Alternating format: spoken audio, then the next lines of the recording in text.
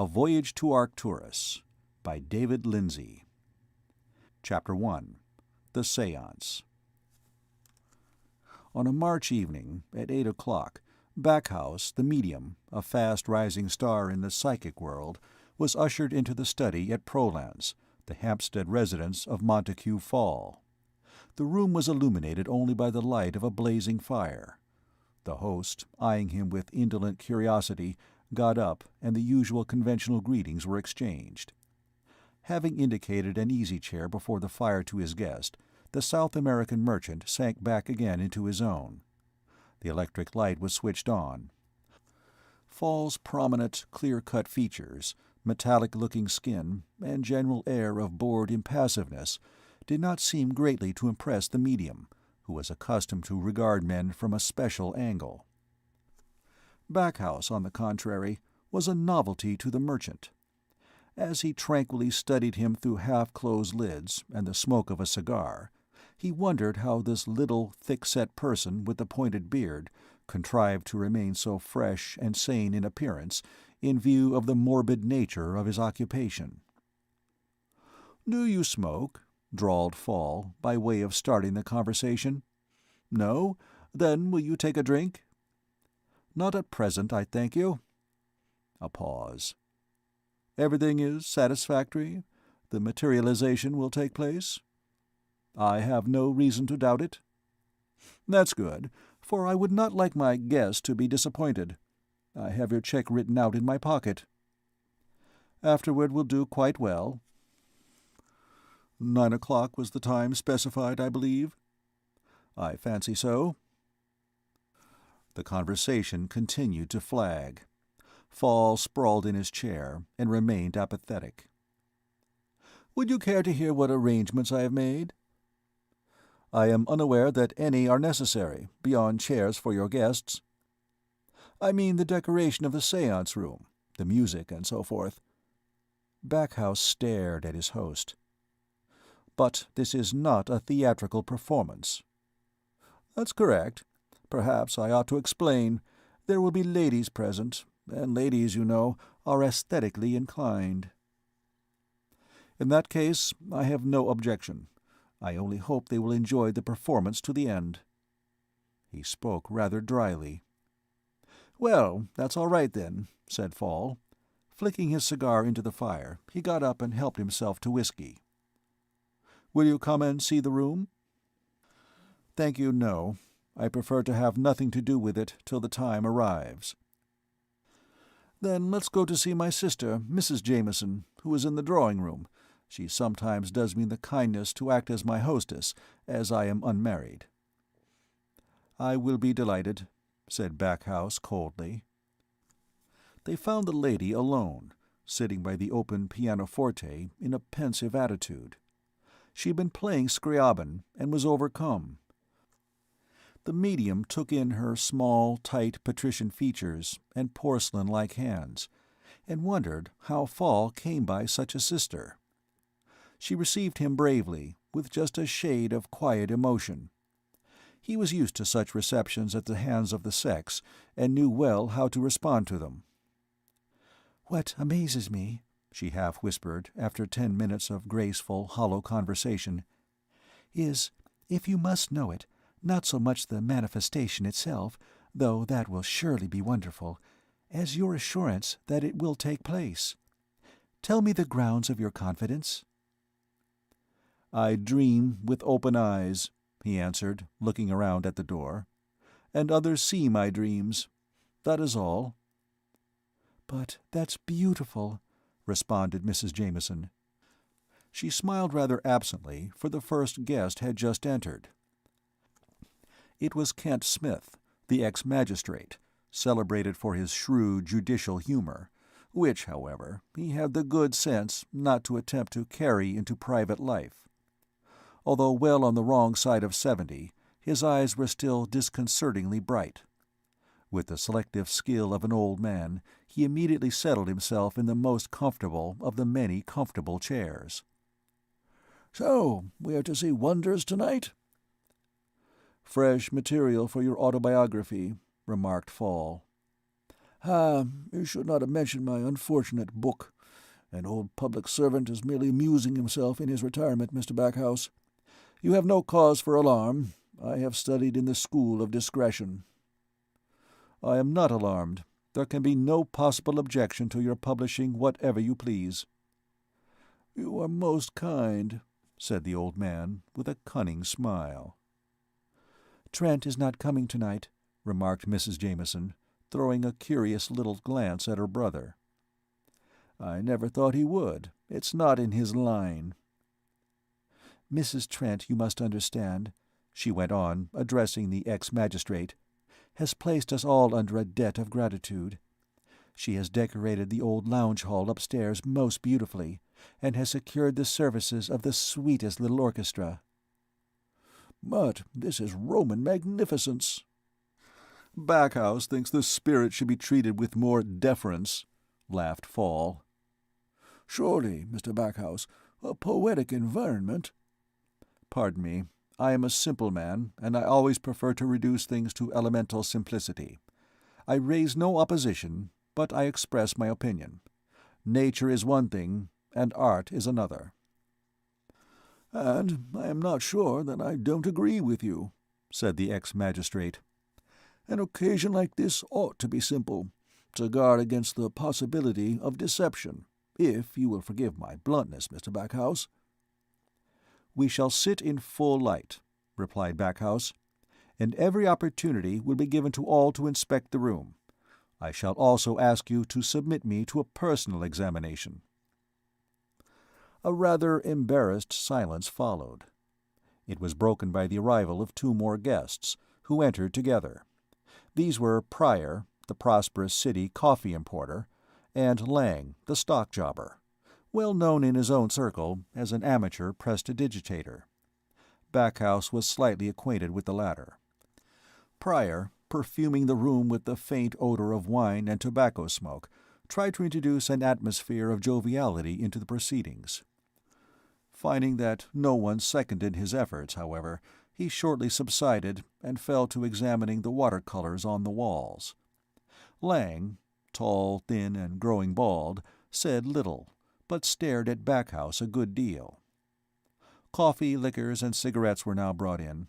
Everyone partook, except Lang and the medium. At the same moment, Professor Halbert was announced. He was an eminent psychologist, the author and lecturer on crime, insanity, genius, and so forth, considered in their mental aspects. His presence at such a gathering somewhat mystified the other guests, but all felt as if the object of their meeting had immediately acquired additional solemnity. He was small, meagre-looking, and mild in manner, but was probably the most stubborn-brained of all that mixed company. Completely ignoring the medium, he at once sat down beside Kent Smith, with whom he began to exchange remarks.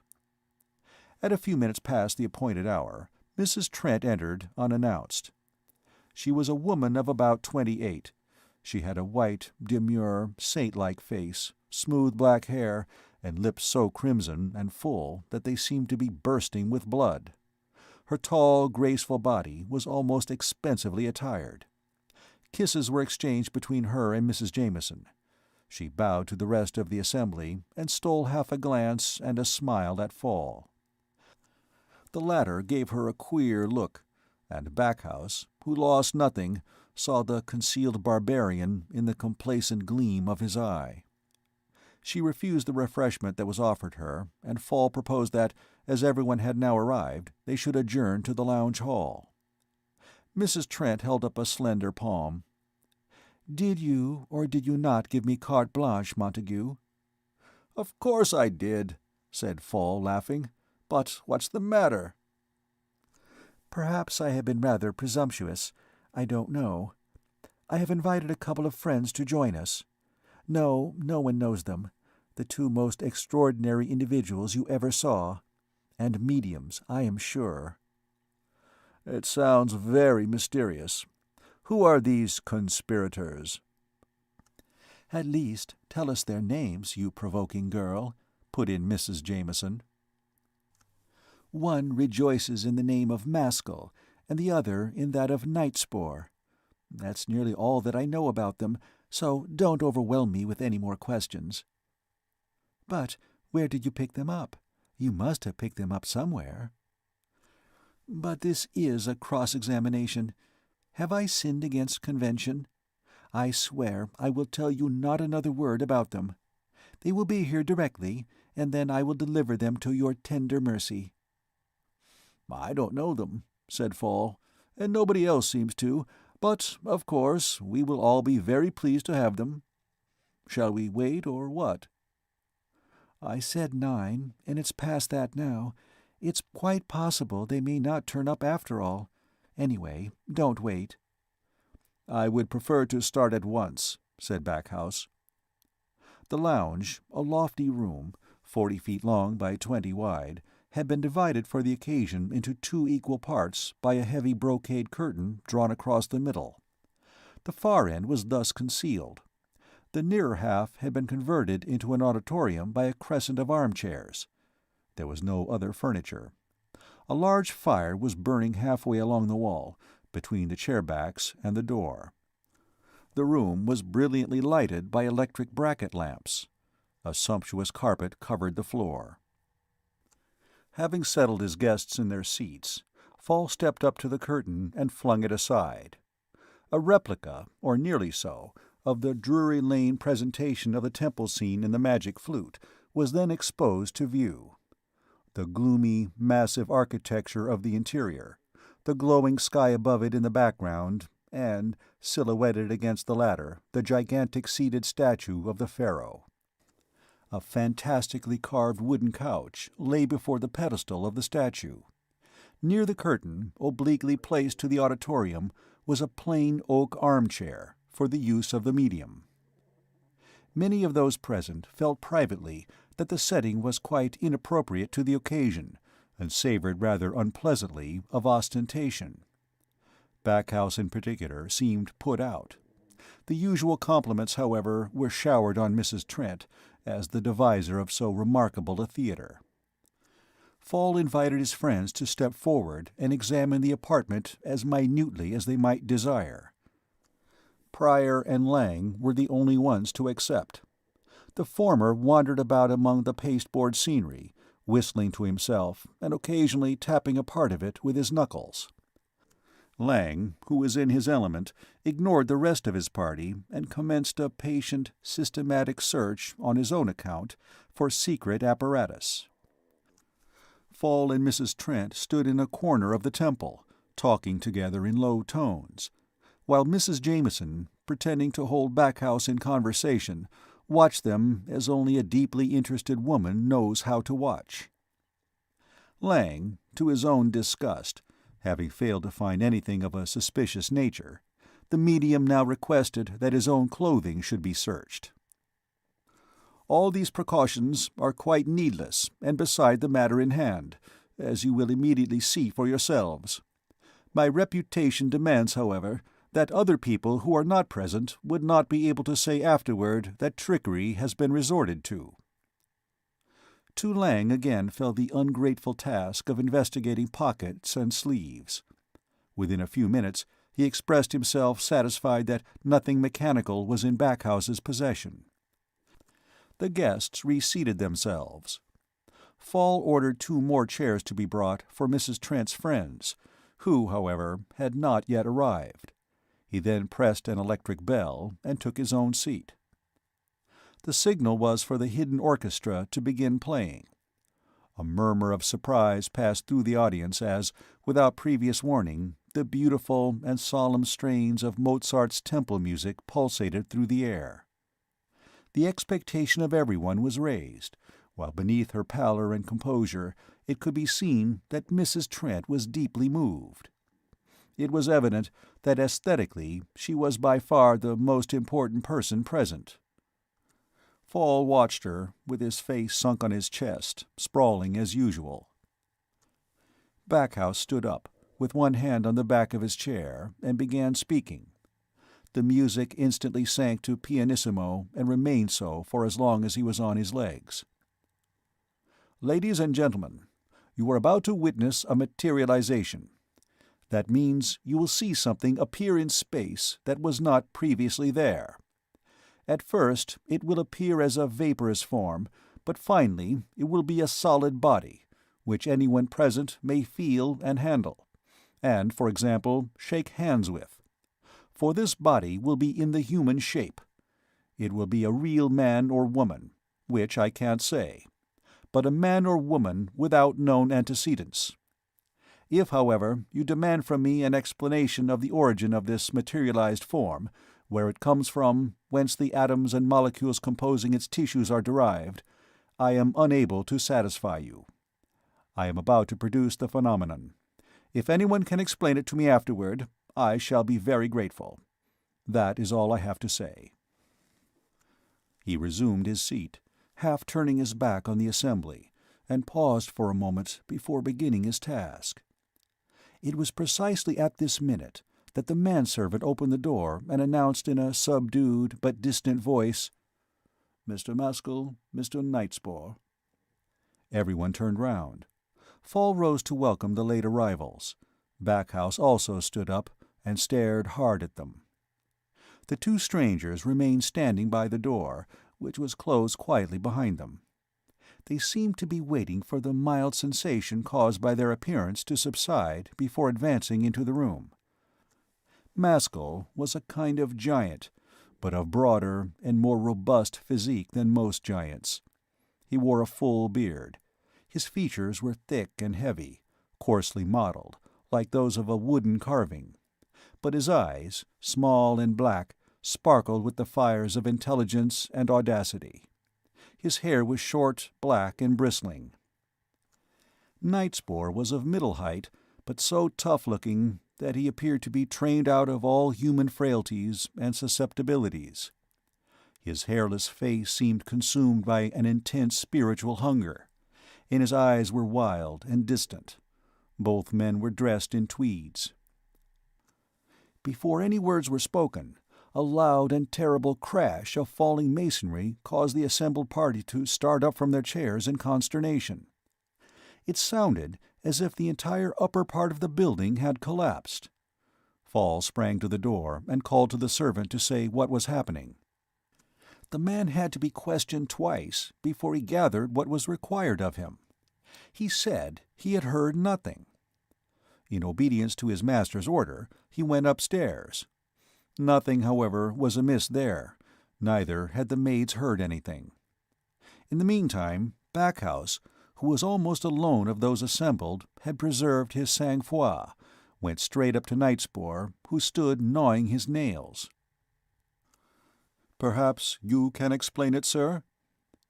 "It was supernatural," said Knightspore, in a harsh, muffled voice, turning away from his questioner. "I guessed so. It is a familiar phenomenon, but I have never heard it so loud." He then went among the guests, reassuring them. By degrees they settled down, but it was observable that their former easy and good-humored interest in the proceedings was now changed to strained watchfulness. Maskull and Knightspore took the places allotted to them. Mrs. Trent kept stealing uneasy glances at them. Throughout the entire incident, Mozart's hymn continued to be played. The orchestra also had heard nothing. Backhouse now entered on his task. It was one that began to be familiar to him, and he had no anxiety about the result. It was not possible to effect the materialization by mere concentration of will, or the exercise of any faculty. Otherwise, many people could have done what he had engaged himself to do.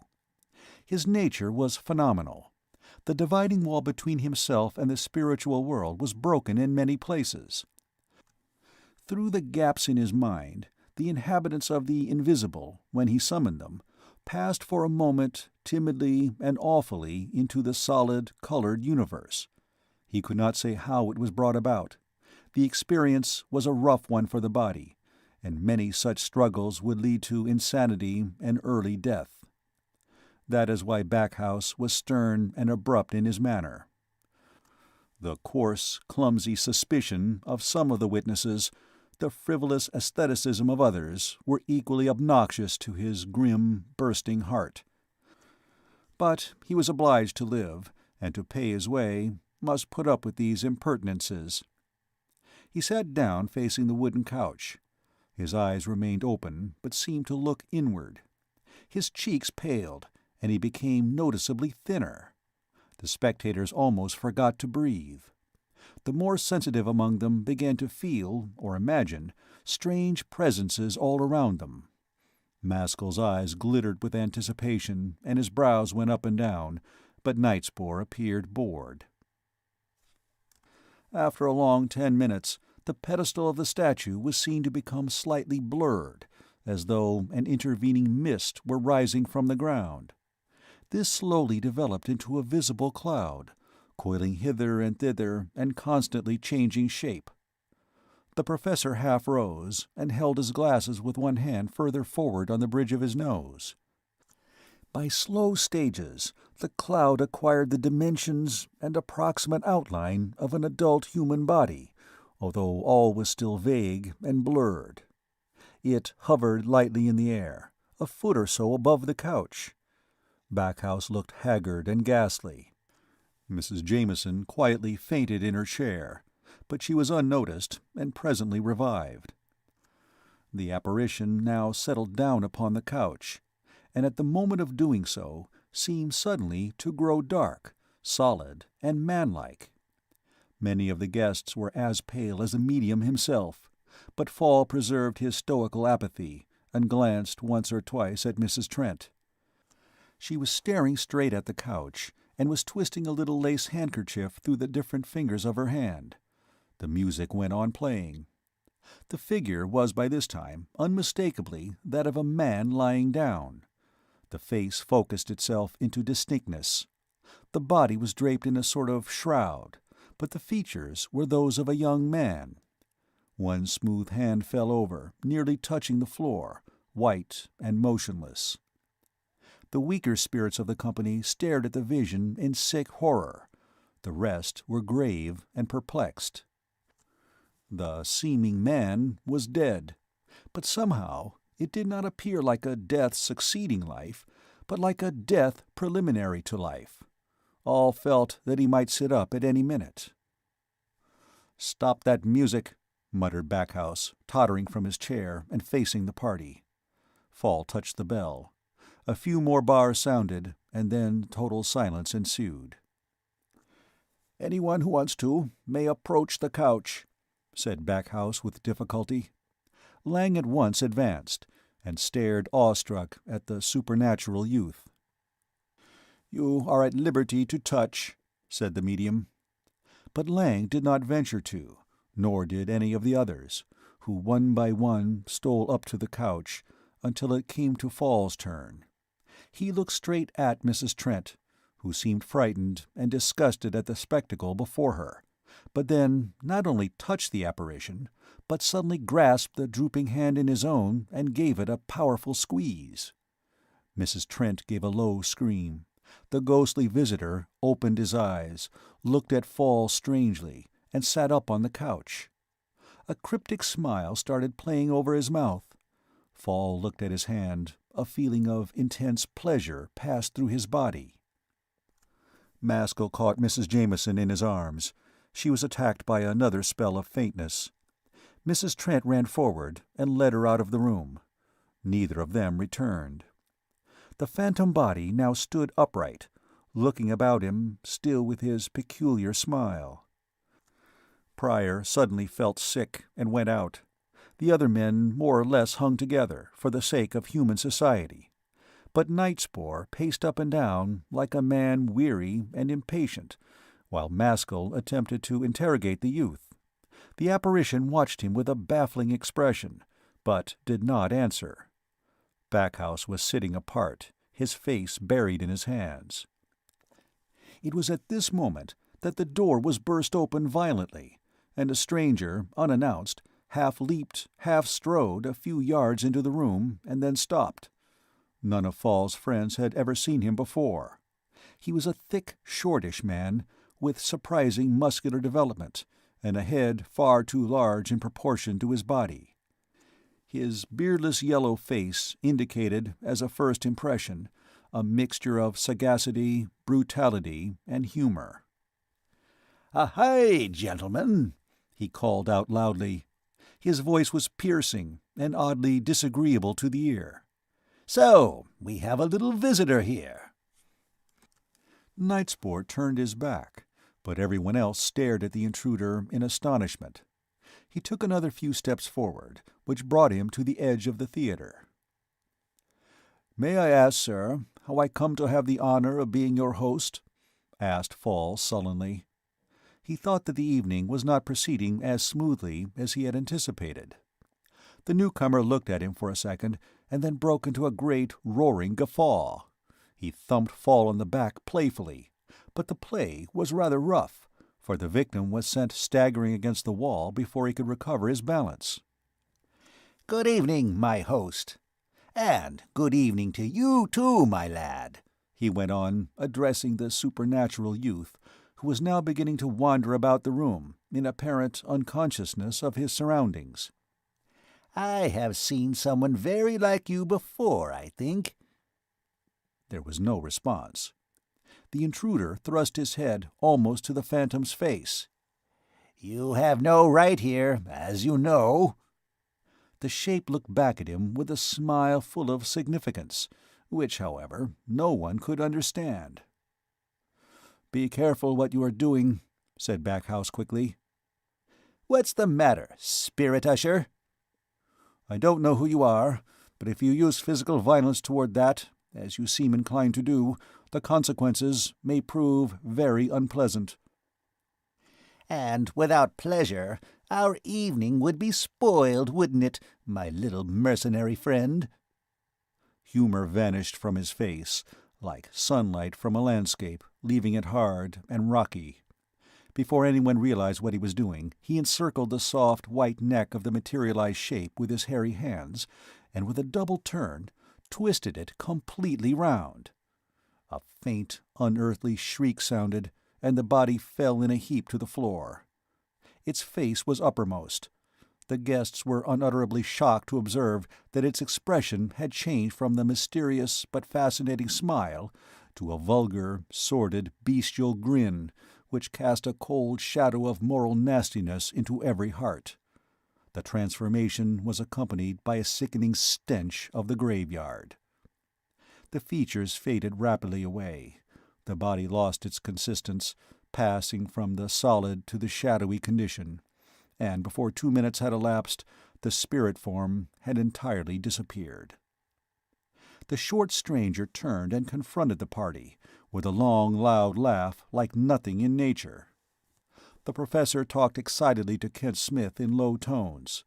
Fall beckoned Backhouse behind a wing of scenery and handed him his check without a word. The medium put it in his pocket, buttoned his coat, and walked out of the room. Lang followed him in order to get a drink. The stranger poked his face up to Maskull's. "Well, giant, what do you think of it all?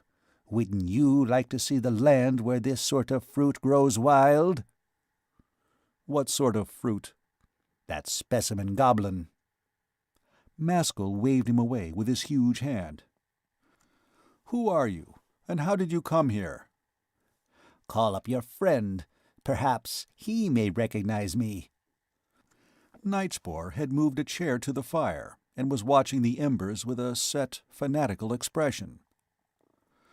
"Let Cragg come to me if he wants me," he said in his strange voice. "You see, he does know me," uttered Cragg, with a humorous look. Walking over to Nightspore, he put a hand on the back of his chair. "Still the same old gnawing hunger?" "What is doing these days?" demanded Nightspore disdainfully, without altering his attitude.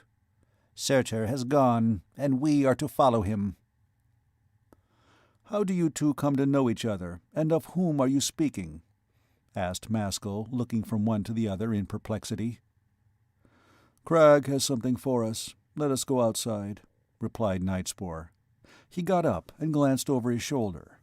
Maskull, following the direction of his eye, observed that the few remaining men were watching their little group attentively.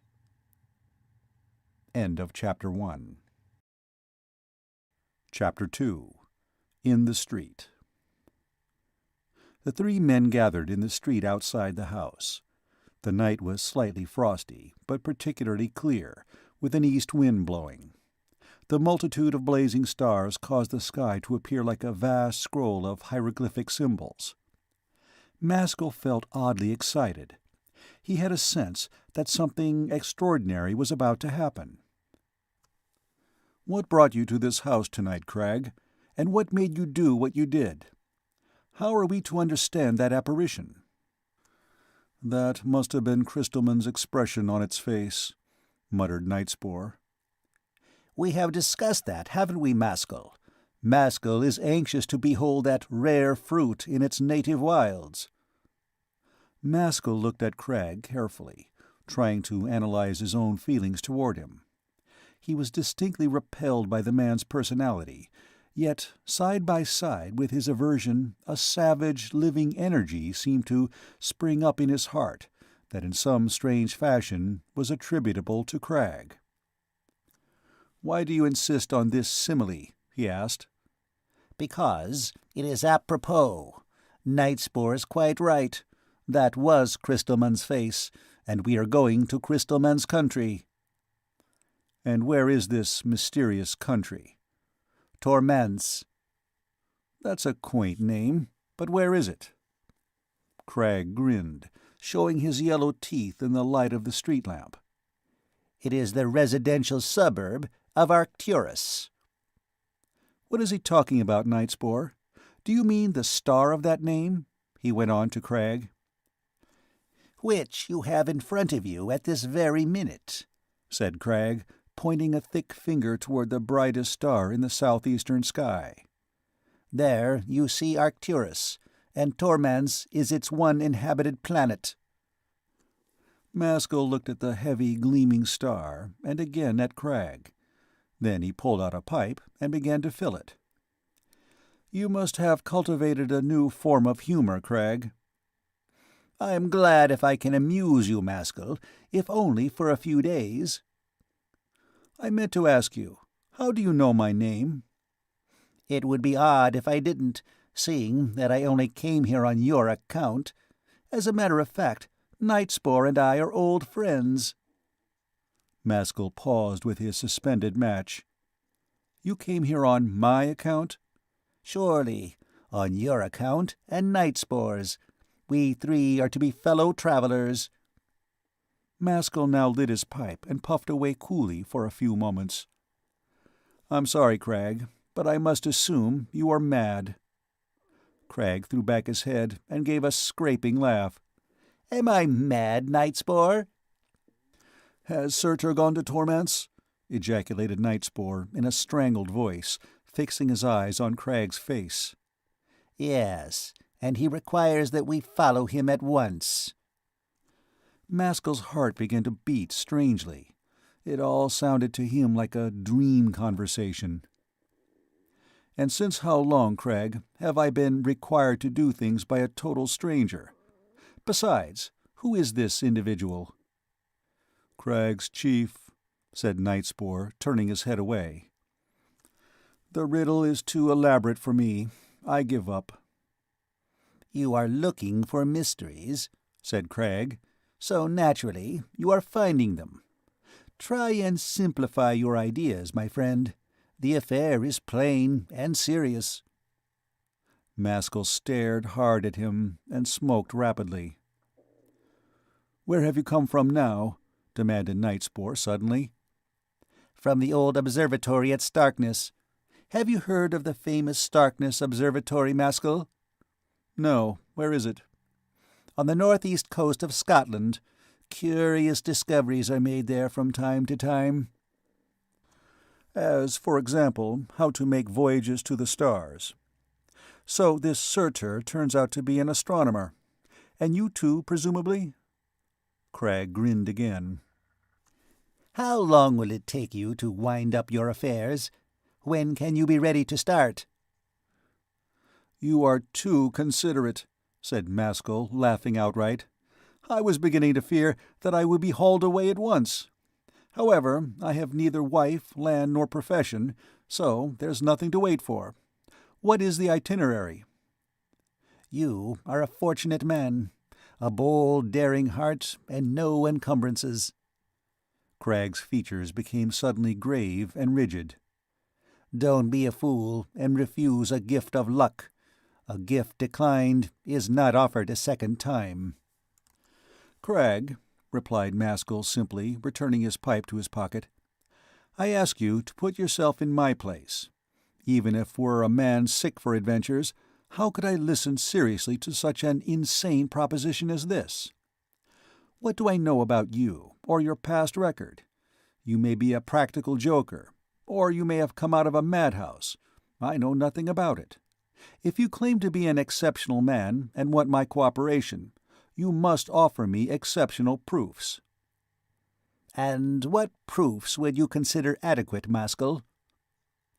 As he spoke, he gripped Maskull's arm. A sharp, chilling pain immediately passed through the latter's body, and at the same moment his brain caught fire. A light burst in upon him like the rising of the sun.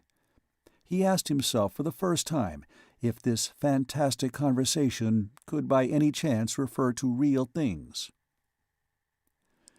"Listen, Cragg," he said slowly, while peculiar images and conceptions started to travel in rich disorder through his mind. "You talk about a certain journey. Well, if that journey were a possible one, and I were given the chance of making it, I would be willing never to come back. For 24 hours on that Arcturian planet, I would give my life. That is my attitude toward that journey. Now, prove to me that you're not talking nonsense. Produce your credentials." Cragg stared at him all the time he was speaking, his face gradually resuming its jesting expression. "Oh, you will get your 24 hours, and perhaps longer, but not much longer. You're an audacious fellow, Maskull, but this trip will prove a little strenuous, even for you. And so, like the unbelievers of old, you want a sign from heaven?" Maskull frowned. "But the whole thing is ridiculous. Our brains are overexcited by what took place in there. Let us go home and sleep it off." Cragg detained him with one hand, while groping in his breast pocket with the other. He presently fished out what resembled a small folding lens. The diameter of the lens did not exceed 2 inches. "First, take a peep at Arcturus through this, Maskull. It may serve as a provisional sign. It's the best I can do, unfortunately. I am not a traveling magician. Be very careful not to drop it. It's somewhat heavy." Maskull took the lens in his hand, struggled with it for a minute, and then looked at Cragg in amazement. The little object weighed at least 20 pounds, though it was not much bigger than a crown piece. "What stuff can this be, Cragg?" "Look through it, my good friend. That's what I gave it to you for." Maskull held it up with difficulty, directed it toward the gleaming Arcturus, and snatched as long and as steady a glance at the star as the muscles of his arm would permit. What he saw was this. The star, which to the naked eye appeared as a single yellow point of light, now became clearly split into 2 bright but minute suns, the larger of which was still yellow, while its smaller companion was a beautiful blue. But this was not all. Apparently, circulating around the yellow sun was a comparatively small and hardly distinguishable satellite, which seemed to shine, not by its own, but by reflected light. Maskull lowered and raised his arm repeatedly. The same spectacle revealed itself again and again, but he was able to see nothing else. Then he passed back the lens to Cragg without a word, and stood chewing his underlip. "You take a glimpse, too," scraped Cragg, proffering the glass to Nightspore. Nightspore turned his back and began to pace up and down. Cragg laughed sardonically and returned the lens to his pocket. "Well, Maskull, are you satisfied?" "Arcturus, then, is a double sun. And is that third point the planet Tormance?" "Our future home, Maskull." Maskull continued to ponder. "You inquire if I am satisfied. I don't know, Crag. It's miraculous, and that's all I can say about it. But I'm satisfied of one thing. There must be very wonderful astronomers at Starkness, and if you invite me to your observatory, I will surely come." "I do invite you. We set off from there." "And you, Nightspore?" demanded Maskull.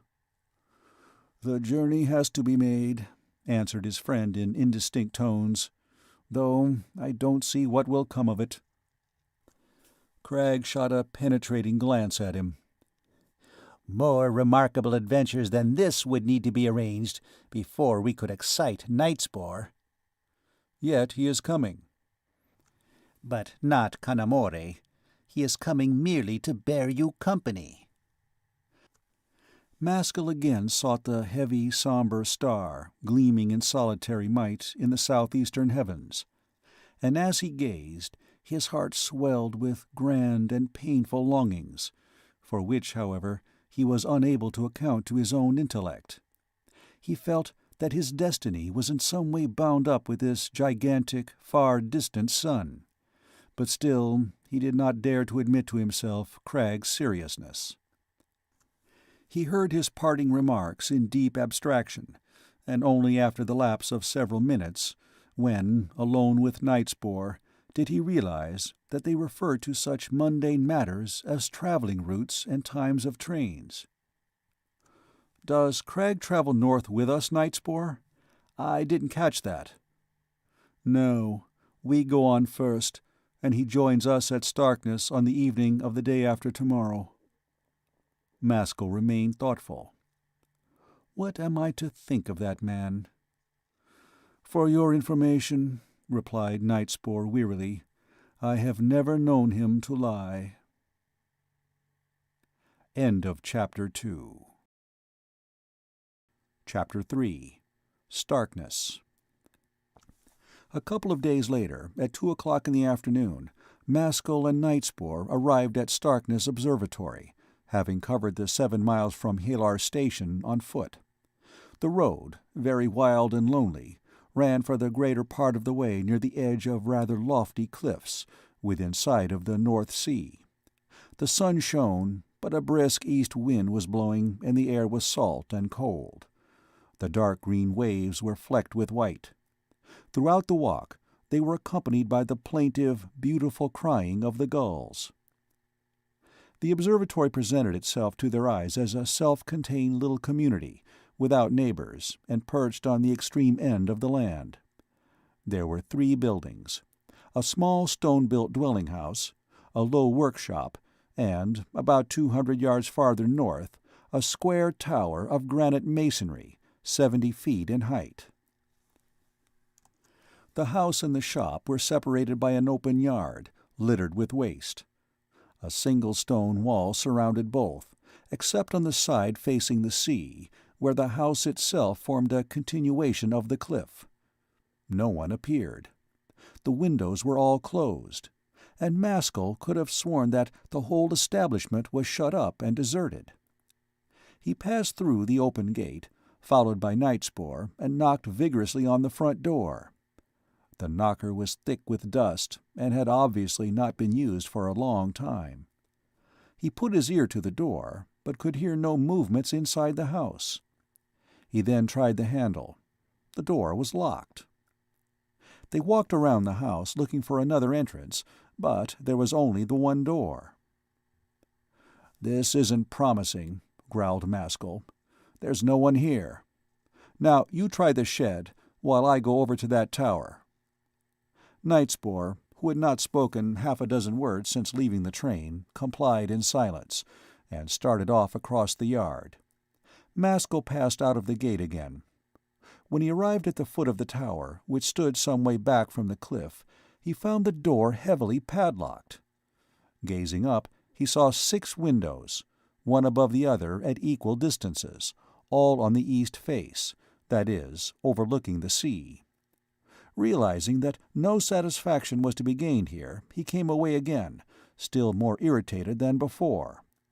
When he rejoined his friend, Nightspore reported that the workshop was also locked. "Did we or did we not receive an invitation?" demanded Maskull energetically. "The house is empty," replied Nightspore, biting his nails. "Better break a window." "I certainly don't mean to camp out till Cragg condescends to come." He picked up an old iron bolt from the yard, and retreating to a safe distance, hurled it against a sash window on the ground floor. The lower pane was completely shattered. Carefully avoiding the broken glass, Maskull thrust his hand through the aperture and pushed back the frame fastening. A minute later they had climbed through and were standing inside the house. The room, which was a kitchen, was in an indescribably filthy and neglected condition. The furniture scarcely held together, broken utensils and rubbish lay on the floor, instead of on the dust heap. Everything was covered with a deep deposit of dust. The atmosphere was so foul that Maskull judged that no fresh air had passed into the room for several months. Insects were crawling on the walls. They went into the other rooms on the lower floor, a scullery, a barely furnished dining room, and a storing place for lumber. The same dirt, mustiness, and neglect met their eyes. At least half a year must have elapsed since these rooms were last touched, or even entered. "Does your faith in Cragg still hold?" asked Maskull. "I confess mine is at a vanishing point. If this affair isn't one big practical joke, it has every promise of being one. Cragg never lived here in his life." "Come upstairs first," said Nightspore. The upstairs rooms proved to consist of a library and 3 bedrooms. All the windows were tightly closed, and the air was insufferable.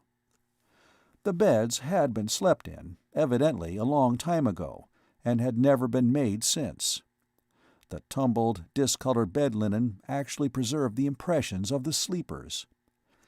There was no doubt that these impressions were ancient, for all sorts of floating dirt had accumulated on the sheets and coverlets.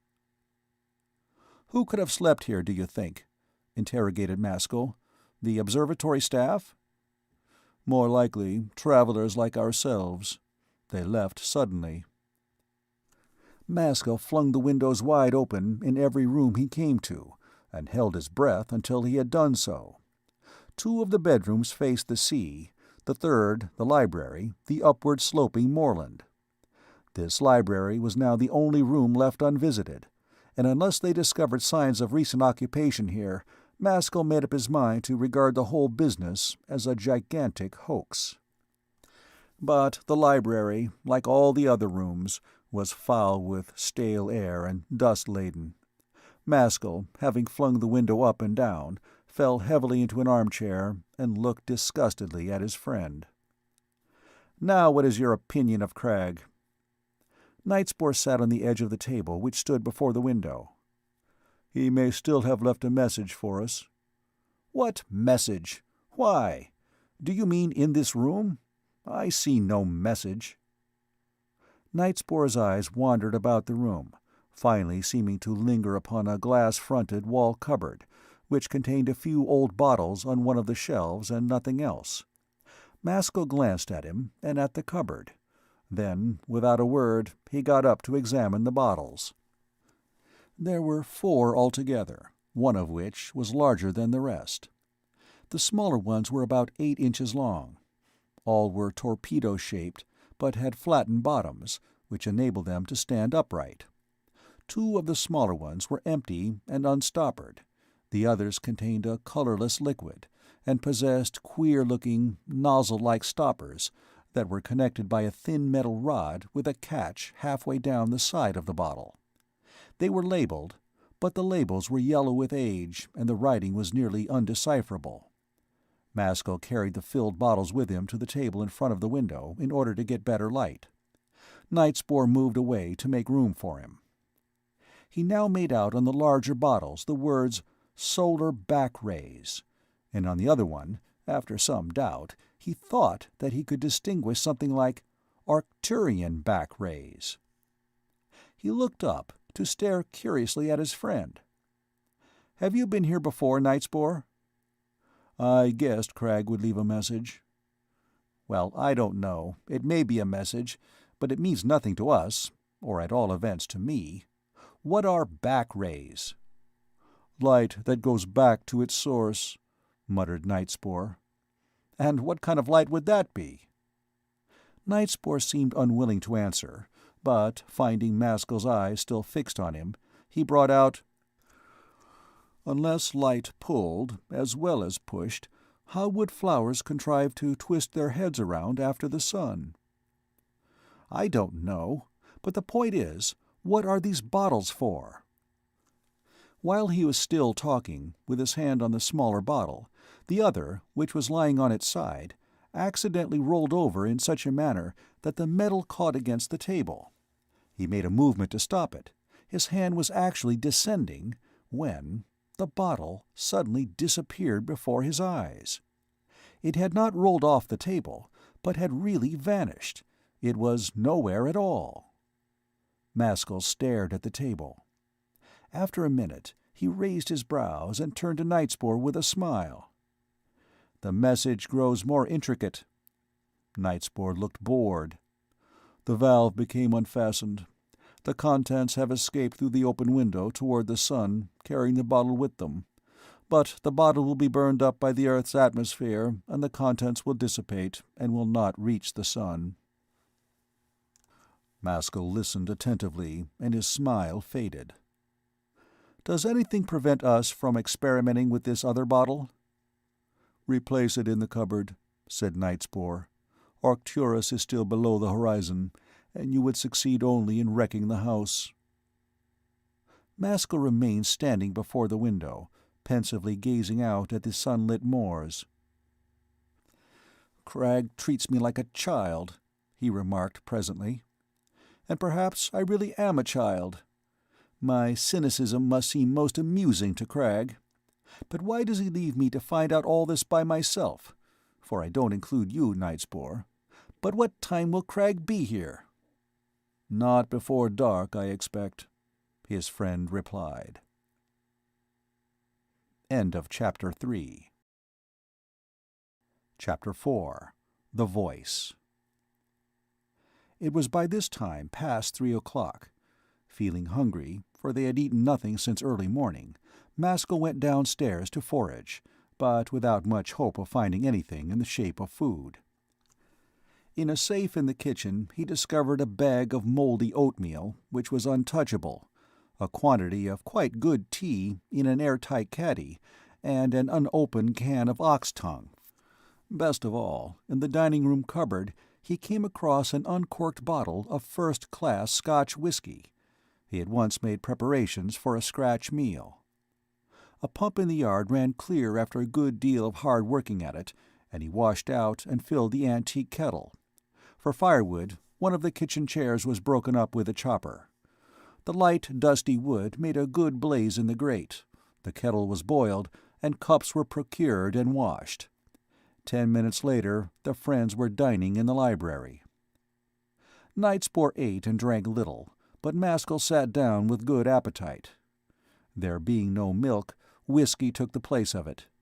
The nearly black tea was mixed with an equal quantity of the spirit.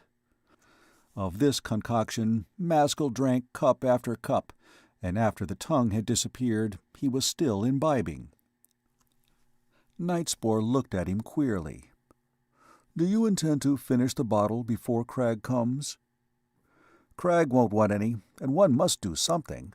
I feel restless." "Let us take a look at the country." The cup, which was on its way to Maskull's lips, remained poised in the air. "Have you anything in view, Nightspore?" "Let us walk out to the Gap of Sorgi." "What's that?" "A show place," answered Nightspore, biting his lip. Maskull finished off the cup and rose to his feet. "Walking is better than soaking at any time, and especially on a day like this. How far is it?" 3 or 4 miles each way." "You probably mean something," said Maskull, "for I'm beginning to regard you as a second Crag. But if so, so much the better. I am growing nervous, and need incidents. They left the house by the door, which they left ajar, and immediately found themselves again on the moorland road that had brought them from Halar. This time they continued along it past the tower. Maskull, as they went by, regarded the erection with puzzled interest. "What is that tower, Nightspore?" "We sail from the platform on the top." "Tonight?" throwing him a quick look. "Yes." Maskull smiled, but his eyes were grave. "Then we are looking at the gateway of Arcturus, and Cragg is now traveling north to unlock it." "You no longer think it impossible, I fancy," mumbled Nightspore. After a mile or two, the road parted from the sea-coast and swerved sharply inland across the hills. With Nightspore as guide, they left it and took to the grass. A faint sheep path marked the way along the cliff edge for some distance, but at the end of another mile it vanished. The two men then had some rough walking up and down hillsides and across deep gullies. The sun disappeared behind the hills, and twilight imperceptibly came on. They soon reached a spot where further progress appeared impossible. The buttress of a mountain descended at a steep angle to the very edge of the cliff, forming an impassable slope of slippery grass. Maskull halted, stroked his beard, and wondered what the next step was to be. "There's a little scrambling here," said Nightspore. "We are both used to climbing, and there is not much in it." He indicated a narrow ledge, winding along the face of the precipice a few yards beneath where they were standing. It averaged from 15 to 30 inches in width. Without waiting for Maskull's consent to the undertaking, he instantly swung himself down and started walking along this ledge at a rapid pace. Maskull, seeing that there was no help for it, followed him. The shelf did not extend for above a quarter of a mile, but its passage was somewhat unnerving. There was a sheer drop to the sea, 400 feet below. In a few places they had to sidle along without placing one foot before another. The sound of the breakers came up to them in a low, threatening roar. Upon rounding a corner, the ledge broadened out into a fair-sized platform of rock, and came to a sudden end. A narrow inlet of the sea separated them from the continuation of the cliffs beyond. "As we can't get any further," said Maskull, "I presume this is your gap of Sorgi?" "Yes," answered his friend, first dropping on his knees and then lying at full length, face downward. He drew his head and shoulders over the edge and began to stare straight down at the water. "What is there interesting down there, Nightspore?" Receiving no reply, however, he followed his friend's example, and the next minute was looking for himself. Nothing was to be seen. The gloom had deepened, and the sea was nearly invisible. But while he was ineffectually gazing, he heard what sounded like the beating of a drum on the narrow strip of shore below. It was very faint, but quite distinct. The beats were in 4/4 time, with the third beat slightly accented. He now continued to hear the noise all the time he was lying there. The beats were in no way drowned by the far louder sound of the surf, but seemed somehow to belong to a different world. When they were on their feet again, he questioned Nightspore. "We came here solely to hear that?" Nightspore cast one of his odd looks at him. "It's called, locally, the Drum Taps of Sorgi. You will not hear that name again, but perhaps you will hear the sound again." "And if I do, what will it imply?" demanded Maskull in amazement. "It bears its own message. Only try always to hear it more and more distinctly. Now it is growing dark, and we must get back." Maskull pulled out his watch automatically and looked at the time. It was past 6, but he was thinking of Nightspore's words and not of the time. Night had already fallen by the time they regained the tower. The black sky was glorious with liquid stars. Arcturus was a little way above the sea, directly opposite them in the east. As they were passing the base of the tower, Maskull observed with a sudden shock that the gate was open. He caught hold of Nightspore's arm violently. "Look, Crag is back." "Yes, we must make haste to the house." "And why not the tower? He's probably in there, since the gate is open. I'm going up to look." Nightspore grunted, but made no opposition. All was pitch black inside the gate. Maskull struck a match, and the flickering light disclosed the lower end of a circular flight of stone steps. "Are you coming up?" he asked.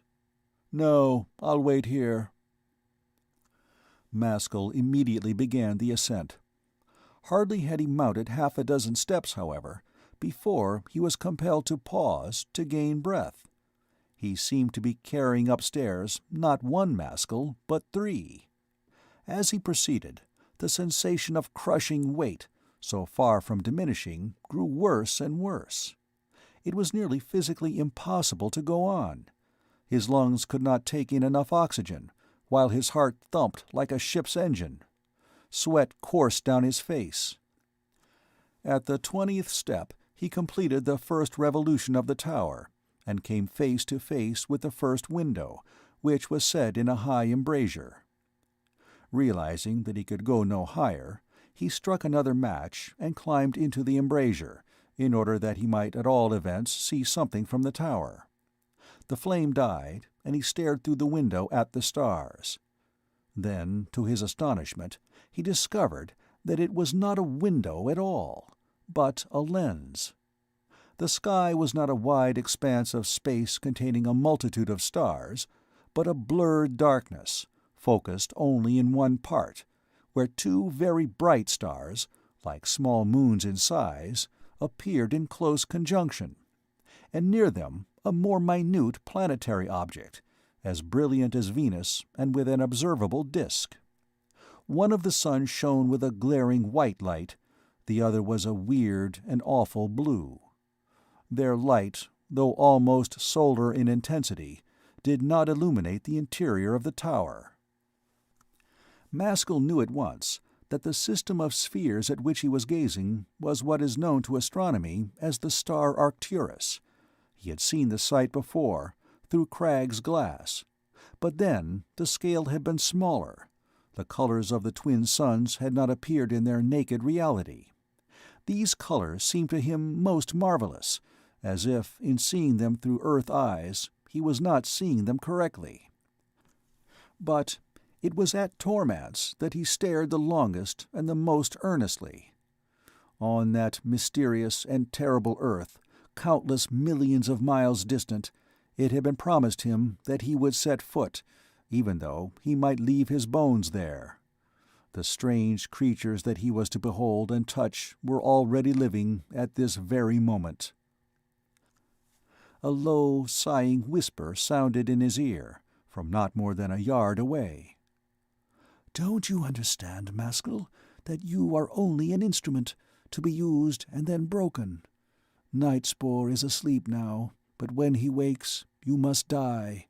You will go, but he will return." Maskull hastily struck another match, with trembling fingers. No one was in sight, and all was quiet as the tomb. The voice did not sound again. After waiting a few minutes, he redescended to the foot of the tower. On gaining the open air, his sensation of weight was instantly removed, but he continued panting and palpitating, like a man who has lifted a far too heavy load. Nightspore's dark form came forward. "Was Crag there?" "If he was, I didn't see him, but I heard someone speak." "Was it Crag?" "It was not Crag, but a voice warned me against you." "Yes, you will hear these voices too," said Nightspore enigmatically. End of Chapter 4. Chapter 5. The Night of Departure. When they returned to the house, the windows were all in darkness, and the door was ajar, just as they had left it, Cragg, presumably, was not there. Maskull went all over the house, striking matches in every room. At the end of the examination, he was ready to swear that the man they were expecting had not even stuck his nose inside the premises. Groping their way into the library, they sat down in the total darkness to wait, for nothing else remained to be done. Maskull lit his pipe and began to drink the remainder of the whiskey. Through the open window sounded in their ears the train-like grinding of the sea at the foot of the cliffs.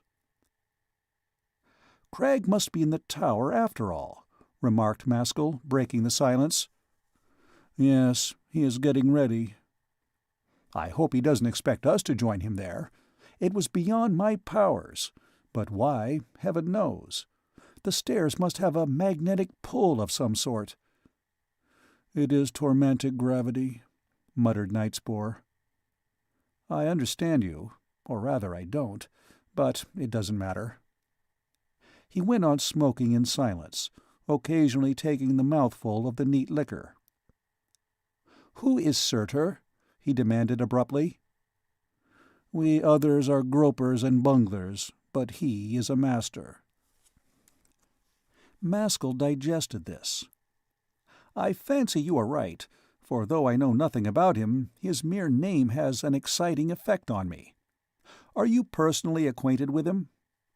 I forget," replied Nightspore in a choking voice. Maskull looked up, surprised, but could make nothing out in the blackness of the room. "Do you know so many extraordinary men that you can forget some of them? Perhaps you can tell me this. Will we meet him where we are going?" "You will meet death, Maskull. Ask me no more questions. I can't answer them." "Then let us go on waiting for Cragg," said Maskull coldly. 10 minutes later the front door slammed, and a light, quick footstep was heard running up the stairs. Maskull got up with a beating heart. Cragg appeared on the threshold of the door, bearing in his hand a feebly glimmering lantern. A hat was on his head, and he looked stern and forbidding. After scrutinizing the two friends for a moment or so, he strode into the room and thrust the lantern on the table. Its light hardly served to illuminate the walls. "You have got here, then, Maskull?" "So it seems, but I shan't thank you for your hospitality, for it has been conspicuous by its absence." Cragg ignored the remark. "Are you ready to start?" "By all means, when you are. It is not so entertaining here." Cragg surveyed him critically. "I heard you stumbling about in the tower. You couldn't get up, it seems." "It looks like an obstacle, for Nightspore informs me that the start takes place from the top." "But your other doubts are all removed?" "So far, Cragg, that I now possess an open mind. I am quite willing to see what you can do." "Nothing more is asked. But this tower business, you know that until you are able to climb to the top, you are unfit to stand the gravitation of Tormance?" "Then I repeat, it's an awkward obstacle, for I certainly can't get up." Cragg hunted about in his pockets, and at length produced a clasp knife. "Remove your coat, and roll up your shirt-sleeve," he directed. "Do you propose to make an incision with that?" "Yes, and don't start difficulties, because the effect is certain, and you can't possibly understand it beforehand." "Still, a cut with a pocket-knife," began Maskull, laughing. "It will answer, Maskull," interrupted Nightspore. "Then bare your arm too, you aristocrat of the universe," said Cragg. "Let us see what your blood is made of." Nightspore obeyed. Cragg pulled out the big blade of the knife and made a careless and almost savage slash at Maskull's upper arm. The wound was deep, and blood flowed freely. "Do I bind it up?" asked Maskull, scowling with pain. Cragg spat on the wound. "Pull your shirt down. It won't bleed any more." He then turned his attention to Nightspore, who endured his operation with grim indifference. Cragg threw the knife on the floor. An awful agony emanating from the wound started to run through Maskull's body, and he began to doubt whether he would not have to faint. But it subsided almost immediately, and then he felt nothing but a gnawing ache in the injured arm, just strong enough to make life one long discomfort. "That's finished," said Cragg. "Now you can follow me." Picking up the lantern, he walked toward the door. The others hastened after him, to take advantage of the light, and a moment later their footsteps, clattering down the uncarpeted stairs, resounded through the deserted house. Cragg waited till they were out, and then banged the front door after them with such violence that the window shook. While they were walking swiftly across to the tower, Maskull caught his arm. "I heard a voice up those stairs." "What did it say?" "That I am to go, but Nightspore is to return." Cragg smiled. "The journey is getting notorious," he remarked after a pause. "There must be ill-wishers about. Well, do you want to return?" "I don't know what I want. But I thought the thing was curious enough to be mentioned." "It is not a bad thing to hear voices," said Cragg. "But you mustn't for a minute imagine that all is wise that comes to you out of the night world." When they had arrived at the open gateway of the tower, he immediately set foot on the bottom step of the spiral staircase and ran nimbly up, bearing the lantern. Maskull followed him with some trepidation, in view of his previous painful experience on these stairs, but when, after the first half-dozen steps, he discovered that he was still breathing freely, his dread changed to relief and astonishment, and he could have chattered like a girl. At the lowest window, Cragg went straight ahead without stepping, but Maskull clambered into the embrasure, in order to renew his acquaintance with the miraculous spectacle of the Arcturian group. The lens had lost its magic property. It had become a common sheet of glass, through which the ordinary sky field appeared. The climb continued, and at the second and third windows he again mounted and stared out, but still the common sights presented themselves. After that he gave up and looked through no more windows. Cragg and Nightspore, meanwhile, had gone on ahead with the light, so that he had to complete the ascent in darkness. When he was near the top, he saw yellow light shining through the crack of a half-open door. His companions were standing just inside a small room, shut off from the staircase by rough wooden planking. It was rudely furnished and contained nothing of an astronomical interest. The lantern was resting on a table. Maskull walked in and looked around him with curiosity. "Are we at the top?" "Except for the platform over our heads," replied Cragg. "Why didn't that lowest window magnify, as it did earlier in the evening?" "Oh, you missed your opportunity," said Cragg, grinning. "If you had finished your climb then, you would have seen heart-expanding sights. From the fifth window, for example, you would have seen Tormance like a continent in relief. From the sixth, you would have seen it like a landscape. But now there's no need." "Why not? And what has need got to do with it?" "Things have changed, my friend, since that wound of yours. For the same reason that you have now been able to mount the stairs, there was no necessity to stop and gape at illusions en route." "Very well," said Maskull, not quite understanding what he meant. "But is this Surtur's den?" "He has spent time here." "I wish you would describe this mysterious individual, Cragg. We may not get another chance." "What I said about the windows also applies to Surtur. There's no need to waste time over visualizing him, because you are immediately going on to the reality." "Then let us go." He pressed his eyeballs wearily. "Do we strip?" asked Nightspore. "Naturally," answered Cragg, and he began to tear off his clothes with slow, uncouth movements. "Why?" demanded Maskull, following, however, the example of the other two men. Cragg thumped his vast chest, which was covered with thick hairs, like an ape's. "Who knows what the Tormance fashions are like? We may sprout limbs. I don't say we shall." "Aha!" exclaimed Maskull, pausing in the middle of his undressing. Cragg smote him on the back. "New pleasure organs possible, Maskull. You like that?" The three men stood as nature made them. Maskull's spirits rose fast as the moment of departure drew near. "A farewell drink to success!" cried Cragg, seizing a bottle and breaking its head off between his fingers. There were no glasses, but he poured the amber-colored wine into some cracked cups. Perceiving that the others drank, Maskull tossed off his cupful. It was as if he had swallowed a draught of liquid electricity. Cragg dropped onto the floor and rolled around on his back, kicking his legs in the air.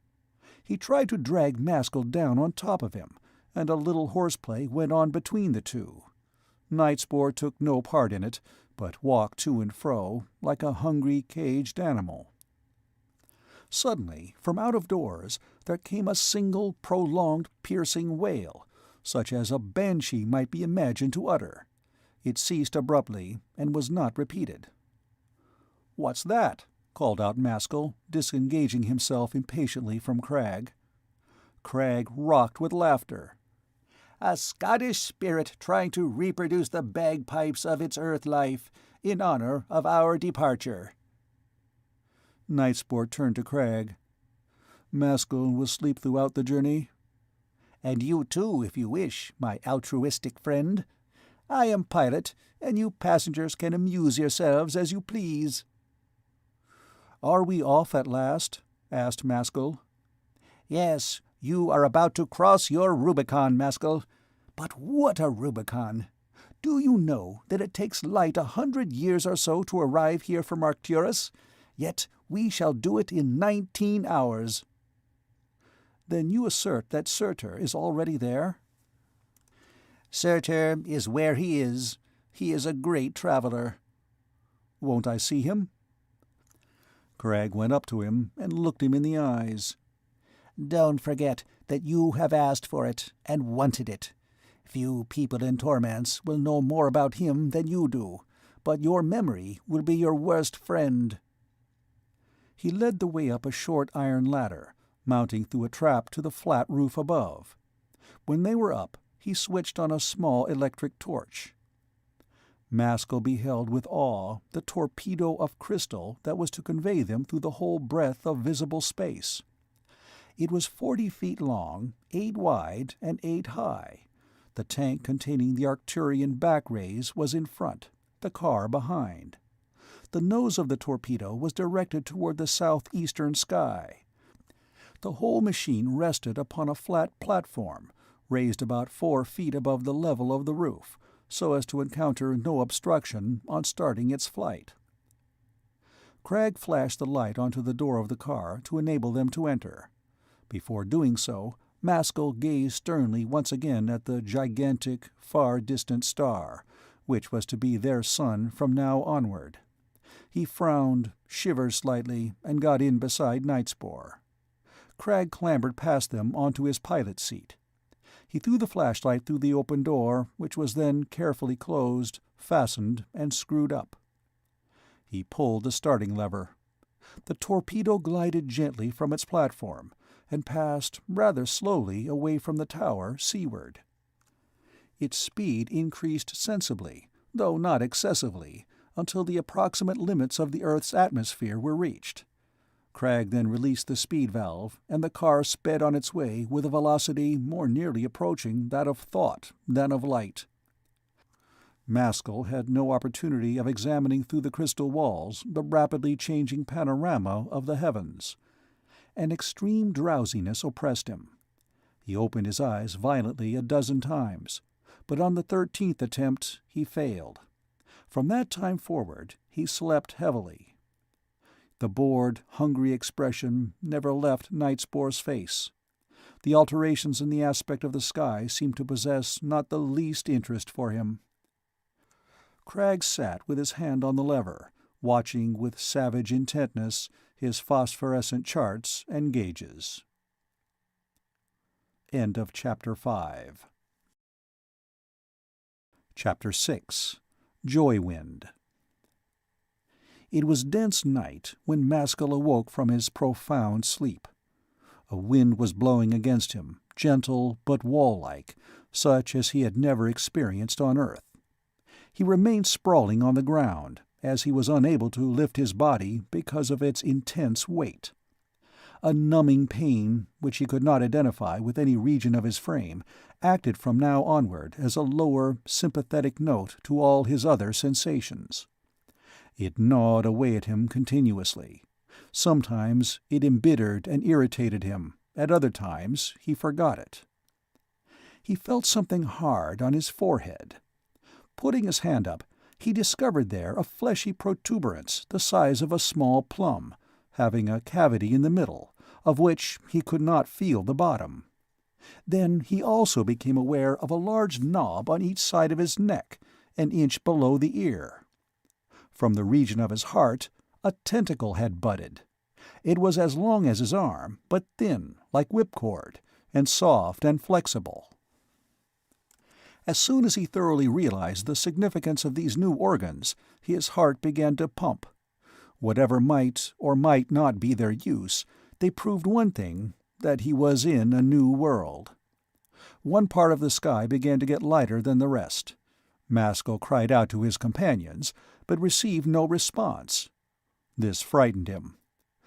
He went on shouting out at irregular intervals, equally alarmed at the silence and at the sound of his own voice.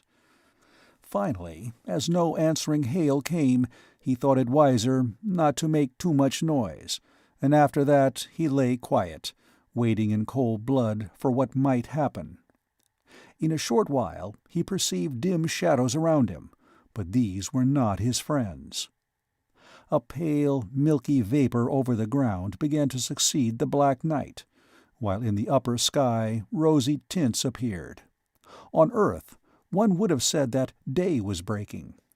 The brightness went on imperceptibly increasing for a very long time. Maskull then discovered that he was lying on sand. The color of the sand was scarlet. The obscure shadows he had seen were bushes, with black stems and purple leaves. So far, nothing else was visible. The day surged up. It was too misty for direct sunshine, but before long the brilliance of the light was already greater than that of the midday sun on Earth. The heat, too, was intense, but Maskull welcomed it. It relieved his pain and diminished his sense of crushing weight. The wind had dropped with the rising of the sun. He now tried to get onto his feet, but succeeded only in kneeling. He was unable to see far. The mists had no more than partially dissolved, and all that he could distinguish was a narrow circle of red sand dotted with 10 or 20 bushes. He felt a soft, cool touch on the back of his neck. He started forward in nervous fright, and in doing so tumbled over onto the sand. Looking up over his shoulder quickly, he was astounded to see a woman standing beside him. She was clothed in a single flowing pale green garment, rather classically draped. According to Earth standards, she was not beautiful, for, although her face was otherwise human, she was endowed, or afflicted, with the additional disfiguring organs that Maskull had discovered in himself. She also possessed the heart tentacle.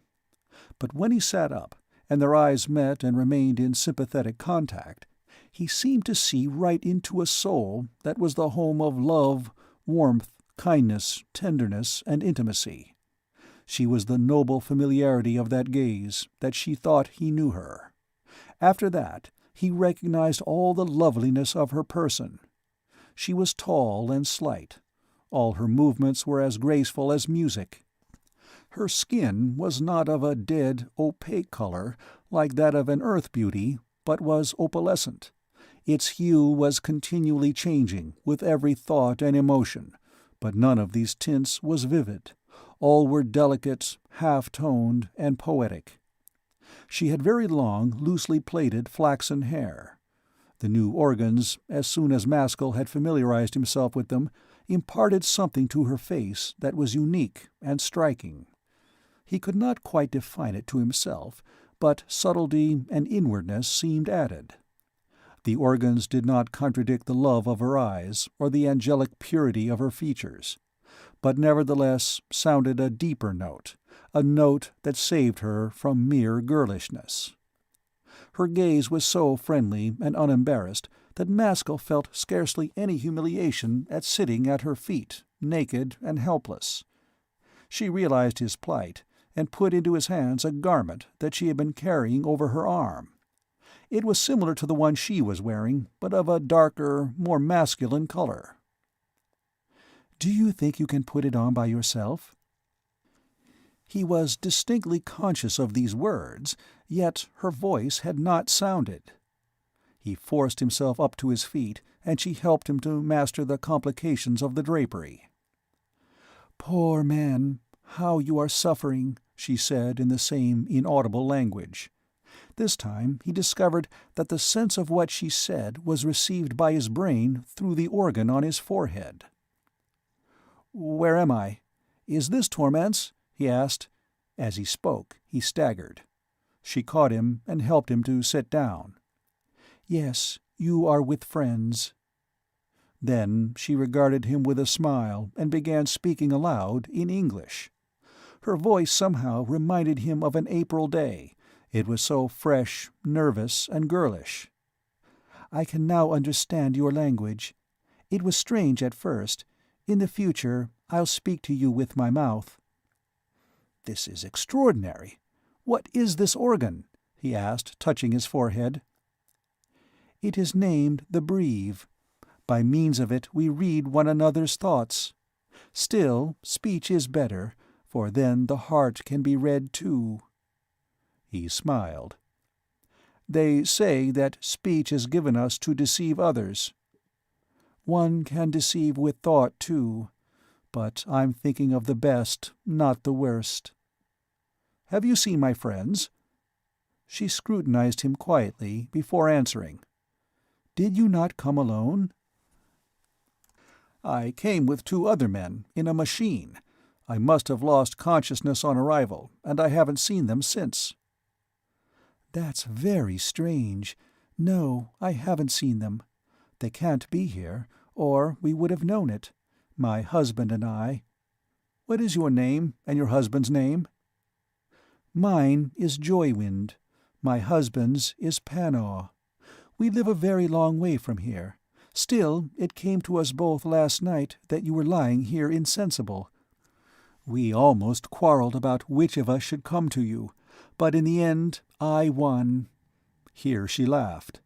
"I won because I am the stronger-hearted of the two. He is the purer in perception." "Thanks, Joywind," said Maskull simply. The colors chased each other rapidly beneath her skin.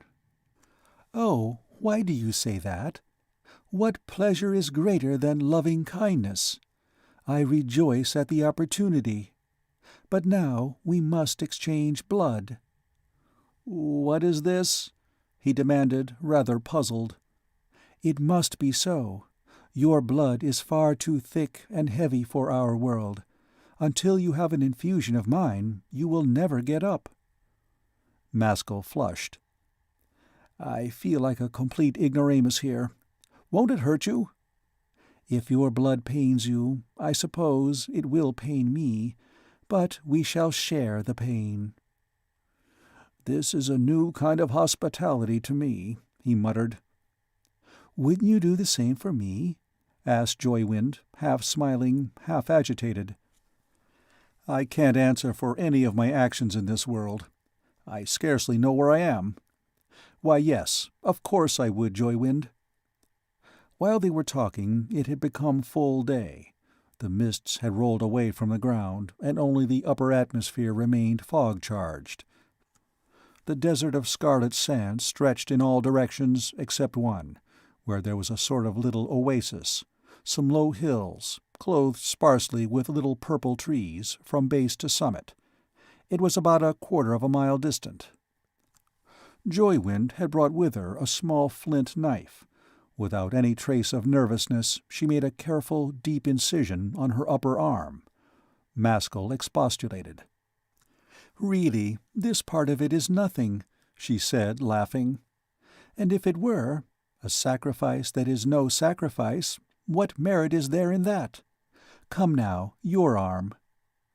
The blood was streaming down her arm. It was not red blood, but a milky, opalescent fluid. "Not that one," said Maskull, shrinking. "I have already been cut there." He submitted the other, and his blood poured forth. Joywind delicately and skillfully placed the mouths of the two wounds together, and then kept her arm pressed tightly against Maskull's for a long time. He felt a stream of pleasure entering his body through the incision. His old lightness and vigor began to return to him. After about 5 minutes a duel of kindness started between them.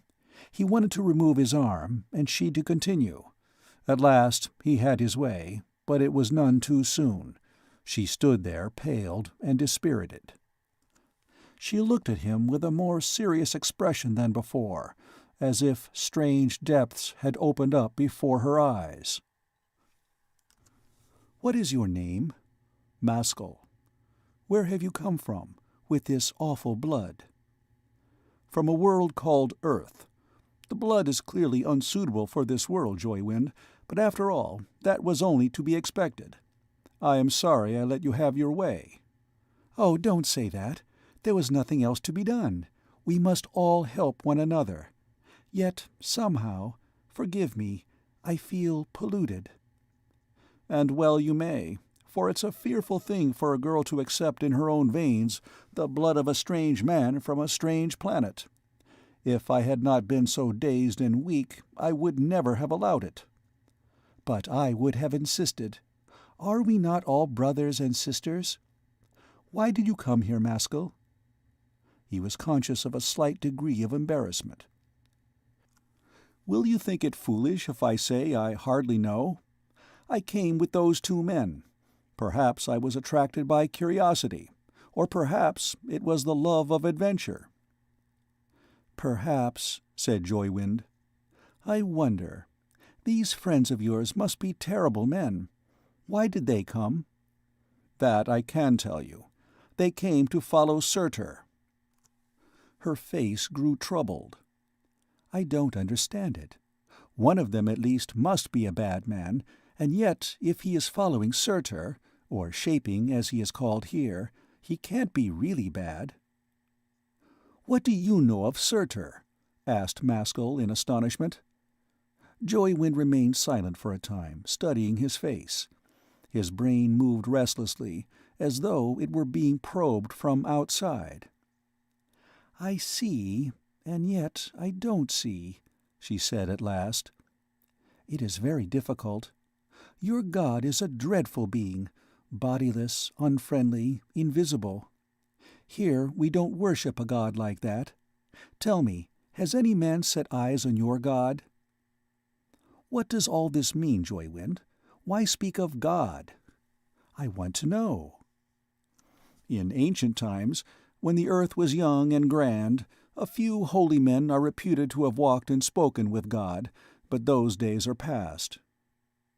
"Our world is still young," said Joywind. "Shaping goes among us and converses with us. He is real and active, a friend and lover. Shaping made us, and he loves his work." "Have you met him?" demanded Maskull, hardly believing his ears. "No, I have done nothing to deserve it yet. Some day I may have an opportunity to sacrifice myself, and then I may be rewarded by meeting and talking with Shaping." "I have certainly come to another world. But why do you say he is the same as Surtur?" "Yes, he is the same.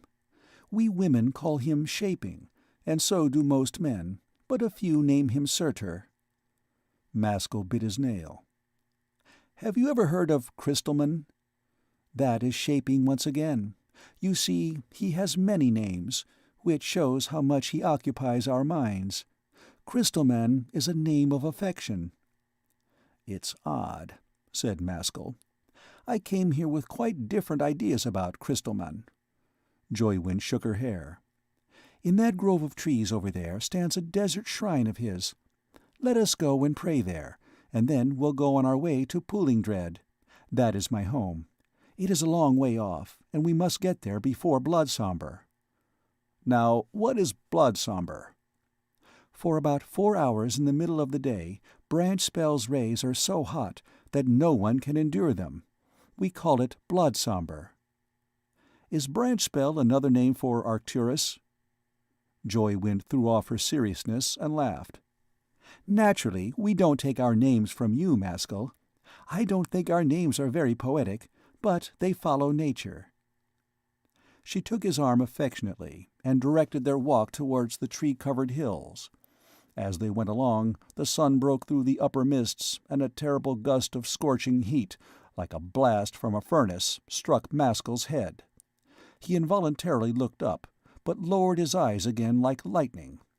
All that he saw in that instant was a glaring ball of electric white, 3 times the apparent diameter of the sun. For a few minutes he was quite blind.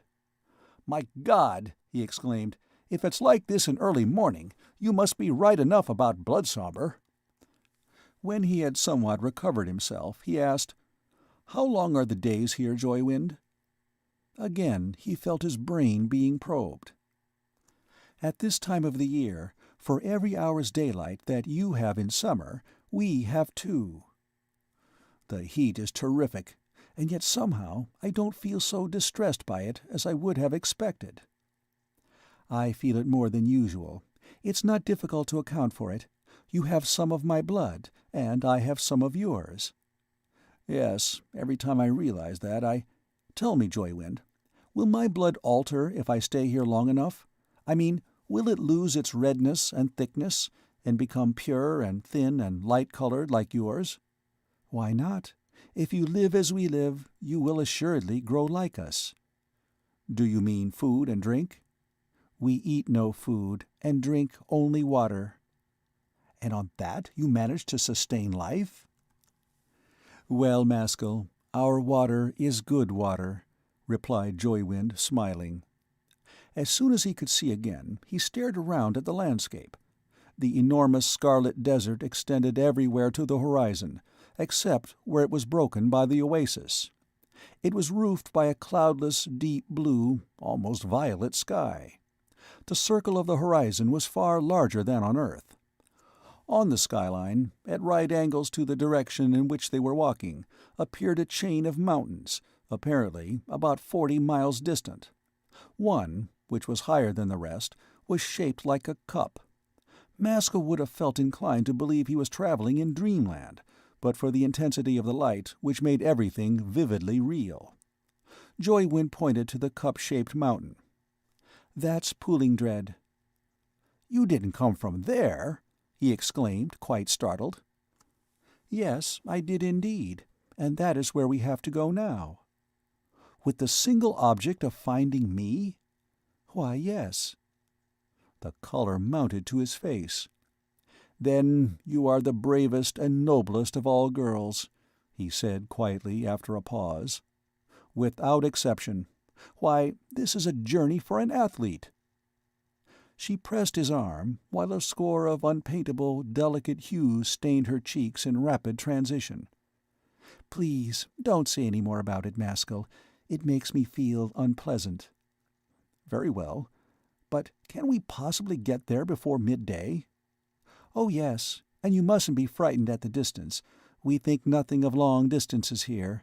We have so much to think about and feel. Time goes all too quickly." During their conversation they had drawn near the base of the hills, which sloped gently and were not above 50 feet in height. Maskull now began to see strange specimens of vegetable life. What looked like a small patch of purple grass, above 5 feet square, was moving across the sand in their direction. When it came near enough, he perceived that it was not grass. There were no blades, but only purple roots. The roots were revolving, for each small plant on the whole patch, like the spokes of a rimless wheel. They were alternately plunged in the sand and withdrawn from it, and by this means the plant proceeded forward. Some uncanny, semi-intelligent instinct was keeping all the plants together, moving at one pace in one direction, like a flock of migrating birds in flight. Another remarkable plant was a large feathery ball, resembling a dandelion fruit, which they encountered sailing through the air. Joywind caught it with an exceedingly graceful movement of her arm, and showed it to Maskull. It had roots, and presumably lived in the air and fed on the chemical constituents of the atmosphere. But what was peculiar about it was its color.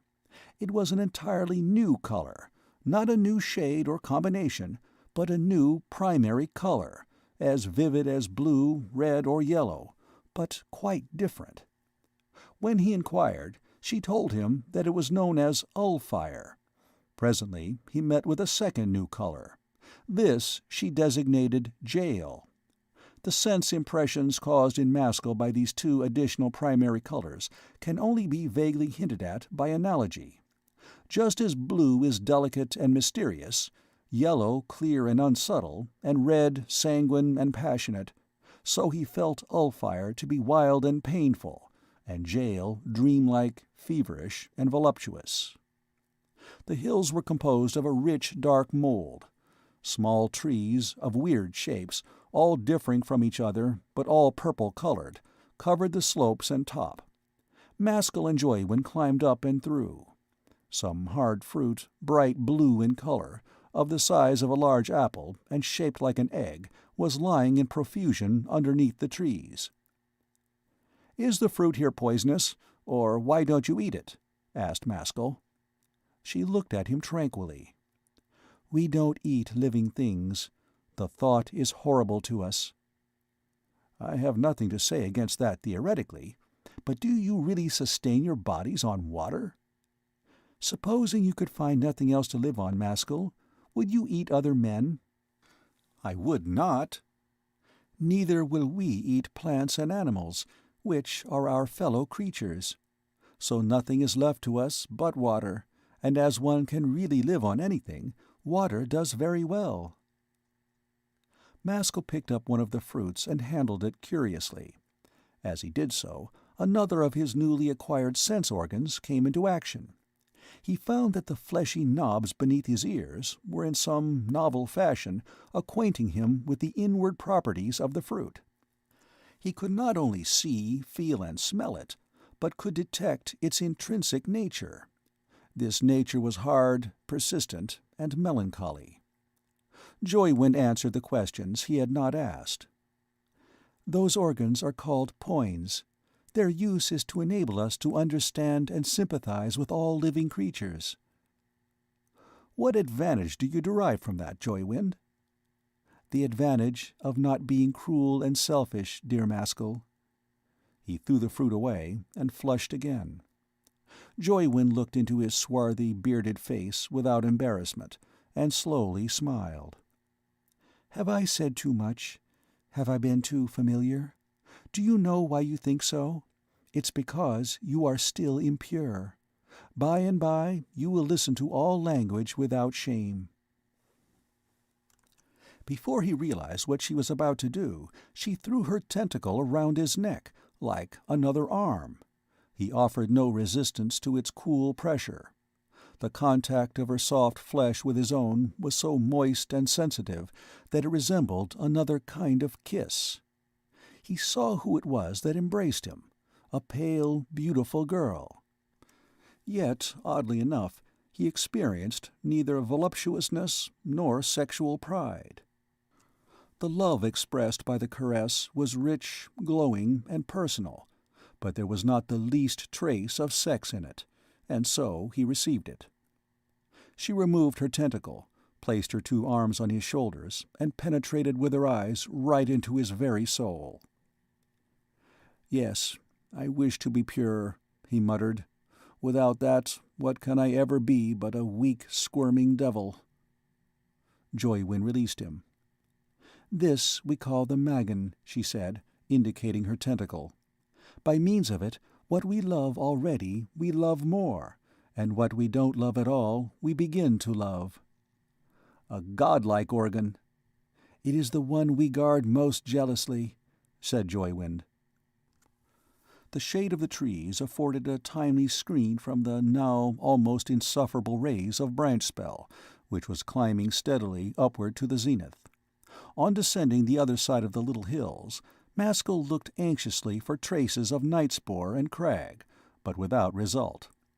After staring about him for a few minutes, he shrugged his shoulders, but suspicions had already begun to gather in his mind.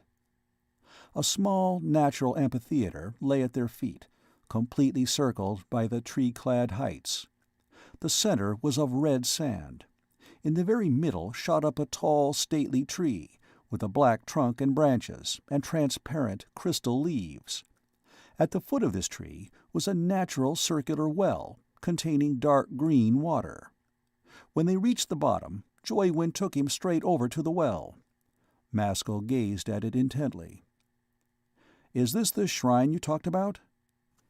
"Yes, it's called Shaping's Well. The man or woman who wishes to invoke Shaping must take up some of the Null water and drink it." "Pray for me," said Maskull. "Your unspotted prayer will carry more weight." "What do you wish for?" "For purity," answered Maskull in a troubled voice. Joywyn made a cup of her hand and drank a little of the water. She held it up to Maskull's mouth. "You must drink too." He obeyed. She then stood erect, closed her eyes, and in a voice like the soft murmurings of spring, prayed aloud. "Shaping, my father, I am hoping you can hear me. A strange man has come to us weighed down with heavy blood. He wishes to be pure. Let him know the meaning of love. Let him live for others. Don't spare him pain, dear Shaping, but let him seek his own pain. Breathe into him a noble soul." Maskull listened, with tears in his heart.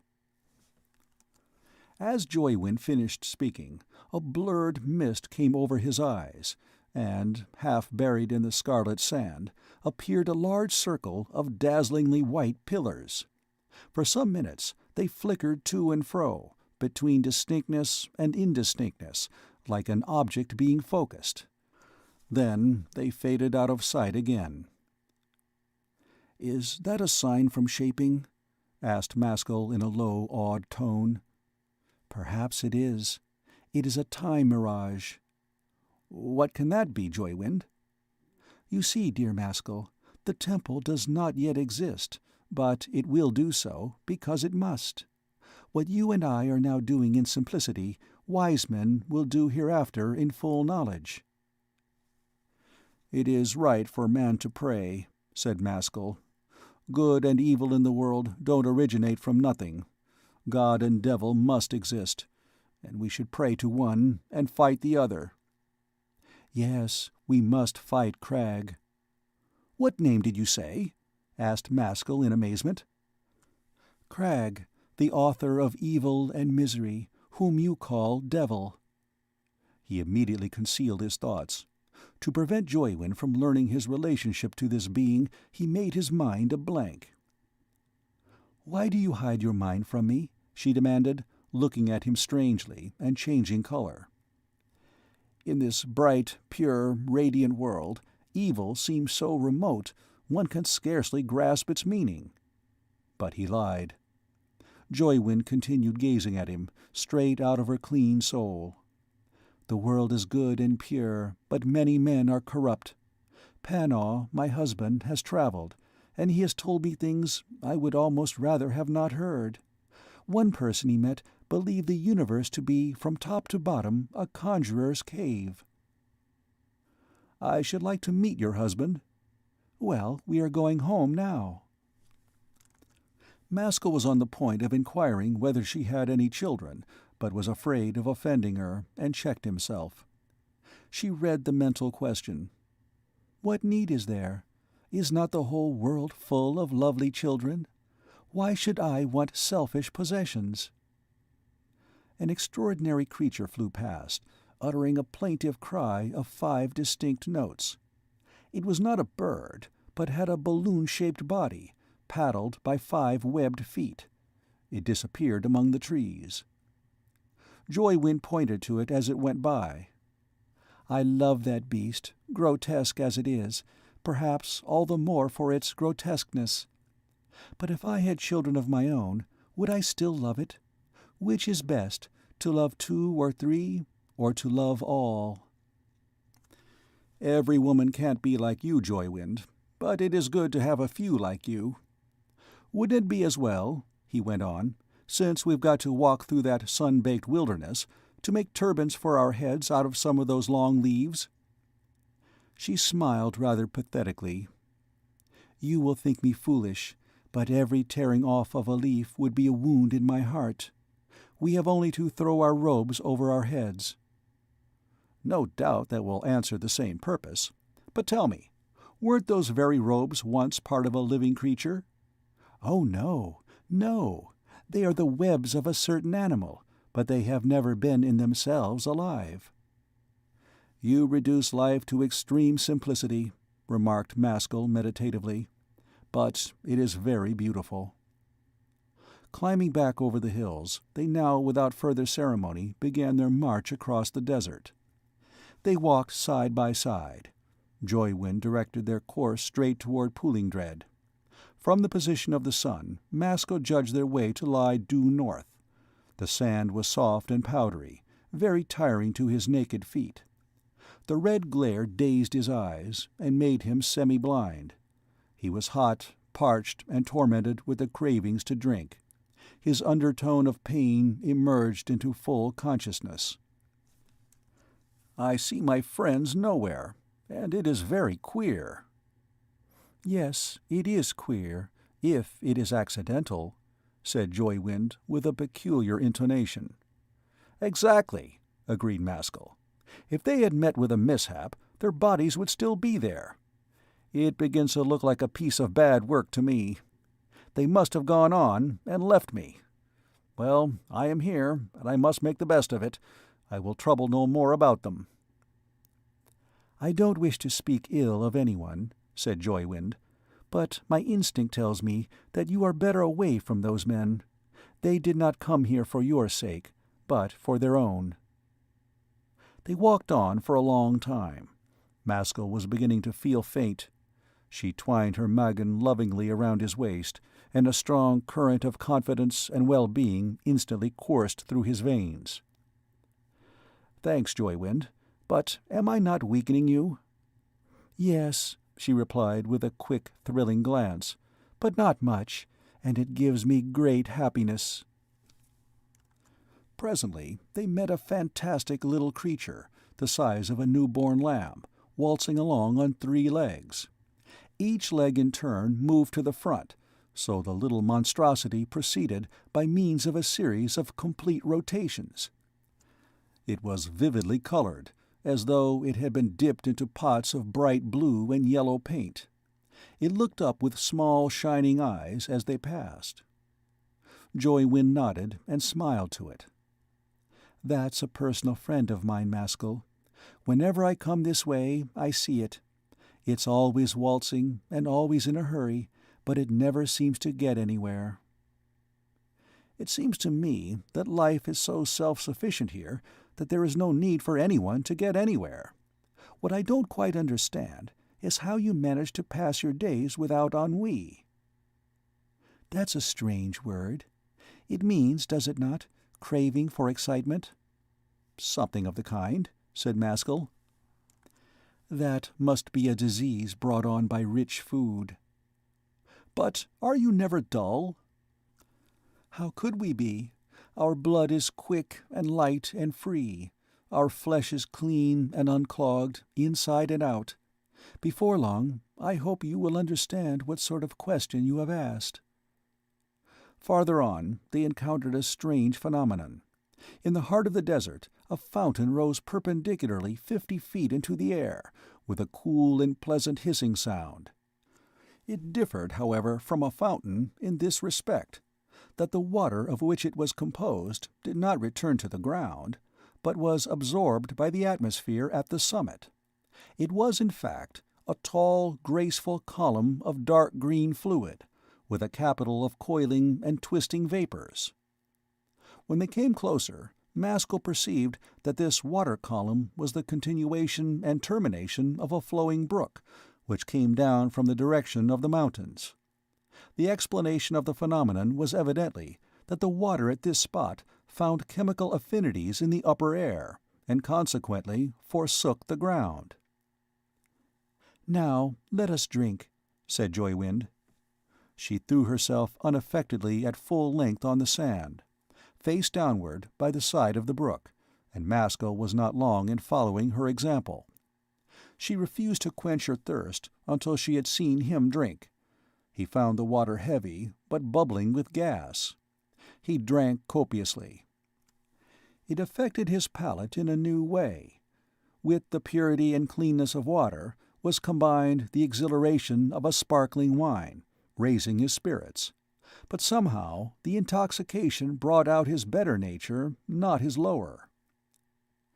"We call it gnawed water," said Joywind. "This is not quite pure, as you can see by the color. At Poolingdred it is crystal clear. But we would be ungrateful if we complained. After this, you'll find we'll get along much better." Maskull now began to realize his environment, as it were for the first time. All his sense organs started to show him beauties and wonders that he had not hitherto suspected. The uniform glaring scarlet of the sands became separated into a score of clearly distinguished shades of red. The sky was similarly split up into different blues. The radiant heat of Branchspell he found to affect every part of his body with unequal intensities. His ears awakened. The atmosphere was full of murmurs. The sands hummed. Even the sun's rays had a sound of their own, a kind of faint Aeolian harp. Subtle, puzzling perfumes assailed his nostrils. His palate lingered over the memory of the Knollwater. All the pores of his skin were tickled and soothed by hitherto unperceived currents of air. His poins explored actively the inward nature of everything in his immediate vicinity. His Megan touched Joywind, and drew from her person a stream of love and joy. And lastly, by means of his Breve, he exchanged thoughts with her in silence. This mighty sense-symphony stirred him to the depths, and throughout the walk of that endless morning he felt no more fatigue. When it was drawing near to Bloodsomber, they approached the sedgy margin of a dark green lake, which lay underneath Poolingdred. Panaw was sitting on a dark rock, waiting for them. End of Chapter 6. Chapter 7. Panaw. The husband got up to meet his wife and their guest. He was clothed in white. He had a beardless face, with breve and poins. His skin, on face and body alike, was so white, fresh, and soft that it scarcely looked like skin at all. It rather resembled a new kind of pure, snowy flesh, extending right down to his bones. It had nothing in common with the artificially whitened skin of an over-civilized woman. Its whiteness and delicacy aroused no voluptuous thoughts. It was obviously the manifestation of a cold and almost cruel chastity of nature. His hair, which fell to the nape of his neck, also was white, but again from vigor, not decay. His eyes were black, quiet, and fathomless.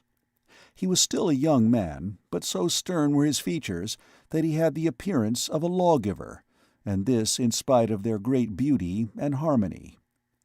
His Magan and Joywind's intertwined for a single moment, and Maskull saw his face soften with love, while she looked exultant. She put him in her husband's arms with gentle force, and stood back, gazing and smiling. Maskull felt rather embarrassed at being embraced by a man, but submitted to it. A sense of cool, pleasant languor passed through him in the act. "The stranger is red-blooded, then?" He was startled by Panaw speaking in English, and the voice, too, was extraordinary. It was absolutely tranquil, but its tranquillity seemed in a curious fashion to be an illusion, proceeding from a rapidity of thoughts and feelings so great that their motion could not be detected. How this could be, he did not know. "How do you come to speak in a tongue you have never heard before?" demanded Maskull. "Thought is a rich, complex thing," I can't say if I am really speaking your tongue by instinct, or if you yourself are translating my thoughts into your tongue as I utter them." "Already you see that Panaw is wiser than I am," said Joywind gaily. "What is your name?" asked the husband. "Maskull." That name must have a meaning, but again, thought is a strange thing. I connect that name with something, but with what? "Try to discover," said Joywind. "Has there been a man in your world who stole something from the maker of the universe in order to ennoble his fellow creatures?" "There is such a myth. The hero's name was Prometheus." "Well, you seem to be identified in my mind with that action. But what it all means, I can't say, Maskull." "Accept it as a good omen, for Panaw never lies, and never speaks thoughtlessly." "There must be some confusion. These are heights beyond me," said Maskull calmly, but looking rather contemplative. "Where did you come from?" "From the planet of a distant sun called Earth." "What for?" "I was tired of vulgarity," returned Maskull laconically. He intentionally avoided mentioning his fellow voyagers, in order that Cragg's name should not come to light. "That's an honorable motive," said Panaw. "And what's more, it may be true, though you spoke it as a prevarication." "As far as it goes, it's quite true," said Maskull, staring at him with annoyance and surprise. The swampy lake extended for about half a mile from where they were standing to the lower buttresses of the mountain. Feathery purple reeds showed themselves here and there through the shallows. The water was dark green. Maskull did not see how they were going to cross it. Joywind caught his arm. "Perhaps you don't know that the lake will bear us?" Panaw walked onto the water. It was so heavy that it carried his weight. Joywind followed with Maskull. He instantly started to slip about. Nevertheless, the motion was amusing, and he learned so fast, by watching and imitating Panaw, that he was soon able to balance himself without assistance. After that, he found the sport excellent. For the same reason that women excel in dancing, Joywind's half-falls and recoveries were far more graceful and sure than those of either of the men. Her slight, draped form, dipping, bending, rising, swaying, twisting, upon the surface of the dark water, this was a picture Maskull could not keep his eyes away from. The lake grew deeper. The Null water became green-black. The crags, gullies, and precipices of the shore could now be distinguished in detail. A waterfall was visible, descending several hundred feet. The surface of the lake grew disturbed, so much so that Maskull had difficulty in keeping his balance. He therefore threw himself down and started swimming on the face of the water.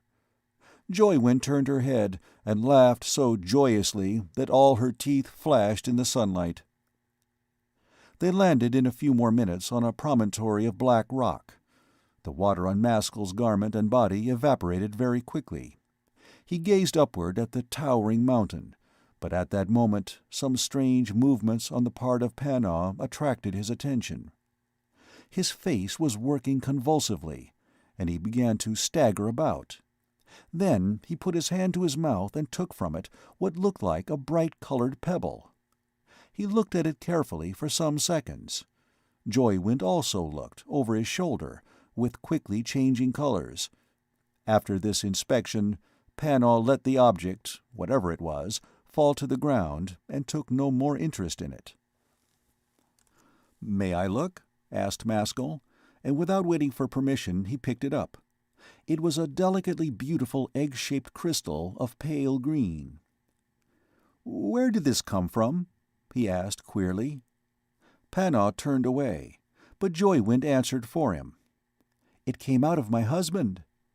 "That's what I thought, but I couldn't believe it. But what is it?" "I don't know that it has either name or use. It is merely an overflowing of beauty." "Beauty?" Joywind smiled. If you were to regard nature as the husband, and Panna as the wife, Maskull, perhaps everything would be explained." Maskull reflected. "On Earth," he said after a minute, "men like Panna are called artists, poets, and musicians. Beauty overflows into them too, and out of them again. The only distinction is that their productions are more human and intelligible." "Nothing comes from it but vanity," said Panna, and taking the crystal out of Maskull's hand, he threw it into the lake. The precipice they now had to climb was several 100 feet in height. Maskull was more anxious for Joywyn than for himself. She was evidently tiring, but she refused all help, and was in fact still the nimbler of the two. She made a mocking face at him. Panna seemed lost in quiet thoughts. The rock was sound, and did not crumble under their weight. The heat of branch spell, however, was by this time almost killing. The radiance was shocking in its white intensity, and Maskull's pain steadily grew worse. When they got to the top, a plateau of dark rock appeared, bare of vegetation, stretching in both directions as far as the eye could see.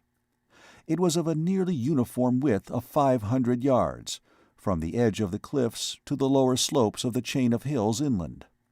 The hills varied in height. The cup-shaped pooling dread was approximately 1,000 feet above them. The upper part of it was covered with a kind of glittering vegetation which he could not comprehend. Joywyn put her hand on Maskull's shoulder and pointed upward. "Here you have the highest peak in the whole land, that is, until you come to the Ifdon Marist." On hearing that strange name, he experienced a momentary unaccountable sensation of wild vigor and restlessness, but it passed away. Without losing time, Panna led the way up the mountainside. The lower half was of bare rock, not difficult to climb. Halfway up, however, it grew steeper, and they began to meet bushes and small trees. The growth became thicker as they continued to ascend, and when they neared the summit, tall forest trees appeared. These bushes and trees had pale, glassy trunks and branches, but the small twigs and leaves were translucent and crystal. They cast no shadows from above, but still the shade was cool. Both leaves and branches were fantastically shaped. What surprised Maskull the most, however, was the fact that, as far as he could see, scarcely any two plants belonged to the same species. "Won't you help Maskull out of his difficulty?" said Joywyn, pulling her husband's arm. He smiled. "If he'll forgive me for again trespassing in his brain. But the difficulty is small. Life on a new planet, Maskull, is necessarily energetic and lawless, and not sedate and imitative. Nature is still fluid, not yet rigid, and matter is plastic. The will forks and sports incessantly, and thus no two creatures are alike." "Well, I understand all that," replied Maskull, after listening attentively. "But what I don't grasp is this. If living creatures here sport so energetically, how does it come about that human beings wear much the same shape as in my world?" "I'll explain that too," said Panna. "All creatures that resemble shaping must of necessity resemble one another." "Then sporting is the blind will to become like shaping?" "Exactly." "It is most wonderful," said Maskull. "Then the Brotherhood of Man is not a fable invented by idealists, but a solid fact." Joywyn looked at him and changed color. Panna relapsed into sternness. Maskull became interested in a new phenomenon. The jail-colored blossoms of a crystal bush were emitting mental waves, which, with his breve, he could clearly distinguish. They cried out silently, "To me! To me!" While he looked, a flying worm guided itself through the air to one of these blossoms and began to suck its nectar. The floral cry immediately ceased. They now gained the crest of the mountain, and looked down beyond. A lake occupied its crater-like cavity. A fringe of trees partly intercepted the view, but Maskull was able to perceive that this mountain lake was nearly circular and perhaps a quarter of a mile across. Its shore stood 100 feet below them. Observing that his hosts did not propose to descend, he begged them to wait for him, and scrambled down to the surface. When he got there, he found the water perfectly motionless and of a colorless transparency. He walked onto it, lay down at full length, and peered into the depths. It was weirdly clear. He could see down for an indefinite distance, without arriving at any bottom. Some dark, shadowy objects, almost out of reach of his eyes, were moving about. Then a sound, very faint and mysterious, seemed to come up through the null water from an immense depth. It was like the rhythm of a drum. There were 4 beats of equal length, but the accent was on the third. It went on for a considerable time, and then ceased. The sound appeared to him to belong to a different world from that in which he was traveling. The latter was mystical, dreamlike, and unbelievable. The drumming was like a very dim undertone of reality. It resembled the ticking of a clock in a room full of voices, only occasionally possible to be picked up by the ear. He rejoined Panaw and Joywind, but said nothing to them about his experience. They all walked round the rim of the crater and gazed down on the opposite side. Precipices similar to those that had overlooked the desert here formed the boundary of a vast moorland plain, whose dimensions could not be measured by the eye.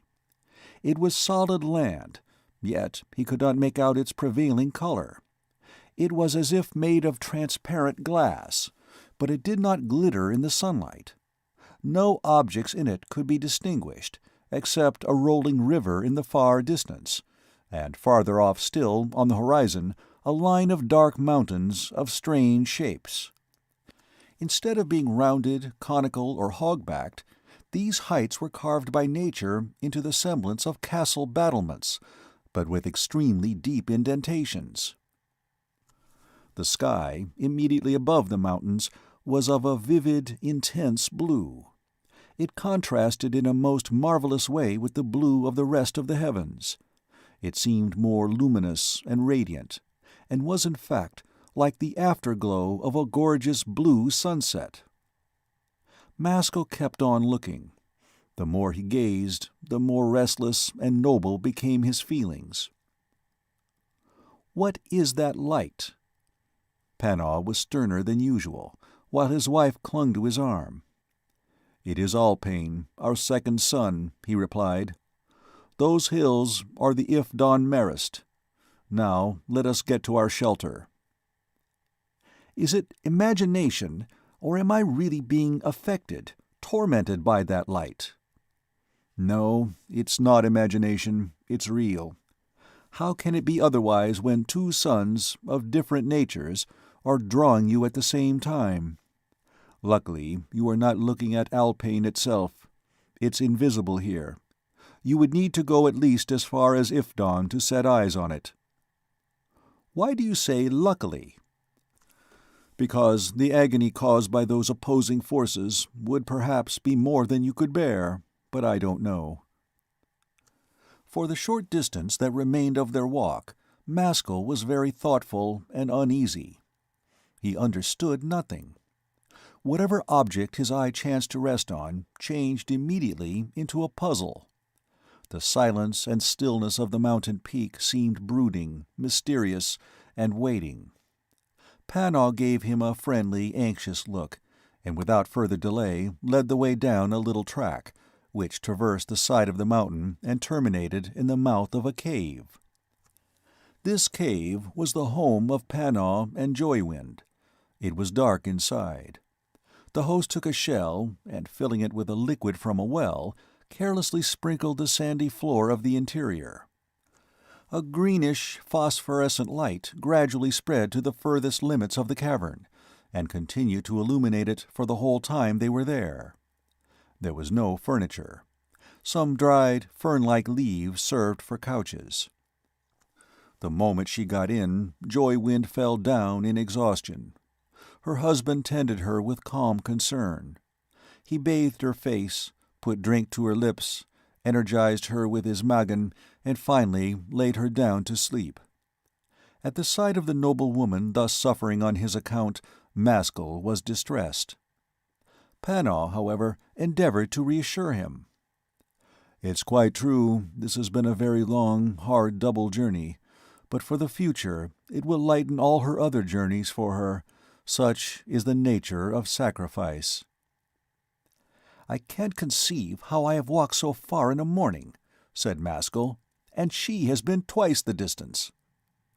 "Love flows in her veins instead of blood, and that's why she is so strong." "You know she gave me some of it?" "Otherwise you couldn't have even started." "I shall never forget that."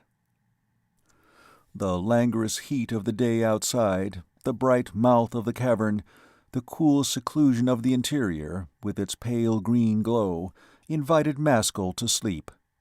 But curiosity got the better of his lassitude. "Will it disturb her if we talk?" "No."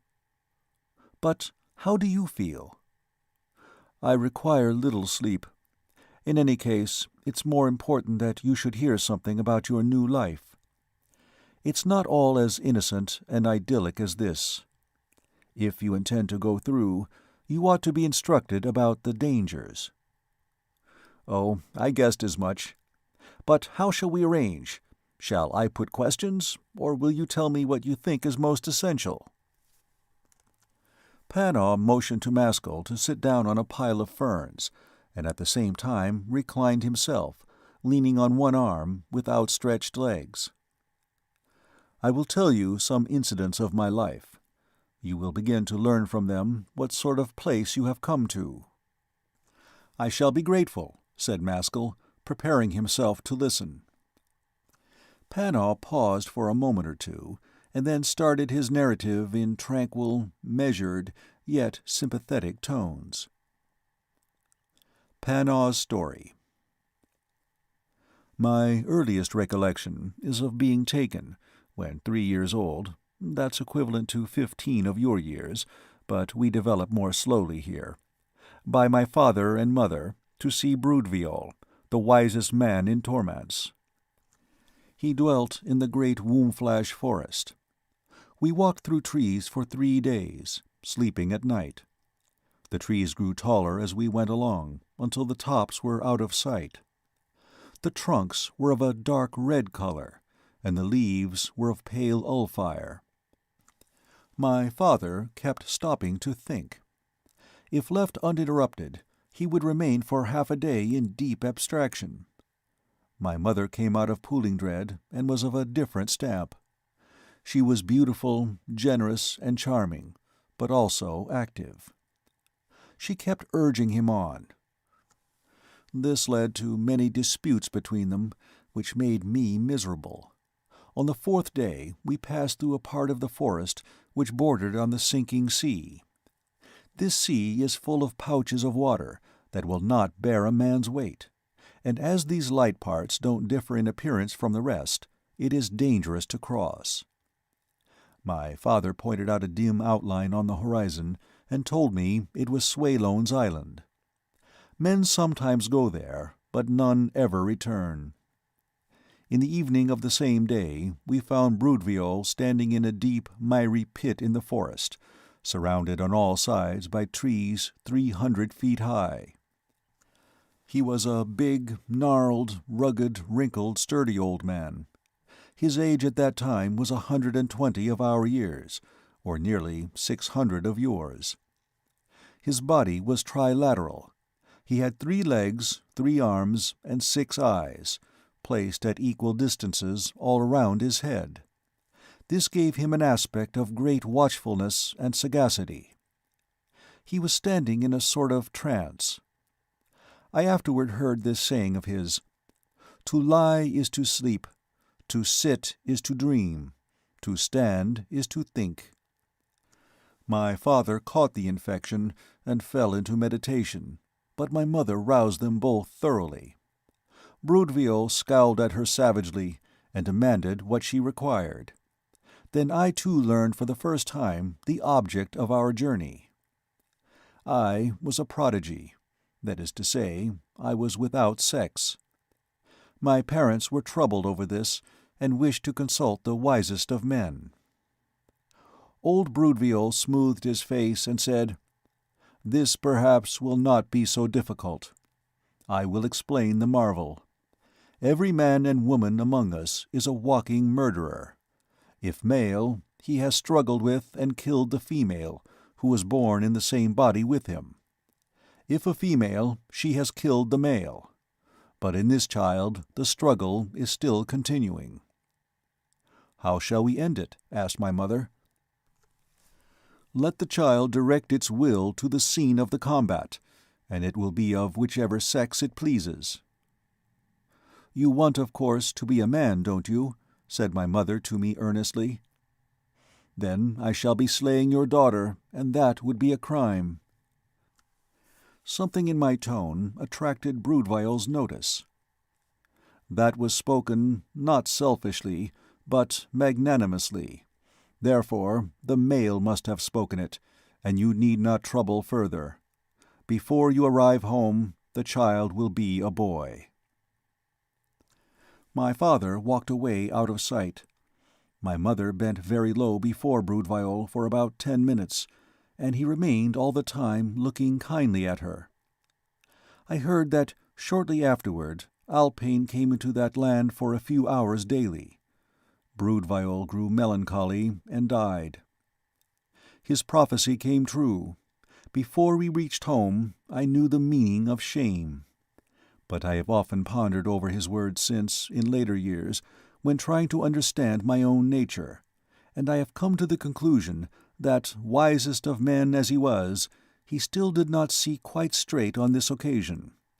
Between me and my twin sister, enclosed in one body, there never was any struggle, but instinctive reverence for life withheld both of us from fighting for existence. Hers was the stronger temperament, and she sacrificed herself, though not consciously, for me. As soon as I comprehended this, I made a vow never to eat or destroy anything that contained life, and I have kept it ever since. While I was still hardly a grown man, my father died. My mother's death followed immediately, and I hated the associations of the land. I therefore made up my mind to travel into my mother's country, where, as she had often told me, nature was most sacred and solitary. One hot morning I came to Shaping's Causeway. It is so called either because Shaping once crossed it, or because of its stupendous character. It is a natural embankment, 20 miles long, which links the mountains bordering my homeland with the Ifdon Marist. The valley lies below at a depth varying from 8 to 10,000 feet, a terrible precipice on either side. The knife edge of the ridge is generally not much over a foot wide. The causeway goes due north and south. The valley on my right hand was plunged in shadow. That on my left was sparkling with sunlight and dew. I walked fearfully along this precarious path for some miles. Far to the east, the valley was closed by a lofty tableland, connecting the two chains of mountains, but overtopping even the most towering pinnacles. This is called the Sant Levels. I was never there, but I have heard two curious facts concerning the inhabitants. The first is that they have no women. The second, that, though they are addicted to traveling in other parts, they never acquire habits of the peoples with whom they reside. Presently I turned giddy, and lay at full length for a great while, clutching the two edges of the path with both hands, and staring at the ground I was lying on with wide open eyes. When that passed, I felt like a different man, and grew conceited and gay. About halfway across, I saw someone approaching me a long way off. This put fear into my heart again, for I did not see how we could very well pass.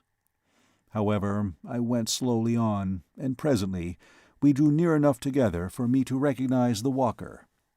It was Slowfork, the so-called sorcerer. I had never met him before, but I knew him by his peculiarities of person. He was of a bright gamboge color, and possessed a very long, proboscis-like nose, which appeared to be a useful organ, but did not add to his beauty, as I knew beauty. He was dubbed Sorcerer from his wondrous skill in budding limbs and organs. The tale is told that one evening he slowly sawed his leg off with a blunt stone, and then lay for 2 days in agony while his new leg was sprouting. He was not reputed to be a consistently wise man, but he had periodical flashes of penetration and audacity that none could equal. We sat down and faced one another, about 2 yards apart. "Which of us walks over the other?" asked Slowfork. His manner was as calm as the day itself, but to my young nature terrible with hidden terrors. I smiled at him, but did not wish for this humiliation. We continued sitting thus in a friendly way for many minutes. "What is greater than pleasure?" he asked suddenly. I was at an age when one wishes to be thought equal to any emergency, so, concealing my surprise, I applied myself to the conversation, as if it were for that purpose we had met. "Pain," I replied, "for pain drives out pleasure." "What is greater than pain?" I reflected. "Love, because we will accept our loved one's share of pain." "But what is greater than love?" he persisted. "Nothing, Slowfork." "And what is nothing?" "That you must tell me." "Tell you I will. This is Shaping's world. He that is a good child here knows pleasure, pain, and love, and gets his rewards. But there is another world, not Shaping's, and there all this is unknown, and another order of things reigns. That world we call nothing, but it is not nothing, but something." There was a pause. "I have heard," said I, "that you are good at growing and ungrowing organs?" "That's not enough for me. Every organ tells me the same story. I want to hear different stories." "Is it true what men say, that your wisdom flows and ebbs in pulses?" "Quite true," replied Slowfork. "But those you had it from did not add that they have always mistaken the flow for the ebb." "My experience is," said I sententiously, "that wisdom is misery." "Perhaps it is, young man, but you have never learned that, and never will. For you, the world will continue to wear a noble, awful face. You will never rise above mysticism. But be happy in your own way." Before I realized what he was doing, he jumped tranquilly from the path down into the empty void. He crashed with ever-increasing momentum toward the valley below. I screeched, flung myself down on the ground, and shut my eyes. Often have I wondered which of my ill-considered, juvenile remarks it was that caused this sudden resolution on his part to commit suicide. Whichever it might be, since then I have made it a rigid law never to speak for my own pleasure, but only to help others. I came eventually to the Marist. I threaded its mazes in terror for 4 days. I was frightened of death, but still more terrified at the possibility of losing my sacred attitude toward life. When I was nearly through, and was beginning to congratulate myself, I stumbled across the third extraordinary personage of my experience, the grim mirror-maker. It was under horrible circumstances. On an afternoon, cloudy and stormy, I saw, suspended in the air without visible support, a living man. He was hanging in an upright position in front of a cliff, A yawning gulf 1,000 feet deep lay beneath his feet. I climbed as near as I could and looked on. He saw me and made a wry grimace, like one who wishes to turn his humiliation into humor. The spectacle so astounded me that I could not even grasp what had happened. "I am your maker," he cried in a scraping voice which shocked my ears. "All my life I have sorbed others. Now I am sorbed. Nuclamp and I fell out over a woman. Now Nuclamp holds me up like this. While the strength of his will lasts, I shall remain suspended. But when he gets tired, and it can't be long now, I drop into those depths." Had it been another man, I would have tried to save him, but this ogre-like being was too well known to me as one who passed his whole existence in tormenting, murdering, and absorbing others, for the sake of his own delight. I hurried away, and did not pause again that day. In Poolingdread, I met Joywind. We walked and talked together for a month, and by that time we found that we loved each other too well to part.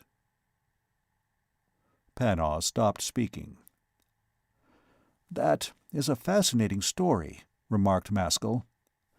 "Now I begin to know my way around better. But one thing puzzles me." "What's that?" "How it happens that men here are ignorant of tools and arts, and have no civilization, and yet contrive to be social in their habits and wise in their thoughts." "Do you imagine, then, that love and wisdom spring from tools? But I see how it arises. In your world you have fewer sense organs, and to make up for the deficiency you have been obliged to call in the assistance of stones and metals. That's by no means a sign of superiority." "No, I suppose not," said Maskull. "But I see I have a great deal to unlearn." They talked together a little longer, and then gradually fell asleep. Joywind opened her eyes, smiled, and slumbered again. End of Chapter 7. Chapter 8. The Lusian Plain. Maskull awoke before the others. He got up, stretched himself, and walked out into the sunlight. Branch spell was already declining. He climbed to the top of the crater edge and looked away toward Ifdawn. The afterglow of Alpane had by now completely disappeared. The mountains stood up wild and grand. They impressed him like a simple musical theme, the notes of which are widely separated in the scale. A spirit of rashness, daring, and adventure seemed to call to him from them. It was at that moment that the determination flashed into his heart to walk to the Marist and explore its dangers. He returned to the cavern to say good-bye to his hosts. Joywind looked at him with her brave and honest eyes. "Is this selfishness, Maskull?" she asked. "Or are you drawn by something stronger than yourself?" "We must be reasonable," he answered, smiling. "I can't settle down in Poolingdread before I have found out something about this surprising new planet of yours. Remember what a long way I have come, but very likely I shall come back here." "Will you make me a promise?" Maskull hesitated. "Ask nothing difficult, for I hardly know my powers yet." "It is not hard, and I wish it. Promise this: never to raise your hand against a living creature, either to strike, pluck, or eat, without first recollecting its mother who suffered for it." "Perhaps I won't promise that," said Maskull slowly, "but I'll undertake something more tangible. I will never lift my hand against a living creature without first recollecting you, Joywind." She turned a little pale. "Now, if Panaw knew that Panaw existed, he might be jealous." Panaw put his hand on her gently. "You would not talk like that in Shaping's presence," he said. "No, forgive me. I'm not quite myself. Perhaps it is Maskull's blood in my veins. Now let us bid him adieu. Let us pray that he will do only honorable deeds, wherever he may be." "I'll set Maskull on his way," said Panaud. "There's no need," replied Maskull. "The way is plain." "But talking shortens the road." Maskull turned to go. Joywind pulled him around toward her softly. "You won't think badly of other women on my account?" "You are a blessed spirit," answered he. She trod quietly to the inner extremity of the cave and stood there thinking. Panaud and Maskull emerged into the open air. Halfway down the cliff face a little spring was encountered. Its water was colorless, transparent, but gaseous. As soon as Maskull had satisfied his thirst, he felt himself different. His surroundings were so real to him in their vividness and color, so unreal in their phantom-like mystery, that he scrambled downhill like one in a winter's dream. When they reached the plain, he saw in front of them an interminable forest of tall trees, the shapes of which were extraordinarily foreign-looking. The leaves were crystalline, and, looking upward, it was as if he were gazing through a roof of glass. The moment they got underneath the trees, the light rays of the sun continued to come through, white, savage, and blazing, but they were gilded of heat. Then it was not hard to imagine that they were wandering through cool, bright, elfin glades. Through the forest, beginning at their very feet, an avenue, perfectly straight and not very wide, went forward as far as the eye could see. Maskull wanted to talk to his traveling companion, but was somehow unable to find words. Panaud glanced at him with an inscrutable smile, stern, yet enchanting, and half feminine. He then broke the silence, but strangely enough, Maskull could not make out whether he was singing or speaking. From his lips issued a slow, musical recitative, exactly like a bewitching adagio from a low-toned stringed instrument. But there was a difference. Instead of the repetition and variation of one or two short themes, as in music, Panaud's theme was prolonged. It never came to an end, but rather resembled a conversation in rhythm and melody. And, at the same time, it was no recitative, for it was not declamatory. It was a long, quiet stream of lovely emotion. Maskull listened, entranced, yet agitated. The song, if it might be termed a song, seemed to be always just on the point of becoming clear and intelligible, not with the intelligibility of words, but in the way one sympathizes with another's moods and feelings, and Maskull felt that something important was about to be uttered, which would explain all that had gone before. But it was invariably postponed. He never understood, and yet, somehow, he did understand. Late in the afternoon they came to a clearing, and there Panaud ceased his recitative. He slowed his pace and stopped, in the fashion of a man who wishes to convey that he intends to go no farther. "What is the name of this country?" asked Maskull. "It is the Lusian Plain." "Was that music in the nature of a temptation? Do you wish me not to go on?" "Your work lies before you, and not behind you." "What was it, then? What work do you allude to?" "It must have seemed like something to you, Maskull." "It seemed like shaping music to me." The instant he had absently uttered these words, Maskull wondered why he had done so, as they now appeared meaningless to him. Panaud, however, showed no surprise. "Shaping will find you everywhere." "Am I dreaming or awake?" "You are awake." Maskull fell into deep thought. "So be it," he said, rousing himself. "Now I will go on. But where must I sleep tonight?" "You will reach a broad river. On that you can travel to the foot of the Maris tomorrow. But tonight you had better sleep where the forest and river meet." "Adieu, then, Panaud. But do you wish to say anything more to me?" "Only this, Maskull. Wherever you go, help to make the world beautiful, and not ugly." "That's more than any of us can undertake. I am a simple man, and have no ambitions in the way of beautifying life. But tell Joywind I will try to keep myself pure." They parted rather coldly. Maskull stood erect where they had stopped, and watched Pannaw out of sight. He sighed more than once. He became aware that something was about to happen. The air was breathless. The late afternoon sunshine, unobstructed, wrapped his frame in voluptuous heat. A solitary cloud, immensely high, raced through the sky overhead. A single trumpet note sounded in the far distance from somewhere behind him. It gave him an impression of being several miles away at first, but then it slowly swelled and came nearer and nearer, at the same time that it increased in volume. Still the same note sounded, but now it was as if blown by a giant trumpeter immediately over his head. Then it gradually diminished in force and traveled away in front of him. It ended very faintly and distantly. He felt himself alone with nature. A sacred stillness came over his heart.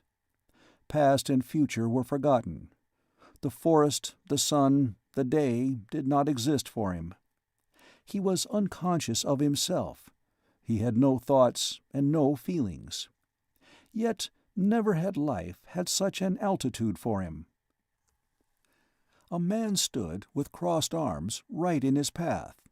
He was so clothed that his limbs were exposed, while his body was covered. He was young rather than old. Maskull observed that his countenance possessed none of the special organs of Tormance, to which he had not even yet become reconciled. He was smooth-faced. His whole person seemed to radiate an excess of life, like the trembling of air on a hot day. His eyes had such force that Maskull could not meet them. He addressed Maskull by name, in an extraordinary voice. It had a double tone. The primary one sounded far away, the second was an undertone, like a sympathetic tanging string. Maskull felt a rising joy as he continued standing in the presence of this individual. He believed that something good was happening to him. He found it physically difficult to bring any words out. "Why do you stop me?" "Maskull, look well at me. Who am I?" "I think you are shaping." "I am Surtur." Maskull again attempted to meet his eyes, but felt as if he were being stabbed. "You know that this is my world. Why do you think I have brought you here? I wish you to serve me." Maskull could no longer speak. "Those who joke at my world," continued the vision, "those who make a mock of its stern, eternal rhythm, its beauty and sublimity, which are not skin-deep, but proceed from fathomless roots, they shall not escape." "I do not mock it." "Ask me your questions, and I will answer them." "I have nothing." "It is necessary for you to serve me, Maskull. Do you not understand? You are my servant and helper." "I shall not fail." "This is for my sake, and not for yours." These last words had no sooner left Surtur's mouth than Maskull saw him spring suddenly upward and outward. Looking up at the vault of the sky, he saw the whole expanse of vision filled by Surtur's form. Not as a concrete man, but as a vast, concave cloud image, looking down and frowning at him. Then the spectacle vanished as a light goes out. Maskull stood inactive, with a thumping heart. Now he again heard the solitary trumpet note. The sound began this time faintly in the far distance in front of him, traveled slowly toward him with regularly increasing intensity, passed overhead at its loudest, and then grew more and more quiet, wonderful, and solemn, as it fell away in the rear, until the note was merged in the death-like silence of the forest. It appeared to Maskull like the closing of a marvelous and important chapter. Simultaneously with the fading away of the sound, The heavens seemed to open up with the rapidity of lightning into a blue vault of immeasurable height. He breathed a great breath, stretched all his limbs, and looked around him with a slow smile. After a while he resumed his journey.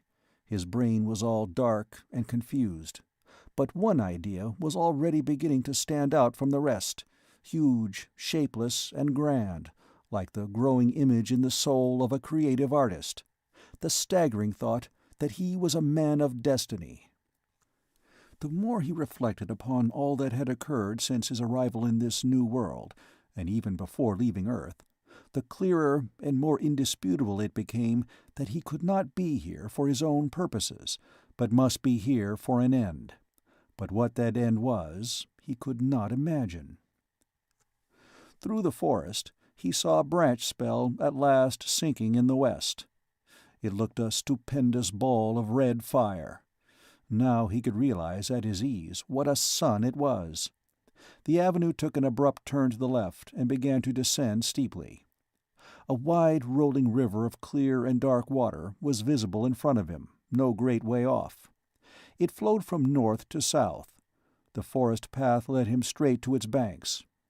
Maskull stood there and regarded the lapping, gurgling waters pensively. On the opposite bank, the forest continued. Miles to the south, Poolingdread could just be distinguished.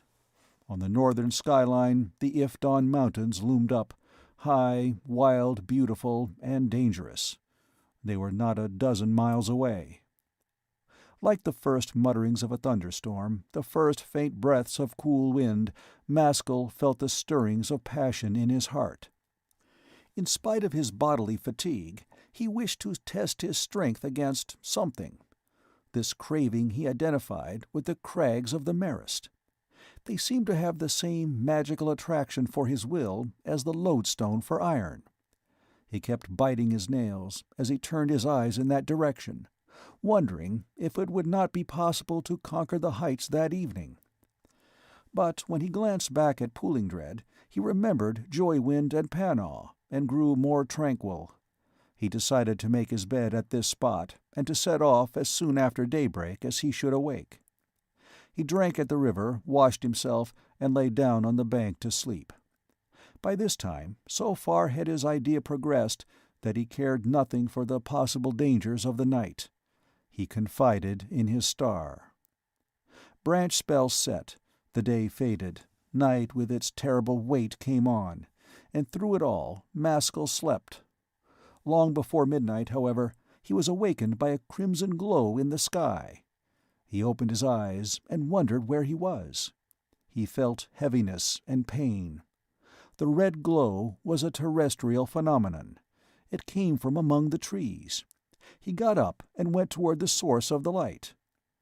Away from the river, not 100 feet off, he nearly stumbled across the form of a sleeping woman. The object which emitted the crimson rays was lying on the ground, several yards away from her. It was like a small jewel, throwing off sparks of red light. He barely threw a glance at that, however. The woman was clothed in the large skin of an animal. She had big, smooth, shapely limbs, rather muscular than fat. Her magen was not a thin tentacle, but a third arm, terminating in a hand. Her face, which was upturned, was wild, powerful, and exceedingly handsome. But he saw with surprise that in place of a breve on her forehead, she possessed another eye. All three were closed. The color of her skin in the crimson glow he could not distinguish. He touched her gently with his hand.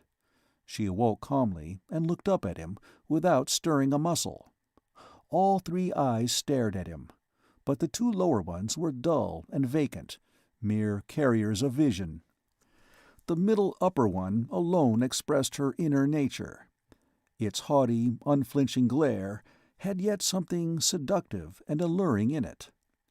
Maskull felt a challenge in that look of lordly, feminine will, and his manner instinctively stiffened. She sat up. "Can you speak my language?" he asked. "I wouldn't put such a question, but others have been able to." "Why should you imagine that I can't read your mind? Is it so extremely complex?" She spoke in a rich, lingering, musical voice, which delighted him to listen to. "No, but you have no breeve." "Well, but haven't I a sorb, which is better?"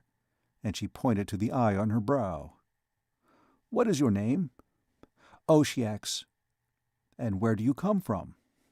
"Ifdawn." These contemptuous replies began to irritate him, and yet the mere sound of her voice was fascinating.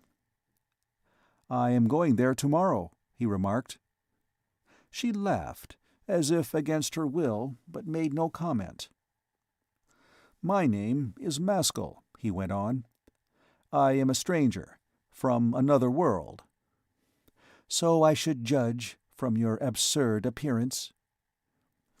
"Perhaps it would be as well to say at once," said Maskull bluntly. "Are we, or are we not, to be friends?" She yawned and stretched her arms, without rising. "Why should we be friends? If I thought you were a man, I might accept you as a lover." "You must look elsewhere for that." "So be it, Maskull. Now go away, and leave me in peace." She dropped her head again to the ground, but did not at once close her eyes. "What are you doing here?" he interrogated. "Oh, we Ifdawn folk occasionally come here to sleep, for there, often enough, it is a night for us which has no next morning." Being such a terrible place, and seeing that I am a total stranger, it would be merely courteous if you were to warn me what I have to expect in the way of dangers. "I am perfectly and utterly indifferent to what becomes of you," retorted Oshyax. "Are you returning in the morning?" persisted Maskull. "If I wish." "Then we will go together." She got up again on her elbow. "Instead of making plans for other people, I would do a very necessary thing." "Pray, tell me." "Well, there's no reason why I should, but I will. I would try to convert my women's organs into men's organs. It is a man's country." "Speak more plainly." "Oh, it's plain enough. If you attempt to pass through Ifdawn without a sorb, you are simply committing suicide. And that Magan, too, is worse than useless." "You probably know what you are talking about, Oshyax. But what do you advise me to do?" She negligently pointed to the light-emitting stone lying on the ground. "There is the solution. If you hold that druid to your organs for a good while, perhaps it will start the change, and perhaps nature will do the rest during the night. I promise nothing." Oshyax now really turned her back on Maskull. He considered for a few minutes, and then walked over and to where the stone was lying, and took it in his hand. It was a pebble the size of a hen's egg, radiant with crimson light, as though red-hot, and throwing out a continuous shower of small, blood-red sparks. Finally deciding that Oshyax's advice was good, he applied the druid first to his magan and then to his breeve. He experienced a cauterizing sensation, a feeling of healing pain. End of Chapter 8. Chapter 9. Oshyax. Maskull's second day on Tormance dawned. Branchspell was already above the horizon when he awoke. He was instantly aware that his organs had changed during the night. His fleshy breeve was altered into an eye-like sorb. His magan had swelled and developed into a third arm, springing from the breast. The arm gave him at once a sense of greater physical security, but with the sorb he was obliged to experiment before he could grasp its function. As he lay there in the white sunlight, opening and shutting each of his 3 eyes in turn, he found that the 2 lower ones served his understanding, the upper one his will. That is to say, with the lower eyes he saw things in clear detail, but without personal interest. With the sorb he saw nothing as self-existent. Everything appeared as an object of importance or non-importance to his own needs. Rather puzzled as to how this would turn out, he got up and looked about him. He had slipped out of sight of Oceax. He was anxious to learn if she were still on the spot, but before going to ascertain, he made up his mind to bathe in the river. It was a glorious morning. The hot white sun already began to glare, but its heat was tempered by a strong wind which whistled through the trees. A host of fantastic clouds filled the sky. They looked like animals, and were always changing shape. The ground, as well as the leaves and branches of the forest trees, still held traces of heavy dew or rain during the night. A poignantly sweet smell of nature entered his nostrils.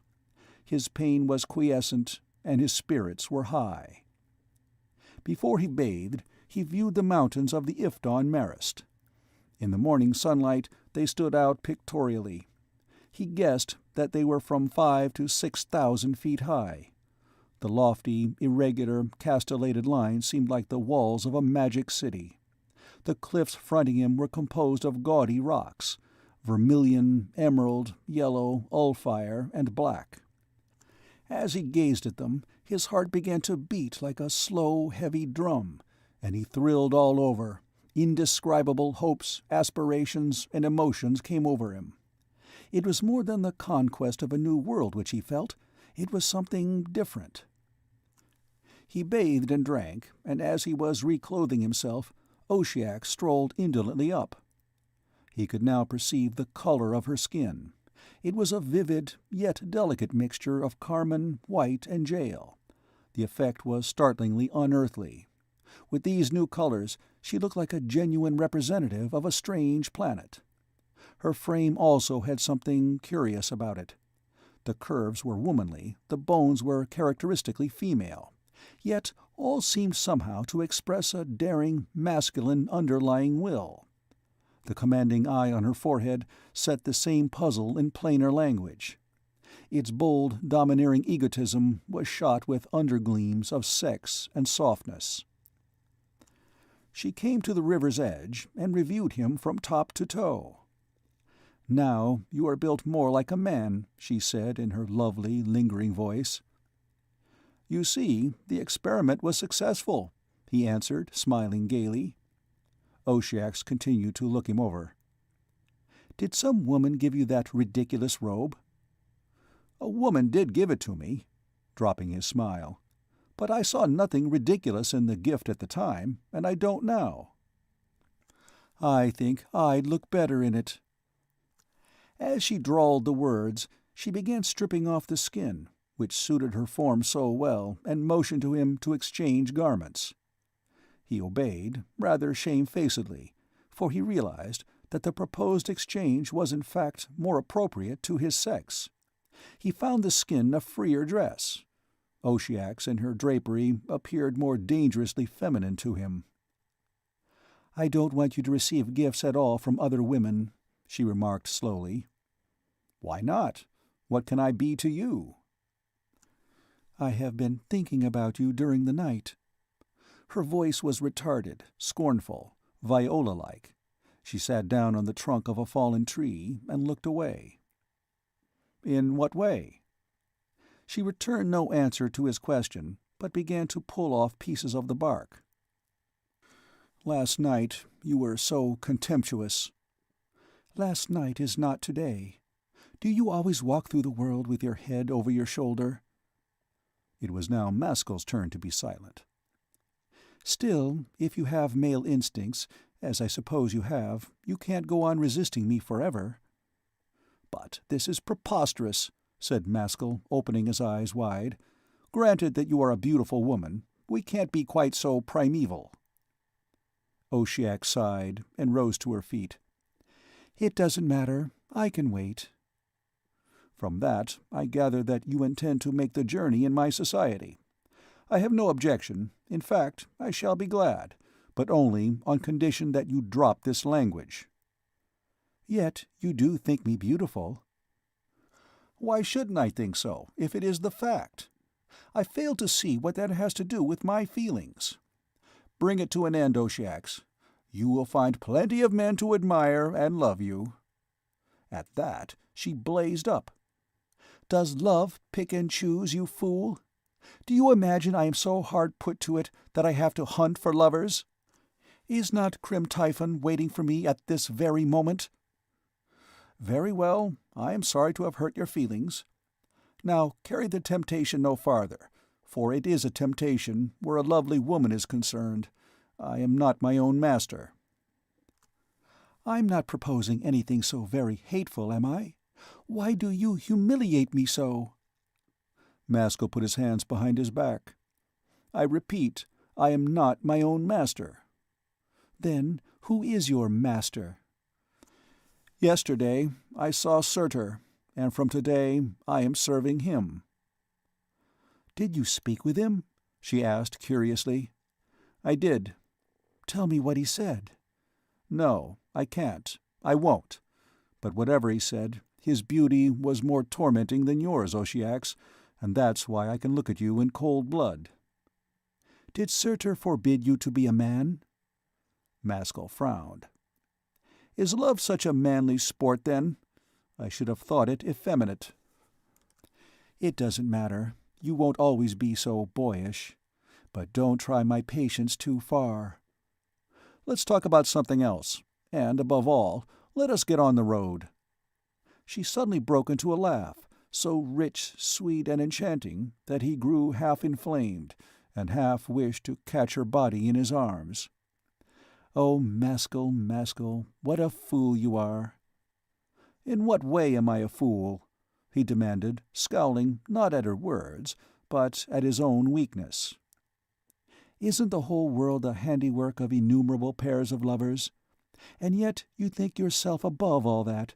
You try to fly away from nature, but where will you find a hole to hide yourself in? Besides beauty, I now credit you with a second quality. Persistence. Read me well, and then it is natural law that you'll think twice and 3 times before throwing me away. And now, before we go, we had better eat. Eat? Said Maskull thoughtfully. Don't you eat? Is food in the same category as love? What food is it? Fish from the river. Maskull recollected his promise to Joywind. At the same time, he felt hungry. Is there nothing milder? She pulled her mouth scornfully. You came through Pullingdread, didn't you? All the people there are the same. They think life is to be looked at and not lived. Now that you are visiting Ifdon, you will have to change your notions. Go catch your fish, he returned, pulling down his brows. The broad, clear waters flowed past them with swelling undulations, from the direction of the mountains. Oshiex knelt down on the bank, and peered into the depths. Presently, her look became tense and concentrated. She dipped her hand in and pulled out some sort of little monster. It was more like a reptile than a fish, with its scaly plates and teeth. She threw it on the ground, and it started crawling about. Suddenly, she darted all her will into her sorb. The creature leaped into the air and fell down dead. She picked up a sharp-edged slate, and with it removed the scales and entrails. During this operation her hands and garment became stained with the light scarlet blood.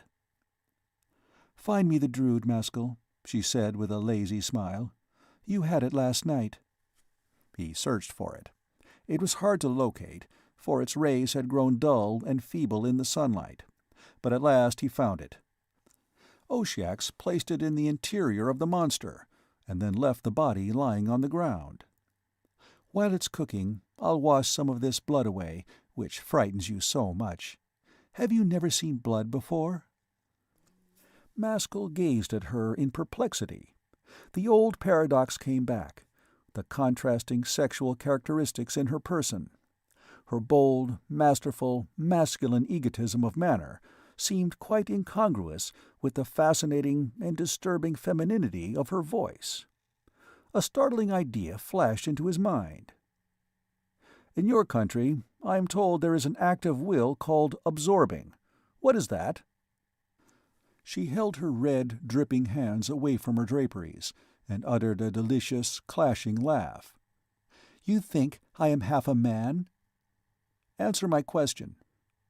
I am a woman through and through, Maskull, to the marrow-bone, and that's not to say I have never absorbed males. And that means? New strings for my harp, Maskull, and a wider range of passions, a stormier heart. For you, yes. But for them? I don't know. The victims don't describe their experiences. Probably unhappiness of some sort, if they still know anything. This is a fearful business, he exclaimed, regarding her gloomily. One would think Ifton a land of devils. Oshyax gave a beautiful sneer as she took a step toward the river. Better men than you, better in every sense of the word, are walking about with foreign wills inside them. You may be as moral as you like, Maskull, but the fact remains, animals were made to be eaten, and simple natures were made to be absorbed. And human rights count for nothing. She had bent over the river's edge to wash her arms and hands, but glanced up over her shoulder to answer his remark. They do count, but we only regard a man as human for just as long as he's able to hold his own with others.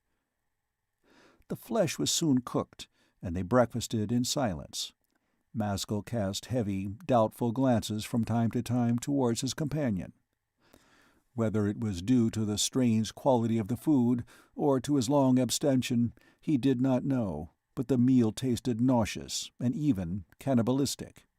He ate little, and the moment he got up he felt defiled. "Let me bury this Drood, where I can find it some other time," said Oshyax. "On the next occasion, though, I shall have no Maskull with me to shock. Now we have to take to the river." They stepped off the land onto the water. It flowed against them with a sluggish current, but the opposition, instead of hindering them, had the contrary effect. It caused them to exert themselves, and they moved faster. They climbed the river in this way for several miles. The exercise gradually improved the circulation of Maskull's blood, and he began to look at things in a far more way. The hot sunshine, the diminished wind, the cheerful, marvelous cloud scenery, the quiet crystal forests, all was soothing and delightful. They approached nearer and nearer to the gaily painted heights of Ifton. There was something enigmatic to him in those bright walls. He was attracted by them, yet felt a sort of awe. They looked real, but at the same time very supernatural. If one could see the portrait of a ghost painted with a hard, firm outline in substantial colors, the feelings produced by such a sight would be exactly similar to Maskull's impressions as he studied the Ifton precipices. He broke the long silence. "Those mountains have most extraordinary shapes. All the lines are straight and perpendicular, no slopes or curves." She walked backward on the water in order to face him. "That's typical of Ifton. Nature is all hammer blows with us, nothing soft and gradual." "I hear you, but I don't understand you." "All over the Marist you'll find patches of ground plunging down or rushing up. Trees grow fast. Women and men don't think twice before acting. One may call Ifton a place of quick decisions." Maskull was impressed. "A fresh, wild, primitive land." "How is it where you come from?" asked Oshyax. "Oh, mine is a decrepit world, where nature takes 100 years to move a foot of solid land. Men and animals go about in flocks. Originality is a lost habit." "Are there women there?" "As with you, and not very differently formed." "Do they love?" He laughed. "So much so that it has changed the dress, speech, and thoughts of the whole sex." "Probably they are more beautiful than I?" "No, I think not," said Maskull. There was another rather long silence, as they traveled unsteadily onward. "What is your business in Ifton?" demanded Oshyax suddenly. He hesitated over his answer. "Can you grasp that it's possible to have an aim right in front of one, so big that one can't see it as a whole?" She stole a long, inquisitive look at him. "What sort of aim?" a moral aim." "Are you proposing to set the world right?" "I propose nothing. I am waiting." "Don't wait too long, for time doesn't wait, especially in Ifdawn." "Something will happen," said Maskull. Oshiex drew a subtle smile. "So you have no special destination in the Marist?" "No, and if you'll permit me, I will come home with you." "Singular man," she said with a short, thrilling laugh. "That's what I've been offering all the time. Of course you will come home with me. As for Crim Typhon, you mentioned that name before. Who is he?" "Oh, my lover, or as you would say, my husband." "This doesn't improve matters," said Maskull. "It leaves them exactly where they were. We merely have to remove him." "We are certainly misunderstanding each other," said Maskull, quite startled. "Do you by any chance imagine that I am making a compact with you?" "You will do nothing against your will, but you have promised to come home with me." "Tell me, how do you remove husbands in Ifdawn?" "Either you or I must kill them." He eyed her for a full minute. "Now we are passing from folly to insanity." "Not at all," replied Oshiex. "It is the too sad truth. And when you have seen Crim Typhon, you will realize it." "I'm aware I am on a strange planet," said Maskull slowly, "where all sorts of unheard-of things may happen, and where the very laws of morality may be different. Still, as far as I am concerned, murder is murder, and I'll have no more to do with a woman who wants to make use of me to get rid of her husband." "You think me wicked?" demanded Oshiex steadily. "Or mad." "Then you had better leave me, Maskull. Only—" "Only what?" "You wish to be consistent, don't you? Leave all other mad and wicked people as well. Then you'll find it easier to reform the rest." Maskull frowned, but said nothing. "Well?" demanded Oshiex with a half-smile. "I'll come with you, and I'll see Crim Typhon, if only to warn him." Oshiex broke into a cascade of rich, feminine laughter, but whether at the image conjured up by Maskull's last words, or from some other cause, he did not know.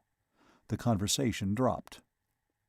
At a distance of a couple of miles from the now towering cliffs, the river made a sharp right-angled turn to the west, and was no longer of use to them on their journey. Maskull stared up doubtfully. "It's a stiff climb for a hot morning."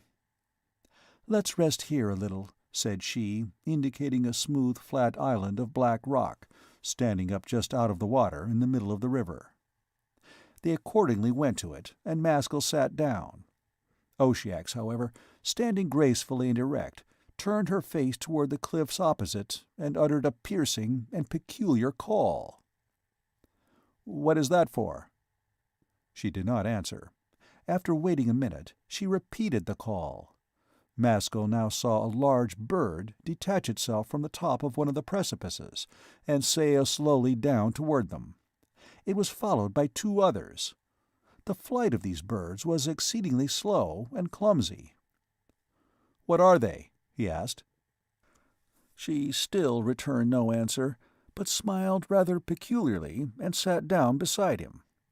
Before many minutes he was able to distinguish the shapes and colors of the flying monsters. They were not birds, but creatures with long, snake-like bodies, and 10 reptilian legs apiece, terminating in fins which acted as wings. The bodies were of bright blue, the legs and fins were yellow.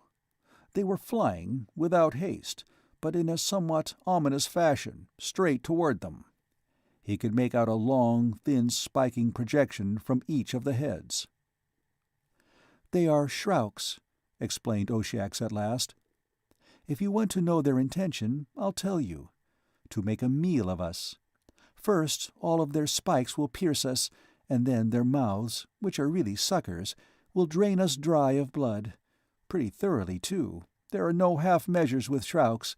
They are toothless beasts, so don't eat flesh."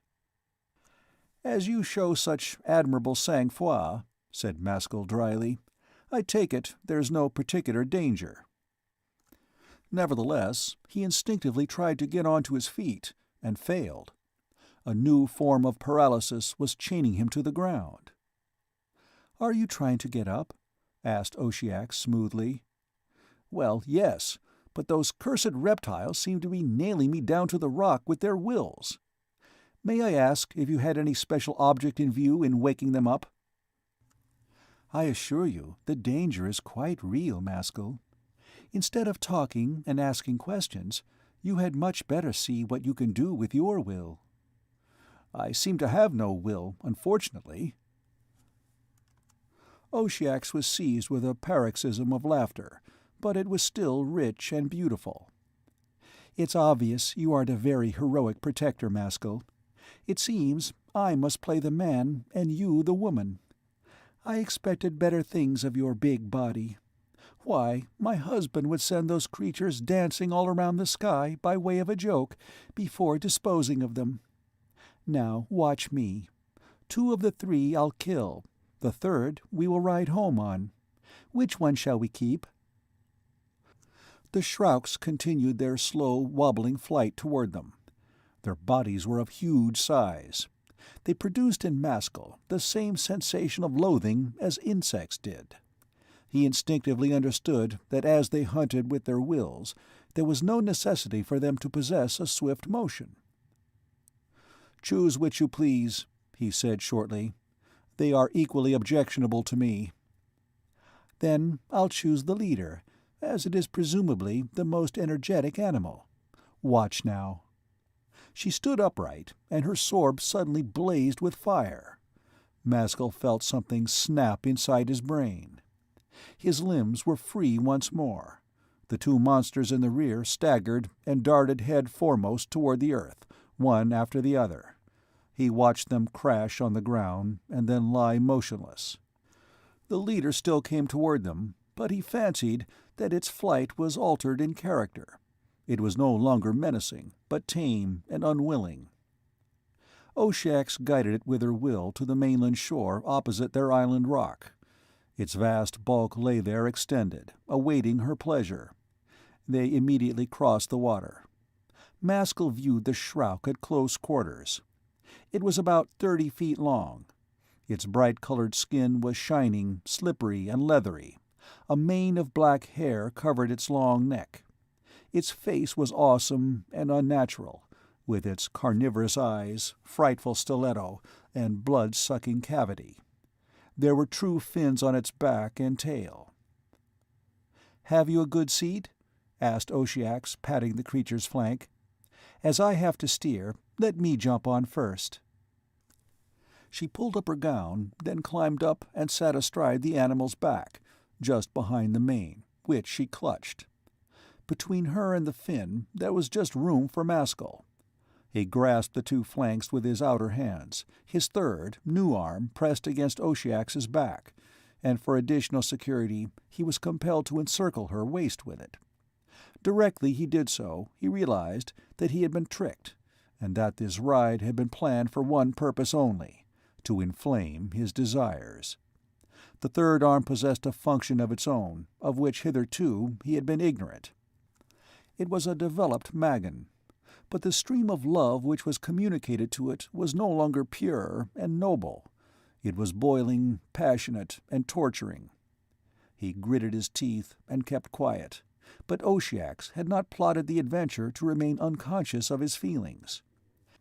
She looked around with a golden, triumphant smile. "The ride will last some time, so hold on well." Her voice was soft like a flute, but rather malicious. Maskull grinned and said nothing. He dared not remove his arm. The Shrauk straddled onto its legs. It jerked itself forward and rose slowly and uncouthly in the air. They began to paddle upward toward the painted cliffs. The motion was swaying, rocking, and sickening. The contact of the brute's slimy skin was disgusting. All this, however, was merely background to Maskull, as he sat there with closed eyes, holding on to Oshiox. In the front and center of his consciousness was the knowledge that he was gripping a fair woman, and that her flesh was responding to his touch like a lovely harp. They climbed up and up. He opened his eyes and ventured to look around him. By this time they were already level with the top of the outer rampart of the precipices. There now came in sight a wild archipelago of islands, with jagged outlines emerging from a sea of air. The islands were mountain summits, or, more accurately speaking, the country was a high tableland, fissured everywhere by narrow and apparently bottomless cracks. These cracks were in some cases like canals, in others like lakes, in others merely holes in the ground, closed in all round. The perpendicular sides of the islands, that is, the upper, visible parts of the innumerable cliff faces, were of bare rock, gaudily colored, but the level surfaces were a tangle of wild plant life. The taller trees alone were distinguishable from the shrouks back. They were of different shapes, and did not look ancient. They were slender and swaying, but did not appear very graceful. They looked tough, wiry, and savage. As Maskull continued to explore the landscape, he forgot Oshiox and his passion. Other strange feelings came to the front. The morning was gay and bright. The sun scorched down, quickly changing clouds sailed across the sky, and the earth was vivid, wild, and lonely. Yet he experienced no aesthetic sensations. He felt nothing but an intense longing for action and possession. When he looked at anything, he immediately wanted to deal with it. The atmosphere of the land seemed not free, but sticky. Attraction and repulsion were its constituents. Apart from his wish to play a personal part in what was going on around and beneath him, the scenery had no significance for him. So preoccupied was he that his arm partly released its clasp. Oshiox turned around to gaze at him. Whether or not she was satisfied with what she saw, she uttered a low laugh, like a peculiar chord. "Cold again so quickly, Maskull?" "What do you want?" he asked absently, still looking over the side. "It's extraordinary how drawn I feel to all this." "You wish to take a hand?" "I wish to get down." "Oh, we have a good way to go yet. So you really feel different?" "Different from what? What are you talking about?" said Maskull, still lost in abstraction. Oshiox laughed again. "It would be strange if we couldn't make a man of you, for the material is excellent." After that she turned her back once more. The air islands differed from water islands in another way. They were not on a plane surface, but sloped upward, like a succession of broken terraces, as the journey progressed. The shroud had hitherto been flying well above the ground, but now, when a new line of towering cliffs confronted them, Oshiox did not urge the beast upward, but caused it to enter a narrow canyon, which intersected the mountains like a channel. They were instantly plunged into deep shade. The canal was not above 30 feet wide. The walls stretched upward on both sides for many hundred feet. It was as cool as an ice chamber. When Maskull attempted to plumb the chasm with his eyes, he saw nothing but black obscurity. "What is at the bottom?" he asked. "Death for you, if you go to look for it." "We know that. I mean, is there any kind of life down there?" "Not that I have ever heard of," said Oshiox, "but of course all things are possible." "I think very likely there is life," he returned thoughtfully. Her ironic laugh sounded out of the gloom. "Shall we go down and see?" "You find that amusing?" "No, not that. What I do find amusing is the big stranger with the beard, who is so keenly interested in everything except himself." Maskull then laughed too. "I happen to be the only thing in Tormance which is not a novelty for me." "Yes, but I am a novelty for you." The channel went zigzagging its way through the belly of the mountain, and all the time they were gradually rising. "At least I have heard nothing like your voice before," said Maskull. who, since he had no longer anything to look at, was at last ready for conversation. "What's the matter with my voice?" "It's all that I can distinguish of you now. That's why I mentioned it." "Isn't it clear? Don't I speak distinctly?" "Oh, it's clear enough, but it's inappropriate." "Inappropriate?" "I won't explain further," said Maskull, "but whether you are speaking or laughing, your voice is by far the loveliest and strangest instrument I have ever listened to. And yet, I repeat, it is inappropriate." "You mean that my nature doesn't correspond?" He was just considering his reply when their talk was abruptly broke off by a huge and terrifying, but not very loud sound rising up from the gulf directly underneath them. It was a low, grinding, roaring thunder. "The ground is rising under us!" cried Oshiox. "Shall we escape?" She made no answer, but urged the Shrouk's flight upward, at such a steep gradient that they retained their seats with difficulty. The floor of the canyon, upheaved by some mighty subterranean force, could be heard and almost felt coming up after them, like a gigantic landslip in the wrong direction. The cliffs cracked, and fragments began to fall. 100 awful noises filled the air, growing louder and louder each second, splitting, hissing, cracking, grinding, booming, exploding, roaring. When they still had 50 feet or so to go to reach the top, a sort of dark, indefinite sea of broken rocks and soil appeared under their feet, ascending rapidly with irresistible might, accompanied by the most horrible noises.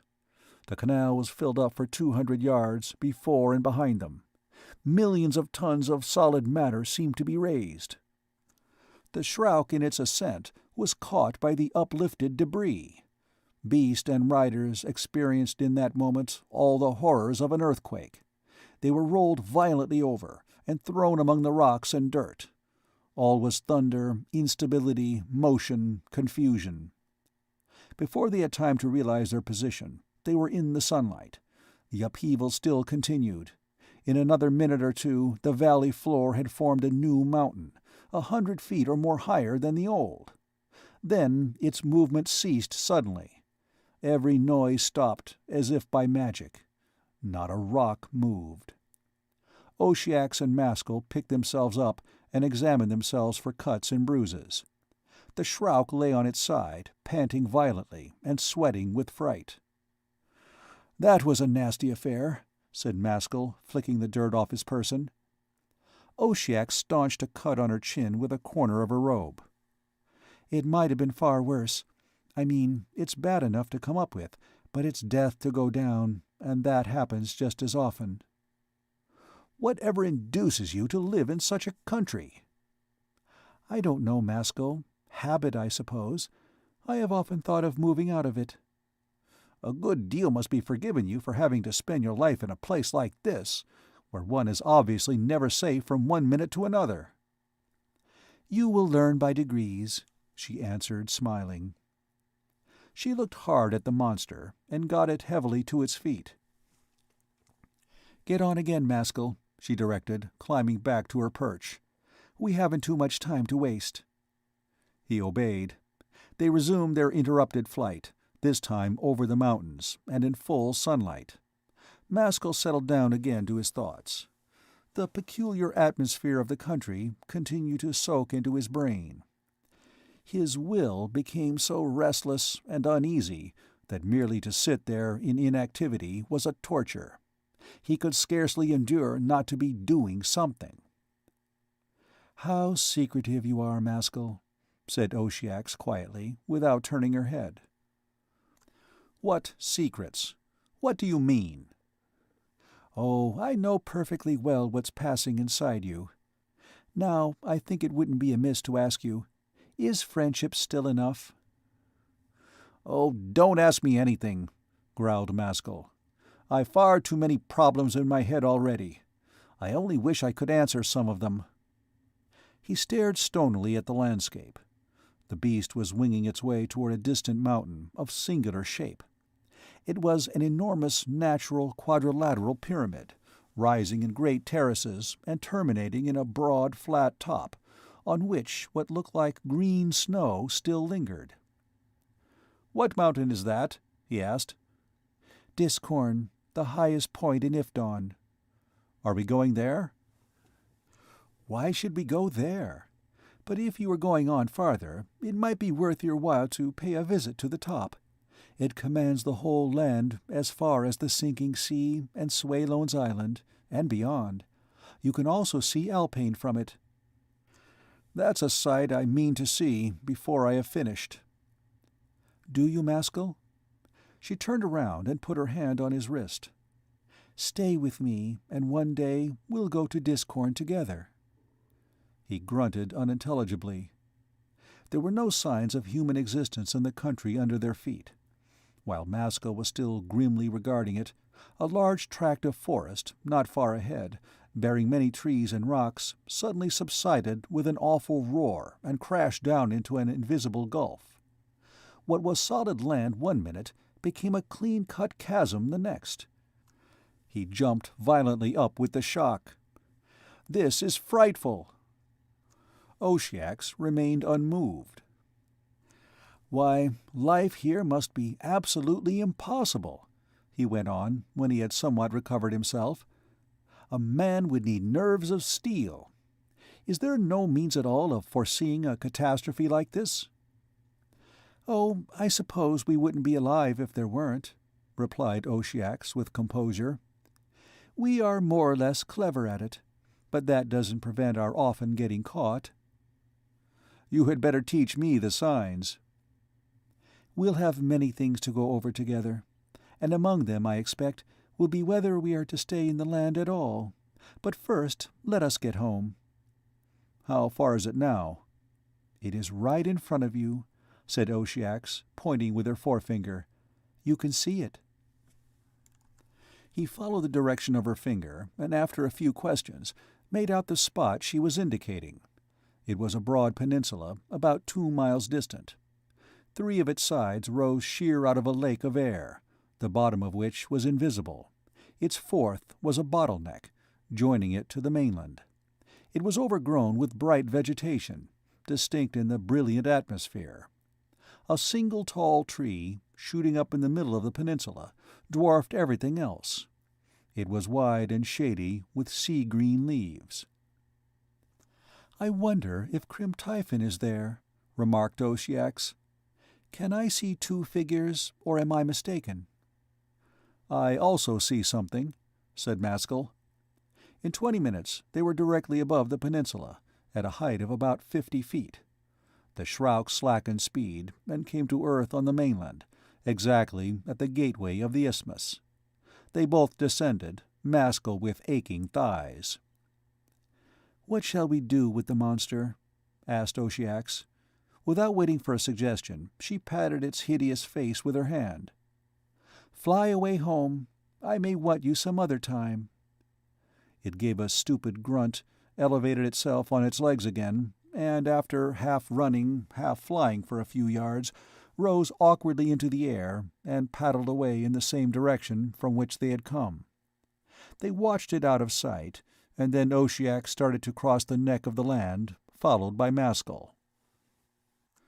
Branch Spell's white rays beat down on them with pitiless force. The sky had by degrees become cloudless, and the wind had dropped entirely. The ground was a rich riot of vividly colored ferns, shrubs, and grasses.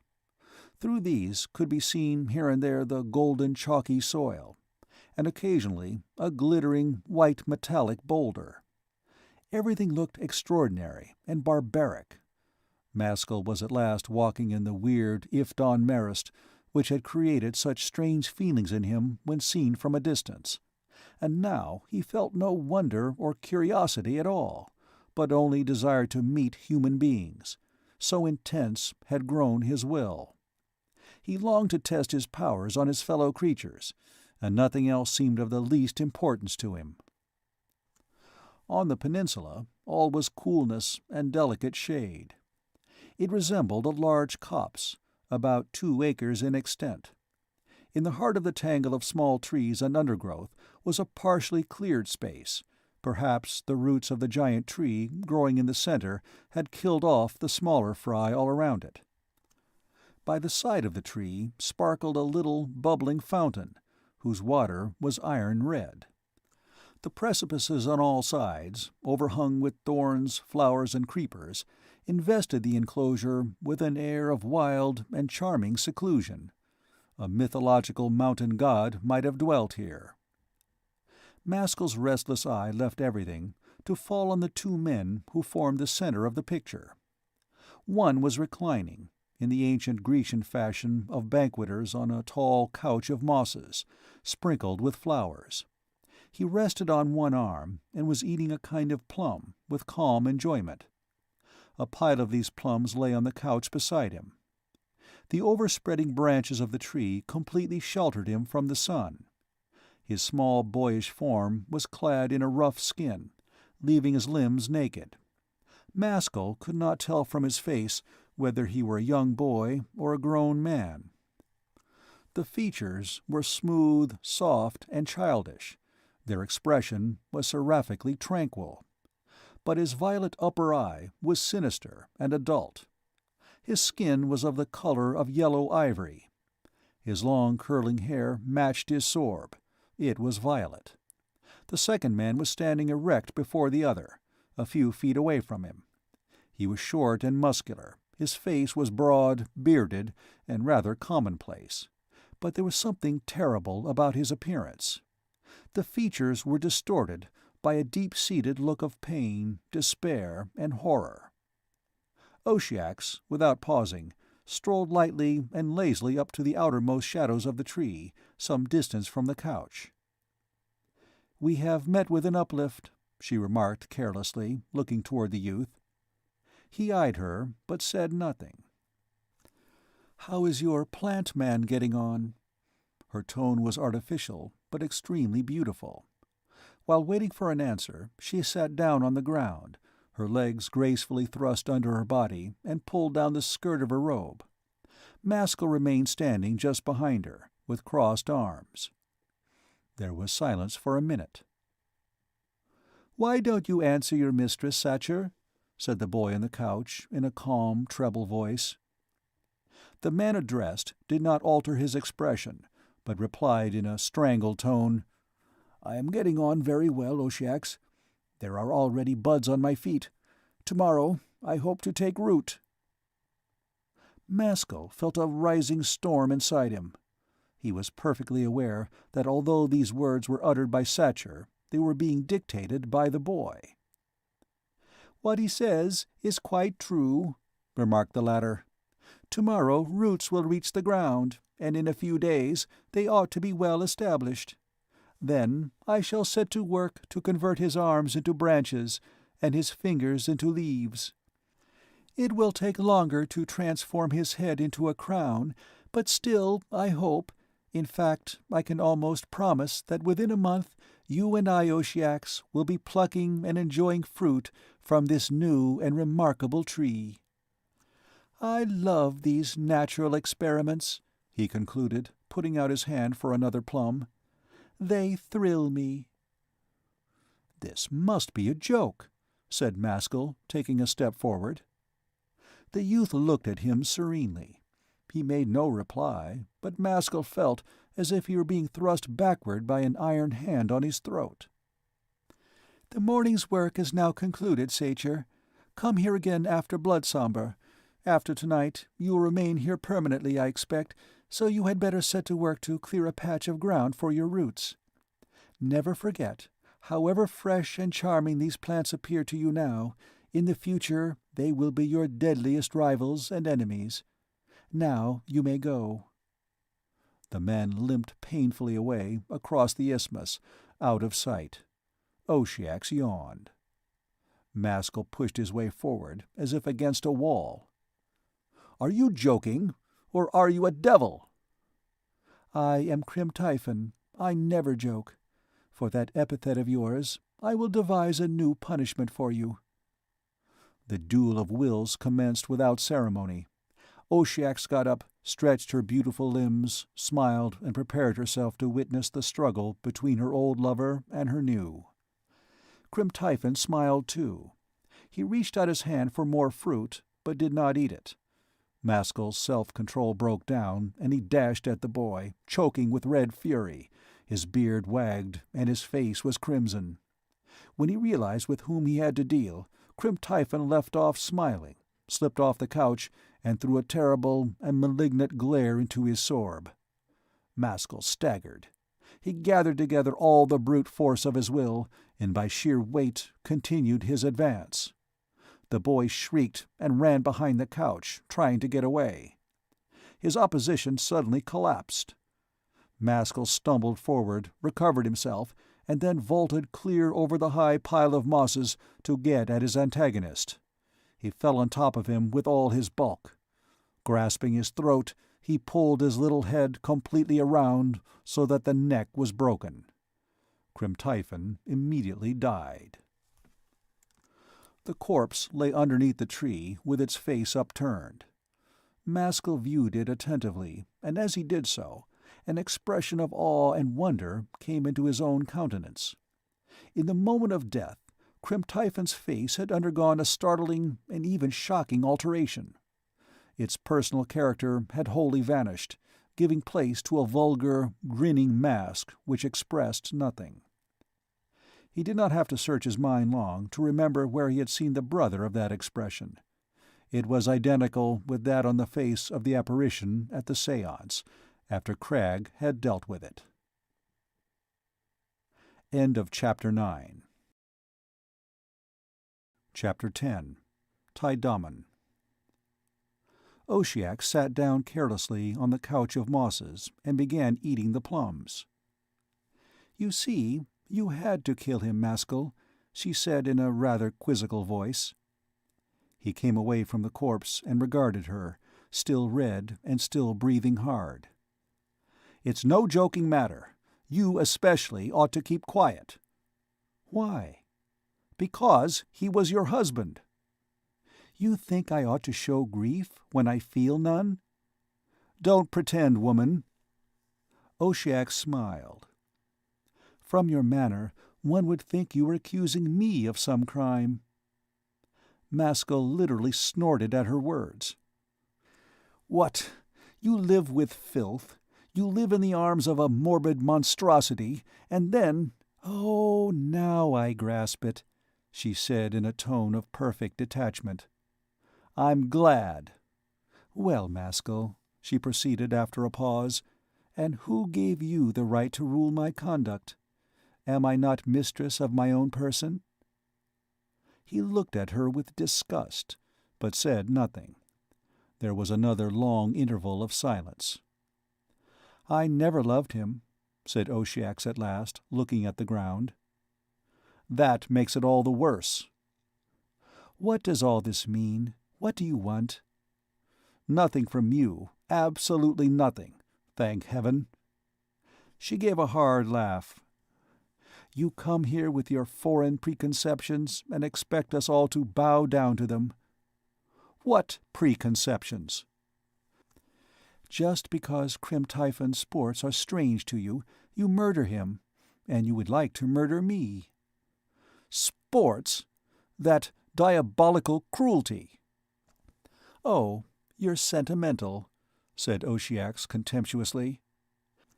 "Why do you need to make such a fuss over that man? Life is life, all the world over, and one form is as good as another. He was only to be made a tree, like a million other trees. If they can endure the life, why can't he?" "And this is if-dawn morality." Oshiex began to grow angry. "It's you who have peculiar ideas. You rave about the beauty of flowers and trees. You think them divine. But when it's a question of taking on this divine, fresh, pure, enchanting loveliness yourself, in your own person, it immediately becomes a cruel and wicked degradation. Here we have a strange riddle, in my opinion." "Oshiex, you're a beautiful, heartless, wild beast, nothing more. If you weren't a woman—" "Well," curling her lip, "let us hear what would happen if I weren't a woman." Maskull bit his nails. "It doesn't matter. I can't touch you, though there's certainly not the difference of a hair between you and your boy husband. For this you may well thank my foreign preconceptions. Farewell." He turned to go. Oshyax's eyes slanted at him through their long lashes. "Where are you off to, Maskull?" "That's a matter of no importance, for wherever I go, it must be a change for the better. You walking whirlpools of crime." "Wait a minute. I only want to say this. Bloodsamber is just starting, and you had better stay here till the afternoon. We can quickly put that body out of sight, and as you seem to detest me so much, the place is big enough. We needn't talk, or even see each other." "I don't wish to breathe the same air." "Singular man!" She was sitting erect and motionless, like a beautiful statue. "And what of your wonderful interview with Surtur, and all the undone things which you set out to do?" "You aren't the one I shall speak to about that. But—" he eyed her meditatively. "While I'm still here, you can tell me this. What's the meaning of the expression on that corpse's face?" "Is that another crime, Maskull? All dead people look like that. Ought they not to?" "I once heard it called Crystalman's face." "Why not? We are all daughters and sons of Crystalman. It is doubtless the family resemblance." "It has also been told me that Surtur and Crystalman are one and the same." "You have wise and truthful acquaintances." "Then how could it have been Surtur whom I saw?" said Maskull, more to himself than to her. "That apparition was something quite different." She dropped her mocking manner, and, sliding imperceptibly toward him, gently pulled his arm. "You see, we have to talk. Sit down beside me and ask me your questions. I'm not excessively smart, but I'll try to be of assistance." Maskull permitted himself to be dragged down with soft violence. She bent toward him, as if confidentially, and contrived that her sweet, cool, feminine breath should fan his cheek. "Aren't you here to alter the evil to the good, Maskull? Then what does it matter who sent you?" "What can you possibly know of good and evil?" "Are you only instructing the initiated?" "Who am I to instruct anybody? However, you're quite right. I wish to do what I can, not because I am qualified, but because I am here." Oshyax's voice dropped to a whisper. "You're a giant, both in body and soul. What you want to do, you can do." "Is that your honest opinion, or are you flattering me for your own ends?" She sighed. "Don't you see how difficult you are making the conversation? Let's talk about your work, not about ourselves." Maskull suddenly noticed a strange blue light glowing in the northern sky. It was from Alpane, but Alpane itself was behind the hills. While he was observing it, a peculiar wave of self-denial, of a disquieting nature, passed through him. He looked at Oshyax, and it struck him for the first time that he was being unnecessarily brutal to her. He had forgotten that she was a woman and defenseless. "Won't you stay?" she asked all of a sudden, quite openly and frankly. "Yes, I think I'll stay," he replied slowly. "And another thing, Oshyax. If I've misjudged your character, pray forgive me. I'm a hasty, passionate man." "There are enough easy-going men. Hard knocks are a good medicine for vicious hearts. And you didn't misjudge my character, as far as you went, only every woman has more than one character. Don't you know that?"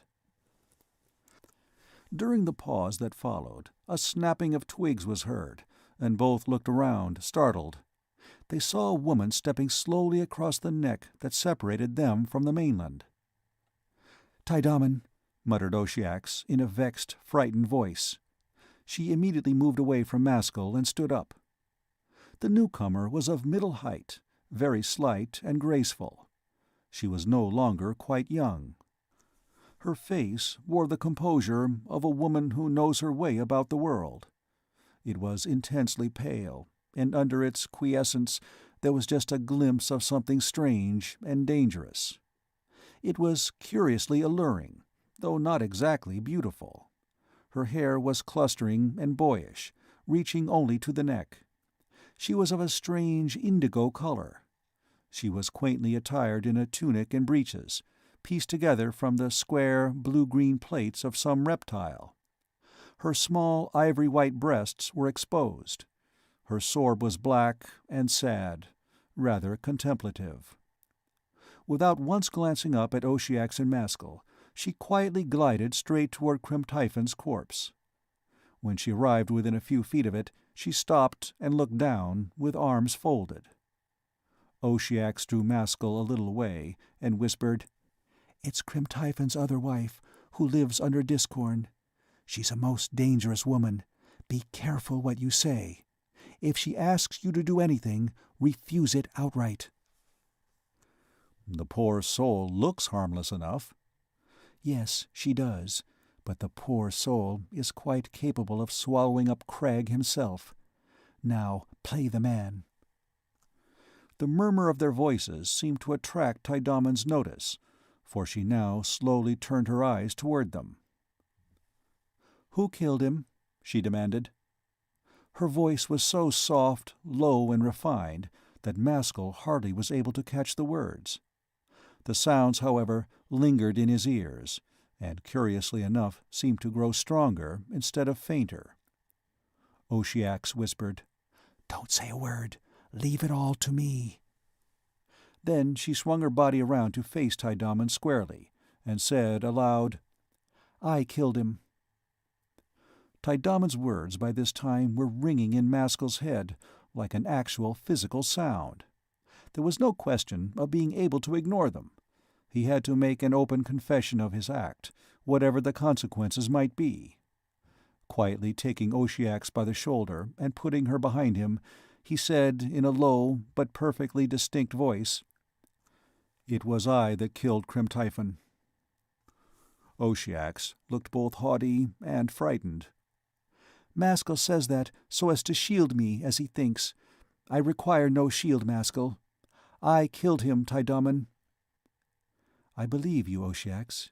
You did murder him. Not with your own strength, for you brought this man along for the purpose." Maskull took a couple of steps toward Tydomon. "It's of little consequence who killed him, for he's better dead than alive, in my opinion. Still, I did it. Oshiox had no hand in the affair." Tydomon appeared not to hear him. She looked beyond him at Oshiox musingly. "When you murdered him, didn't it occur to you that I would come here to find out?" "I never once thought of you," replied Oshiox with an angry laugh. "Do you really imagine that I carry your image with me wherever I go?" "If someone were to murder your lover here, what would you do?" "Lying hypocrite!" Oshiox spat out. "You never were in love with Crimtyphon. You always hated me, and now you think it an excellent opportunity to make it good, now that Crimtyphon's gone. For we both know he would have made a footstool of you, if I had asked him. He worshipped me, but he laughed at you. He thought you ugly." Tydomon flashed a quick, gentle smile at Maskull. "Is it necessary for you to listen to all this?" Without question, and feeling it the right thing to do, he walked away out of earshot. Tydomon approached Oshiox. "Perhaps because my beauty fades and I'm no longer young, I needed him all the more." Oshiox gave a kind of snarl. "Well, he's dead, and that's the end of it. What are you going to do now, Tydomon?" The other woman smiled faintly and rather pathetically. "There's nothing left to do except mourn the dead. You won't grudge me that last office?" "Do you want to stay here?" demanded Oceax suspiciously. "Yes, Oceax dear, I wish to be alone." "Then what is to become of us?" "I thought that you and your lover, what is his name?" "Maskull. I thought that perhaps you two would go to Discorn and spend Bloodsomber at my home." Oceax called out aloud to Maskull. "Will you come with me now to Discorn?" "If you wish," returned Maskull. "Go first, Oceax. I must question your friend about Crimtyphon's death. I won't keep him." "Why don't you question me, rather?" demanded Oceax, looking up sharply. Taidaman gave a shadow of a smile. "We know each other too well." "Play no tricks," said Oceax, and she turned to go. "Surely you must be dreaming," said Taidaman. "That's the way, unless you want to walk over the cliffside." The path Oceax had chosen led across the isthmus. The direction which Taidaman proposed for her was over the edge of the precipice, into empty space. "Shaping, I must be mad!" cried Oceax with a laugh, and she obediently followed the other's finger. She walked straight on toward the edge of the abyss, 20 paces away. Maskull pulled his beard around and wondered what she was doing. Taidaman remained standing with outstretched finger, watching her. Without hesitation, without slackening her step once, Oceax strolled on, and when she had reached the extreme end of the land, she still took one more step. Maskull saw her limbs wrench as she stumbled over the edge. Her body disappeared, and as it did so, an awful shriek sounded. Disillusionment had come to her an instant too late. He tore himself out of his stupor, rushed to the edge of the cliff, threw himself on the ground recklessly, and looked over. Oceax had vanished. He continued staring wildly down for several minutes, and then began to sob. Taidaman came up to him, and he got to his feet. The blood kept rushing to his face and leaving it again. It was some time before he could speak at all. Then he brought out the words with difficulty. "You shall pay for this, Taidaman. But first, I want to hear why you did it." "Hadn't I cause?" she asked, standing with downcast eyes. "Was it pure fiendishness?" "It was for Crimtyphon's sake." "She had nothing to do with that death. I told you so." "You are loyal to her, and I am loyal to him." "Loyal? You've made a terrible blunder. She wasn't my mistress. I killed Crimtyphon for quite another reason. She had absolutely no part in it." "Wasn't she your lover?" asked Taidaman slowly. "You've made a terrible mistake," repeated Maskull. "I killed him because he was a wild beast. She was as innocent of his death as you are." Taidaman's face took on a hard look. "So, you are guilty of 2 deaths." There was a dreadful silence. "Why couldn't you believe me?" asked Maskull, who was pale and sweating painfully. "Who gave you the right to kill him?" demanded Taidaman sternly. He said nothing, and perhaps did not hear her question. She sighed 2 or 3 times and began to stir restlessly. "Since you murdered him, you must help me bury him." "What's to be done? This is a most fearful crime." "You are a most fearful man. Why did you come here to do all this? What are we to you?" "Unfortunately, you are right." Another pause ensued. "It's no use standing here," said Taidaman. "Nothing can be done. You must come with me." "Come with you? Where to?" "To Discorn. There's a burning lake on the far side of it. He always wished to be cast there after death. We can do that after Bloodsomber. In the meantime, we must take him home." "You're a callous, heartless woman. Why should he be buried, when that poor girl must remain unburied?" "You know that's out of the question," replied Taidaman quietly. Maskull's eyes roamed about agitatedly, apparently seeing nothing. "We must do something," she continued. "I shall go. You can't wish to stay here alone." "No, I couldn't stay here. And why should I want to?" "You want me to carry the corpse?" "He can't carry himself, and you murdered him. Perhaps it will ease your mind to carry it." "Ease my mind?"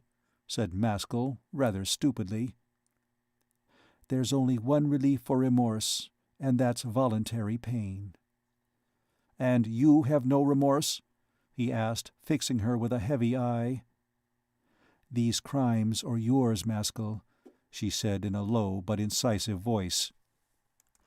They walked over to Crim-Typhon's body, and Maskull hoisted it onto his shoulders. It weighed heavier than he had thought.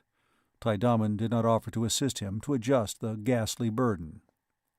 She crossed the isthmus, followed by Maskull. Their path lay through sunshine and shadow.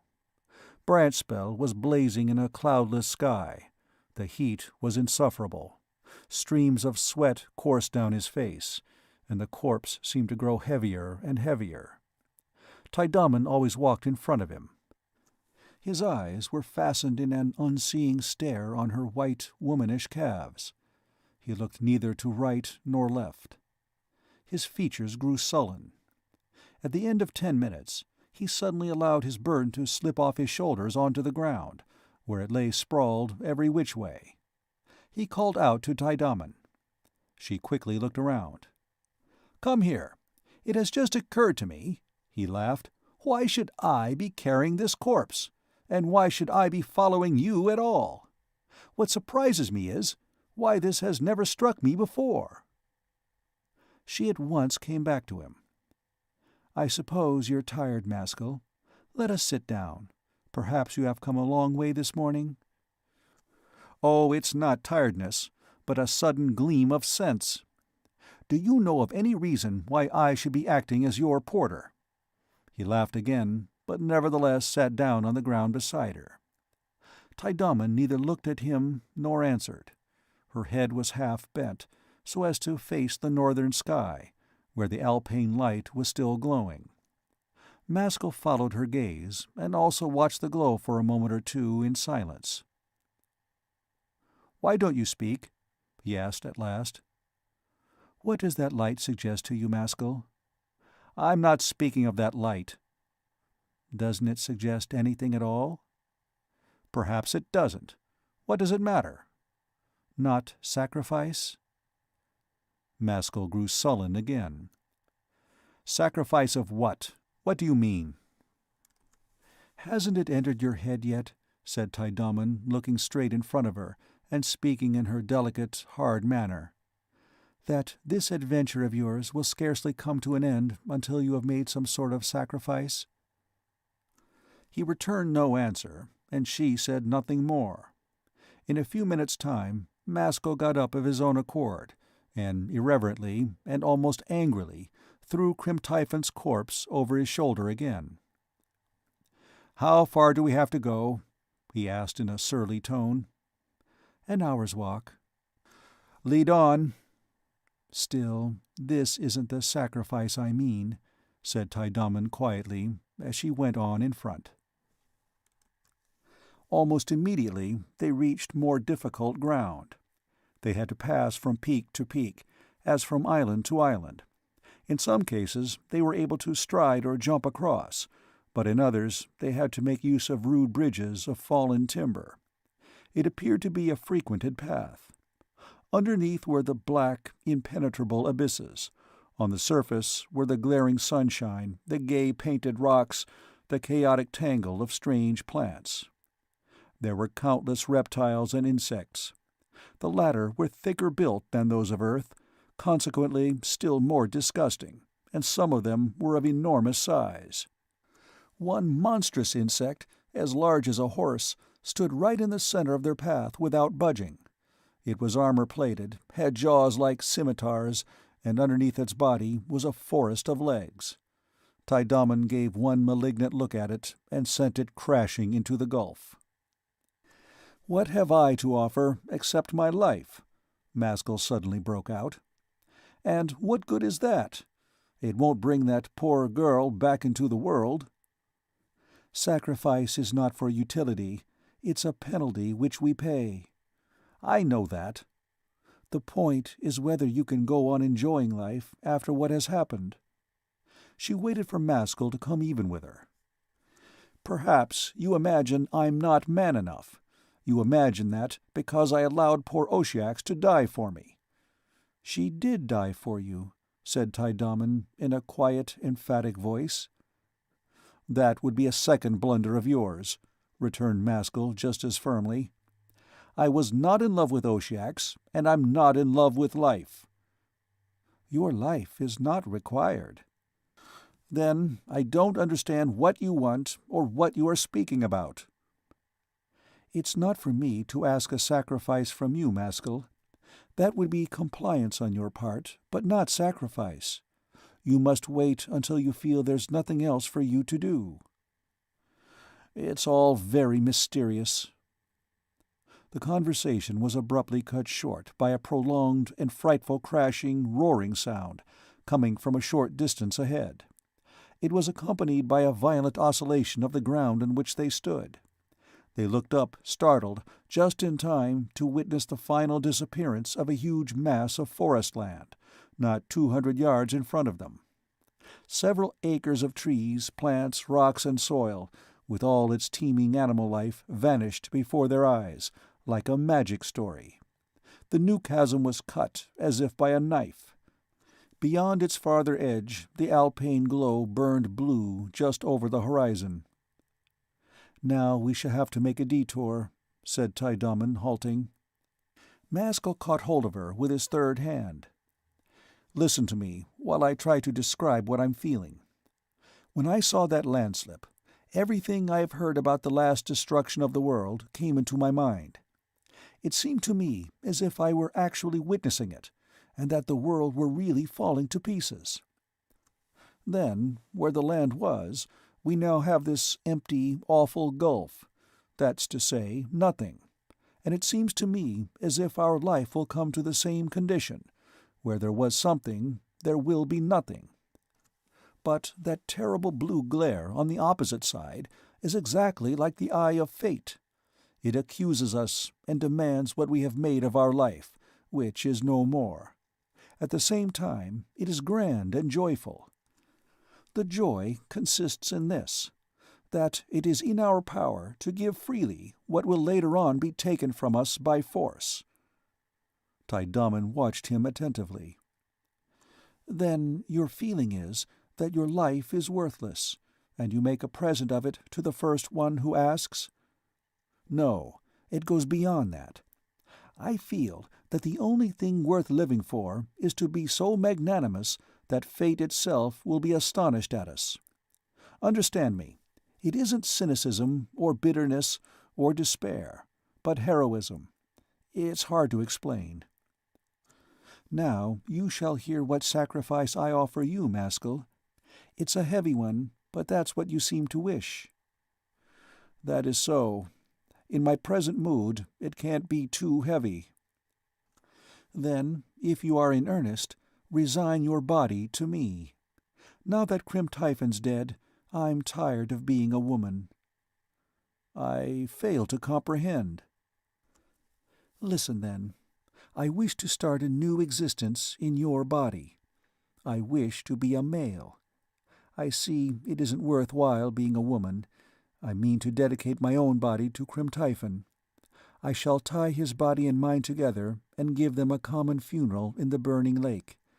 That's the sacrifice I offer you. As I said, it's a hard one." "So, you do ask me to die. Though how you can make use of my body is difficult to understand." "No, I don't ask you to die. You will go on living." "How is that possible without a body?" Tydaman gazed at him earnestly. "There are many such beings, even in your world. There you call them spirits, apparitions, phantoms. They are in reality living wills, deprived of material bodies, always longing to act and enjoy, but quite unable to do so. Are you noble-minded enough to accept such a state, do you think?" "If it's possible, I accept it," replied Maskull quietly. "Not in spite of its heaviness, but because of it. But how is it possible?" "Undoubtedly, there are many things possible in our world of which you have no conception. Now let us wait till we get home. I don't hold you to your word, for unless it's a free sacrifice, I will have nothing to do with it." "I am not a man who speaks lightly. If you can perform this miracle, you have my consent, once and for all." "Then we'll leave it like that for the present," said Tidamon sadly.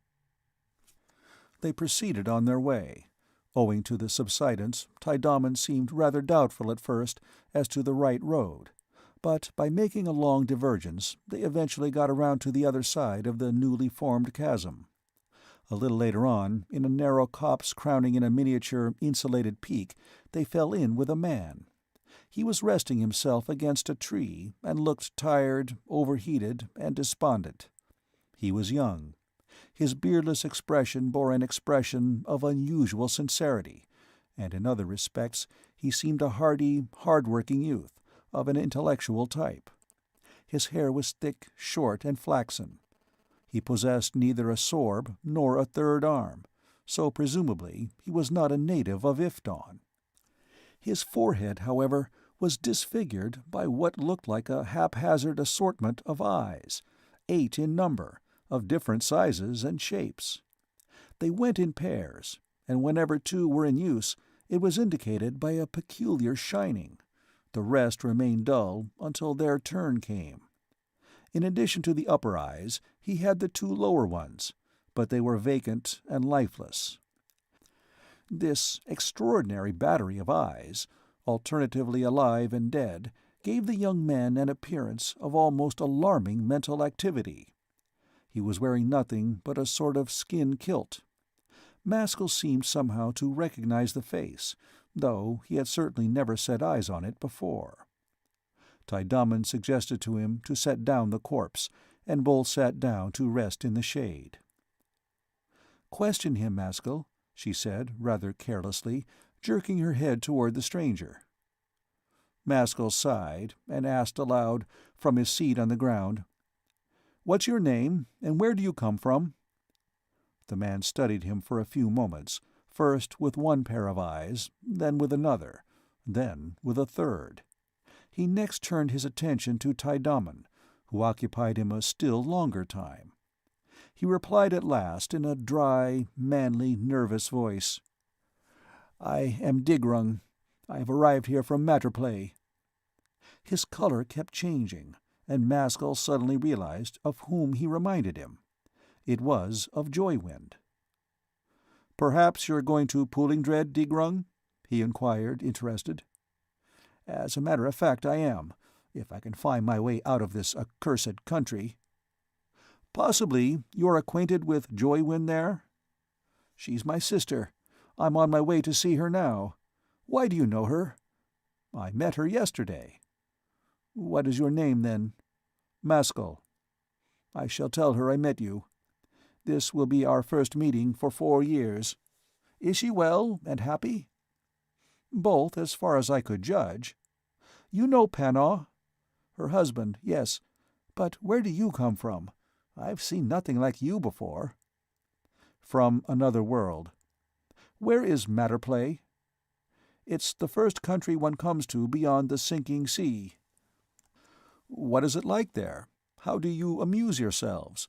The same old murders and sudden deaths?" "Are you ill?" asked Digrung.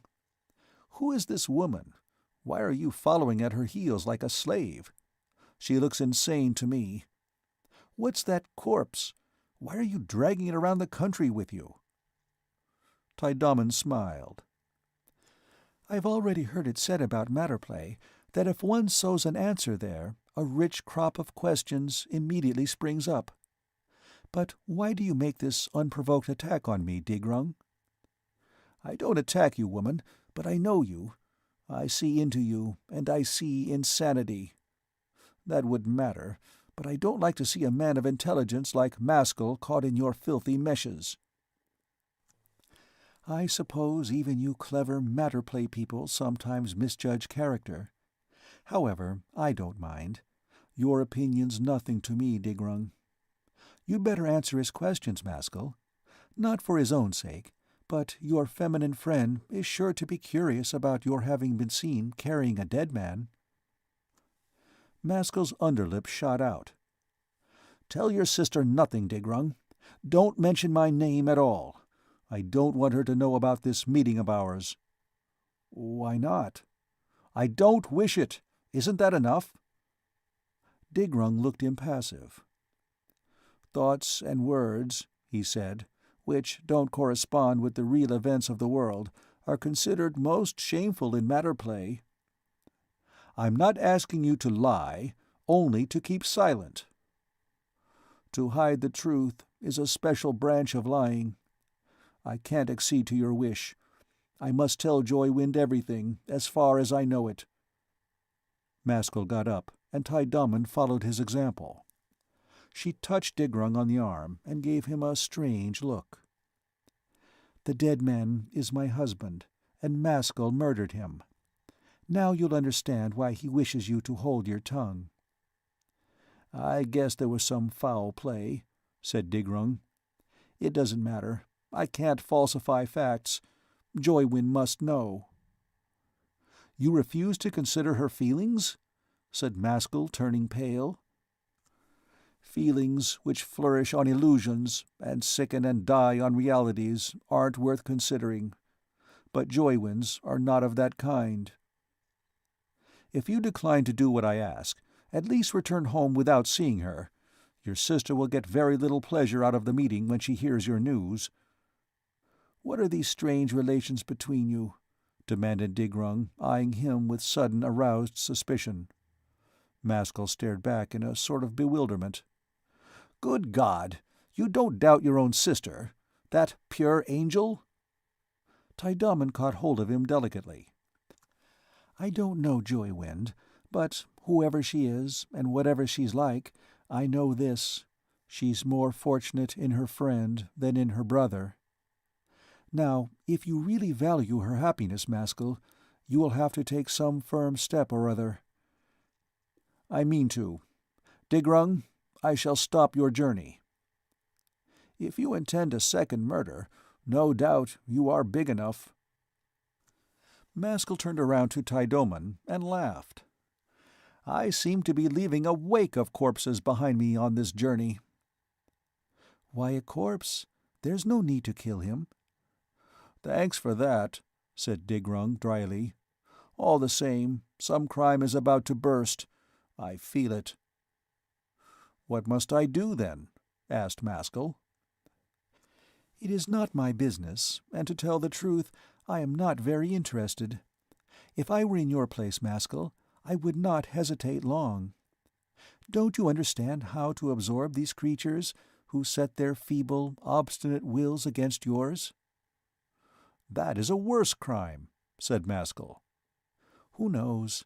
He will live, but he will tell no tales." Digrung laughed, but changed color. "I was right, then. The monster has sprung into the light of day." Maskull laid a hand on his shoulder. "You have the choice, and we are not joking. Do as I ask." "You have fallen low, Maskull, but you are walking in a dream, and I can't talk to you. As for you, woman, sin must be like a pleasant bath to you." "There are strange ties between Maskull and myself, but you are a passer-by, a foreigner. I care nothing for you." "Nevertheless, I shall not be frightened out of my plans, which are legitimate and right." "Do as you please," said Tydaman. "If you come to grief, your thoughts will hardly have corresponded with the real events of the world, which is what you boast about. It is no affair of mine."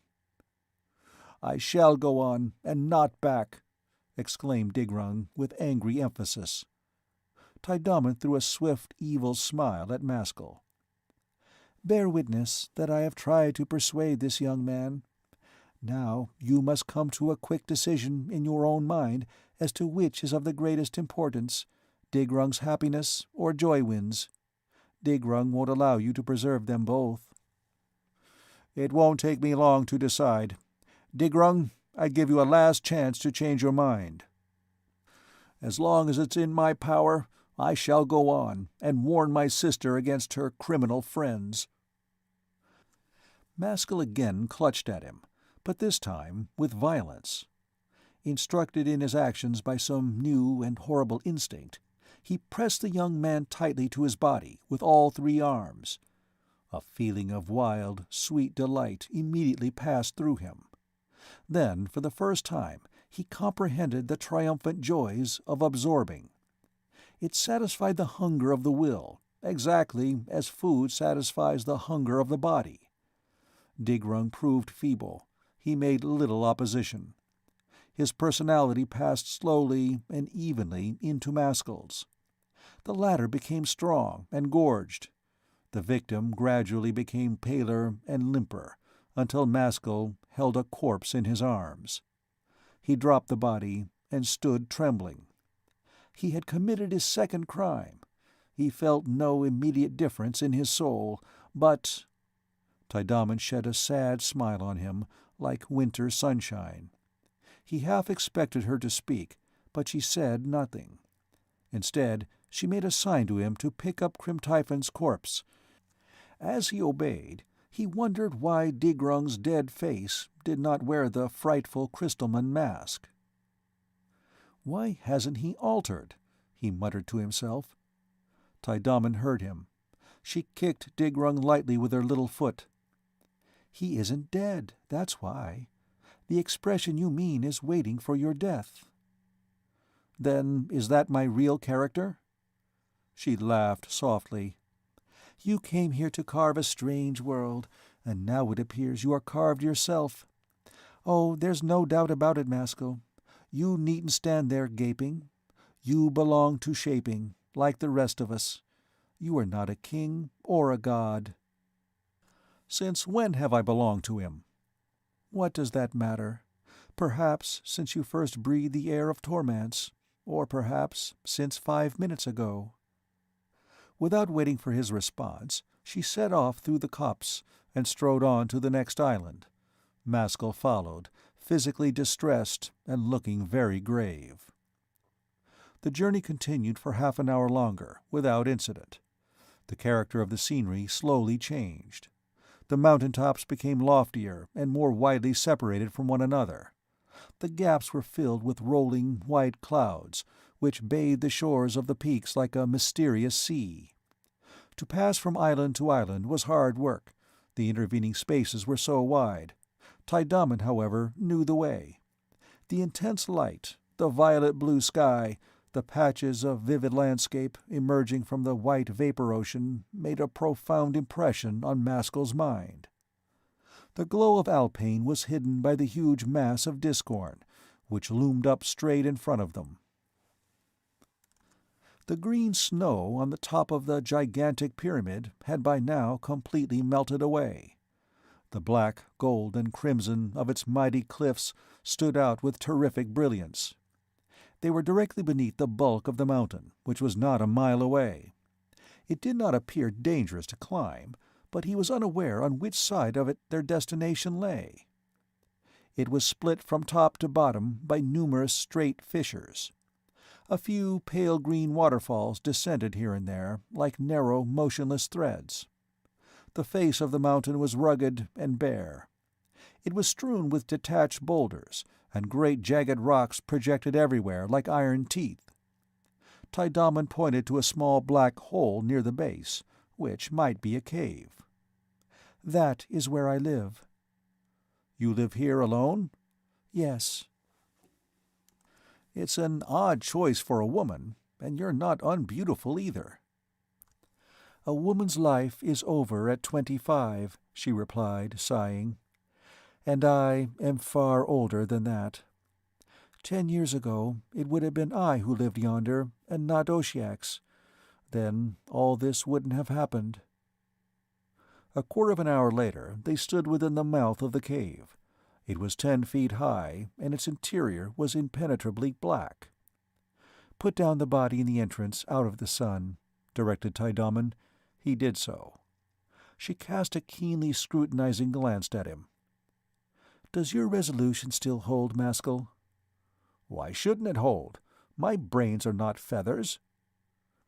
"Follow me, then." They both stepped into the cave. At that very moment, a sickening crash, like heavy thunder just over their heads, set Maskull's weakened heart thumping violently. An avalanche of boulders, stones, and dust swept past the cave entrance from above. If their going in had been delayed by a single minute, they would have been killed. Tidamon did not even look up. She took his hand in hers and started walking with him into the darkness. The temperature became as cold as ice. At the first bend, the light from the outer world disappeared, leaving them in absolute blackness. Maskull kept stumbling over the uneven ground, but she kept tight hold of him and hurried him along. The tunnel seemed of interminable length. Presently, however, the atmosphere changed, or such was his impression. He was somehow led to imagine that they had come to a larger chamber. Here Tidamon stopped, and then forced him down with quiet pressure. His groping hand encountered stone, and by feeling it all over he discovered that it was a sort of stone slab, or couch, raised a foot or 18 inches from the ground. She told him to lie down. "Has the time come?" asked Maskull. "Yes." He lay there waiting in the darkness, ignorant of what was going to happen. She felt her hand clasping his. Without perceiving any gradation, he lost all consciousness of his body. He was no longer able to feel his limbs or internal organs. His mind remained active and alert. Nothing particular appeared to be taking place. Then the chamber began to grow light, like very early morning. He could see nothing, but the retina of his eyes was affected. He fancied that he heard music, but while he was listening for it, it stopped. The light grew stronger, the air grew warmer. He heard the confused sound of distant voices. Suddenly, Tidamon gave his hand a powerful squeeze. He heard someone scream faintly, and then the light leaped up, and he saw everything clearly. He was lying on a wooden couch, in a strangely decorated room, lighted by electricity. His hand was being squeezed, not by Tidamon, but by a man dressed in the garments of civilization, with whose face he was certainly familiar, but under what circumstances he could not recall. Other people stood in the background. They too were vaguely known to him. He sat up and began to smile, without any especial reason, and then stood upright. Everybody seemed to be watching him with anxiety and emotion. He wondered why. Yet he felt that they were all acquaintances. Two in particular he knew: the man at the farther end of the room, who paced restlessly backward and forward, his face transfigured by stern, holy grandeur, and that other big bearded man, who was himself. Yes, he was looking at his own double. But it was just as if a crime-riddled man of middle age were suddenly confronted with his own photograph as an earnest, idealistic youth. His other self spoke to him. He heard the sounds, but did not comprehend the sense. Then the door was abruptly flung open, and a short, brutish-looking individual leaped in. He began to behave in an extraordinary manner to everyone around him, and after that he came straight up to him, Maskull. He spoke some words, but they were incomprehensible. A terrible expression came over the newcomer's face, and he grasped his neck with a pair of hairy hands. Maskull felt his bones bending and breaking. Excruciating pains passed through all the nerves of his body, and he experienced a sense of impending death. He cried out and sank helplessly on the floor in a heap. The chamber and the company vanished. The light went out. Once more he found himself in the blackness of the cave. He was this time lying on the ground, but Taidaman was still with him, holding his hand. He was in horrible bodily agony, but this was only a setting for the despairing anguish that filled his mind. Taidaman addressed him in tones of gentle reproach. "Why are you back so soon? I have not had time yet. You must return." He caught hold of her and pulled himself up to his feet.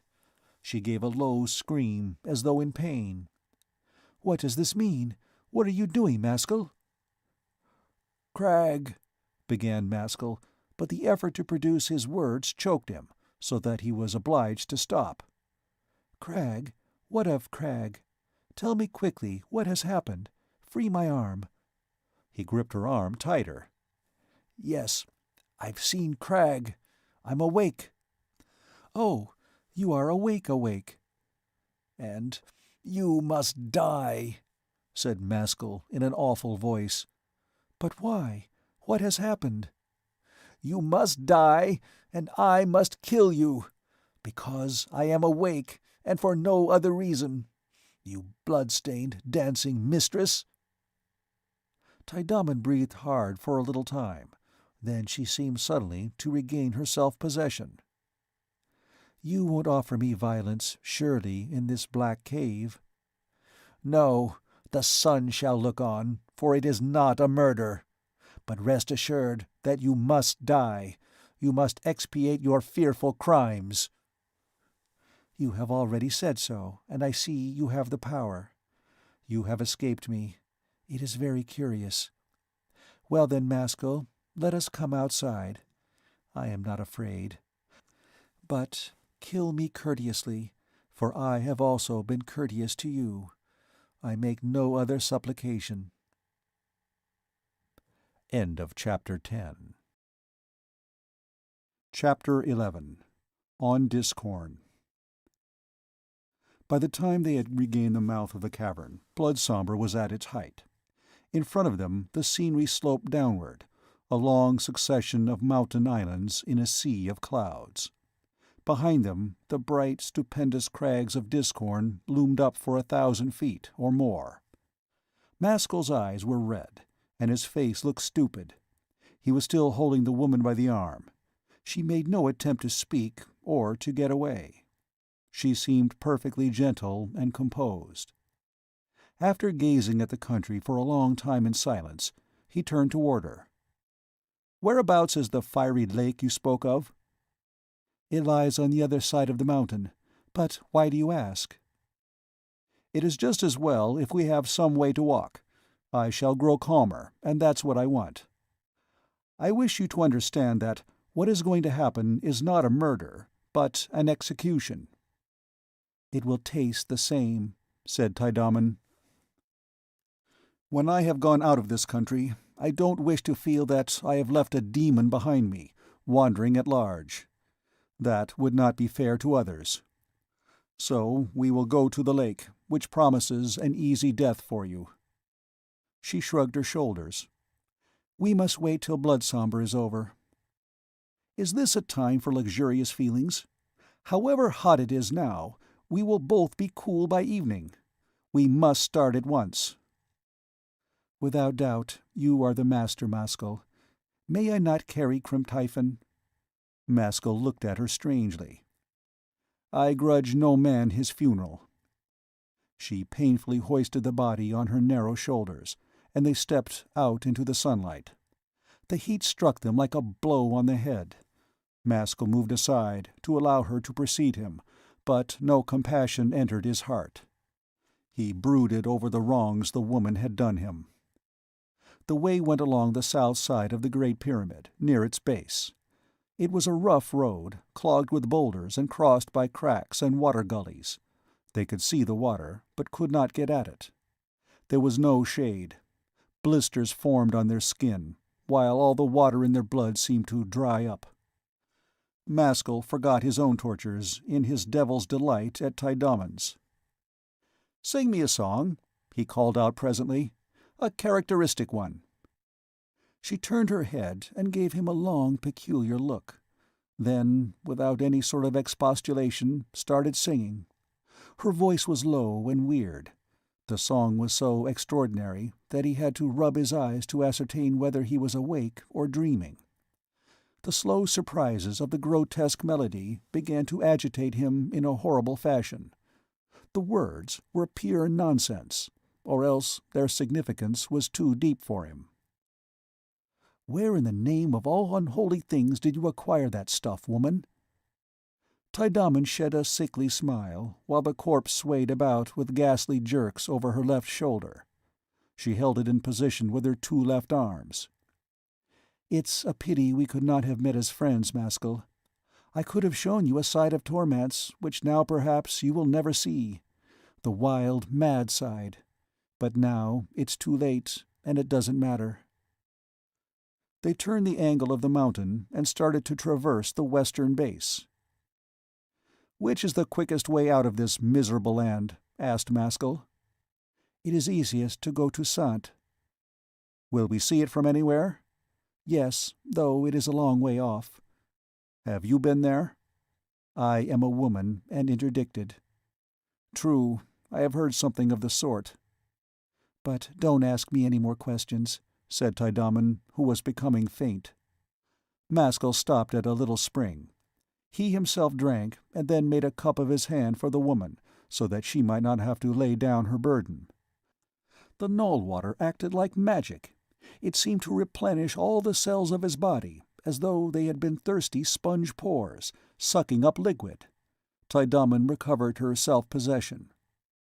About 3/4 of an hour later they worked around the second corner and entered into full view of the north aspect of Discorn. 100 yards lower down the slope on which they were walking, the mountain ended abruptly in a chasm. The air above it was filled with a sort of green haze, which trembled violently, like the atmosphere immediately over a furnace. "The lake is underneath," said Tidamon. Maskull looked curiously about him. Beyond the crater the country sloped away in a continuous descent to the skyline. Behind them, a narrow path channeled its way up through the rocks toward the towering summit of the pyramid. Miles away, in the northeast quarter, a long, flat-topped plateau raised its head far above all the surrounding country. It was Sant, and there and then he made up his mind that that should be his destination that day. Tidamon, meanwhile, had walked straight to the gulf, and set down Crim-Typhon's body on the edge. In a minute or two, Maskull joined her. Arrived at the brink, he immediately flung himself at full length on his chest to see what could be seen of the lake of fire. A gust of hot, asphyxiating air smote his face and set him coughing, but he did not get up until he had stared his fill at the huge sea of green molten lava, tossing and swirling at no great distance below, like a living will. A faint sound of drumming came up. He listened intently, and as he did so, his heart quickened and the black cares rolled away from his soul. All the world and its accidents seemed at the moment false and without meaning. He climbed abstractedly to his feet. Tidamon was talking to her dead husband. She was peering into the hideous face of ivory and fondling his violet hair. When she perceived Maskull, she hastily kissed the withered lips and got up from her knees. Lifting the corpse with all 3 arms, she staggered with it to the extreme edge of the gulf, and, after an instant's hesitation, allowed it to drop into the lava. It disappeared immediately, without sound. A metallic splash came up. That was Crim-Typhon's funeral. "Now I am ready, Maskull." He did not answer, but stared past her. Another figure was standing, erect and mournful, not far behind her. It was Joywind. Her face was wan, and there was an accusing look in her eyes. Maskull knew that it was a phantasm, and that the real Joywind was miles away at Poolingdread. "Turn around, Tidamon," he said oddly, "and tell me what you see behind you." "I don't see anything," she answered, looking around. "But I see Joywind." Just as he was speaking, the apparition vanished. "Now I present you with your life, Tidamon. She wishes it." The woman fingered her chin thoughtfully. "I little expected I should ever be beholden for my life to one of my own sex, but so be it. What really happened to you in my cavern?" "I really saw Crag." "Yes, some miracle must have taken place." She suddenly shivered. "Come, let us leave this horrible spot. I shall never come here again." "Yes," said Maskull, "it stinks of death and dying. But where are we to go? What are we to do? Take me to Sant. I must get away from this hellish land." Tidamon remained standing, dull and hollow-eyed. Then she gave an abrupt, bitter little laugh. "We make our journey together in singular stages. Rather than be alone, I'll come with you, but you know that if I set foot in Sant, they will kill me." "At least set me on the way. I wish to get there before night. Is it possible?" "If you are willing to take risks with nature. And why should you not take risks today? Your luck holds. But some day or other it won't hold, your luck." "Let us start," said Maskull. "The luck I've had so far is nothing to brag about." Bloodsomber was over when they set off. It was early afternoon, but the heat seemed more stifling than ever. They made no more pretense at conversation. Both were buried in their own painful thoughts. The land fell away from Discorn in all other directions, but towards Sant there was a gentle, persistent rise. Its dark, distant plateau continued to dominate the landscape, and after walking for an hour they seemed none the nearer to it. The air was stale and stagnant. By and by, an upright object, apparently the work of man, attracted Maskull's notice. It was a slender tree stem, with the bark still on, embedded in the stony ground. From the upper end 3 branches sprang out, pointing aloft at a sharp angle. They were stripped to twigs and leaves, and getting closer, he saw that they had been artificially fastened on, at equal distances from each other. As he stared at the object, a strange, sudden flush of confident vanity and self-sufficiency seemed to pass through him, but it was so momentary that he could be sure of nothing. "What may that be, Tidamon?" "It is Hator's Trifork." "And what is its purpose?" "It's a guide to Sant." "But who or what is Hator?" "Hator is the founder of Sant, many thousands of years ago. He laid down the principles they all live by, and that Trifork is his symbol. When I was a little child, my father told me the legends, but I've forgotten most of them." Maskull regarded it attentively. "Does it affect you in any way?" "And why should it do that?" she said, dropping her lips scornfully. "I am only a woman, and these are masculine mysteries." "A sort of gladness came over me," said Maskull, "but perhaps I am mistaken." They passed on. The scenery gradually changed in character. The solid parts of the land grew more continuous, the fissures became narrower and more infrequent. There were now no more subsidences or upheavals. The peculiar nature of the Ifdon Marist appeared to be giving place to a different order of things. Later on, they encountered a flock of pale blue jellies floating in the air. They were miniature animals. Tidamon caught one in her hand and began to eat it, just as one eats a luscious pear plucked from a tree. Maskull, who had fasted since early morning, was not slow in following her example. A sort of electric vigor at once entered his limbs and body. His muscles regained their elasticity. His heart began to beat with hard, slow, strong throbs. "Food and body seem to agree well in this world," he remarked, smiling. She glanced toward him. "Perhaps the explanation is not in the food, but in your body." "I brought my body with me." "You brought your soul with you, but that's altering fast, too." In a copse they came across a short, wide tree, without leaves, but possessing a multitude of thin, flexible branches, like the tentacles of a cuttlefish. Some of these branches were moving rapidly. A furry animal, somewhat resembling a wildcat, leaped about among them in the most extraordinary way. But the next minute Maskull was shocked to realize that the beast was not leaping at all, but was being thrown from branch to branch by the volition of the tree, exactly as an imprisoned mouse is thrown by a cat from paw to paw.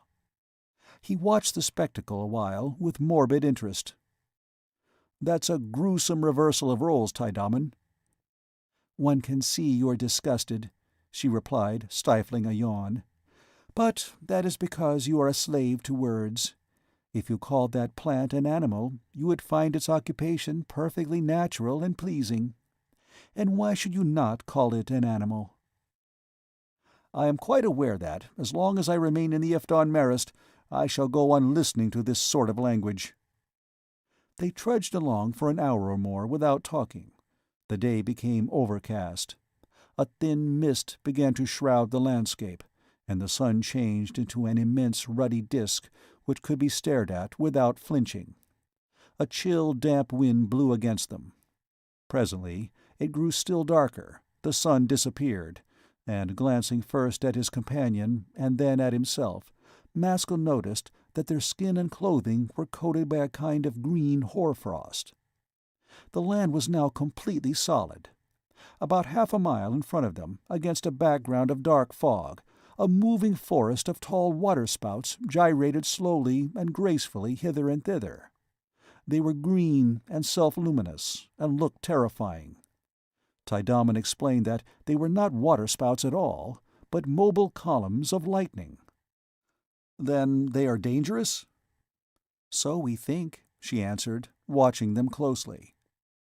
"Someone is wandering there who appears to have a different opinion." Among the spouts, and entirely encompassed by them, a man was walking with a slow, calm, composed gait, his back turned toward Maskull and Tiedemann. There was something unusual in his appearance. His form looked extraordinarily distinct, solid, and real. "If there's danger, he ought to be warned," said Maskull. "He who is always anxious to teach will learn nothing," returned the woman coolly. She restrained Maskull by a pressure of the arm, and continued to watch. The base of one of the columns touched the man. He remained unharmed, but turned sharply around, as if for the first time made aware of the proximity of these deadly waltzers. Then he raised himself to his full height, and stretched out both arms aloft above his head, like a diver. He seemed to be addressing the columns. While they looked on, the electric spouts discharged themselves with a series of loud explosions. The stranger stood alone, uninjured. He dropped his arms. The next moment he caught sight of the two and stood still, waiting for them to come up. The pictorial clarity of his person grew more and more noticeable as they approached. His body seemed to be composed of some substance heavier and denser than solid matter. Tiedemann looked perplexed. "He must be a Sandman. I have seen no one quite like him before. This is a day of days for me." "He must be an individual of great importance," murmured Maskull. They now came up to him. He was tall, strong, and bearded, and was clothed in a shirt and breeches of skin. Since turning his back to the wind, the green deposit on his face and limbs had changed to a streaming moisture, through which his natural color was visible. It was that of pale iron. There was no third arm. His face was harsh and frowning, and a projecting chin pushed the beard forward. On his forehead there were two flat membranes, like rudimentary eyes, but no sorb. These membranes were expressionless, but in some strange way seemed to add vigor to the stern eyes underneath. When his glance rested on Maskull, the latter felt as though his brain were being thoroughly traveled through. The man was middle-aged. His physical distinctness transcended nature. By contrast with him, every object in the neighborhood looked vague and blurred. Tiedemann's person suddenly appeared faint, sketch-like, without significance, and Maskull realized that it was no better with himself. A queer, quickening fire began running through his veins. He turned to the woman. If this man is going to Sant, I shall bear him company. We can now part. No doubt you will think it high time." "Let Taidaman come too." The words were delivered in a rough foreign tongue, but were as intelligible to Maskull as if spoken in English. "You who know my name also know my sex," said Taidaman quietly. "It is death for me to enter Sant." "That is the old law. I am the bearer of the new law." "Is it so, and will it be accepted?" "The old skin is cracking. The new skin has been silently forming underneath. The moment of sloughing has arrived." The storm gathered. The green snow drove against them, as they stood talking, and it grew intensely cold. None noticed it. "What is your name?" asked Maskull with a beating heart. "My name, Maskull, is Spade Evil. You, a voyager across the dark ocean of space, shall be my first witness and follower. You, Taidaman, a daughter of the despised sex, shall be my second." "The new law? But what is it?" "Until eye sees, of what use it is for ear to hear. Come, both of you, to me." Taidaman went to him unhesitatingly. Spade Evil pressed his hand on her sorb and kept it there for a few minutes, while he closed his own eyes. When he removed it, Maskull observed that the sorb was transformed into twin membranes like Spade Evil's own. Taidaman looked dazed. She glanced quietly about for a little while, apparently testing her new faculty. Then the tears started to her eyes, and snatching up Spade Evil's hand, she bent over and kissed it hurriedly many times. "My past has been bad," she said. "Numbers have received harm from me, and none good. I have killed, and worse. But now I can throw all that away and laugh. Nothing can now injure me. Oh, Maskull, you and I have been fools together." "Don't you repent your crimes?" asked Maskull. "Leave the past alone," said Spade Evil. "It cannot be reshaped. The future alone is ours. It starts fresh and clean from this very minute. Why do you hesitate, Maskull? Are you afraid?" "What is the name of those organs, and what is their function?" "They are probes, and they are the gates opening into a new world." Maskull lingered no longer, but permitted Spade Evil to cover his sorb. While the iron hand was still pressing his forehead, the new law quietly flowed into his consciousness, like a smooth-running stream of clean water, which had hitherto been dammed by his obstructive will.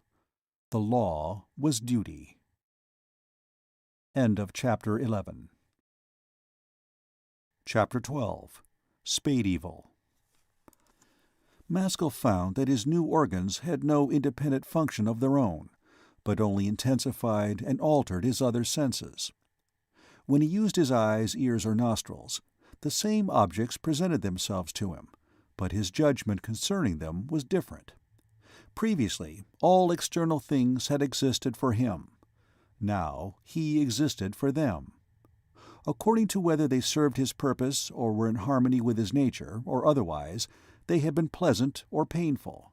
Now these words pleasure and pain simply had no meaning. The other two watched him, while he was making himself acquainted with his new mental outlook. He smiled at them. "You are quite right, Taidaman," he said in a bold, cheerful voice. "We have been fools.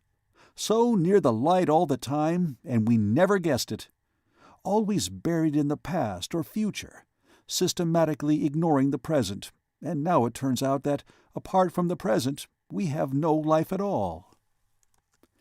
"Thank Spade Evil for it," she answered, more loudly than usual. Maskull looked at the man's dark, concrete form. "Spade Evil, now I mean to follow you to the end. I can do nothing less."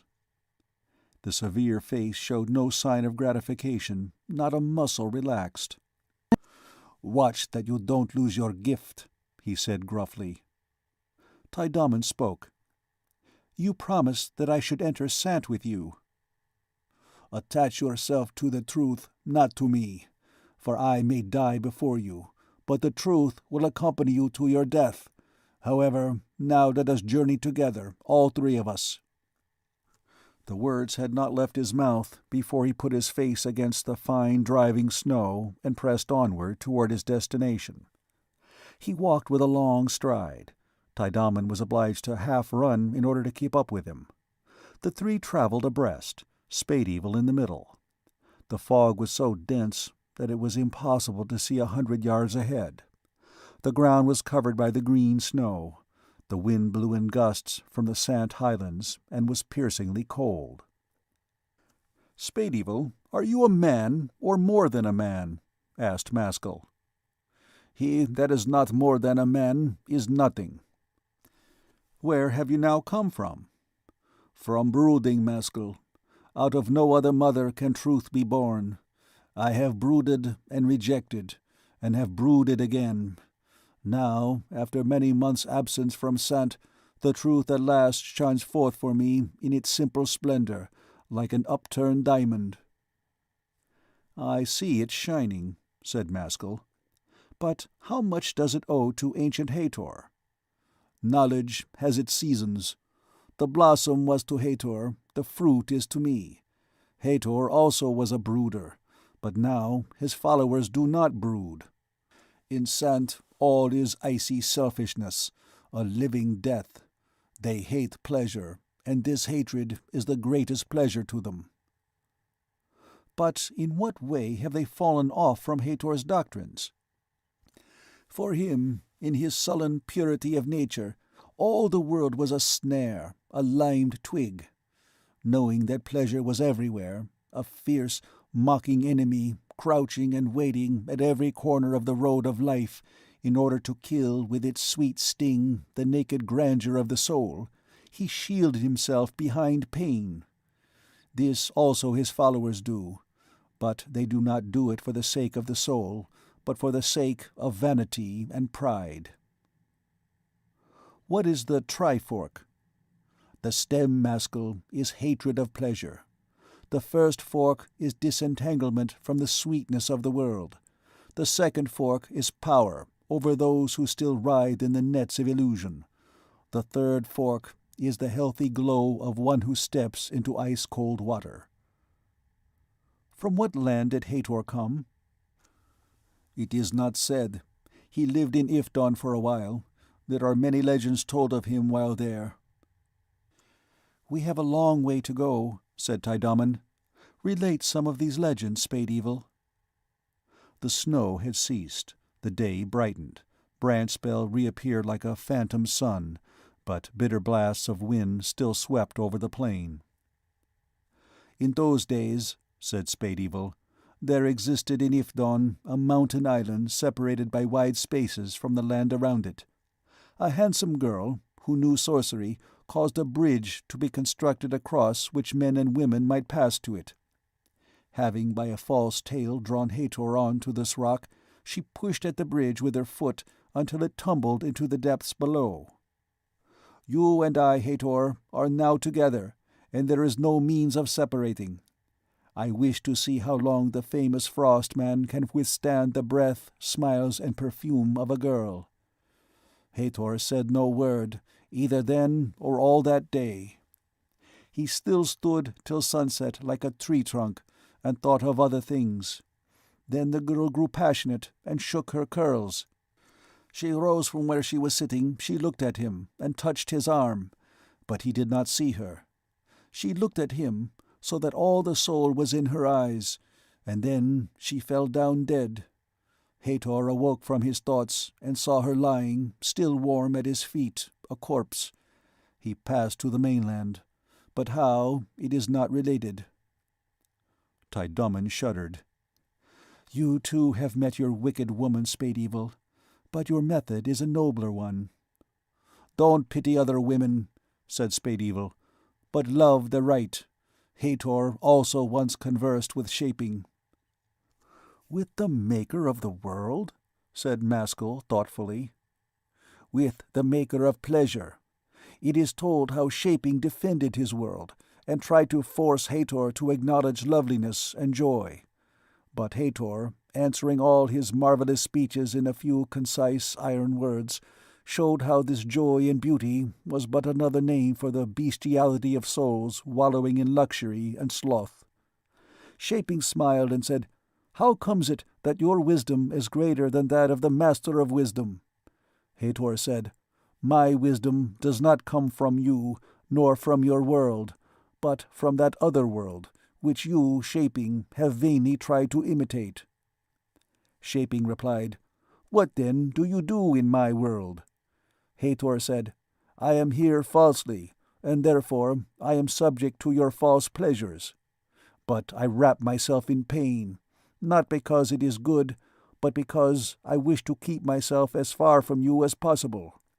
For pain is not yours, neither does it belong to the other world, but it is the shadow cast by your false pleasures." Shaping then said, "What is this faraway other world of which you say, 'This is so, this is not so'? How happens it that you alone of all my creatures have knowledge of it?" But Hathor spat at his feet and said, "You lie, Shaping. All have knowledge of it. You, with your pretty toys, alone obscure it from our view." Shaping asked, "What, then, am I?" Hathor answered, "You are the dreamer of all impossible dreams." And then the story goes that Shaping departed, ill-pleased with what had been said. "What other world did Hathor refer to?"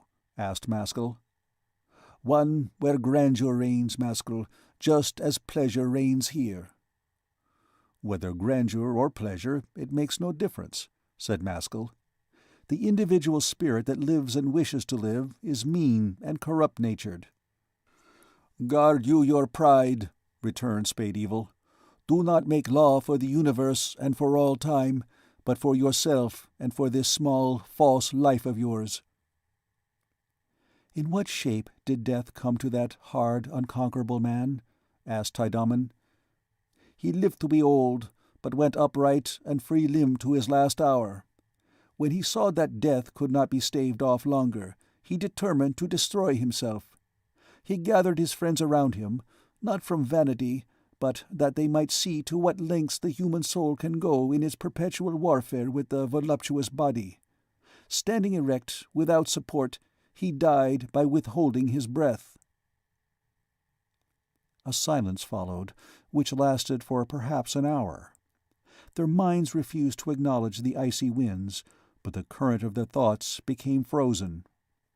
When Branchbell, however, shone out again, though with subdued power, Maskull's curiosity rose once more. "Your fellow countrymen, then, Spade Evil, are sick with self-love?" "The men of other countries," said Spade Evil, "are the slaves of pleasure and desire, knowing it. But the men of my country are the slaves of pleasure and desire, not knowing it." "And yet that proud pleasure, which rejoices in self-torture, has something noble in it." "He who studies himself at all is ignoble. Only by despising soul as well as body can a man enter into true life." "On what grounds do they reject women?" "Inasmuch as woman has ideal love, and cannot live for herself. Love for another is pleasure for the loved one, and therefore injurious to him." "A forest of false ideas is waiting for your axe," said Maskull. "But will they allow it?" "Spade Evil knows, Maskull," said Tydaman, "that be it today or be it tomorrow, love can't be kept out of a land, even by the disciples of Hathor." "Beware of love, beware of emotion," exclaimed Spade Evil. "Love is but pleasure once removed. Think not of pleasing others, but of serving them." "Forgive me, Spade Evil, if I am still feminine." "Right has no sex. So long, Tydaman, as you remember that you are a woman, so long you will not enter into the divine apathy of soul." "But where there are no women, there are no children," said Maskull. "How came there to be all these generations of Hathor men?" Life breeds passion, passion breeds suffering, suffering breeds the yearning for relief from suffering. Men throng to Sant from all parts in order to have the scars of their souls healed.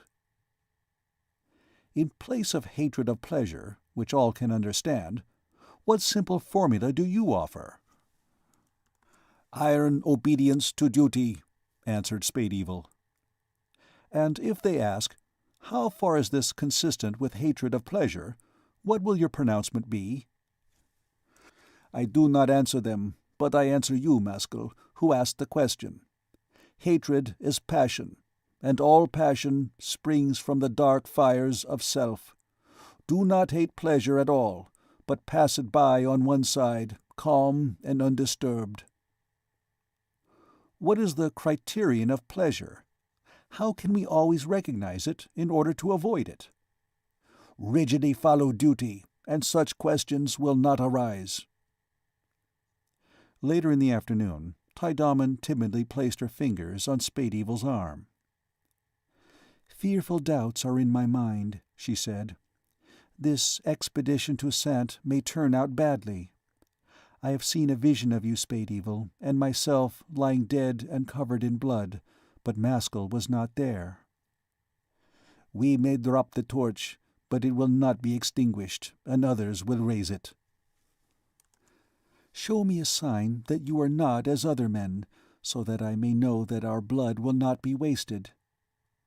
Spade-Evil regarded her sternly. "I am not a magician. I don't persuade the senses, but the soul. Does your duty call you to Sant, Tydaman? Then go there. Does it not call you to Sant? Then go no farther. Is not this simple? What signs are necessary?" "Did I not see you dispel those spouts of lightning?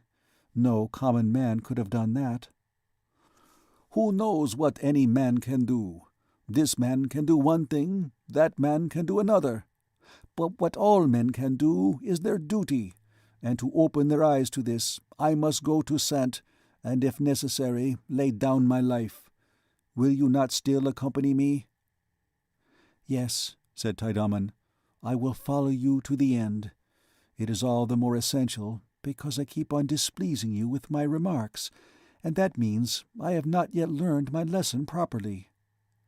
"Do not be humble, for humility is only self-judgment, and while we are thinking of self, we must be neglecting some action we could be planning or shaping in our mind."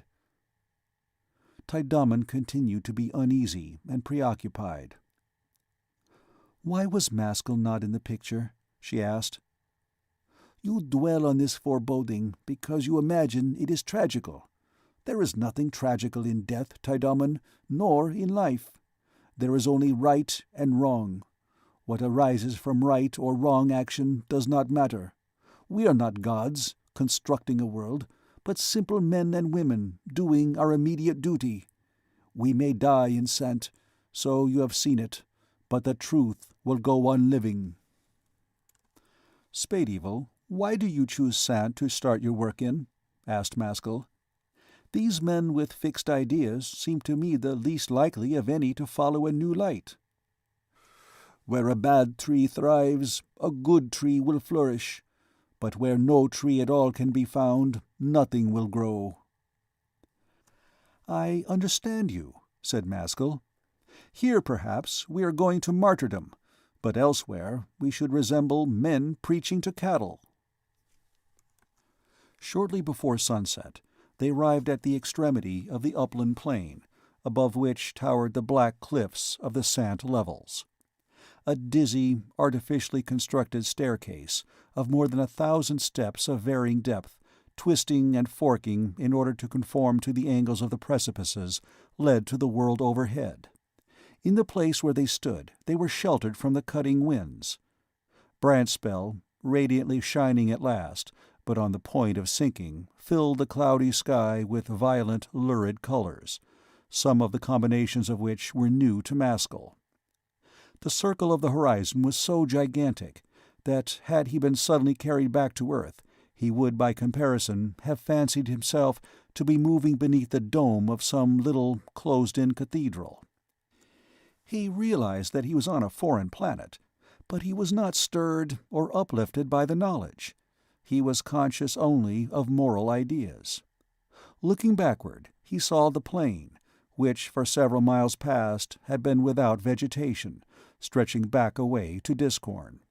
So regular had been the ascent, and so great was the distance, that the huge pyramid looked nothing more than a slight swelling on the face of the earth. Spade stopped and gazed over the landscape in silence. In the evening sunlight his form looked more dense, dark, and real than ever before. His features were set hard in grimness. He turned around to his companions. "What is the greatest wonder in all this wonderful scene?" he demanded. "Acquaint us," said Maskull. "All that you see is born from pleasure, and moves on from pleasure to pleasure. Nowhere is right to be found. It is Shaping's world." "There is another wonder," said Tydaman, and she pointed her finger toward the sky overhead. A small cloud, so low down that it was perhaps not more than 500 feet above them, was sailing along in front of the dark wall of cliff.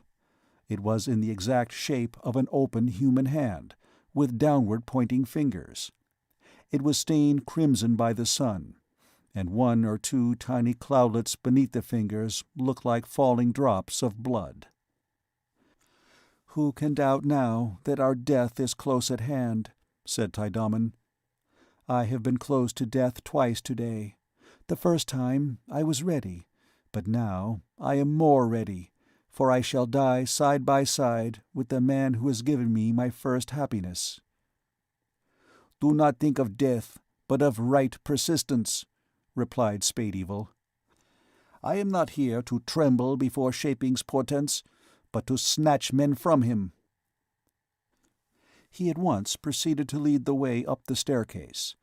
Tydaman gazed upward after him for a moment, with an odd, worshipping light in her eyes. Then she followed him, the second of the party. Maskull climbed last. He was travel-stained, unkempt, and very tired, but his soul was at peace. As they steadily ascended the almost perpendicular stairs, the sun got higher in the sky. Its light dyed their bodies a ruddy gold. They gained the top. There they found rolling in front of them, as far as the eye could see, a barren desert of white sand, broken here and there by large, jagged masses of black rock. Tracks of the sand were reddened by the sinking sun. The vast expanse of sky was filled by evil-shaped clouds and wild colors. The freezing wind, flurrying across the desert, drove the fine particles of sand painfully against their faces. "Where now do you take us?" asked Maskull. "He who guards the old wisdom of Sant must give up that wisdom to me, that I may change it. What he says, others will say. I go to find Mulgar." "And where will you seek him in this bare country?" Spade-Evil struck off toward the north unhesitatingly. "It is not far," he said. "It is his custom to be in that part where Sant overhangs the Wombflash forest. Perhaps he will be there, but I cannot say." Maskull glanced toward Tydaman. Her sunken cheeks and the dark circles beneath her eyes told of her extreme weariness. "The woman is tired, Spade-Evil," he said. She smiled. "It's but another step into the land of death. I can manage it. Give me your arm, Maskull." He put his arm around her waist and supported her along that way. "The sun is now sinking," said Maskull. "Will we get there before dark?" "Fear nothing, Maskull and Tydaman. This pain is eating up the evil in your nature. The road you are walking cannot remain unwalked. We shall arrive before dark." The sun then disappeared behind the far-distant ridges that formed the western boundary of the Ifdon Marist. The sky blazed up into more vivid colors. The wind grew colder. They passed some pools of colorless knoll water, round the banks of which were planted fruit trees. Maskull ate some of the fruit. It was hard, bitter, and astringent. He could not get rid of the taste, but he felt braced and invigorated by the downward-flowing juices. No other trees or shrubs were to be seen anywhere. No animals appeared, no birds or insects. It was a desolate land. A mile or two passed, when they again approached the edge of the plateau. Far down, beneath their feet, the great Wombflash forest began. But daylight had vanished there. Maskull's eyes rested only on a vague darkness. He faintly heard what sounded like the distant sighing of innumerable tree-tops. In the rapidly darkening twilight, they came abruptly on a man. He was standing in a pool on one leg. A pile of boulders had hidden him from their view. The water came as far up as his calf. A trifork, similar to the one Maskull had seen on Discorn, but smaller, had been stuck in the mud close by his hand. They stopped by the side of the pond and waited. Immediately he became aware of their presence. The man set down his other leg and waded out of the water toward them, picking up his trifork in doing so. "That is not Mulgar, but Catais," said Spade Evil. "Mulgar is dead," said Catais, speaking the same tongue as Spade Evil, but with an even harsher accent, so that the tympanum of Maskull's ear was affected painfully. The latter saw before him a bowed, powerful individual, advanced in years. He wore nothing but a scanty loincloth. His trunk was long and heavy, but his legs were rather short. His face was beardless, lemon-colored, and anxious-looking. It was disfigured by a number of longitudinal ruts, a quarter of an inch deep, the cavities of which seemed clogged with ancient dirt. The hair of his head was black and sparse. Instead of the twin membranous organs of Spade Evil, he possessed but one, and this was in the center of his brow. Spade Evil's dark, solid person stood out from the rest like a reality among dreams. "Has the trifork passed to you?" he demanded. "Yes. Why have you brought this woman to Sant?" "I have brought another thing to Sant. I have brought the new faith." Catais stood motionless, and looked troubled. "State it." "Shall I speak with many words, or few words?" "If you wish to say what is not, many words will not suffice. If you wish to say what is, a few words will be enough." Spade Evil frowned. "To hate pleasure brings pride with it. Pride is a pleasure. To kill pleasure, we must attach ourselves to duty. While the mind is planning right action, it has no time to think of pleasure." "Is that the whole?" asked Catais. "The truth is simple, even for the simplest man." "Do you destroy Hathor and all his generations with a single word?" "I destroy nature and set up law." A long silence followed. "My probe is double," said Spade Evil. "Suffer me to double yours, and you will see as I see." "Come you here, you big man," said Catais to Maskull. Maskull advanced a step closer. "Do you follow Spade Evil in his new faith?" "As far as death," exclaimed Maskull. Catais picked up a flint. "With this stone I strike out one of your two probes. When you have but one, you will see with me, and you will recollect with Spade Evil. Choose you, then, the superior faith, and I shall obey your choice." "Endure this little pain, Maskull, for the sake of future men," said Spade Evil. "The pain is nothing," replied Maskull, "but I fear the result." "Permit me, although I am only a woman, to take his place, Catais," said Tidammen, stretching out her hand. He struck at it violently with the flint, and gashed it from wrist to thumb. The pale carmine blood spouted up.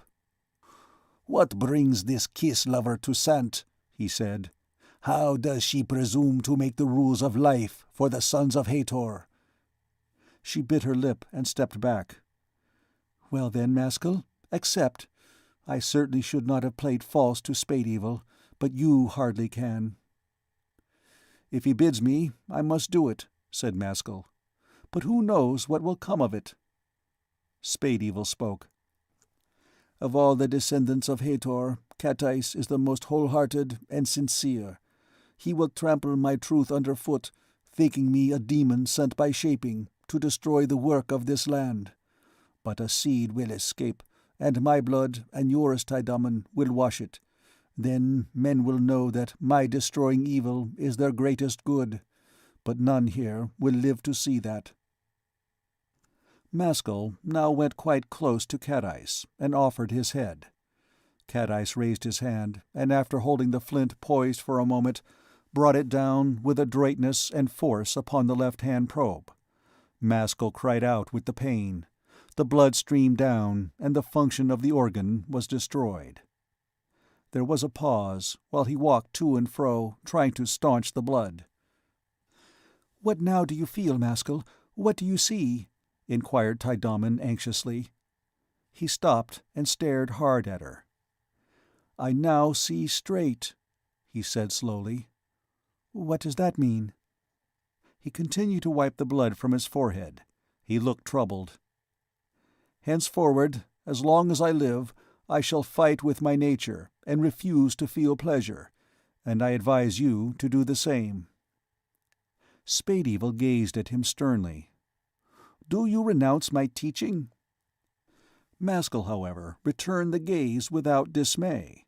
Spade Evil's image-like clearness of form had departed for him. His frowning face he knew to be the deceptive portico of a weak and confused intellect. "It is false." "Is it false to sacrifice oneself for another?" demanded Taidaman. "I can't argue as yet," said Maskull. "At this moment, the world, with its sweetness, seems to me a sort of charnel house. I feel a loathing for everything in it, including myself. I know no more." "Is there no duty?" asked Spade Evil in a harsh tone.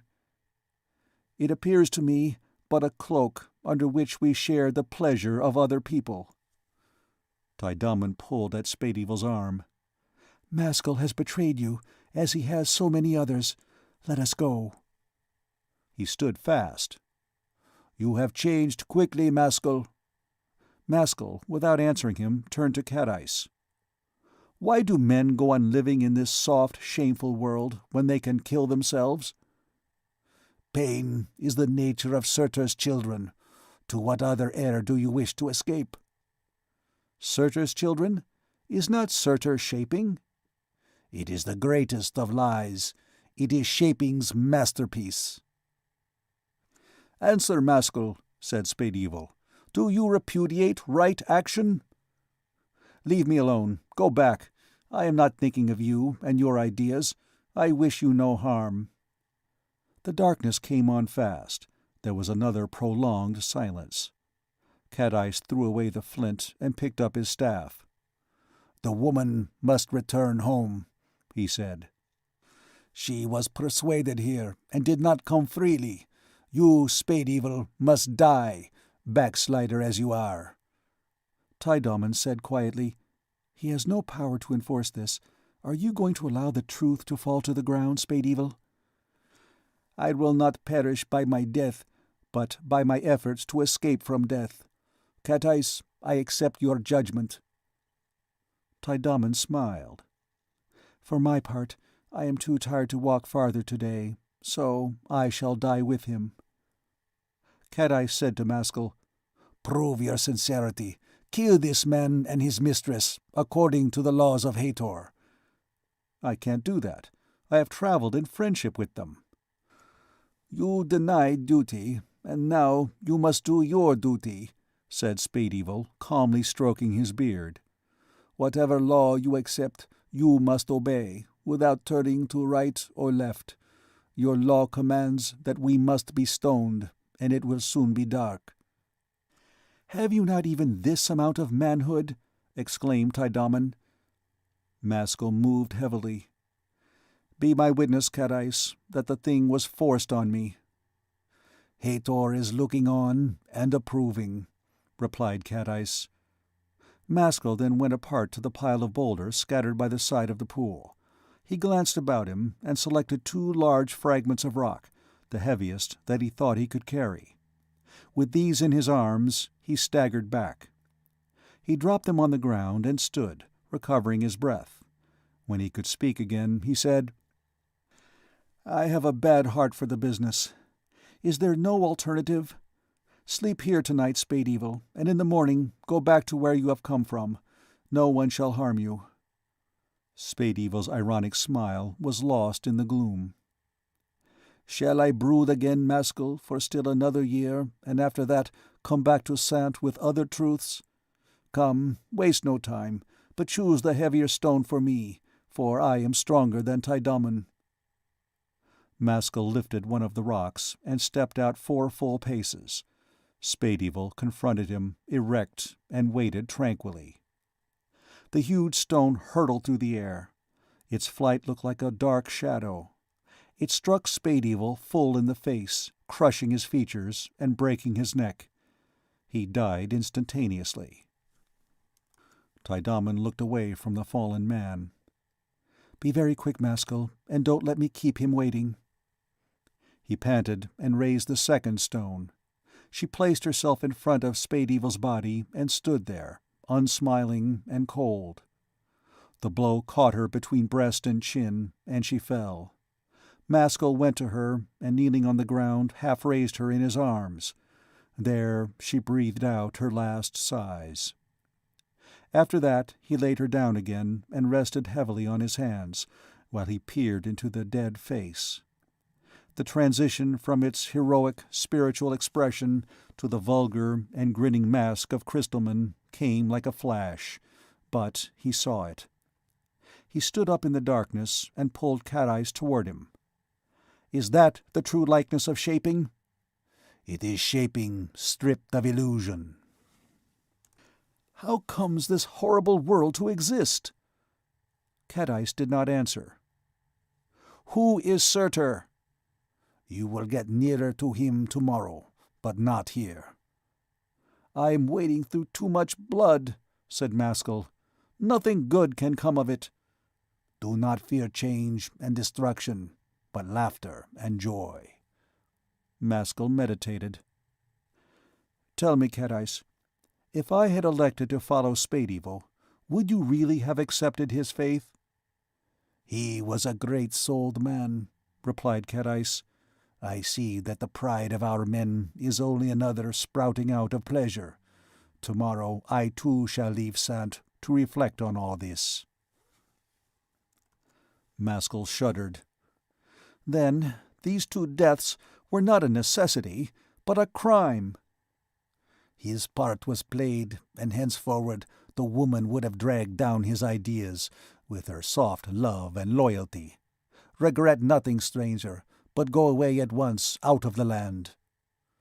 "Tonight? Where shall I go?"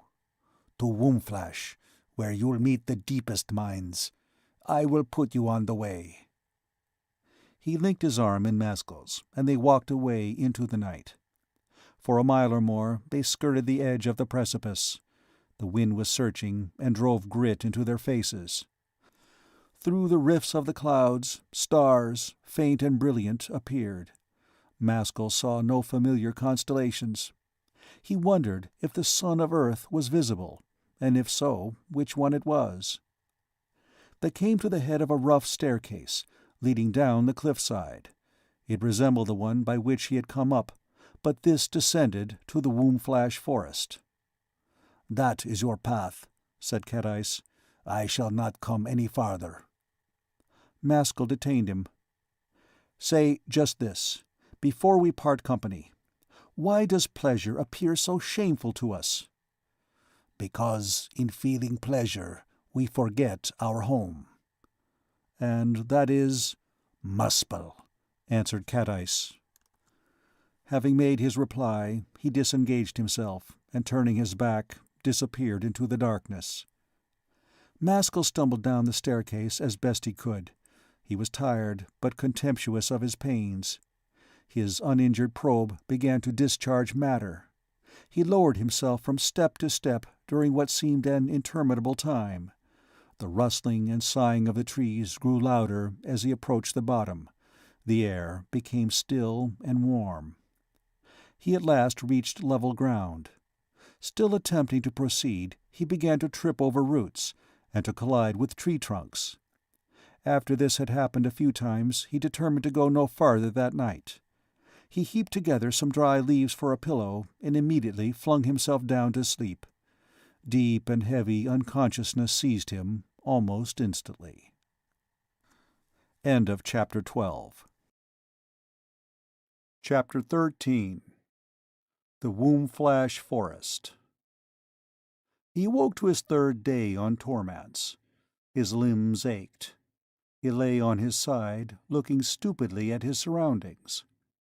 The forest was like night, but that period of the night when the grey dawn is about to break, and objects begin to be guessed at rather than seen.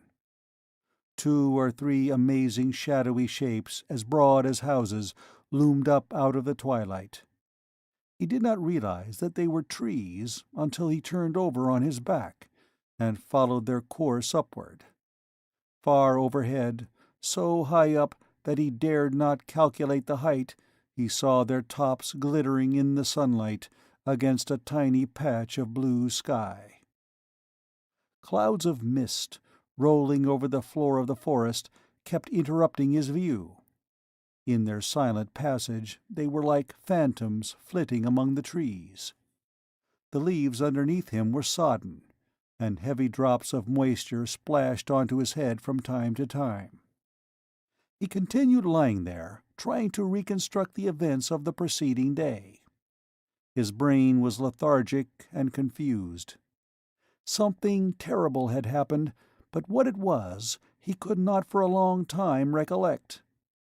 Then suddenly there came before his eyes that ghastly closing scene at dusk on the Sant Plateau. Spadeevil's crushed and bloody features, and Tydomon's dying sighs. He shuddered convulsively and felt sick. The peculiar moral outlook that had dictated these brutal murders had departed from him during the night, and now he had recognized what he had done. During the whole of the previous day he seemed to have been laboring under a series of heavy enchantments. First, Oceax had enslaved him, then Tydomon, then Spadeevil, and lastly Cadice. They had forced him to murder and violate. He had guessed nothing, but had imagined that he was traveling as a free and enlightened stranger. What was this nightmare journey for, and would it continue in the same way? The silence of the forest was so intense that he heard no sound except the pumping of blood through his arteries. Putting his hand to his face, he found that his remaining probe had disappeared, and that he was in possession of 3 eyes. The third eye was on his forehead, where the old sorb had been. He could not guess its use. He still had his third arm, but it was nerveless. Now he puzzled his head for a long time, trying unsuccessfully to recall that name which had been the last word spoken by Cadice. He got up, with the intention of resuming his journey. He had no toilet to make, and no meal to prepare. The forest was tremendous. The nearest tree appeared to him to have a circumference of at least 100 feet. Other dim boles looked equally large. But what gave the scene its aspect of immensity was the vast spaces separating tree from tree. It was like some gigantic supernatural hall in a life after death. The lowest branches were 50 yards or more from the ground. There was no underbrush. The soil was carpeted only by the dead, wet leaves. He looked all around him to find his direction, but the cliffs of Sant which he had descended were invisible. Every way was like every other way. He had no idea which quarter to attack. He grew frightened and muttered to himself. Craning his neck back, he stared upward and tried to discover the points of the compass from the direction of the sunlight, but it was impossible. While he was standing there, anxious and hesitating, he heard the drum taps. The rhythmical beats proceeded from some distance off. The unseen drummer seemed to be marching through the forest away from him. "Surtur," he said under his breath. The next moment he marveled at himself for uttering the name. That mysterious being had not been in his thoughts, nor was there any ostensible connection between him and the drumming. He began to reflect, but in the meantime the sounds were traveling away. Automatically he started walking in the same direction. The drum beats had this peculiarity. Though odd and mystical, there was nothing awe-inspiring in them, but on the contrary they reminded him of some place and some life with which he was perfectly familiar. Once again they caused all his other sense impressions to appear false. The sounds were intermittent. They would go on for a minute or for 5 minutes, and then cease for perhaps quarter of an hour. Maskull followed them as well as he could. He walked hard among the huge indistinct trees, in the attempt to come up with the origin of the noise, but the same distance always seemed to separate them. The forest from now onward descended. The gradient was mostly gentle, about 1 foot in 10, but in some places it was much steeper, and in other parts, again, it was practically level ground for quite long stretches. There were great swampy marshes through which Maskull was obliged to splash. It was a matter of indifference to him how wet he became, if only he could catch sight of that individual with the drum. Mile after mile was covered, and still he was no nearer to doing so. The gloom of the forest settled down upon his spirits. He felt despondent, tired, and savage. He had not heard the drum beats for some while, and was half inclined to discontinue the pursuit. Passing around a great columnar tree trunk, he almost stumbled against a man who was standing on the farther side. He was leaning against the trunk with one hand in an attitude of repose. His other hand was resting on a staff. Maskull stopped short and started at him. He was nearly naked, and of gigantic build. He overtopped Maskull by a head. His face and body were faintly phosphorescent. His eyes, 3 in number, were pale green and luminous, shining like lamps. His skin was hairless, but the hair of his head was piled up in thick black coils and fastened like a woman's. His features were absolutely tranquil, but a terrible, quiet energy seemed to lie just underneath the surface. Maskull addressed him. "Did the drumming come from you?" The man shook his head. "What is your name?" He replied in a strange, strained, twisted voice. Maskull gathered that the name he gave was Dreamcenter. What was that drumming? "Surtur," said Dreamcenter. "Is it advisable for me to follow it?" "Why?" "Perhaps he intends me to. He brought me here from Earth." Dreamcenter caught hold of him, bent down, and peered into his face. "Not you, but Nightspore." This was the first time that Maskull had heard Nightspore's name since his arrival on the planet.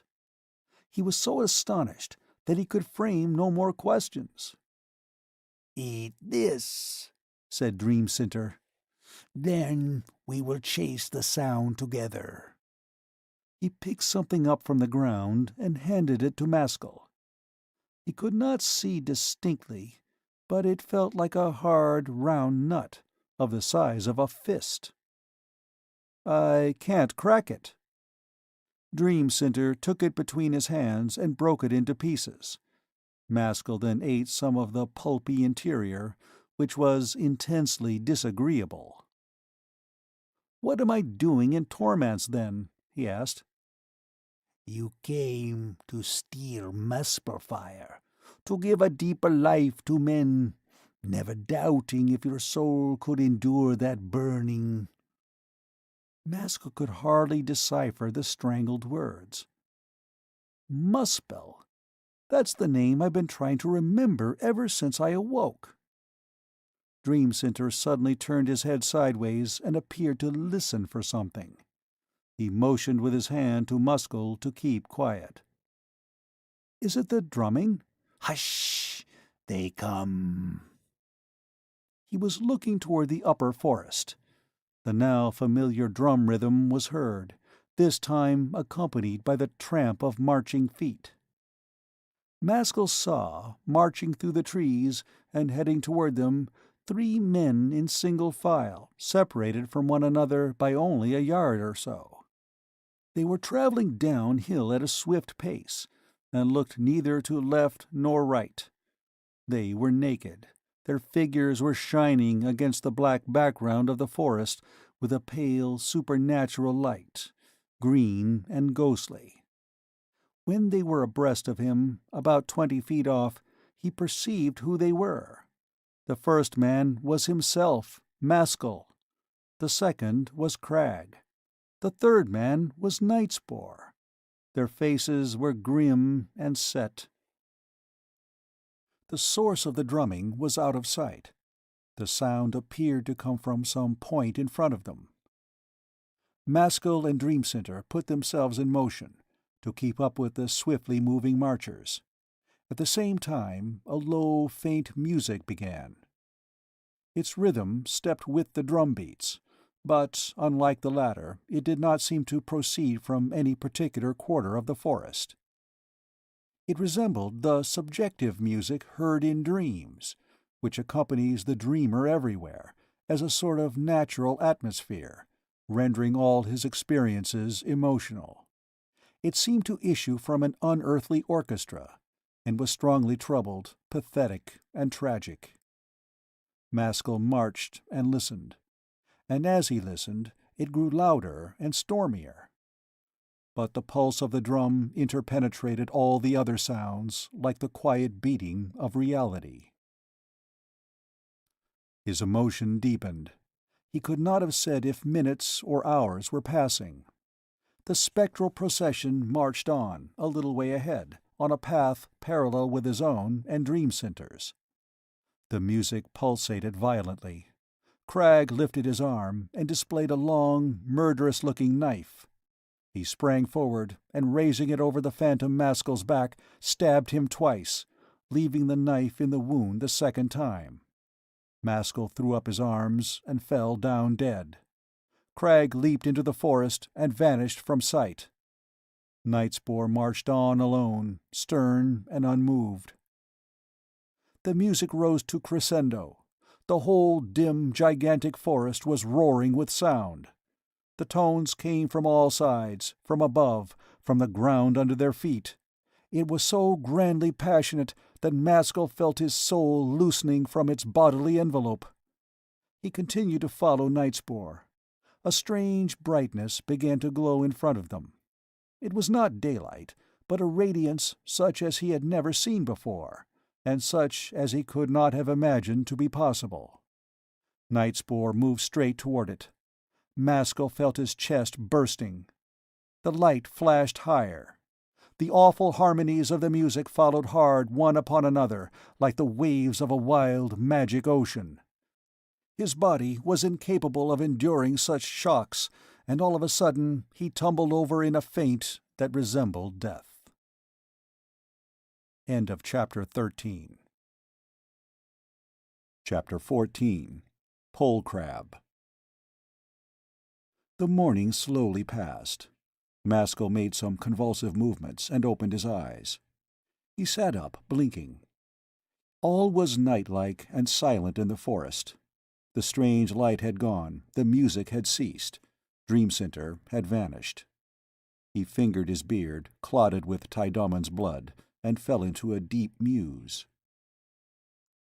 According to Panaw and Cadice, this forest contains wise men. Perhaps Dream Center was one. Perhaps that vision I have just seen was a specimen of his wisdom. It looked almost like an answer to my question. I ought not to have asked about myself, but about Surtur.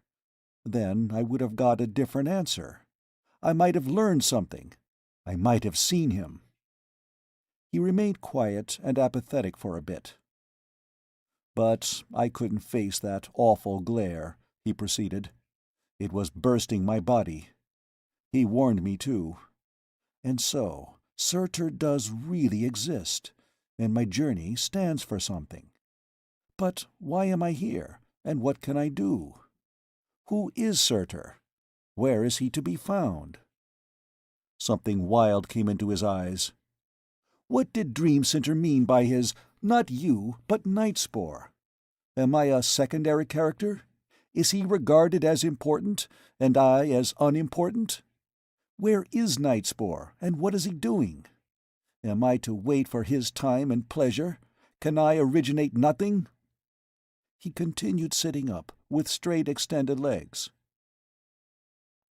I must make up my mind that this is a strange journey, and that the strangest things will happen in it. It's no use making plans, for I can't see 2 steps ahead. Everything is unknown. But one thing's evident.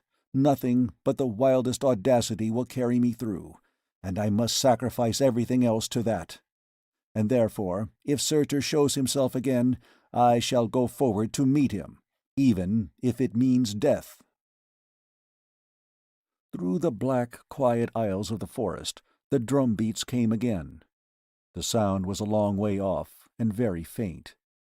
It was like the last mutterings of thunder after a heavy storm.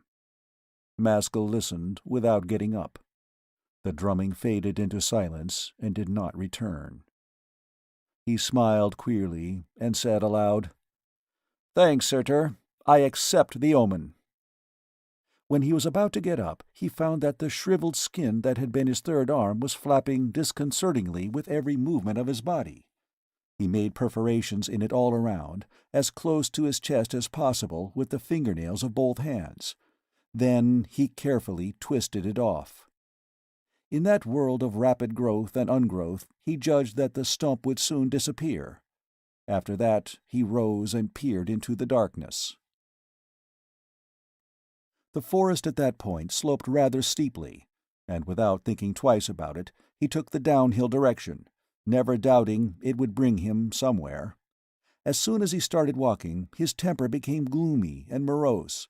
He was shaken, tired, dirty, and languid with hunger. Moreover, he realized that the walk was not going to be a short one. But that as it may, he determined to sit down no more until the whole dismal forest was at his back. One after another, the shadowy, house-like trees were observed, avoided, and passed.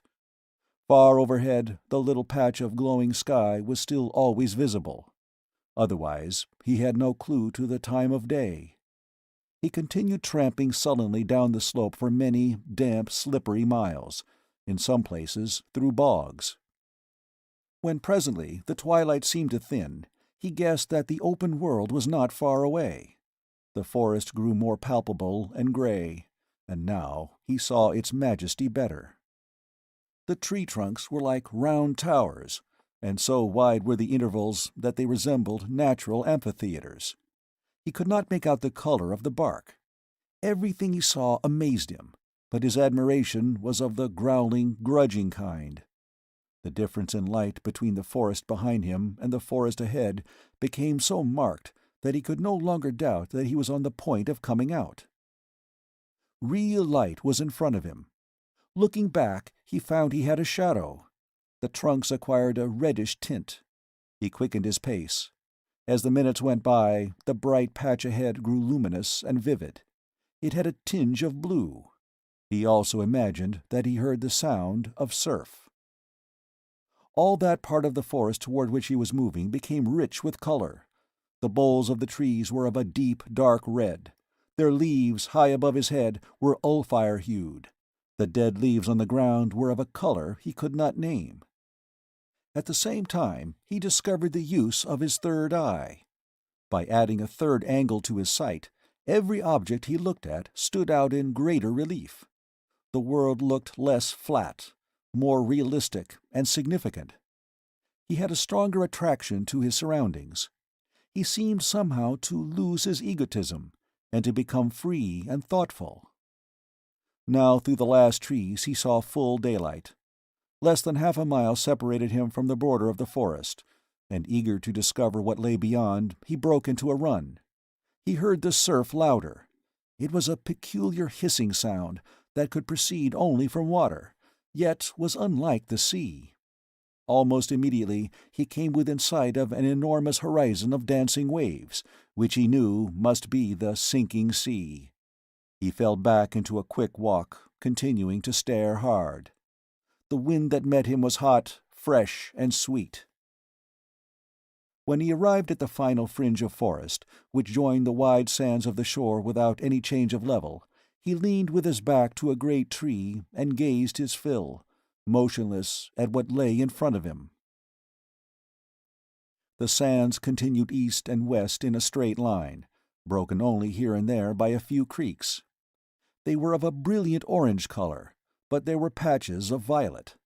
The forest appeared to stand sentinel over the shore for its entire length. Everything else was sea and sky. He had never seen so much water. The semicircle of the skyline was so vast that he might have imagined himself on a flat world, with a range of vision determined only by the power of his eye. The sea was unlike any sea on earth. It resembled an immense liquid opal. On a body color of rich, magnificent emerald green, flashes of red, yellow, and blue were everywhere, shooting up and vanishing. The wave motion was extraordinary. Pinnacles of water were slowly formed until they attained a height of perhaps 10 or 20 feet, when they would suddenly sink downward and outward, creating in their descent a series of concentric rings for long distances around them. Quickly moving currents, like rivers in the sea, could be seen racing away from land. They were of a darker green and bore no pinnacles. Where the sea met the shore, the waves rushed over the sands far in, with almost sinister rapidity, accompanied by a weird, hissing, spitting sound, which was what Maskull had heard. The green tongues rolled in without foam. About 20 miles distant, as he judged, directly opposite him a long, low island stood up from the sea, black and not distinguished in outline. It was Swaylone's Island. Maskull was less interested in that than in the blue sunset that glowed behind his back. Alpine had set, but the whole northern sky was plunged into the minor key by its afterlight. Branchspell in the zenith was white and overpowering. The day was cloudless and terrifically hot, but where the blue sun had sunk, a somber shadow seemed to overhang the world. Maskull had a feeling of disintegration, just as if two chemically distinct forces were simultaneously acting upon the cells of his body. Since the afterglow of Alpine affected him like this, he thought it more likely that he would never be able to face that sun itself and go on living. Still, some modification might happen to him that would make it possible. The sea tempted him. He made up his mind to bathe and at once walked toward the shore. The instant he stepped outside the shadow line of the forest trees, the blinding rays of the sun beat down on him so savagely that for a few minutes he felt sick and his head swam. He trod quickly across the sands. The orange-colored parts were nearly hot enough to roast food, he judged, but the violet parts were like fire itself. He stepped on a patch in ignorance, and immediately jumped high into the air with a startled yell. The sea was voluptuously warm. It would not bear his weight, so he determined to try swimming. First of all, he stripped off his skin garment, washed it thoroughly with sand and water, and laid it in the sun to dry.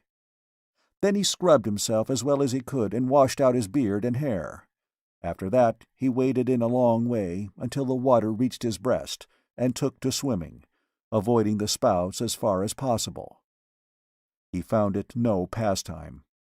The water was everywhere of unequal density. In some places he could swim. In others he could barely save himself from drowning. In others again he could not force himself beneath the surface at all. There were no outward signs to show what the water ahead held in store for him.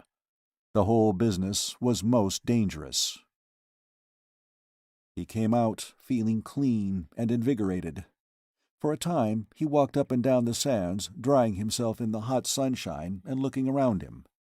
He was a naked stranger in a huge, foreign, mystical world, and whichever way he turned, unknown and threatening forces were glaring at him.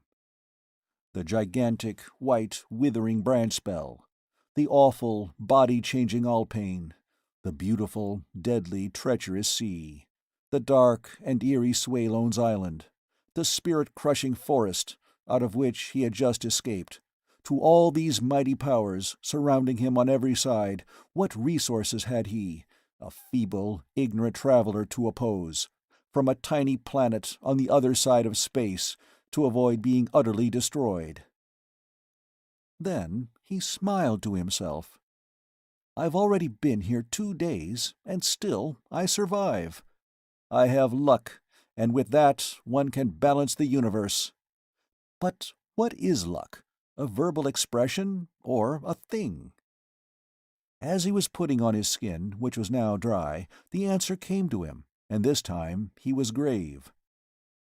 "Surtur brought me here, and Surtur is watching over me. That is my luck.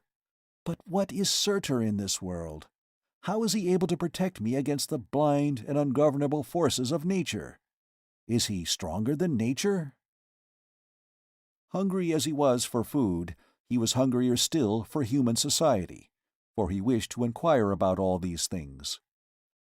He asked himself which way he should turn his steps. There were only 2 ways, along the shore, either east or west. The nearest creek lay to the east, cutting the sands about a mile away. He walked toward it. The forest face was forbidding and enormously high. It was so squarely turned to the sea that it looked as though it had been planed by tools. Maskull strode along in the shade of the trees, but kept his head constantly turned away from them, toward the sea.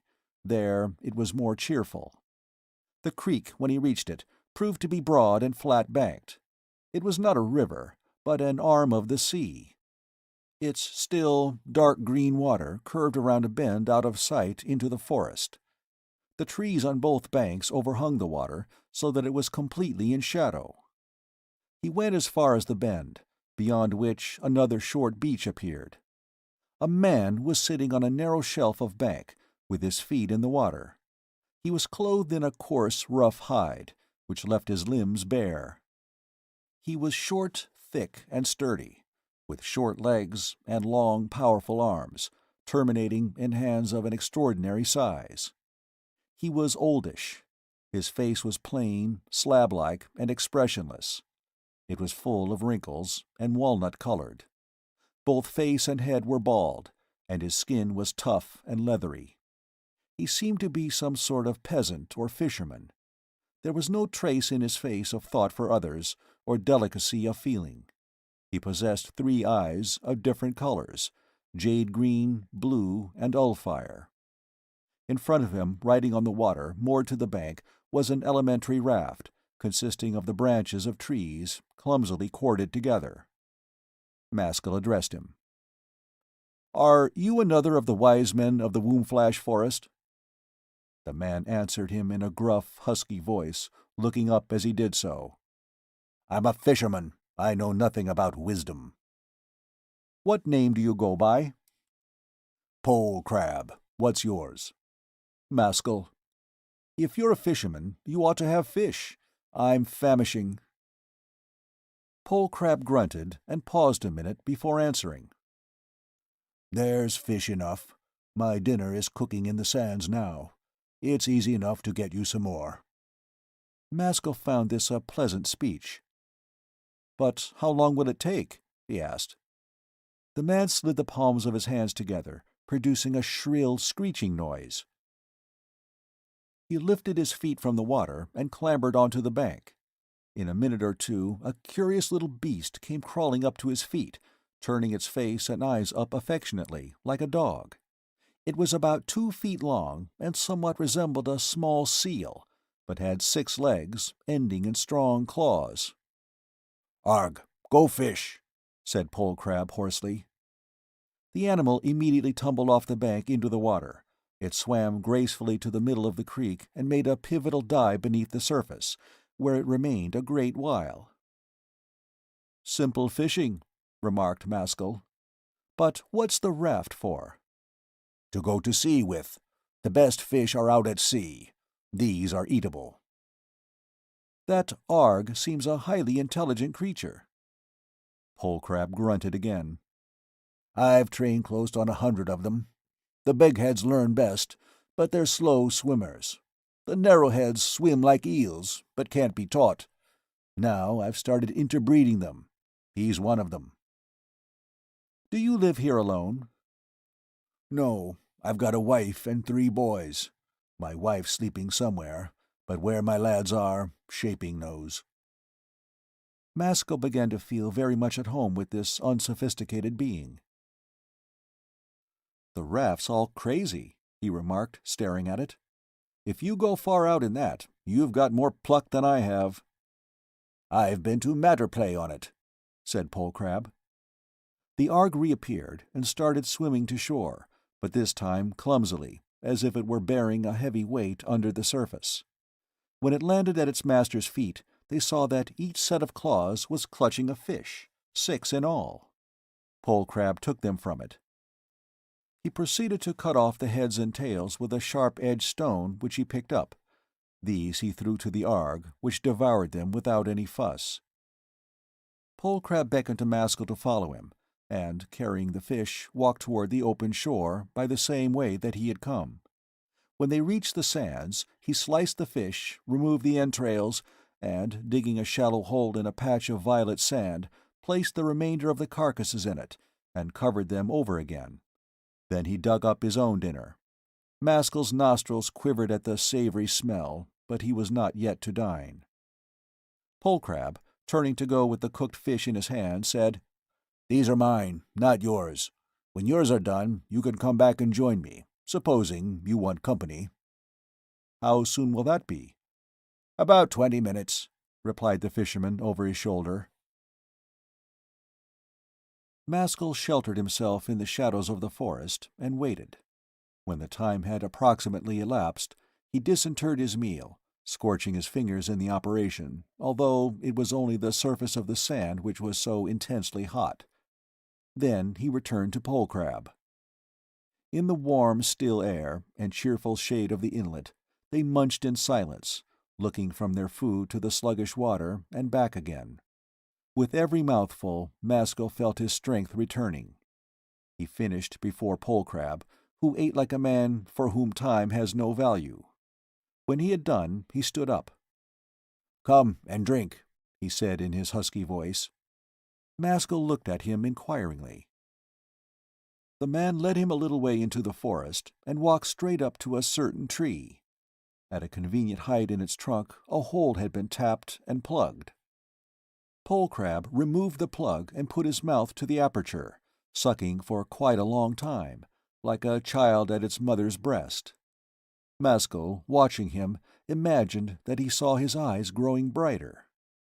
When his own turn came to drink, he found the juice of the tree somewhat like coconut milk in flavor, but intoxicating. It was a new sort of intoxication, however, for neither his will nor his emotions were excited, but only his intellect, and that only in a certain way.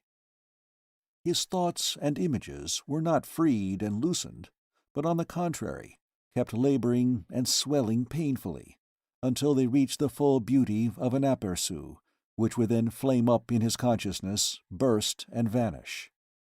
After that, the whole process started over again. But there was never a moment when he was not perfectly cool and master of his senses. When each had drunk twice, Pole Crab replugged the hole, and they returned to their bank. "Is it blood somber yet?" asked Maskull, sprawling on the ground, well content. Pole Crab resumed his old upright sitting posture, with his feet in the water. "Just beginning," was his hoarse response. "Then I must stay here till it's over. Shall we talk?" "We can," said the other, without enthusiasm. Maskull glanced at him through half-closed lids, wondering if he were exactly what he seemed to be. In his eyes he thought he detected a wise light. "Have you traveled much, Polcrab?" "Not what you would call traveling." "You tell me you've been to Matterplay. What kind of country is that?" "I don't know. I went there to pick up flints." "What countries lie beyond it?" "Threel comes next, as you go north. They say it's a land of mystics. I don't know." "Mystics?" "So I'm told. Still farther north there's Lichtstorm." "Now we're going far afield." "There are mountains there, and altogether it must be a very dangerous place, especially for a full-blooded man like you. Take care of yourself." "This is rather premature, Polcrab. How do you know I'm going there?" "As you've come from the south, I suppose you'll go north." "Well, that's right enough," said Maskull, staring hard at him. "But how do you know I've come from the south?" "Well, then, perhaps you haven't. But there's a look of Ifdawn about you." "What kind of look?" "A tragical look," said Polcrab. He never even glanced at Maskull, but was gazing at a fixed spot on the water with unblinking eyes. "What lies beyond Lichtstorm?" asked Maskull, after a minute or two. "Barry, where you have 2 suns instead of 1, but beyond that fact I know nothing about it. Then comes the ocean." "And what's on the other side of the ocean?" "That you must find out for yourself, for I doubt if anybody has ever crossed it and come back." Maskull was silent for a little while. "How is it that your people are so unadventurous? I seem to be the only one traveling from curiosity." "What do you mean by your people?" "True, you don't know that I don't belong to your planet at all. I've come from another world, Polcrab." "What to find?" "I came here with Crag and Nightspore, to follow Surtur. I must have fainted the moment I arrived. When I sat up, it was night, and the others had vanished. Since then, I've been traveling at random." Polcrab scratched his nose. "You haven't found Surtur yet?" "I've heard his drum taps frequently. In the forest, this morning, I came quite close to him. Then, 2 days ago, in the Lusian plain, I saw a vision, a being in man's shape, who called himself Surtur." "Well, maybe it was Surtur." "No, that's impossible," replied Maskull reflectively. "It was Crystalman. And it isn't a question of my suspecting it. I know it." "How?" "Because this is Crystalman's world, and Surtur's world is something quite different." "That's queer, then," said Polcrab. "Since I've come out of the forest," proceeded Maskull, talking half to himself, "a change has come over me, and I see things differently. Everything here looks much more solid and real in my eyes than in other places, so much so that I can't entertain the least doubt of its existence. It not only looks real, it is real, and on that I would stake my life. But at the same time that it's real, it is false." "Like a dream?" "No, not at all like a dream, and that's just what I want to explain. This world of yours, and perhaps of mine too, for that matter, doesn't give me the slightest impression of a dream, or an illusion, or anything of that sort. I know it's really here at this moment, and it's exactly as we're seeing it, you and I. Yet it's false. It's false in this sense, Polcrab. Side by side with it another world exists, and that other world is the true one, and this one is all false and deceitful to the very core. And so it occurs to me that reality and falseness are 2 words for the same thing." "Perhaps there is such another world," said Polcrab huskily. "But did that vision also seem real and false to you?" "Very real, but not false then, for then I didn't understand all this. But just because it was real, it couldn't have been Surtur, who has no connection with reality." "Didn't those drum taps sound real to you?" "I had to hear them with my ears, so they sounded real to me. Still, they were somehow different, and they certainly came from Surtur. If I didn't hear them correctly, that was my fault, and not his." Polecrab growled a little. "If Surtur chooses to speak to you in that fashion, it appears he's trying to say something." "What else can I think? But, Polecrab, what's your opinion? Is he calling me to the life after death?" The old man stirred uneasily. "I'm a fisherman," he said after a minute or two. "I live by killing, and so does everybody. This life seems to me all wrong. So maybe life of any kind is wrong, and Surtur's world is not life at all, but something else." "Yes, but will death lead me to it, whatever it is?" "Ask the dead," said Polecrab, "and not a living man." Maskull continued. "In the forest I heard music and saw a light, which could not have belonged to this world. They were too strong for my senses, and I must have fainted for a long time. There was a vision as well, in which I saw myself killed, while Nightspore walked on toward the light alone." Polecrab uttered his grunt. "You have enough to think over." A short silence ensued, which was broken by Maskull. "So strong is my sense of the untruth of this present life, that it may come to my putting an end to myself." The fisherman remained quiet and immobile. Maskull lay on his stomach, propped his face on his hands, and stared at him. "What do you think, Polecrab? Is it possible for any man, while in the body, to gain a closer view of that other world than I have done?" "I am an ignorant man, stranger, so I can't say. Perhaps there are many others like you who would gladly know." "Where? I should like to meet them." "Do you think you are made of one stuff, and the rest of mankind of another stuff?" "I can't be so presumptuous. Possibly all men are reaching out toward Maskull, in most cases, without being aware of it." "In the wrong direction," said Polecrab. Maskull gave him a strange look. "How so?"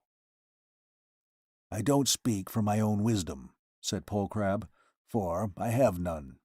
But I have just now recalled what Broodviold once told me, when I was a young man and he was an old one.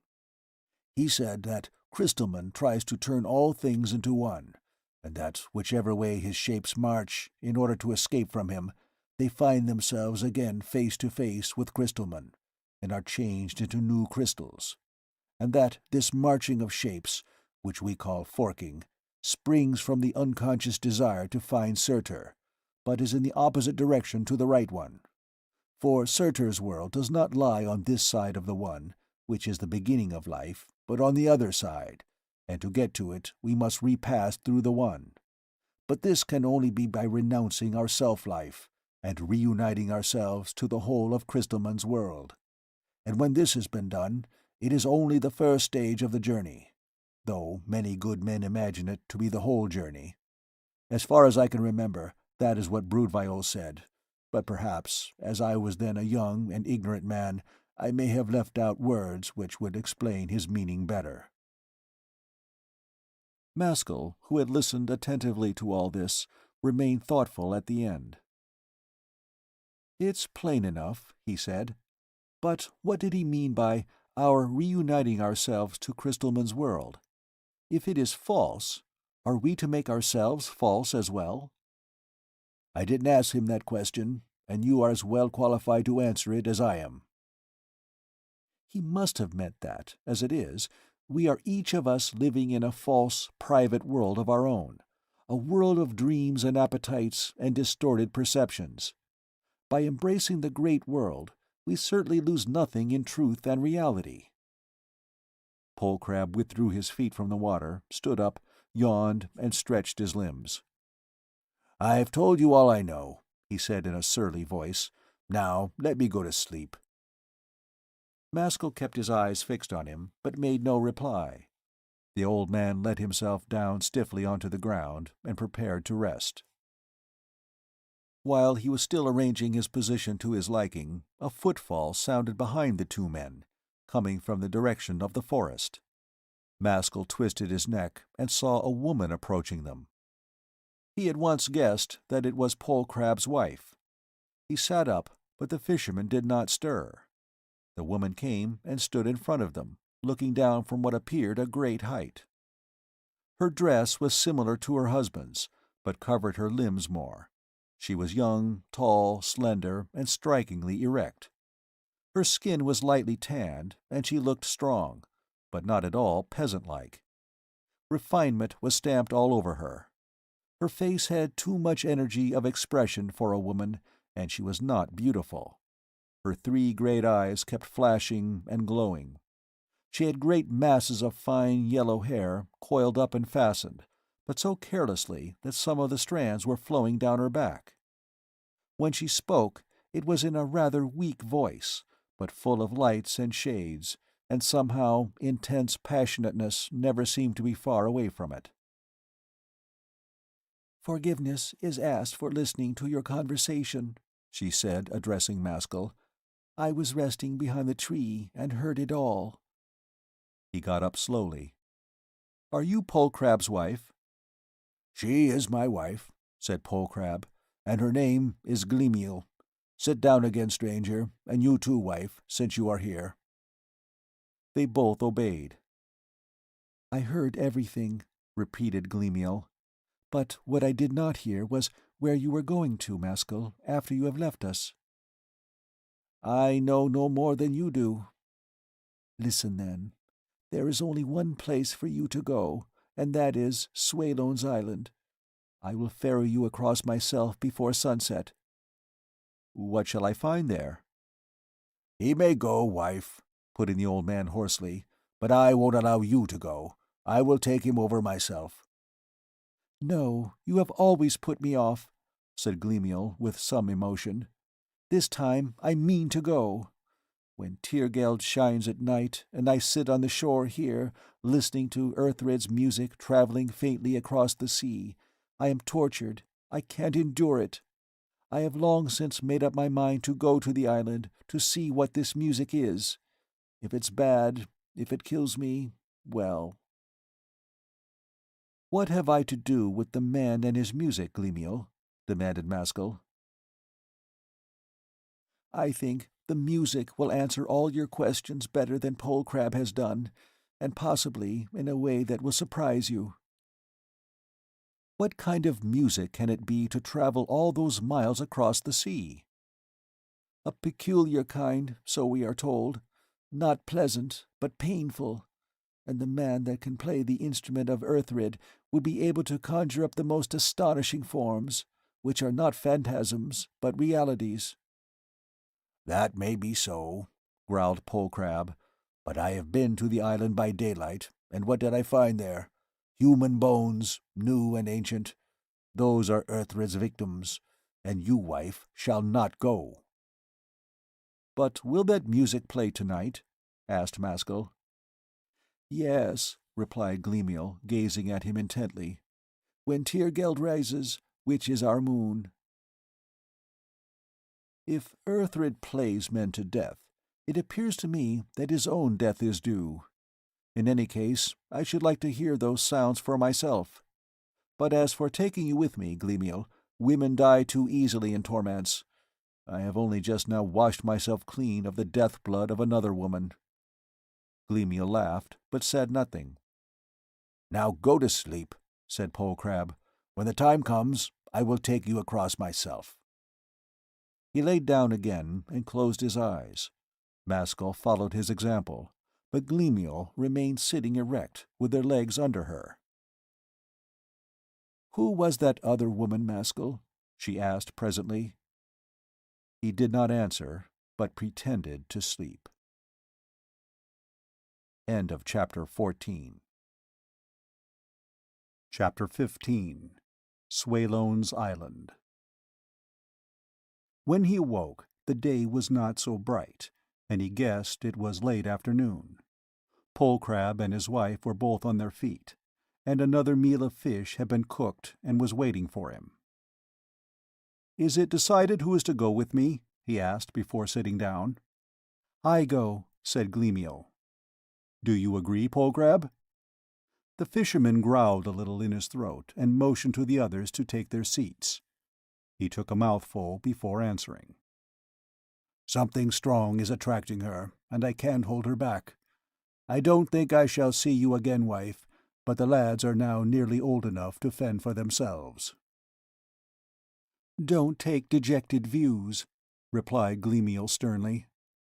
She was not eating. "I shall come back and make amends to you. It's only for a night." Maskull gazed from one to the other in perplexity. "Let me go alone. I would be sorry if anything happened." Gleamiel shook her head.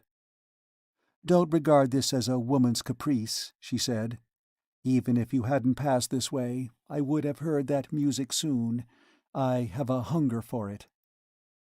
"Haven't you any such feeling, Polecrab?" "No. A woman is a noble and sensitive creature, and there are attractions in nature too subtle for males. Take her with you, since she is set on it. Maybe she is right. Perhaps Earthrid's music will answer your questions, and hers too." "What are your questions, Gleamiel?" The woman shed a strange smile. "You may be sure that a question which requires music for an answer can't be put into words." "If you are not back by the morning," remarked her husband, "I will know you are dead." The meal was finished in a constrained silence. Polecrab wiped his mouth, and produced a seashell from a kind of pocket. "Will you say goodbye to the boys? Shall I call them?" She considered a moment. Yes, I must see them." He put the shell to his mouth and blew. A loud, mournful noise passed through the air. A few minutes later there was a sound of scurrying footsteps, and the boys were seen emerging from the forest. Maskull looked with curiosity at the first children he had seen on Tormance. The oldest boy was carrying the youngest on his back, while the third trotted some distance behind. The child was let down, and all the three formed a semicircle in front of Maskull, standing staring up at him with wide-open eyes. Polecrab looked on stolidly, but Gleamiel glanced away from them, with proudly raised head and a baffling expression. Maskull put the ages of the boys at about 9, 7, and 5 years, respectively, but he was calculating according to Earth time. The eldest was tall, slim, but strongly built. He, like his brothers, was naked, and his skin from top to toe was ulfire-colored. His facial muscles indicated a wild and daring nature, and his eyes were like green fires. The second showed promise of being a broad, powerful man. His head was large and heavy, and drooped. His face and skin were reddish. His eyes were almost too somber and penetrating for a child's. "That one," said Polecrab, pinching the boy's ear, "may perhaps grow up to be a second brood-viol." "Who was that?" demanded the boy, bending his head forward to hear the answer. "A big old man of marvelous wisdom. He became wise by making up his mind never to ask questions, but to find things out for himself." "If I had not asked this question, I should not have known about him."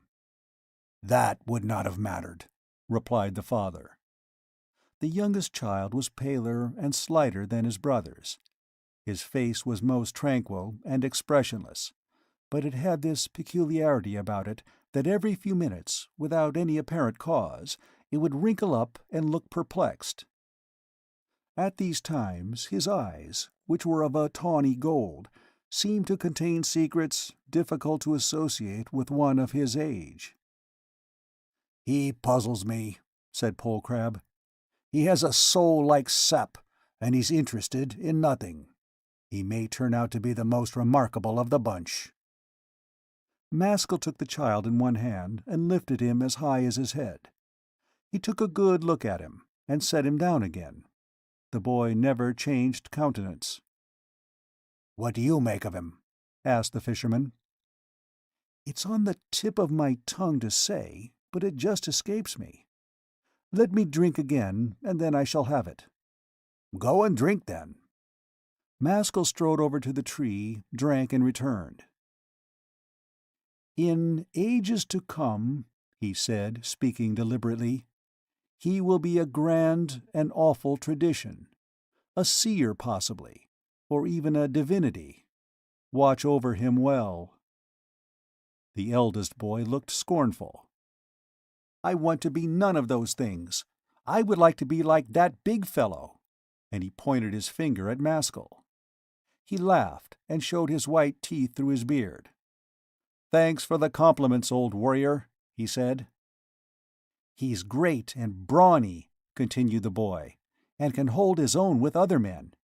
Can you hold me up with one arm as you did that child?" Maskull complied. "That is being a man!" exclaimed the boy. "Enough," said Pole Crab impatiently. "I called you lads here to say good-bye to your mother. She is going away with this man. I think she may not return, but we don't know." The second boy's face became suddenly inflamed. "Is she going of her own choice?" he inquired. "Yes," replied the father. "Then she is bad." He brought the words out with such force and emphasis that they sounded like the crack of a whip. The old man cuffed him twice. "Is it your mother you are speaking of?" The boy stood his ground, without change of expression, but said nothing. The youngest child spoke for the first time.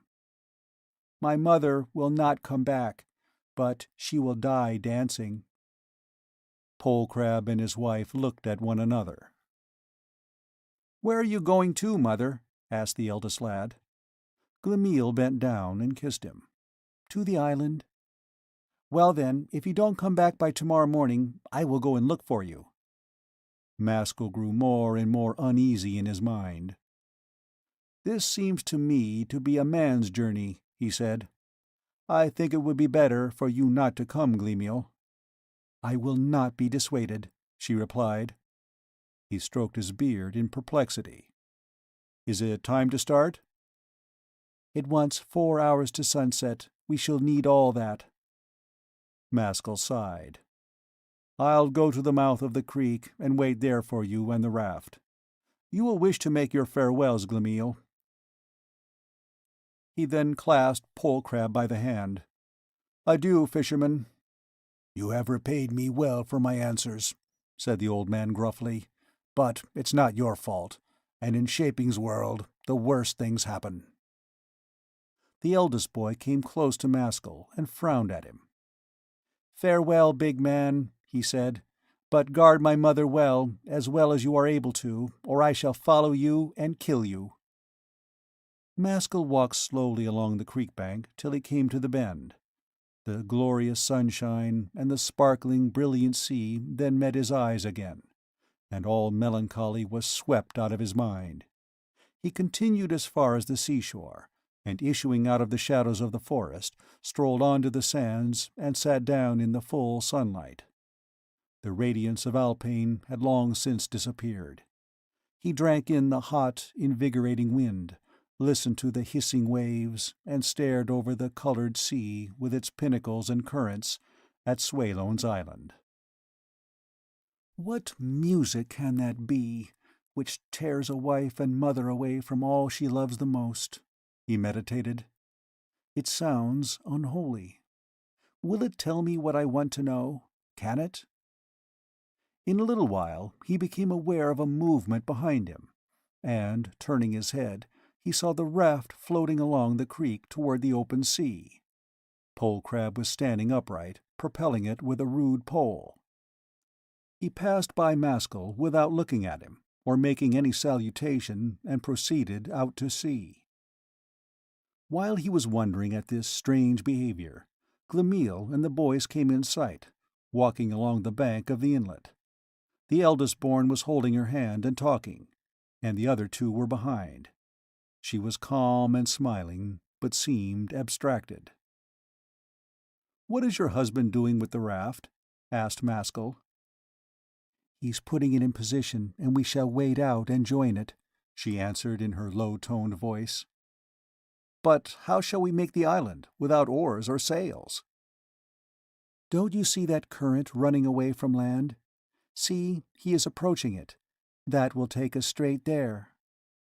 "But how can you get back?" "There is a way, but we need not think of that today." "Why shouldn't I come too?" demanded the eldest boy. "Because the raft won't carry 3. Maskull is a heavy man." "It doesn't matter," said the boy. "I know where there is wood for another raft. As soon as you have gone, I shall set to work." Polecrab had by this time maneuvered his flimsy craft to the position he desired, within a few yards of the current, which at that point made a sharp bend from the east. He shouted out some words to his wife and Maskull. Gleamiel kissed her children convulsively, and broke down a little. The eldest boy bit his lip till it bled, and tears glistened in his eyes, but the younger children stared wide-eyed and displayed no emotion. Gleamiel now walked into the sea, followed by Maskull. The water covered first their ankles, then their knees, but when it came high as their waists, they were close on the raft. Polecrab let himself down into the water and assisted his wife to climb over the side. When she was up, she bent down and kissed him. No words were exchanged. Maskull scrambled up onto the front part of the raft. The woman sat cross-legged in the stern and seized the pole. Polecrab shoved them off toward the current, while she worked her pole until they got within its power. The raft immediately began to travel swiftly away from land with a smooth, swaying motion. The boys waved from the shore. Gleamiel responded, but Maskull turned his back squarely to land and gazed ahead. Polecrab was wading back to the shore. For upward of an hour, Maskull did not change his position by an inch. No sound was heard but the splashing of the strange waves all around them, and the stream-like gurgle of the current, which threaded its way smoothly through the tossing, tumultuous sea. From their pathway of safety, the beautiful dangers surrounding them were an exhilarating experience. The air was fresh and clean, and the heat from Branspell, now low in the west, was at last endurable. The riot of sea colors had long since banished all sadness and anxiety from his heart. Yet he felt such a grudge against the woman for selfishly forsaking those who should have been dear to her that he could not bring himself to begin a conversation. But when, over the now enlarged shape of the dark island, he caught sight of a long chain of lofty, distant mountains, glowing salmon-pink in the evening sunlight, he felt constrained to break the silence by inquiring what they were.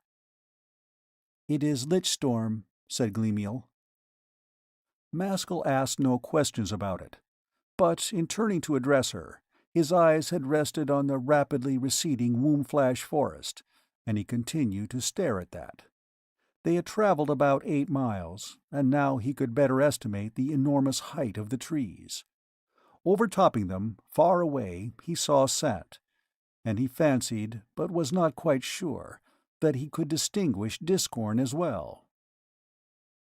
"Now that we are alone in a strange place," said Gleamiel, averting her head and looking down over the side of the raft into the water, "tell me what you thought of Polecrab." Maskull paused before answering.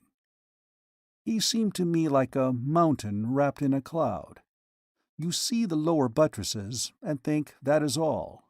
But then, high up, far above the clouds, you suddenly catch sight of more mountain, and even then it is not the top."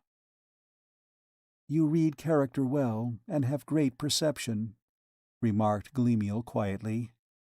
"Now, say what I am." "In place of a human heart, you have a wild harp, and that's all I know about you." "What was that you said to my husband about 2 worlds?" "You heard." "Yes, I heard, and I also am conscious of 2 worlds. My husband and boys are real to me, and I love them fondly.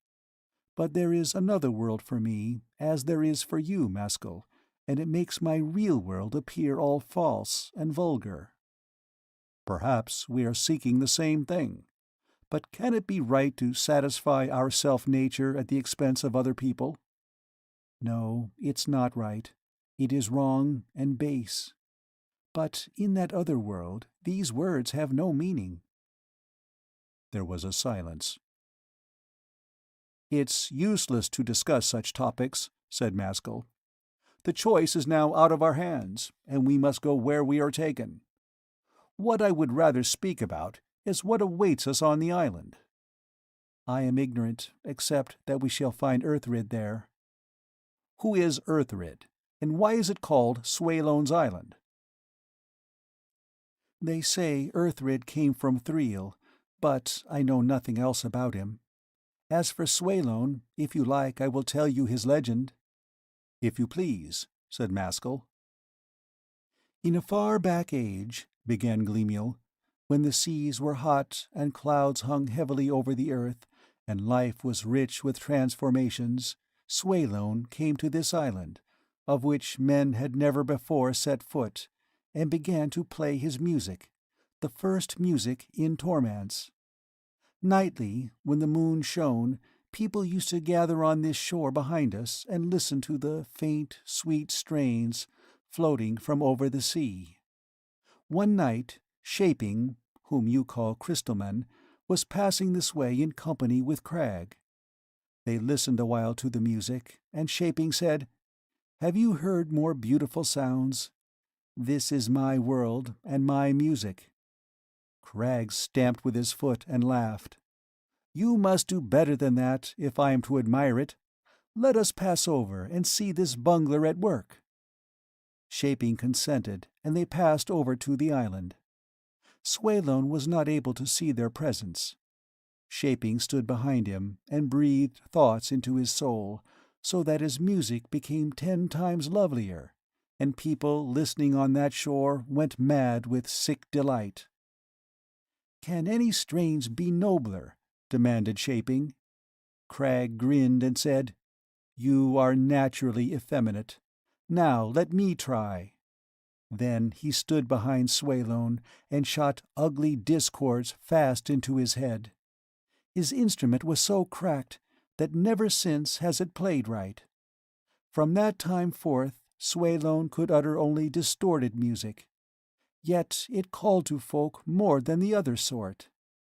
Many men crossed over to the island during his lifetime to listen to the amazing tones, but none could endure them.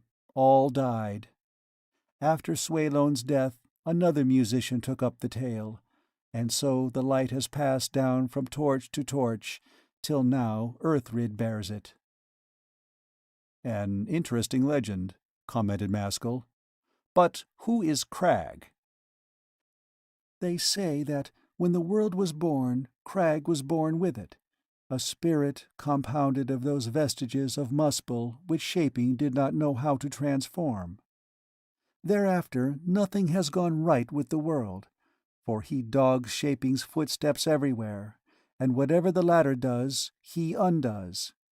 To love, he joins death; to sex, shame; to intellect, madness; to virtue, cruelty; and to fair exteriors, bloody entrails.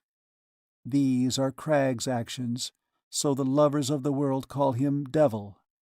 They don't understand, Maskull, that without him the world would lose its beauty." "Crag and beauty?" exclaimed he with a cynical smile. "Even so. That same beauty which you and I are now voyaging to discover. That beauty for whose sake I am renouncing husband, children, and happiness. Did you imagine beauty to be so pleasant?" "Surely." "That pleasant beauty is an insipid compound of Shaping.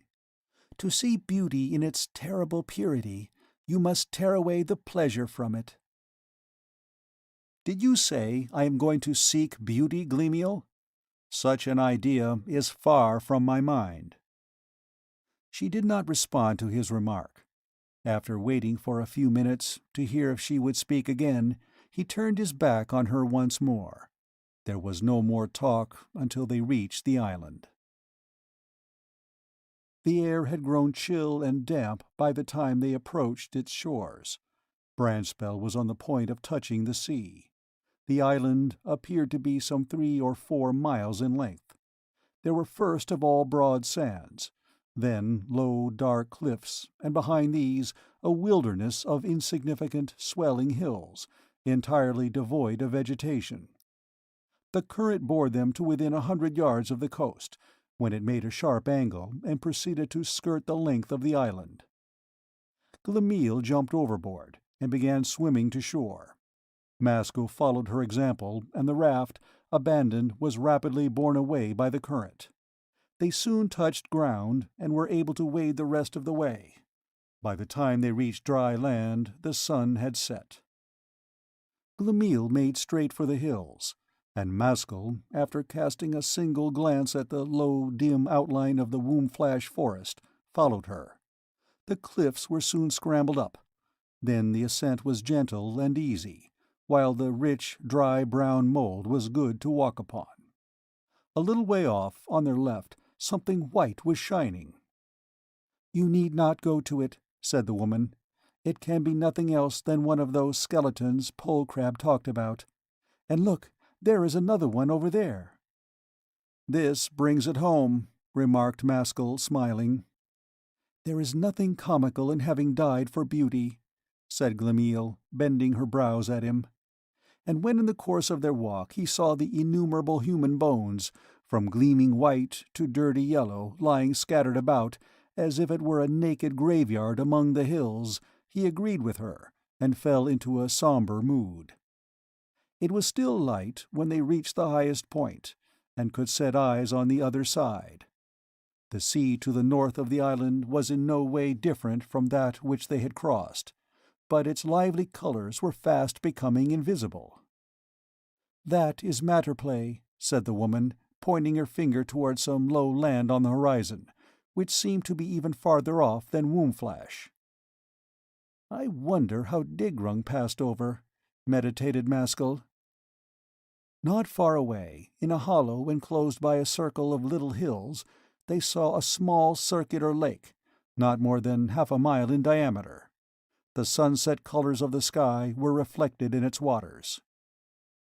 "That must be Iron Tick," remarked Gleamiel. "What is that?" "I have heard that it's the instrument Earthrid plays on." "We are getting close," responded he. "Let us go and investigate." When they drew nearer, they observed that a man was reclining on the farther side in an attitude of sleep. "If that's not the man himself, who can it be?" said Maskull. "Let's get across the water, if it will bear us. It will save us time." He now assumed the lead, and took running strides down the slope which bounded the lake on that side. Gleamiel followed him with greater dignity, keeping her eyes fixed on the recumbent man as if fascinated. When Maskull reached the water's edge, he tried it with one foot, to discover if it would carry his weight. Something unusual in its appearance led him to have doubts. It was a tranquil, dark, and beautifully reflecting sheet of water. It resembled a mirror of liquid metal. Finding that it would bear him, and that nothing happened, he placed his second foot on its surface. Instantly he sustained a violent shock throughout his body, as from a powerful electric current, and he was hurled in a tumbled heap back onto the bank. He picked himself up, brushed the dirt off his person, and started walking around the lake. Gleamiel joined him, and they completed the half-circuit together.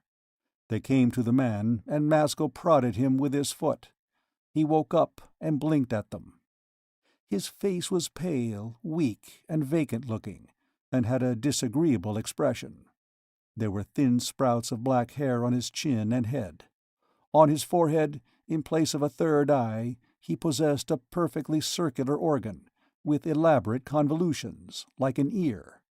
He had an unpleasant smell. He appeared to be of young middle age. "Wake up, man," said Maskull sharply, "and tell us if you are Earthrid." "What time is it?" counter-questioned the man. "Does it want long to moonrise?"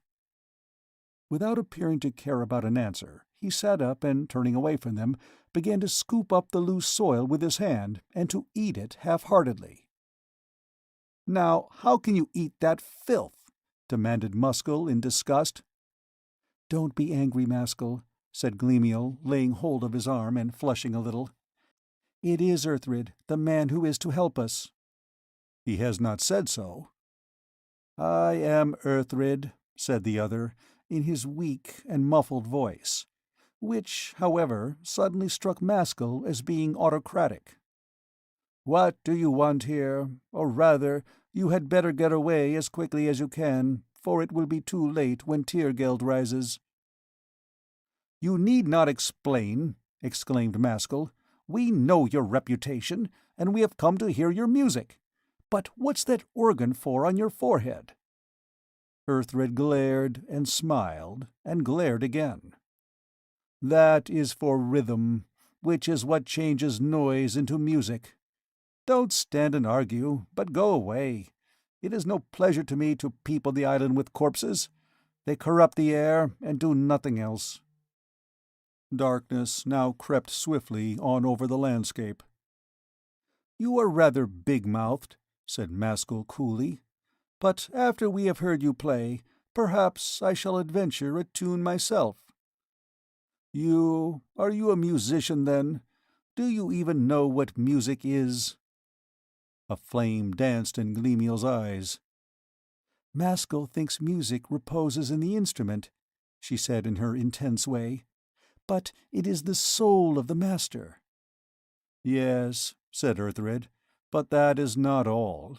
I will tell you what it is. In Thriel, where I was born and brought up, we learn the mystery of the three in nature. This world, which lies extended before us, has three directions. Length is the line which shuts off what is, from what is not. Breadth is the surface which shows us in what manner one thing of what is lies with another thing. Depth is the path which leads from what is to our own body. In music it is not otherwise. Tone is existence, without which nothing at all can be. Symmetry and numbers are the manner in which tones exist, one with another. Emotion is the movement of our soul toward the wonderful world that is being created. Now, men, when they make music, are accustomed to build beautiful tones, because of the delight they cause. Therefore, their music world is based on pleasure. Its symmetry is regular and charming, its emotion is sweet and lovely. But my music is founded on painful tones, and thus its symmetry is wild and difficult to discover, its emotion is bitter and terrible." "If I had not anticipated its being original, I would not have come here," said Maskull. "Still, explain. Why can't harsh tones have simple symmetry of form? And why must they necessarily cause more profound emotions in us who listen?" "Pleasures may harmonize, pains must clash, and in the order of their clashing lies the symmetry.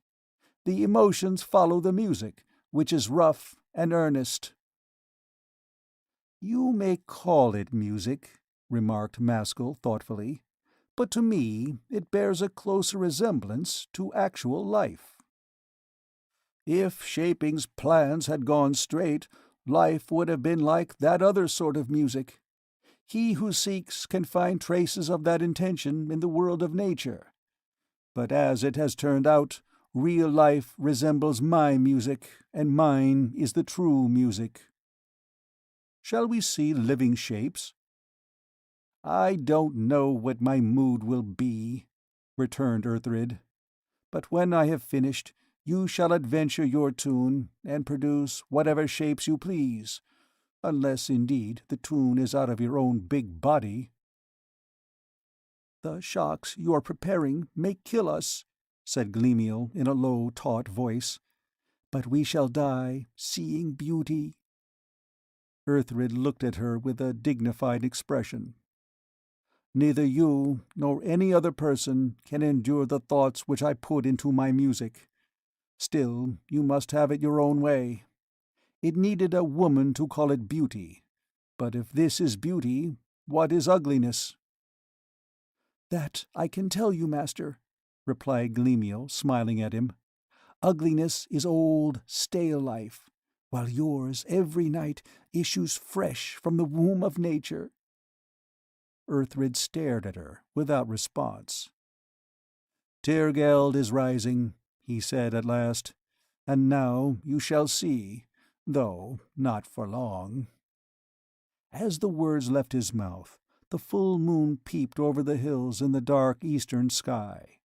They watched it in silence, and soon it was wholly up. It was larger than the moon of Earth, and seemed nearer.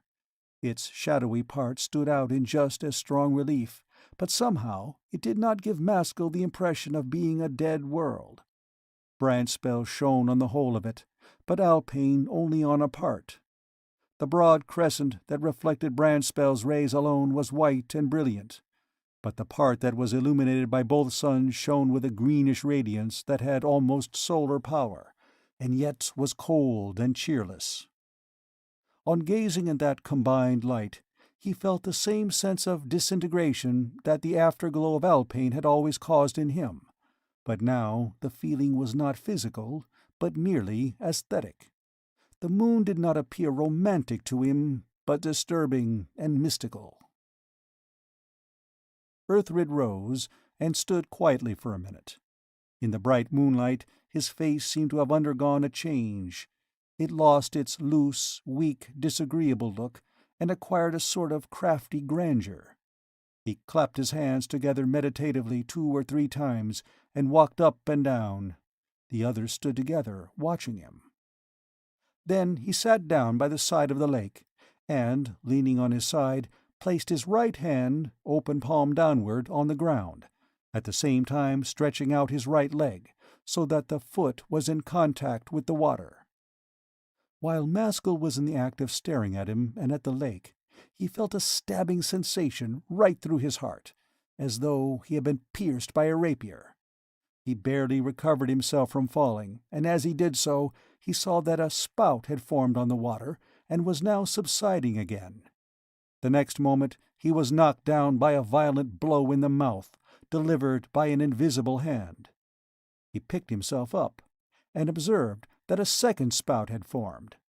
No sooner was he on his legs than a hideous pain hammered away inside his brain, as if caused by a malignant tumor. In his agony he stumbled and fell again, this time on the arm Crag had wounded.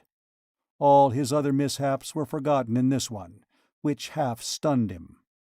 It lasted only a moment, and then sudden relief came, and he found that Earthrid's rough music had lost its power over him. He saw him still stretched out in the same position. Spouts were coming thick and fast on the lake, which was full of lively motion. But Gleamiel was not on her legs. She was lying on the ground in a heap without moving. Her attitude was ugly, and he guessed she was dead. When he reached her, he discovered that she was dead. In what state of mind she had died, he did not know, for her face wore the vulgar Crystalman grin. The whole tragedy had not lasted 5 minutes.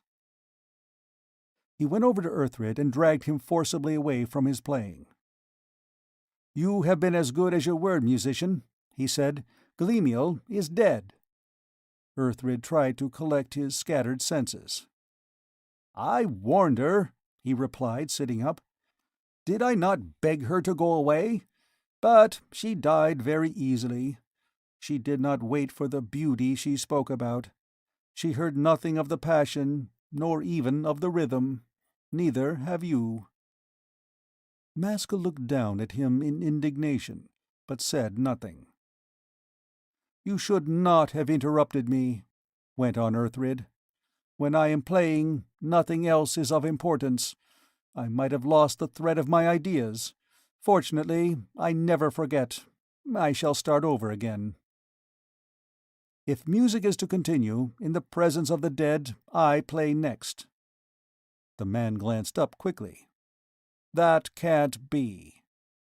"It must be," said Maskull decisively. "I prefer playing to listening. Another reason is that you will have every night, but I have only tonight." Earthred clenched and unclenched his fist and began to turn pale. "With your recklessness, you are likely to kill us both. Iron Tick belongs to me, and until you have learned how to play, you would only break the instrument." "Well then, I will break it, but I am going to try." The musician jumped to his feet and confronted him.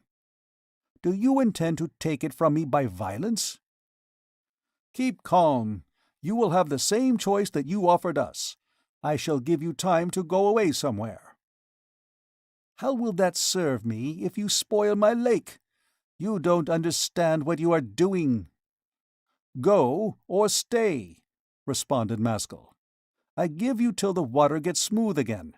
After that, I begin playing." Earthred kept swallowing. He glanced at the lake and back to Maskull. "Do you swear it?" "How long that will take, you know better than I, but till then you are safe." Earthred cast him a look of malice, hesitated for an instant, and then moved away, and started to climb the nearest hill. Halfway up, he glanced over his shoulder apprehensively, as if to see what was happening. In another minute or so he had disappeared over the crest, traveling in the direction of the shore that faced Matterplay. Later, when the water was once more tranquil, Maskull sat down by its edge, in imitation of Earthred's attitude. He knew neither how to set about producing his music, nor what would come of it. But audacious projects entered his brain, and he willed to create physical shapes, and, above all, one shape, that of Surtur. Before putting his foot to the water, he turned things over a little in his mind. He said, "What themes are in common music, shapes are in this music. The composer does not find his theme by picking out single notes, but the whole theme flashes into his mind by inspiration. So it must be with shapes. When I start playing, if I am worth anything, the undivided ideas will pass from my unconscious mind to this lake, and then, reflected back in the dimensions of reality, I shall be, for the first time, made acquainted with them. So it must be." The instant his foot touched the water, he felt his thoughts flowing from him. He did not know what they were, but the mere act of flowing created a sensation of joyful mastery. With this was curiosity to learn what they would prove to be. Spouts formed on the lake in increasing numbers, but he experienced no pain. His thoughts, which he knew to be music, did not issue from him in a steady, unbroken stream, but in great, rough gushes, succeeding intervals of quiescence. When these gushes came, the whole lake broke out in an eruption of spouts. He realized that the ideas passing from him did not arise in his intellect, but had their source in the fathomless depths of his will. He could not decide what character they should have, but he was able to force them out, or retard them by the exercise of his volition. At first, nothing changed around him. Then the moon grew dimmer, and a strange, new radiance began to illuminate the landscape. It increased so imperceptibly that it was some time before he recognized it as the Maskull light which he had seen in the Wombflash forest. He could not give it a color or a name, but it filled him with a sort of stern and sacred awe. He called up the resources of his powerful will. The spouts thickened like a forest, and many of them were 20 feet high. Tyrgel looked faint and pale. The radiance became intense, but it cast no shadows. The wind got up, but where Maskull was sitting it was calm. Shortly afterward it began to shriek and whistle like a full gale. He saw no shapes and redoubled his efforts. His ideas were now rushing out onto the lake so furiously that his whole soul was possessed by exhilaration and defiance. But still he did not know their nature. A huge spout shot up, and at the same moment the hills began to crack and break. Great masses of loose soil were erupted from their bowels, and in the next period of quietness he saw that the landscape had altered. Still, the mysterious light intensified. The moon disappeared entirely. The noise of the unseen tempest was terrifying, but Maskull played heroically on, trying to urge out ideas which would take shape. The hillsides were cleft with chasms. The water escaping from the tops of the spouts swamped the land, but where he was, it was dry. The radiance grew terrible. It was everywhere, but Maskull fancied that it was far brighter in one particular quarter. He thought that it was becoming localized, preparatory to contracting into a solid form. He strained and strained. Immediately afterward, the bottom of the lake subsided. Its waters fell through, and his instrument was broken. The Muspel light vanished. The moon shone out again, but Maskull could not see it. After that unearthly shining, he seemed to himself to be in total blackness. The screaming wind ceased.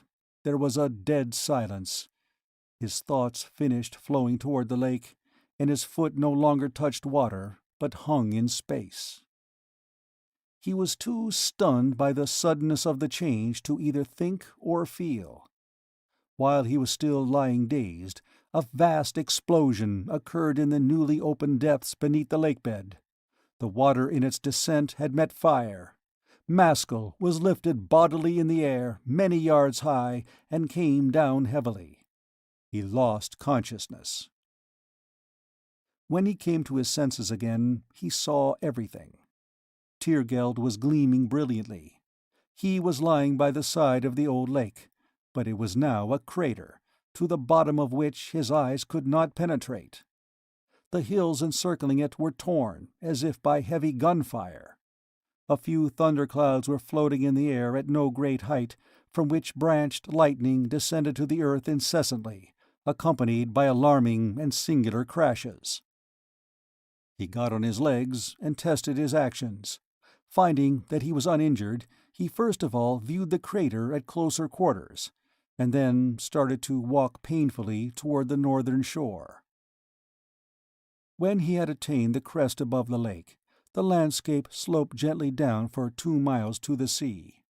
Everywhere he passed through traces of his rough work. The country was carved into scarps, grooves, channels, and craters.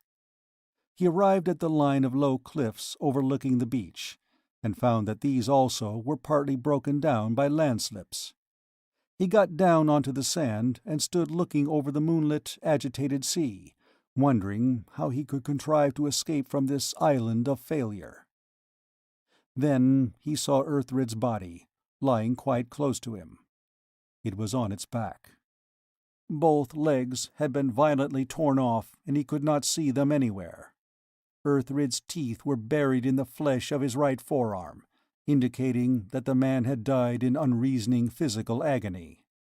The skin gleamed green in the moonlight, but it was stained by darker discolorations which were wounds. The sand about him was dyed by the pool of blood which had long since filtered through. Maskull left the corpse in dismay and walked a long way along the sweet-smelling shore. Sitting down on a rock, he waited for daybreak. End of Chapter 15. Chapter 16. Lee Halfay. At midnight, when Tyrgeld was in the south, throwing his shadow straight toward the sea and making everything nearly as bright as day, he saw a great tree floating in the water, not far out.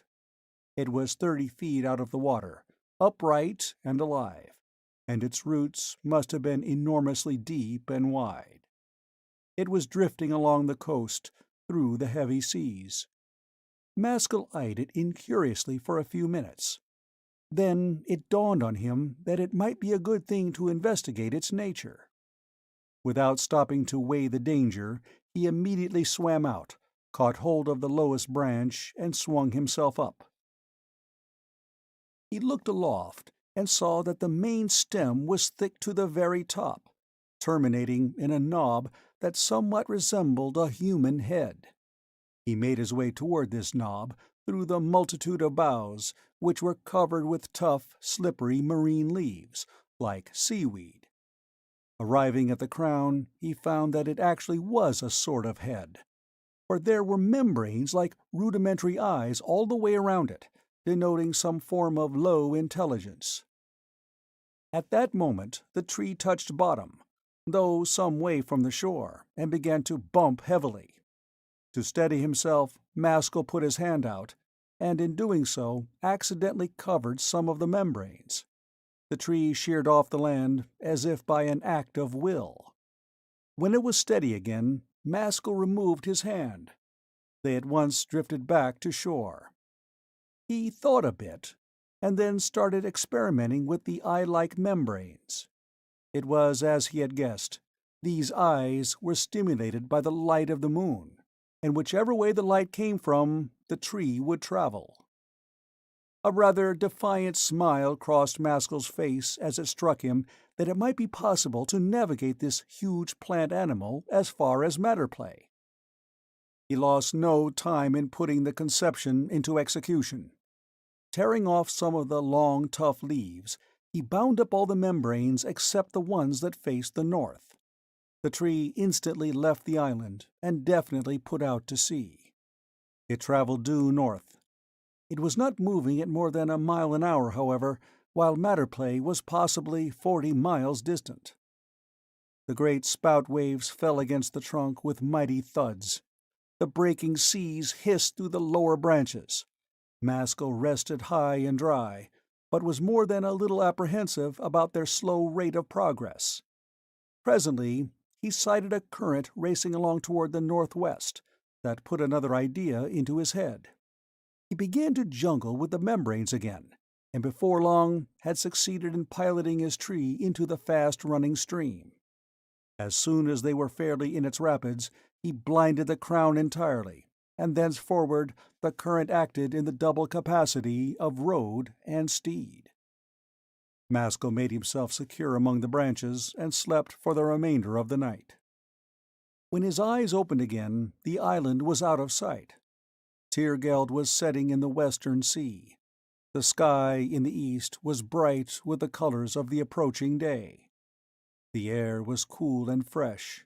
The light over the sea was beautiful, gleaming, and mysterious. Land, probably Matterplay, lay ahead, a long, dark line of low cliffs, perhaps a mile away. The current no longer ran toward the shore, but began to skirt the coast without drawing any closer to it. As soon as Maskull realized the fact, he maneuvered the tree out of its channel and started drifting it inshore. The eastern sky blazed up suddenly with violent eyes, and the outer rim of branch spell lifted itself above the sea.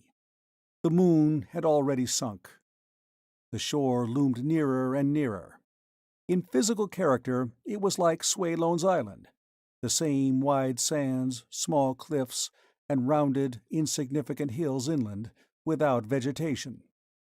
In the early morning sunlight, however, it looked romantic. Maskull, hollow-eyed and morose, cared nothing for all that, but the moment the tree grounded, clambered swiftly down through the branches and dropped into the sea. By the time he had swam ashore, the white, stupendous sun was high above the horizon. He walked along the sands toward the east for a considerable distance, without having any special intention in his mind. He thought he would go on until he came to some creek or valley, and then turn up it. The sun's rays were cheering, and began to relieve him of his oppressive night weight. After strolling along the beach for about a mile, he was stopped by a broad stream that followed into the sea out of a kind of natural gateway in the line of cliffs. Its water was of a beautiful, limpid green, all filled with bubbles. So ice-cold, aerated, and enticing did it look that he flung himself face downward on the ground and took a prolonged draught. When he got up again, his eyes started to play pranks. They became alternately blurred and clear. It may have been pure imagination, but he fancied that Digrung was moving inside him. He followed the bank of the stream through the gap in the cliffs, and then, for the first time, he saw the real matter play. A valley appeared, like a jewel enveloped by naked rock. All the hill country was bare and lifeless, but this valley lying in the heart of it was extremely fertile. He had never seen such fertility. It wound up among the hills, and all that he was looking at was its broad lower end. The floor of the valley was about half a mile wide. The stream that ran down its middle was nearly 100 feet across, but was exceedingly shallow. In most places, not more than a few inches deep. The sides of the valley were about 70 feet high, but very sloping. They were clothed from top to bottom with little bright-leaved trees, not of varied tints of one color, like earth trees, but of widely diverse colors, most of which were brilliant and positive. The floor itself was like a magician's garden. Densely interwoven trees, shrubs, and parasitical climbers fought everywhere for possession of it. The forms were strange and grotesque, and each one seemed different. The colors of leaf, flower, sexual organs, and stem were equally peculiar. All the different combinations of the 5 primary colors of Tormance seemed to be represented, and the result, for Maskull, was a sort of eye chaos. So rank was the vegetation that he could not fight his way through it. He was obliged to take to the riverbed. The contact of the water created an odd tingling sensation throughout his body, like a mild electric shock. There were no birds, but a few extraordinary-looking winged reptiles of small size kept crossing the valley from hill to hill. Swarms of flying insects clustered around him, threatening mischief, but in the end it turned out that his blood was disagreeable to them, for he was not bitten once. Repulsive, crawling creatures resembling centipedes, scorpions, snakes, and so forth were in myriads on the banks of the stream, but they also made no attempt to use their weapons on his bare legs and feet as he passed through them into the water. Presently, however, he was confronted in midstream by a hideous monster, of the size of a pony, but resembling in shape, if it resembled anything, a sea crustacean. And then he came to a halt. They stared at one another, the beast with wicked eyes, Maskull with cool and wary ones. While he was staring, a singular thing happened to him. His eyes blurred again, and when in a minute or two this blurring passed away, he saw clearly once more. His vision had changed in character. He was looking right through the animal's body and could distinguish all its interior parts. The outer crust, however, and all the hard tissues were misty and semi-transparent. Through them a luminous network of blood-red veins and arteries stood out in startling distinctness. The hard parts faded away to nothingness, and the blood system alone was left. Not even the fleshy ducts remained. The naked blood alone was visible, flowing this way and that like a fiery, liquid skeleton in the shape of the monster. Then his blood began to change too. Instead of a continuous liquid stream, Maskull perceived that it was composed of 1,000,000 individual points. The red color had been an illusion caused by the rapid motion of the points. He now saw clearly that they resembled minute suns in their scintillating brightness. They seemed like a double drift of stars, streaming through space. One drift was traveling toward a fixed point in the center, while the other was moving away from it. He recognized the former as the veins of the beast, the latter as the arteries, and the fixed point as the heart. While he was still looking, lost in amazement, the starry network went out suddenly, like an extinguished flame. Where the crustacean had stood, there was nothing. Yet through this nothing he could not see the landscape. Something was standing there that intercepted the light, though it possessed neither shape, color, nor substance. And now the object, which could no longer be perceived by vision, began to be felt like emotion. a delightful, spring-like sense of rising sap, of quickening pulses of love, adventure, mystery, beauty, femininity, took possession of his being, and strangely enough he identified it with the monster. Why that invisible brute should cause him to feel young, sexual, and audacious, he did not ask himself, for he was fully occupied with the effect. But it was as if flesh, bones, and blood had been discarded, and he were face to face with naked life itself, which slowly passed into his own body. The sensations died away. There was a brief interval, and then the streaming, star-like skeleton rose up again out of space. It changed to the red blood system. The hard parts of the body reappeared, with more and more distinctness, and at the same time the network of blood grew fainter. Presently the interior parts were entirely concealed by the crust. The creature stood opposite Maskull in its old formidable ugliness, hard, painted, and concrete. Disliking something about him, the crustacean turned aside, and stumbled awkwardly away on its 6 legs, with laborious and repulsive movements toward the other bank of the stream. Maskull's apathy left him after this adventure. He became uneasy and thoughtful. He imagined that he was beginning to see things through Digrung's eyes, and that there were strange troubles immediately ahead. The next time his eyes started to blur, he fought it down with his will, and nothing happened. The valley ascended with many windings toward the hills. It narrowed considerably, and the wooded slopes on either side grew steeper and higher. The stream shrunk to about 20 feet across, but it was deeper. It was alive with motion, music, and bubbles. The electric sensations caused by its water became more pronounced, almost disagreeably so, but there was nowhere else to walk. With its deafening confusion of sounds from the multitude of living creatures, the little valley resembled a vast conversation hall of nature. The life was still more prolific than before.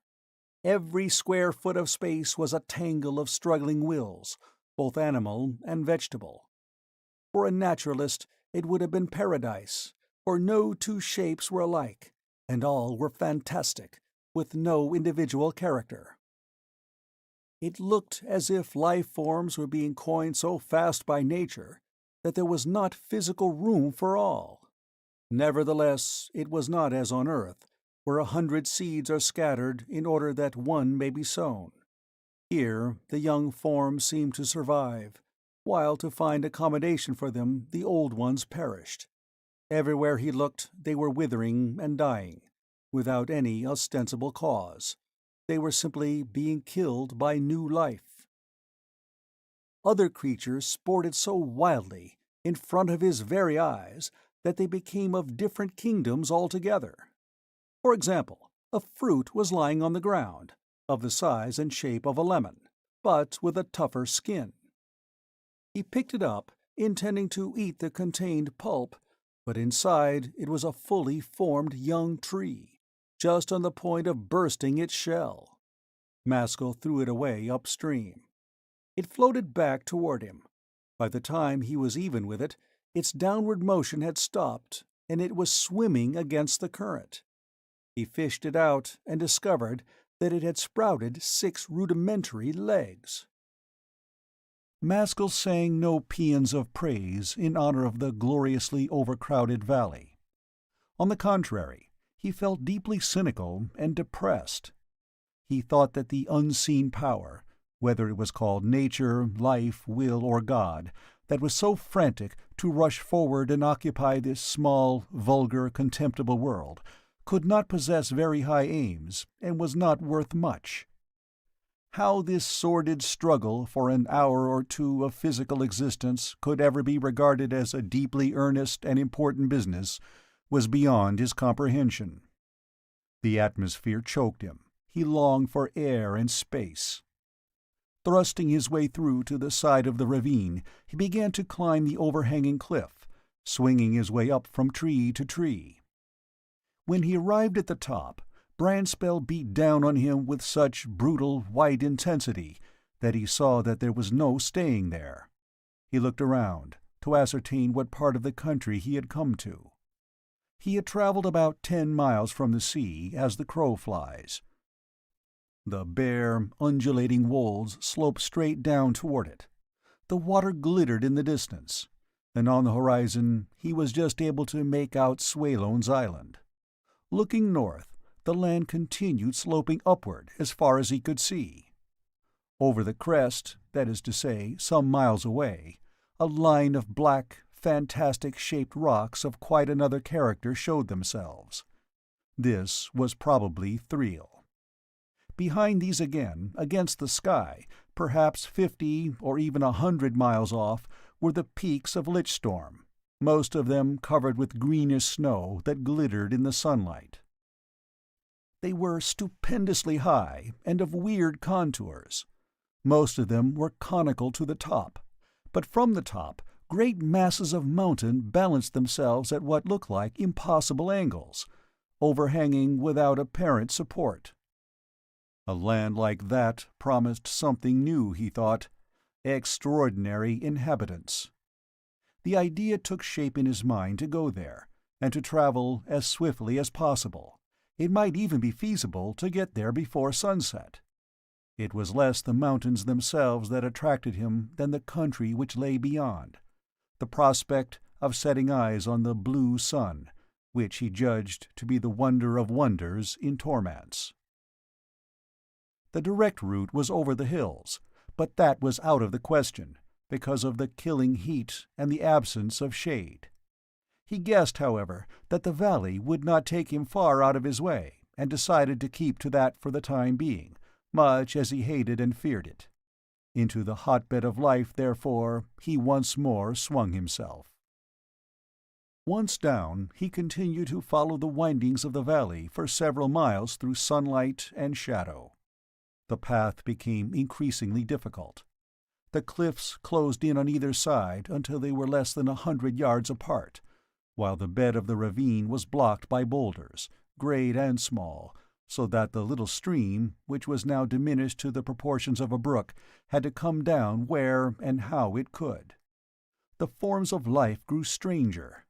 Pure plants and pure animals disappeared by degrees, and their place was filled by singular creatures that seemed to partake of both characters.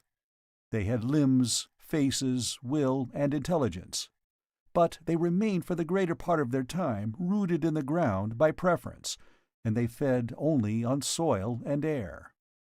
Maskull saw no sexual organs and failed to understand how the young came into existence.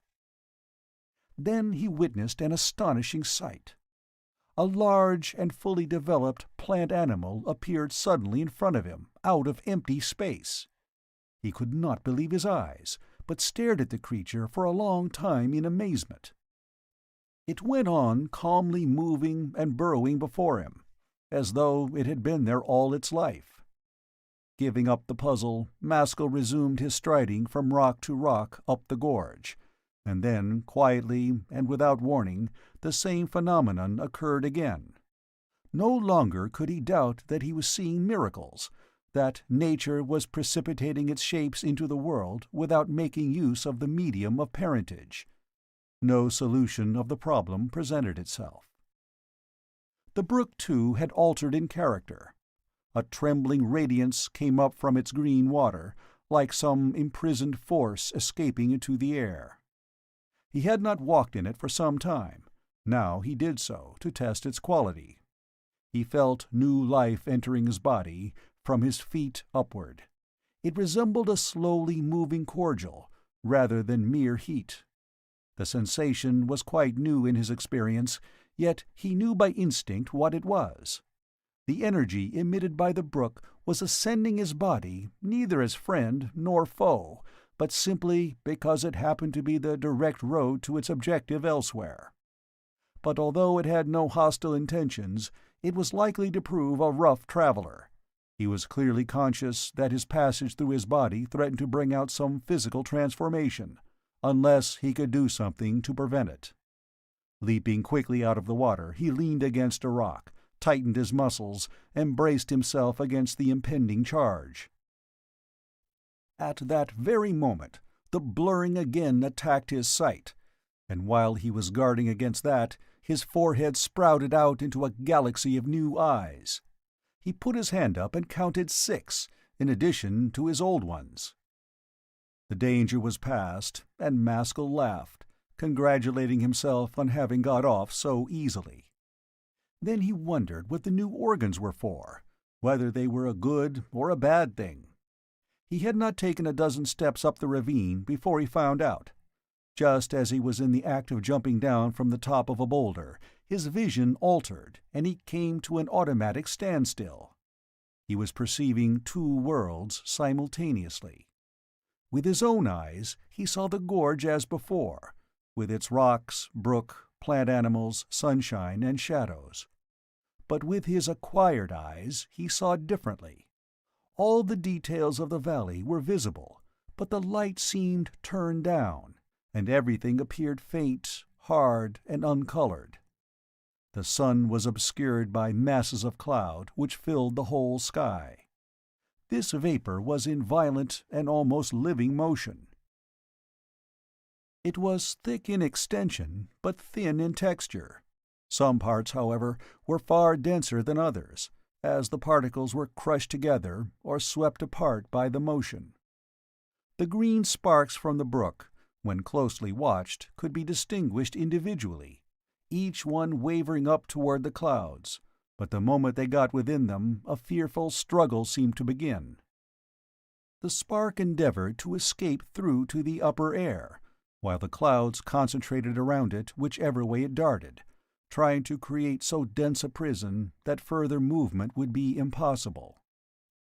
As far as Maskull could detect, most of the sparks succeeded eventually in finding their way out after frantic efforts, but one that he was looking at was caught, and what happened was this.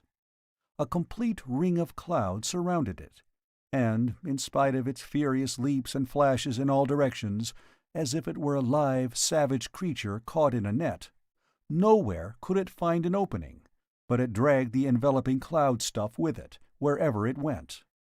The vapors continued to thicken around it until they resembled the black, heavy, compressed sky masses seen before a bad thunderstorm. Then the green spark, which was still visible in the interior, ceased its efforts, and remained for a time quite quiescent. The cloud shape went on consolidating itself and became nearly spherical. As it grew heavier and stiller, it started slowly to descend toward the valley floor. When it was directly opposite Maskull, with its lower end only a few feet off the ground, its motion stopped altogether, and there was a complete pause for at least 2 minutes. Suddenly, like a stab of forked lightning, the great cloud shot together, became small, indented, and colored, and, as a plant animal, started walking around on legs and rooting up the ground in search of food. The concluding stage of the phenomenon he witnessed with his normal eyesight. It showed him the creatures appearing miraculously out of nowhere. Maskull was shaken. His cynicism dropped from him, and he gave place to curiosity and awe. That was exactly like the birth of a thought, he said to himself. But who was the thinker? Some great living mind is at work in this spot. He has intelligence, for all his shapes are different, and he has character, for all belong to the same general type. If I'm not wrong, and if it's the force called shaping or crystalman, I've seen enough to make me want to find out something more about him. It would be ridiculous to go on to other riddles before I've solved these. A voice called out to him from behind, and, turning around, he saw a human figure hastening toward him from some distance down the ravine. It looked more like a man than a woman, but was rather tall, but nimble, and was clothed in a dark, frock-like garment that reached from neck to below the knees. Around his head was rolled a turban.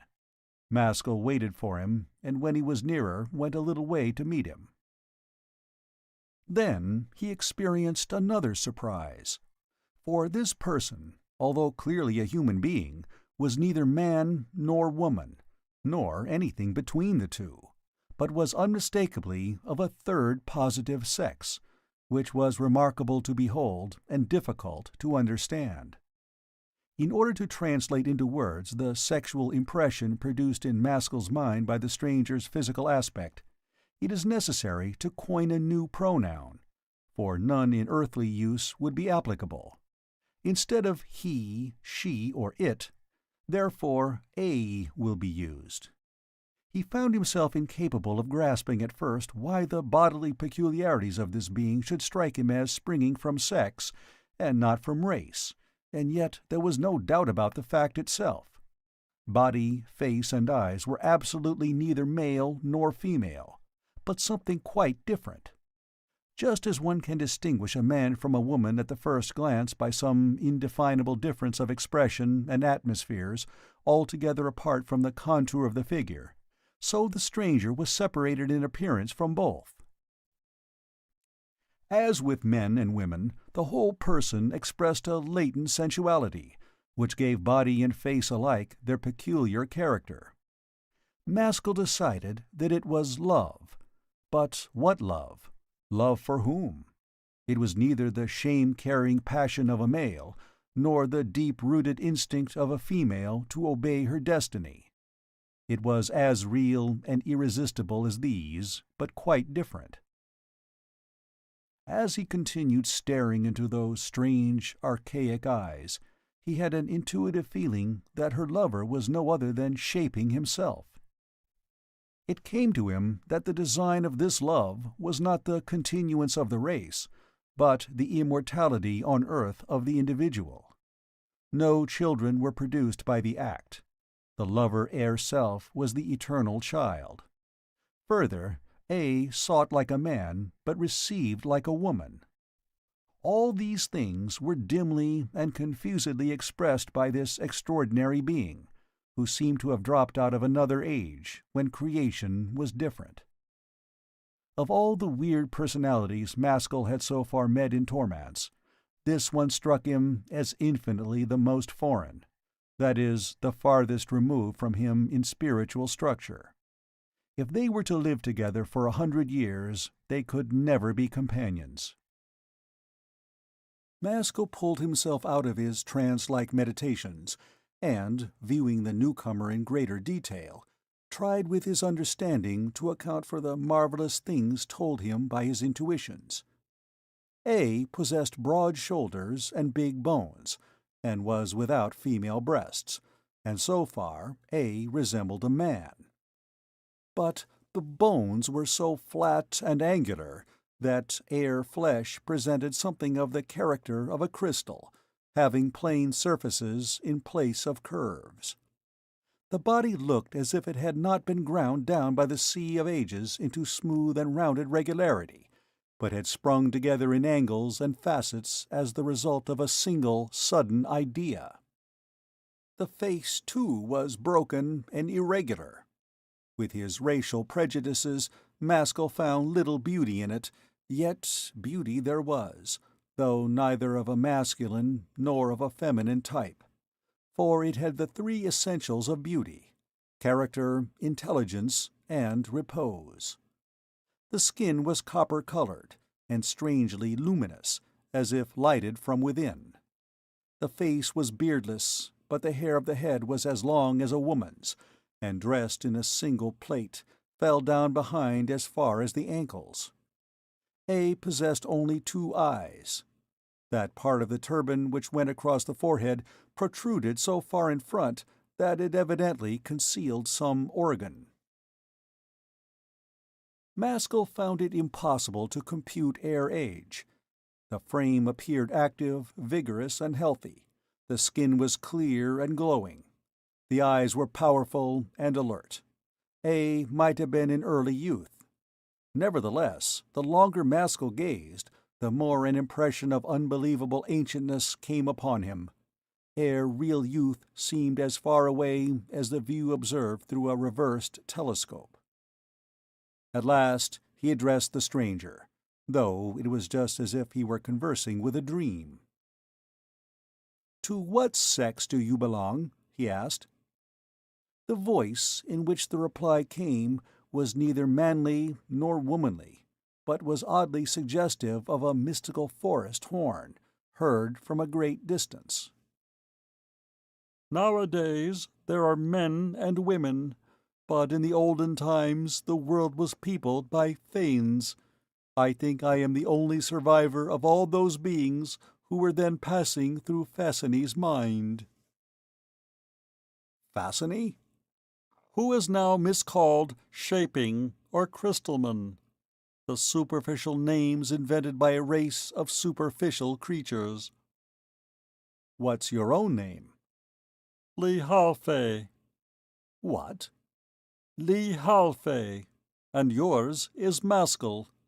I read it in your mind that you have just come through some wonderful adventures. You seem to possess extraordinary luck. If it lasts long enough, perhaps I can make use of it. Do you think that my luck exists for your benefit? But never mind that now. It is your sex that interests me. How do you satisfy your desires? Lihalfe pointed to the concealed organ on Air Brow. With that, I gather life from the streams that flow in all the 100 Matterplay valleys. The streams spring direct from Fascine. My whole life has been spent trying to find Fascine himself. I've hunted so long that if I were to state the number of years, you would believe I lied. Maskull looked at the Phaean slowly. In Ifdawn, I met someone else from Matterplay, a young man called Digrung. I absorbed him. You can't be telling me this out of vanity. It was a fearful crime. What will come of it?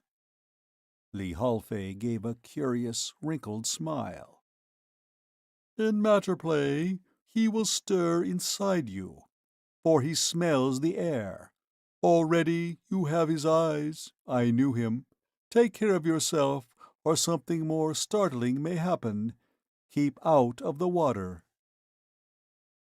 This seems to me a terrible valley, in which anything may happen. Don't torment yourself about Digrung. The valleys belong by right to the Phaeans. The men here are interlopers. It is a good work to remove them. Maskull continued thoughtful. I say no more, but I see I will have to be cautious. What do you mean about my helping you with my luck? Your luck is fast weakening, but it may still be strong enough to serve me. Together we will search for Thriel. Search for Thriel? Why? Is it so hard to find? I have told you that my whole life has been spent in the quest. You said Fascine, Lihalfe. The Phaean gazed at him with queer, ancient eyes, and smiled again. This stream, Maskull, like every other life stream in Matterplay, has its source in Fascine. But as all these streams issue from Thriel, it is in Thriel that we must look for Fascine. But what's to prevent you from finding Thriel? Surely it's a well-known country. It lies underground. Its communications with the upper world are few, and where they are, no one that I have ever spoken to knows. I have scoured the valleys and the hills. I have been to the very gates of Lichstorm.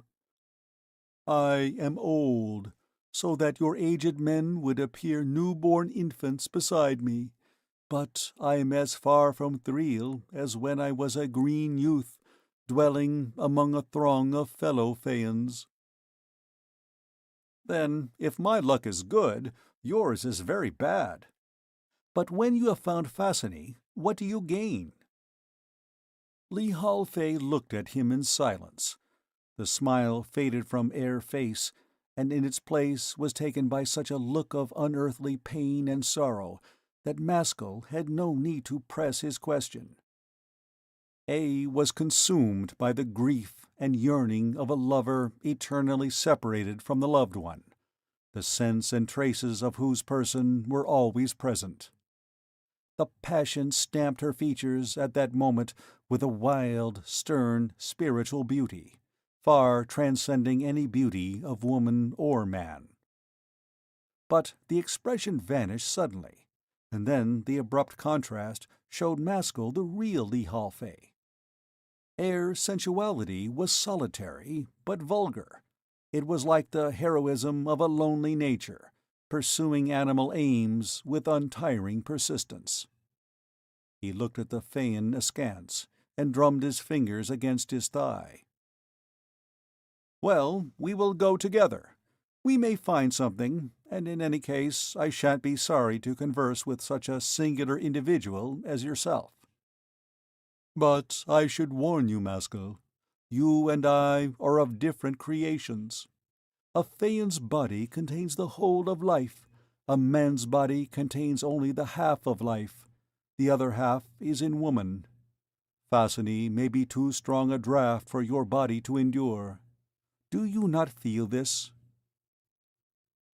"I am dull with my different feelings. I must take what precautions I can, and chance the rest." He bent down, and, taking hold of the Phaean's thin and ragged robe, tore off a broad strip, which he proceeded to swathe in folds around his forehead. "I am not forgetting your advice, Lee Halfay. I would not like to start the walk as Maskull and finishing it as Digrung."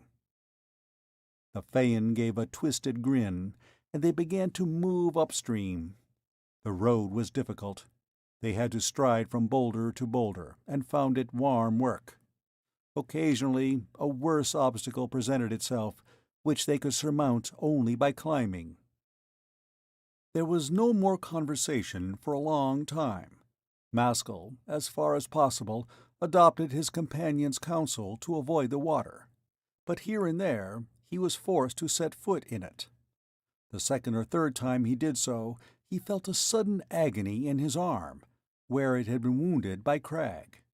His eyes grew joyful, his fears vanished, and he began deliberately to tread the stream.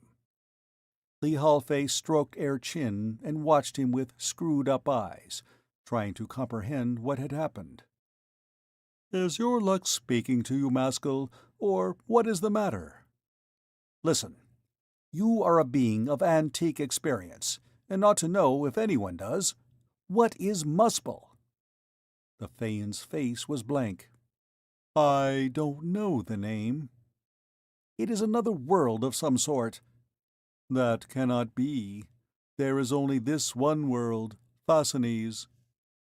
Maskull came up to Air, linked arms, and began to talk.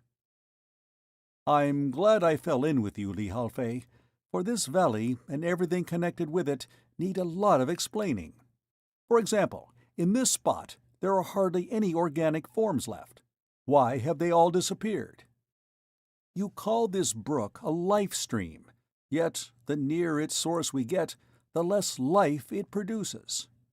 A mile or two lower down we had those spontaneous plant animals appearing out of nowhere, while right down by the sea, plants and animals were tumbling over one another.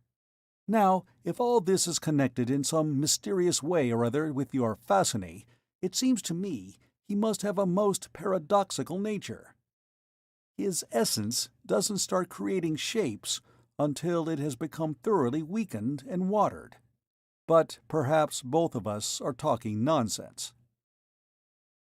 Lee Halfay shook Air's head. "Everything hangs together. The stream is life, and it is throwing off sparks of life all the time. When these sparks are caught and imprisoned by matter, they become living shapes. The nearer the stream is to its source, the more terrible and vigorous is its life. You'll see for yourself when we reach the head of the valley that there are no living shapes there at all. That means that there is no kind of matter tough enough to capture and hold the terrible sparks that are to be found there. Lower down the stream, most of the sparks are vigorous enough to escape to the upper air, but some are held when they are a little way up, and these burst suddenly into shapes. I myself am of this nature. Lower down still, toward the sea, the stream has lost a great part of its vital power, and the sparks are lazy and sluggish. They spread out rather than rise into the air. There is hardly any kind of matter, however delicate, that is incapable of capturing these feeble sparks, and they are captured in multitudes. That accounts for the innumerable living shapes you see there. But not only that, the sparks are passed from one body to another by way of generation, and can never hope to cease being so until they are worn out by decay. Lowest of all, you have the sinking sea itself. There, the degenerate and enfeebled life of the matter-play streams has for its body the whole sea. So weak is its power that it can't succeed in creating any shapes at all, but you can see its ceaseless, futile attempts to do so in those spouts.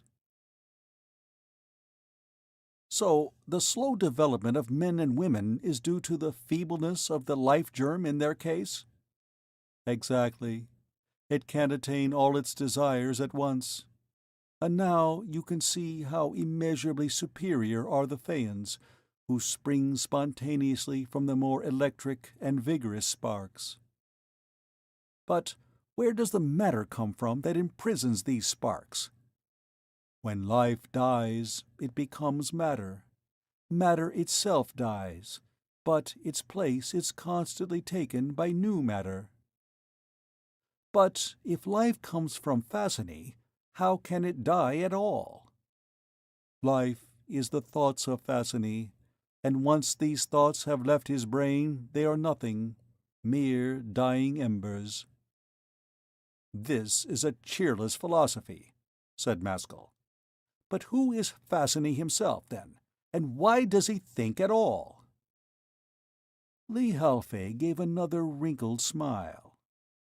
"That I'll explain too. Fascini is of this nature. He faces nothingness in all directions. He has no back and no sides, but is all face, and this face is his shape. It must necessarily be so, for nothing else can exist between him and nothingness. His face is all eyes, for he eternally contemplates nothingness. He draws his inspirations from it. In no other way could he feel himself. For the same reason, Phaeons and even men love to be in empty places and vast solitudes, for each one is a little Fascini." "That rings true," said Maskull. "Thoughts flow perpetually from Fascini's face backward. Since his face is on all sides, however, they flow into his interior. A draught of thought thus continuously flows from nothingness to the inside of Fascini, which is the world. The thoughts become shapes and people the world. His outer world, therefore, which is lying all around us, is not outside at all, as it happens, but inside. The visible universe is like a gigantic stomach, and the real outside of the world we shall never see." Maskull pondered deeply for a while. "Lee Halfay, I fail to see what you personally have to hope for, since you are nothing more than a discarded, dying thought." "Have you never loved a woman?" asked the Phaeon, regarding him fixedly. "Perhaps I have." "When you loved, did you have no high moments?" "That's asking the same question in other words." "In those moments you were approaching Fascini. If you could have drawn nearer still, would you have not done so?" "I would, regardless of the consequences." "Even if you personally had nothing to hope for?" "But I would have that to hope for." Lee Halfay walked on in silence. "A man is the half of life," A broke out suddenly. "A woman is the other half of life. But a Phaeon is the whole of life. Moreover, when life becomes split into halves, something else has dropped out of it, something that belongs only to the whole. Between your love and mine there is no comparison. Even if your sluggish blood is drawn to Fasciny, without stopping to ask what will come of it, how do you suppose it is with me?" "I don't question the genuineness of your passion," replied Maskull. "But it's a pity you can't see your way to carry it forward into the next world." Li Halfei gave a distorted grin, expressing heaven knows what emotion. "Men think what they like, but Phaeans are so made that they can see the world only as it really is." That ended the conversation. The sun was high in the sky, and they appeared to be approaching the head of the ravine. Its walls had still further closed in, and except at those moments when Branchspell was directly behind them, they strode along all the time in deep shade. But still it was disagreeably hot and relaxing. All life had ceased. A beautiful, fantastic spectacle was presented by the cliff faces, the rocky ground, and the boulders that choked the entire width of the gorge. They were a snow-white crystalline limestone, heavily scored by veins of bright, gleaming blue.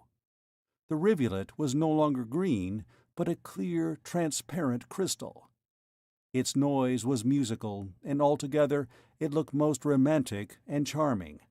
But Li Halfei seemed to find something else in it. Their features grew more and more set and tortured. About half an hour after all the other life forms had vanished, another plant animal was precipitated out of space in front of their eyes. It was as tall as Maskull himself, and had a brilliant and vigorous appearance, as befitted a creature just out of nature's mint. It started to walk about, but hardly had it done so when it burst silently asunder. Nothing remained of it. The whole body disappeared instantaneously into the same invisible mist from which it had sprung. "That bears out what you said," commented Maskull, turning rather pale. "Yes," answered Li Halfei.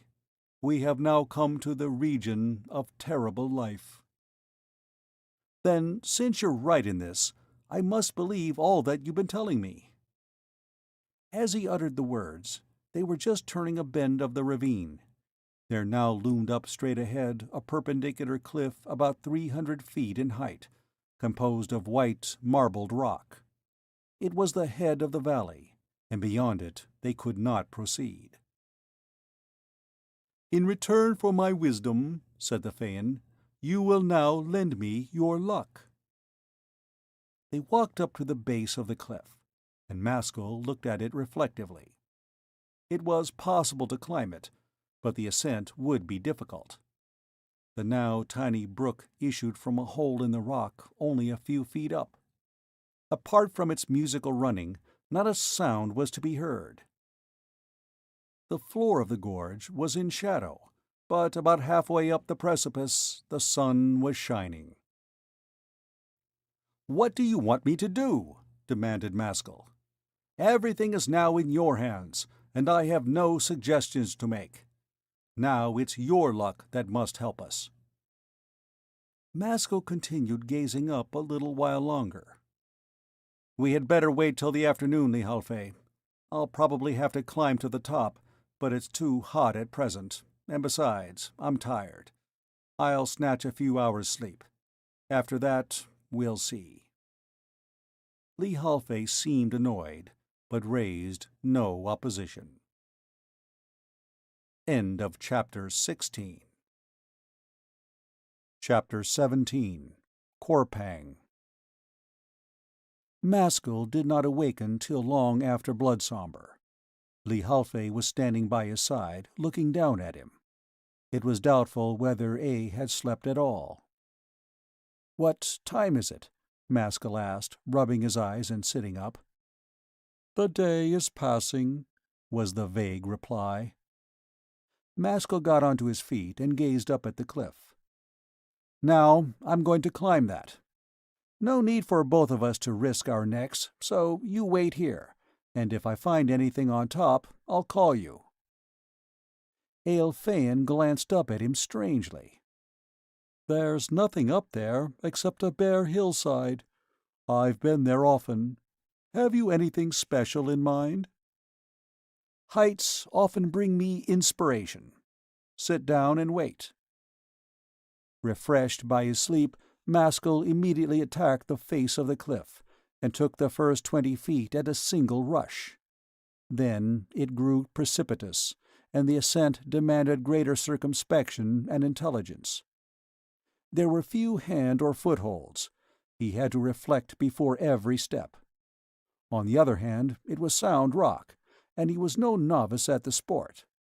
Branchspell glared full on the wall, so that it half blinded him with its glittering whiteness. After many doubts and pauses, he drew near the top. He was hot, sweating copiously, and rather dizzy.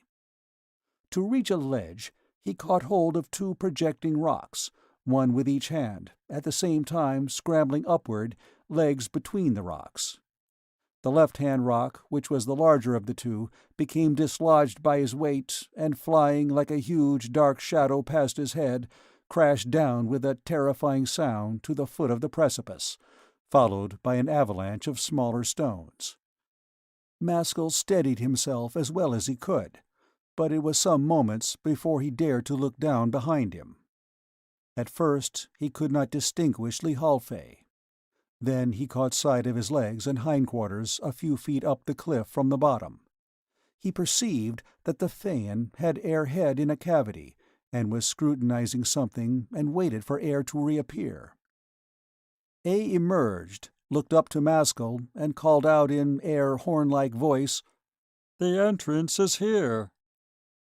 "I'm coming down," roared Maskull. "Wait for me." He descended swiftly, without taking too much care, for he thought he recognized his luck in this discovery, and within 20 minutes was standing beside the Phaean. "What happened?" "The rock you dislodged struck this other rock just above the spring. It tore out of its bed. See, now there's room for us to get in." "Don't get excited," said Maskull. "It's a remarkable accident, but we have plenty of time. Let me look." He peered into the hole, which was large enough to admit a big man without stooping. Contrasted with the daylight outside, it was dark, yet a peculiar glow pervaded the place, and he could see well enough. A rock tunnel went straight forward into the bowels of the hill, out of sight. The valley brook did not flow along the floor of this tunnel as he had expected, but came up as a spring just inside the entrance. "Well, Lihalfey, not much need to deliberate, eh? Still, observe that your stream parts company with us here." As he turned around for an answer, he noticed that his companion was trembling from head to foot. "Why, what's the matter?" Lihalfey pressed a hand to Earhart. "The stream leaves us, but what makes the stream what it is continues with us. Fascini is there." "But surely you don't expect to see him in person. Why are you shaking?" "Perhaps it will be too much for me after all." "Why? How is it affecting you?" The Phaean took him by the shoulder and held him at arm's length, endeavoring to study him with unsteady eyes. "Fascini's thoughts are obscure. I am his lover, you are a lover of women, yet he grants to you what he denies to me." "What does he grant to me?" "To see him and go on living. I shall die, but it's immaterial. Tomorrow both of us will be dead." Maskull impatiently shook himself free. "Your sensations may be reliable in your own case, but how do you know I shall die?" "Life is flaming up inside you," replied Lihalfey, shaking Airhead. "But after it has reached its climax, perhaps tonight, it will sink rapidly, and you'll die tomorrow. As for me, if I enter Thriel, I shan't come out again. A smell of death is being wafted to me out of this hole." "You talk like a frightened man. I smell nothing." "I am not frightened," said Lihalfey quietly. A had been gradually recovering air tranquility. "But when one has lived as long as I have, it is a serious matter to die. Every year one puts out new roots." "Decide what you're going to do," said Maskull with a touch of contempt, "for I'm going in at once." The Phaean gave an odd, meditative stare down the ravine, and after that walked into the cavern without another word. Maskull, scratching his head, followed close at Air heels. The moment they stepped across the bubbling spring, the atmosphere altered. Without becoming stale or unpleasant, it grew cold, clear, and refined, and somehow suggested austere and tomb-like thoughts. The daylight disappeared at the first bend in the tunnel. After that, Maskull could not say where the light came from. The air itself must have been luminous, for though it was as light as full moon on earth, neither he nor Li Halfei cast a shadow.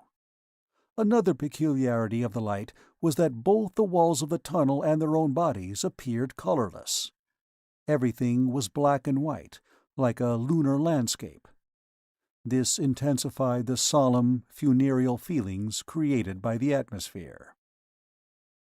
After they had proceeded for about 10 minutes, the tunnel began to widen out. The roof was high above their heads, and 6 men could have walked side by side. Li Halfei was visibly weakening. A dragged herself along slowly and painfully, with sunken head. Maskull caught hold of Air. "You can't go on like that. Better let me take you back." The Phaean smiled and staggered. "I'm dying." "Don't talk like that. It's only a passing indisposition. Let me take you back to the daylight." "No, help me forward. I wish to see Fascini." "The sick must have their way," said Maskull. Lifting Air bodily in his arms, he walked quickly along for another 100 yards or so. They then emerged from the tunnel and faced a world the parallel of which he had never set eyes upon before. Set me down," directed Li Halfei feebly. "Here I'll die." Maskull obeyed and laid Air down at full length on the rocky ground. The Phaean raised herself with difficulty on one arm and stared with fast glazing eyes at the mystic landscape. Maskull looked too, and what he saw was a vast, undulating plain, lighted as if by the moon, but there was of course no moon, and there were no shadows. He made out running streams in the distance. Beside them were trees of a peculiar kind. They were rooted in the ground, but the branches also were aerial roots, and there were no leaves. No other plants could be seen. The soil was soft, porous rock, resembling pumice. Beyond a mile or two in any direction, the light merged into obscurity. At their back, a great rocky wall extended on either hand. But it was not square like a wall, but full of bays and promontories, like an indented line of sea cliffs.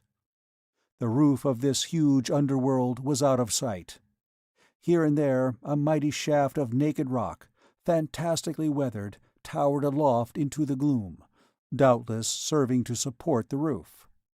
There were no colors. Every detail of the landscape was black, white, or gray. The scene appeared so still, so solemn and religious, that all his feelings quieted down to absolute tranquillity. Li Halfei fell back suddenly. Maskull dropped on his knees and helplessly watched the last flickerings of Air's spirit, going out like a candle in foul air. Death came. He closed the eyes. The awful grin of Crystalman immediately fastened upon the Phaean's dead features. While Maskull was still kneeling, he became conscious of someone standing beside him. He looked up quickly and saw a man, but did not at once rise. "Another Phaean dead," said the newcomer in a grave, toneless, and intellectual voice. Maskull got up. The man was short and thick-set, but emaciated. His forehead was not disfigured by any organs. He was middle-aged. The features were energetic and rather coarse, yet it seemed to Maskull as though a pure, hard life had done something toward refining them. His sanguine eyes carried a twisted, puzzled look. Some unanswerable problem was apparently in the forefront of his brain. His face was hairless. The hair of his head was short and manly. His brow was wide. He was clothed in a black, sleeveless robe, and bore a long staff in his hand. There was an air of cleanness and austerity about the whole man that was attractive. He went on speaking dispassionately to Maskull, and while doing so, kept passing his hand reflectively over his cheeks and chin. "They all find their way here to die. They come here for matter play. There they live to an incredible age, partly on that account, and partly because of their spontaneous origin. They regard themselves as the favored children of Fascini. But when they come here to find him, they die at once. I think this one is the last of the race. But whom do I speak to?" "I am Korpang.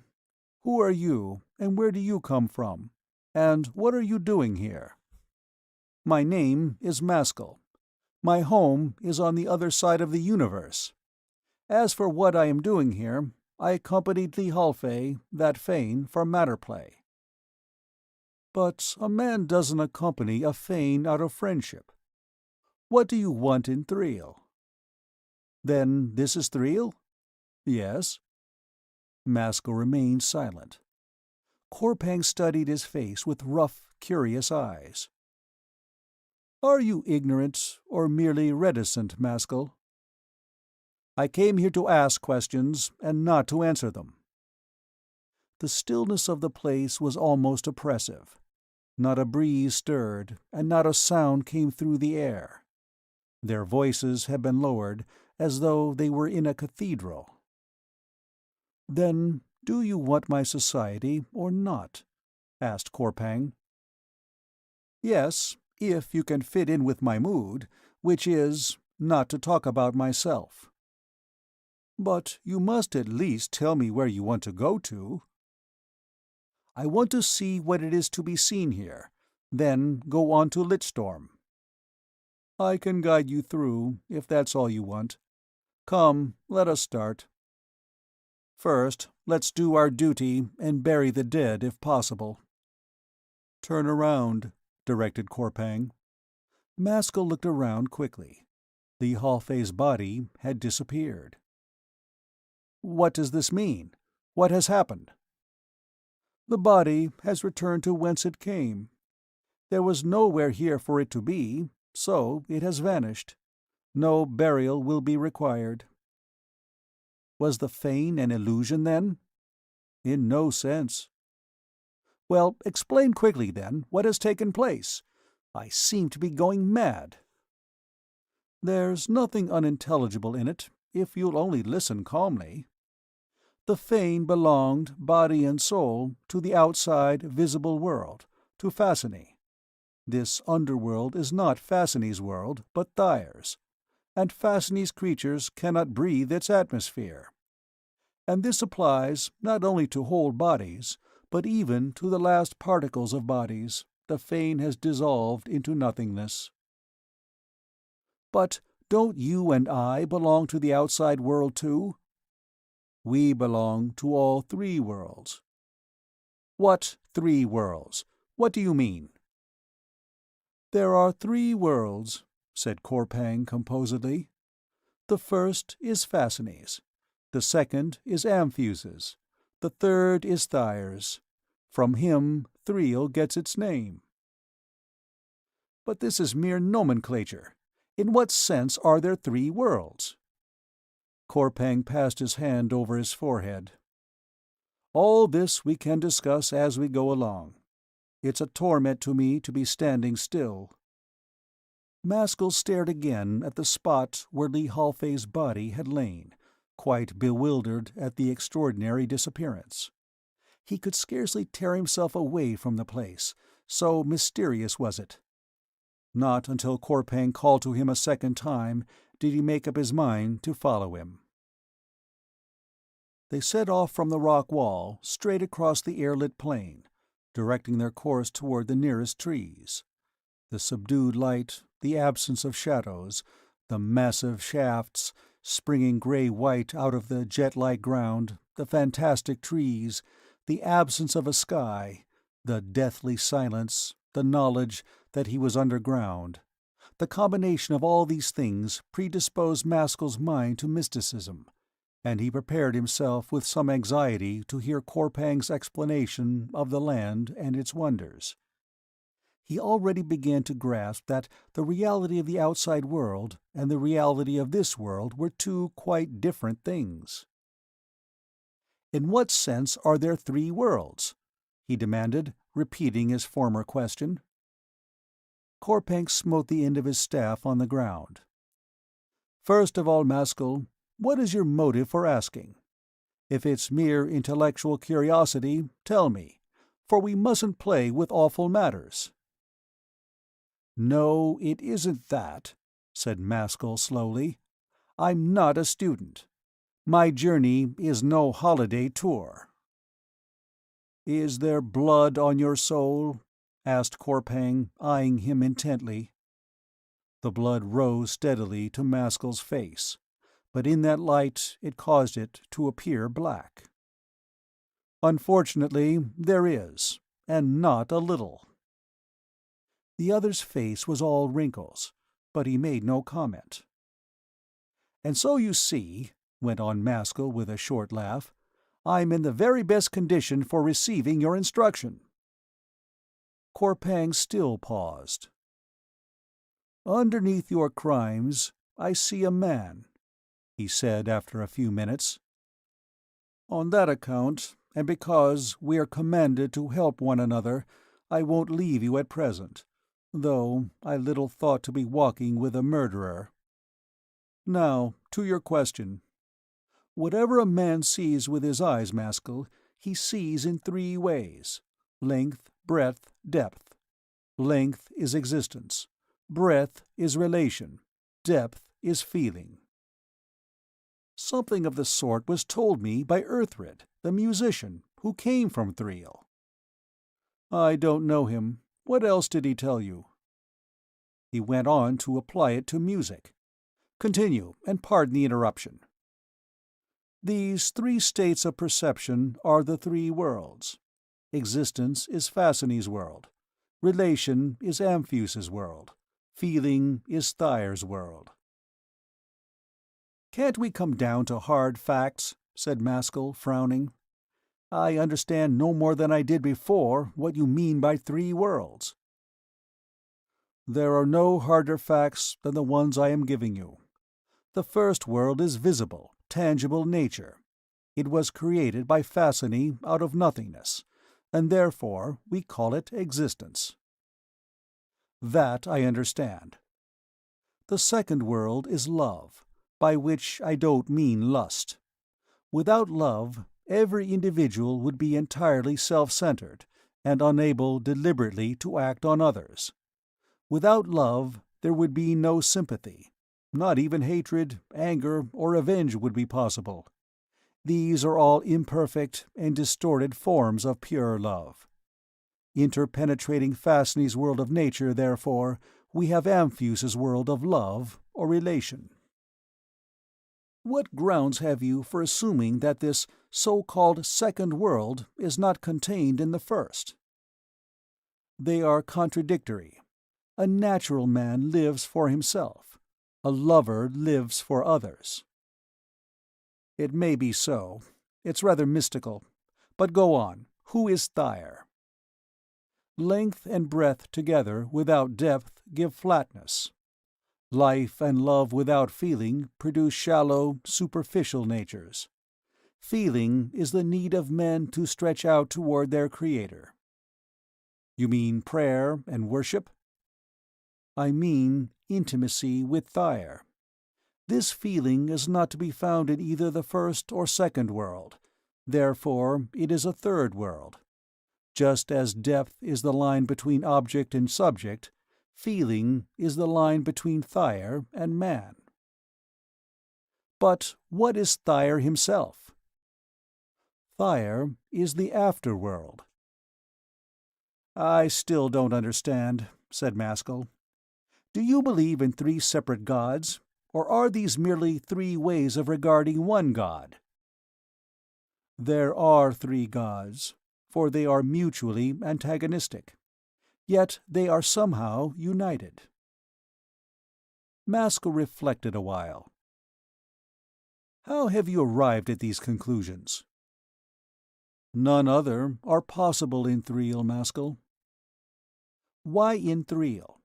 What is there peculiar here?" "I will show you presently." They walked on for above a mile in silence, while Maskull digested what had been said. When they came to the first trees, which grew along the banks of a small stream of transparent water, Korpang halted. "That bandage around your forehead has long been unnecessary," he remarked. Maskull removed it.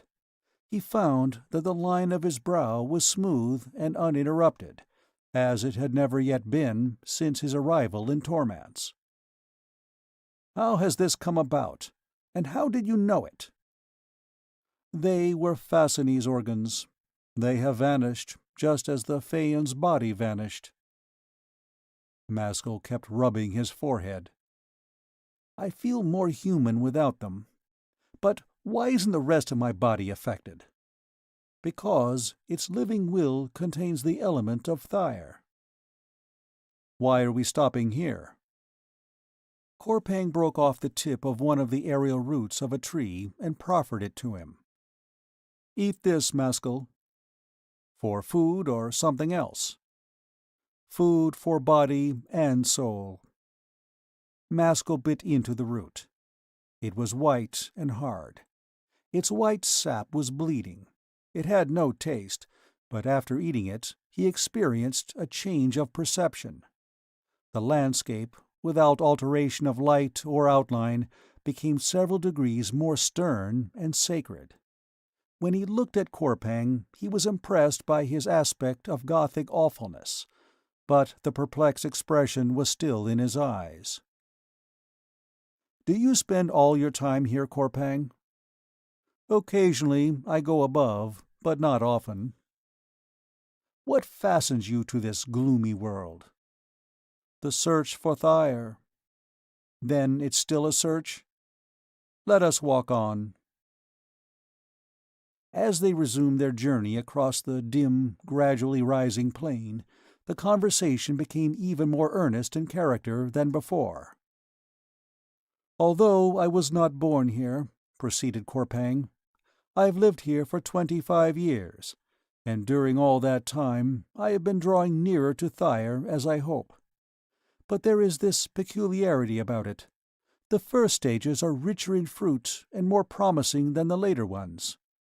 The longer a man seeks Thyre, the more he seems to absent himself. In the beginning he is felt and known, sometimes as a shape, sometimes as a voice, sometimes an overpowering emotion. Later on, all is dry, dark, and harsh in the soul. Then you would think that Thyre was a million miles off." "How do you explain that?" "When everything is darkest, he may be nearest, Maskull." "But this is troubling you?" "My days are spent in torture." "You still persist, though. This day-darkness can't be the ultimate state." "My questions will be answered." A silence ensued. "What do you propose to show me?" asked Maskull. "The land is about to grow wilder. I am taking you to the three figures, which were carved and erected by an earlier race of men. There we will pray." "And what then?" "If you are true-hearted, you will see things you will not easily forget." They had been walking slightly uphill in a sort of trough between two parallel, gently sloping downs.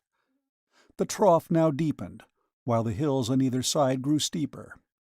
They were in an ascending valley, and as it curved this way and that, the landscape was shut off from view. They came to a little spring, bubbling up from the ground. It formed a trickling brook, which was unlike all other brooks in that it was flowing up the valley instead of down. Before long it was joined by other miniature rivulets, so that in the end it became a fair-sized stream. Maskull kept looking at it and puckering his forehead. "Nature has other laws here, it seems. Nothing can exist here that is not a compound of the three worlds. Yet the water is flowing somewhere. I can't explain it, but there are three wills in it. Is there no such thing as pure Thyre matter? Thyre cannot exist without Amphuse, and Amphuse cannot exist without Fascinae." Maskull thought this over for some minutes. "That must be so," he said at last. "Without life there can be no love, and without love there can be no religious feeling." In the half-light of the land, the tops of the hills containing the valley presently attained such a height that they could not be seen. The sides were steep and craggy, while the bed of the valley grew narrower at every step. Not a living organism was visible. All was unnatural and sepulchral. Maskull said, "I feel as if I were dead and walking in another world." "I still do not know what you are doing here," answered Corpang. "Why should I go on making a mystery of it? I came to find Surtur." "That name I've heard, but under what circumstances?" "You forget?" Corpang walked along, his eyes fixed on the ground, obviously troubled. "Who is Surtur?" Maskull shook his head and said nothing. The valley shortly afterward narrowed, so that the two men, touching fingertips in the middle, could have placed their free hands on the rock walls on either side. It threatened to terminate in a cul-de-sac, but just when the road seemed least promising and they were shut in by cliffs on all sides, a hitherto unperceived bend brought them suddenly into the open. They emerged through a mere crack in the line of precipices. A sort of huge natural corridor was running along at right angles to the way they had come. Both ends faded into obscurity after a few 100 yards. Right down the center of this corridor ran a chasm with perpendicular sides. Its width varied from 30 to 100 feet, but its bottom could not be seen. On both sides of the chasm, facing one another, were platforms of rock, 20 feet or so in width. They too proceeded in both directions out of sight. Maskull and Corpang emerged onto one of these platforms. The shelf opposite was a few feet higher than that on which they stood.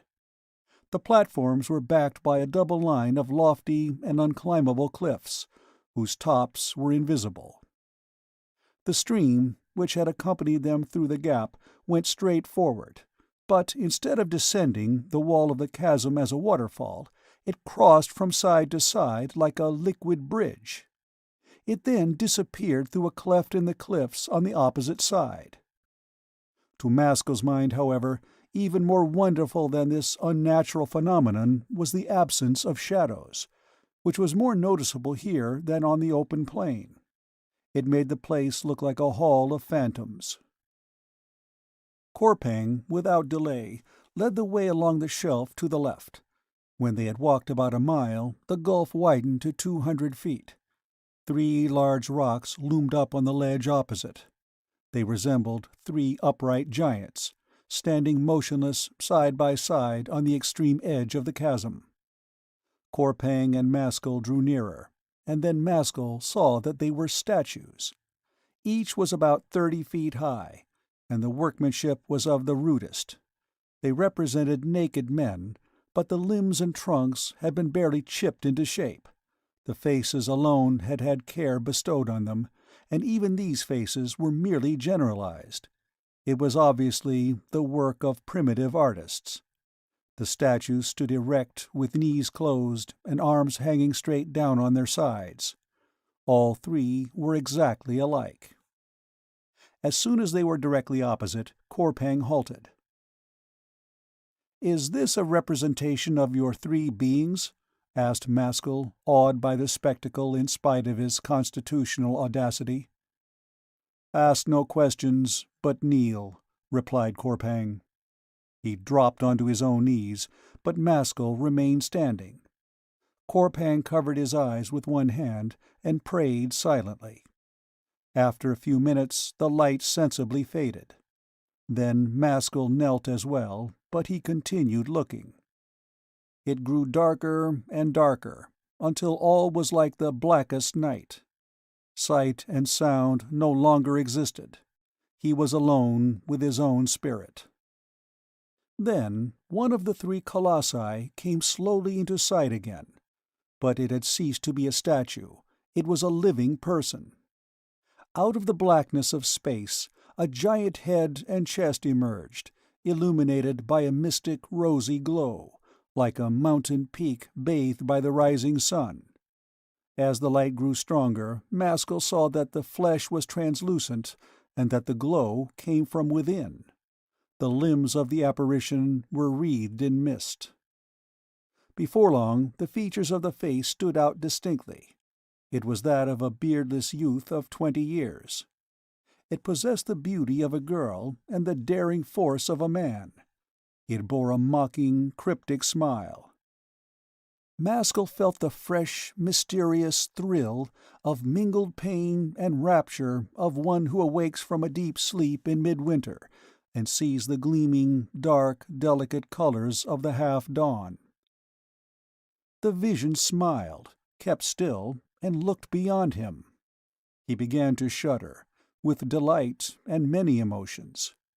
As he gazed, his poetic sensibility acquired such a nervous and indefinable character that he could endure it no more. He burst into tears.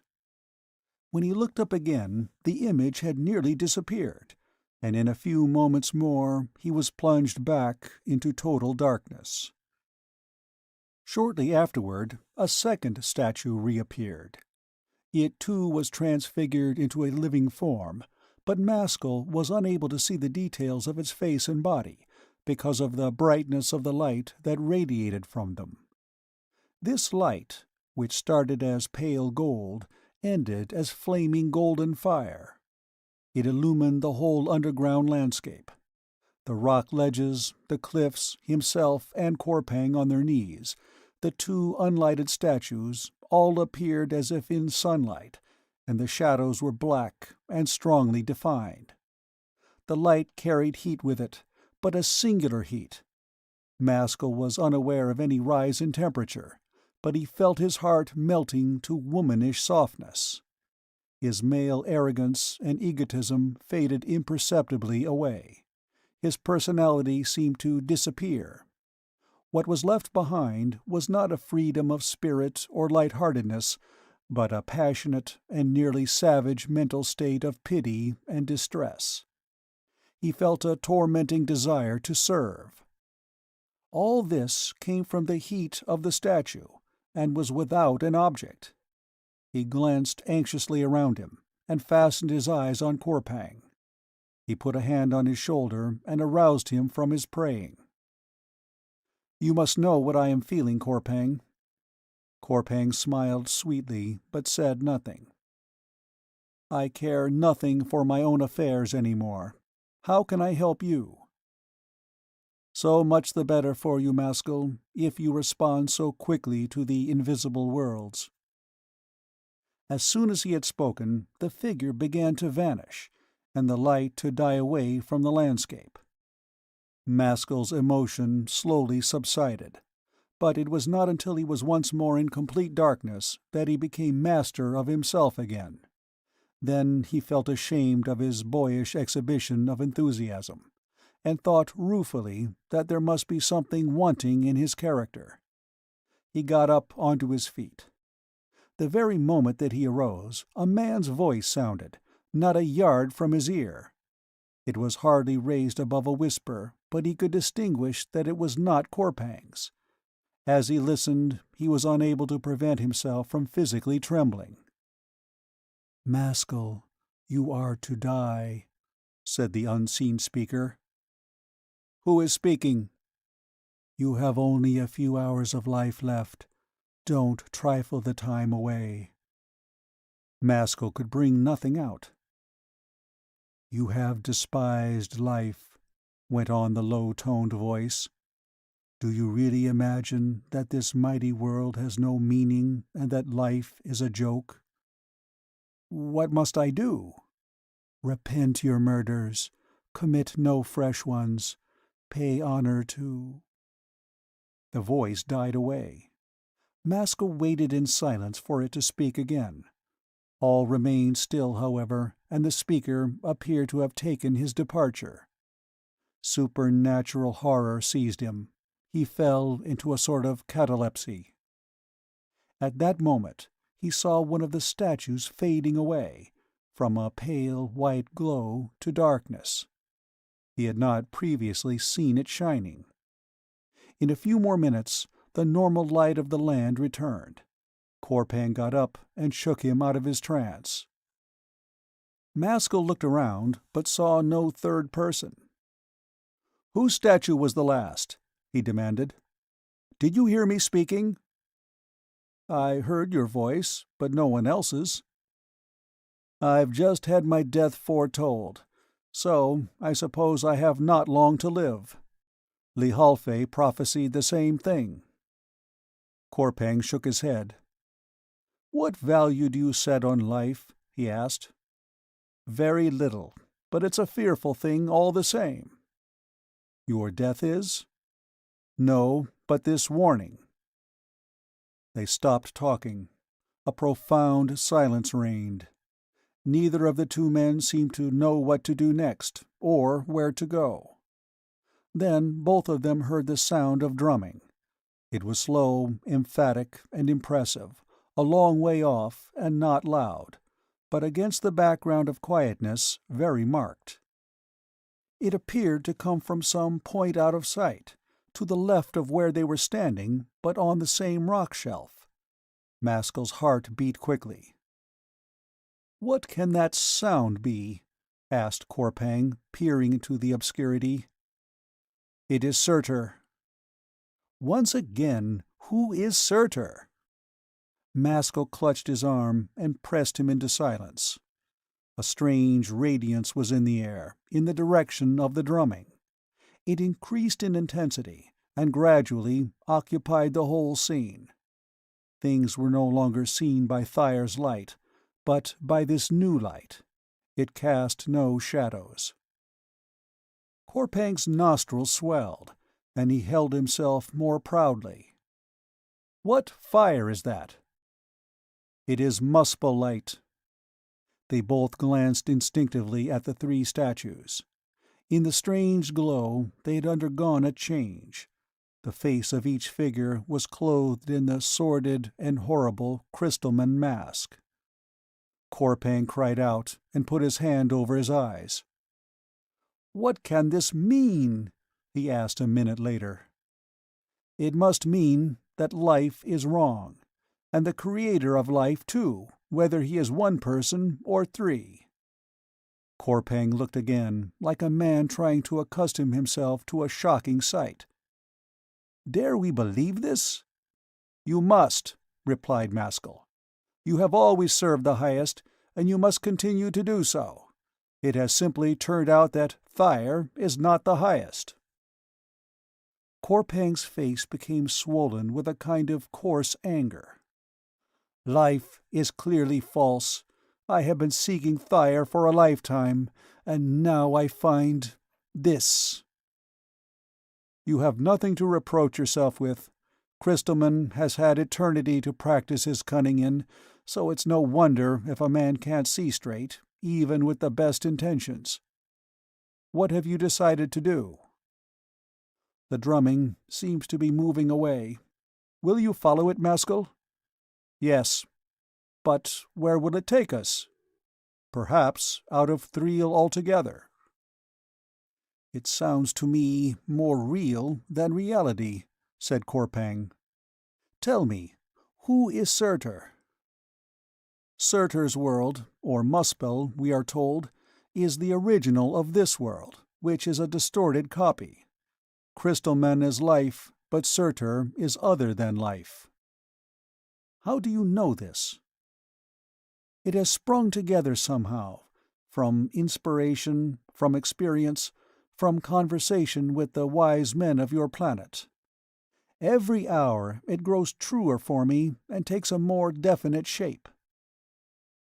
Korpang stood up squarely, facing the three figures with a harsh, energetic countenance, stamped all over with resolution. "I believe you, Maskull. No better proof is required than that.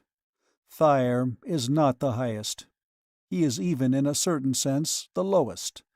Nothing but the thoroughly false and base could stoop to such deceits. I am coming with you, but don't play the traitor. These signs may be for you, and not for me at all, and if you leave me—" "I make no promises. I don't ask you to come with me. If you prefer to stay in your little world, or if you have any doubts about it, you had better not come." "Don't talk like that. I shall never forget your service to me. Let us make haste, or we shall lose the sound." Korpang started off more eagerly than Maskull. They walked fast in the direction of the drumming. For upward of 2 miles the path they went along the ledge without any change of level. The mysterious radiance gradually departed, and was replaced by the normal light of Thriel. The rhythmical beats continued, but a very long way ahead. Neither was able to diminish the distance. "What kind of man are you?" Korpang suddenly broke out. "In what respect?" "How do you come to be on such terms with the invisible?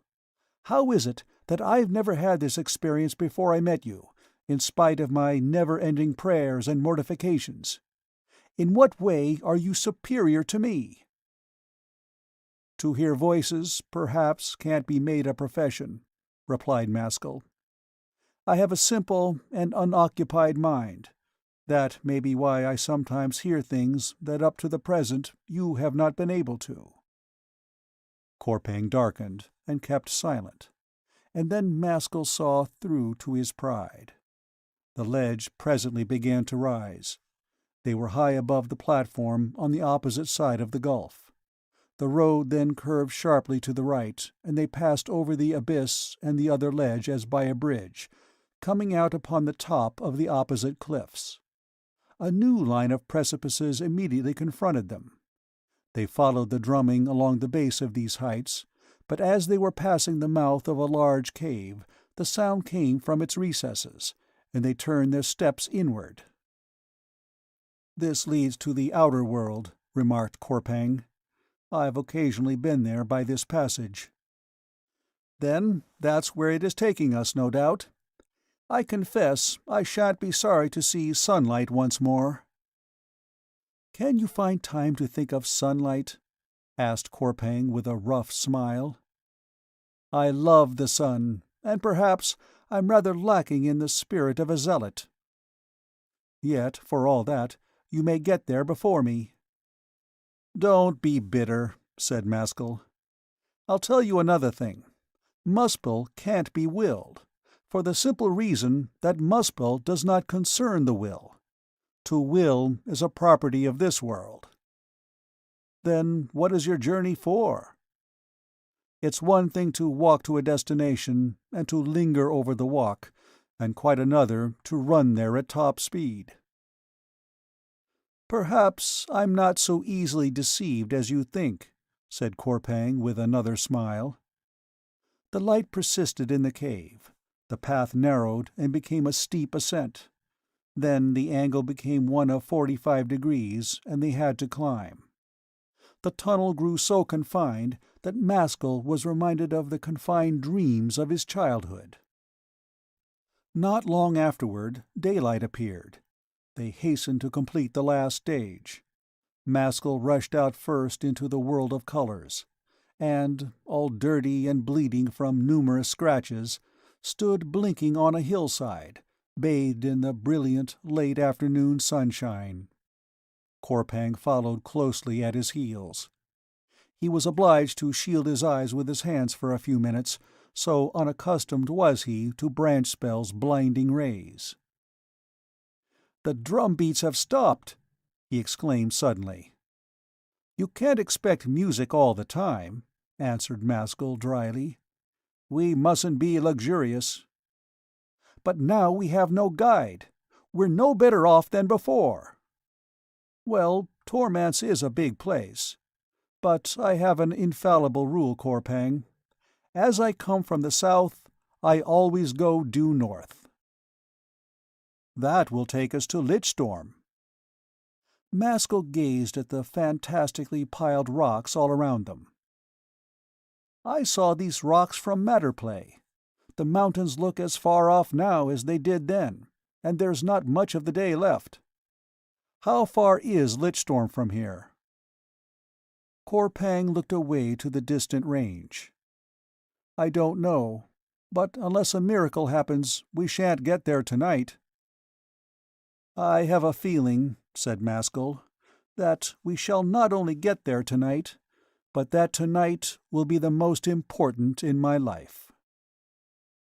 And he sat down passively to rest. End of Chapter 17. Chapter 18. Haunt. While Maskull sat, Korpang walked restlessly to and fro, swinging his arms. He had lost his staff. His face was inflamed with suppressed impatience, which accentuated its natural coarseness. At last he stopped short in front of Maskull and looked down at him. "What do you intend to do?" Maskull glanced up and idly waved his hand toward the distant mountains. "Since we can't walk, we must wait." "For what?" "I don't know. How's this, though? Those peaks have changed color, from red to green." "Yes, the Lich Wind is traveling this way." "The Lich Wind?" "It's the atmosphere of Lichtstorm. It always clings to the mountains, but when the wind blows from the north, it comes as far as Thriel." "It's a sort of fog, then?" "A peculiar sort, for they say it excites the sexual passions." "So we're to have love-making," said Maskull, laughing. "Perhaps you won't find it so joyous," replied Korpang a little grimly. "But tell me, these peaks, how do they preserve their balance?" Korpang gazed at the distant, overhanging summits, which were fast fading into obscurity. "Passion keeps them from falling." Maskull laughed again. He was feeling a strange disturbance of spirit. "What? The love of rock for rock? It is comical, but true. We'll take a closer peep at them presently. Beyond the mountains is Barry, is it not?" "Yes." "And then the ocean. But what is the name of that ocean?" "That is told only to those who die beside it." "Is the secret so precious, Korpang?" Branchspell was nearing the horizon in the west. There were more than 2 hours of daylight remaining. The air all around them became murky. It was a thin mist, neither damp nor cold. The Lichtstorm range now appeared only as a blur on the sky. The air was electric and tingling, and was exciting in its effect. Maskull felt a sort of emotional inflammation, as though a very slight external cause would serve to overturn his self-control. Korpang stood silent, with a mouth like iron. Maskull kept looking toward a high pile of rocks in the vicinity. "That seems to me a good watchtower. Perhaps we shall see something from the top." Without waiting for his companion's opinion, he began to scramble up the tower, and in a few minutes was standing on the summit. Korpang joined him. From their viewpoint, they saw the whole countryside sloping down to the sea, which appeared as a mere flash of far-off, glittering water. Leaving all that, however, Maskull's eyes immediately fastened themselves on a small, boat-shaped object, about 2 miles away, which was traveling rapidly toward them, suspended only a few feet in the air. "What do you make of that?" he asked in a tone of astonishment. Korpang shook his head and said nothing. Within 2 minutes, the flying object, whatever it was, had diminished the distance between them by 1/2. It resembled a boat more and more, but its flight was erratic rather than smooth. Its nose was continually jerking upward and downward, and from side to side. Maskull now made out a man sitting in the stern, and what looked like a large dead animal lying amidships. As the aerial craft drew nearer, he observed a thick blue haze underneath it, and a similar haze behind, but the front facing them was clear. "He must be what we are waiting for, Korpang. But what on earth carries it?" He stroked his beard contemplatively, and then, fearing that they had not been seen, stepped onto the highest rock, bellowed loudly, and made wild motions with his arm. The flying boat, which was only a few hundred yards distant, slightly altered its course, now heading toward them in a way that left no doubt that the steersman had detected their presence. The boat slackened speed until it was traveling no faster than a walking man, but the irregularity of its movements continued. It was shaped rather queerly. About 20 feet long, its straight sides tapered off from a flat bow, 4 feet broad, to a sharp-angled stern. The flat bottom was not above 10 feet from the ground. It was undecked and carried only one living occupant. The other object they had distinguished was really the carcass of an animal, of about the size of a large sheep.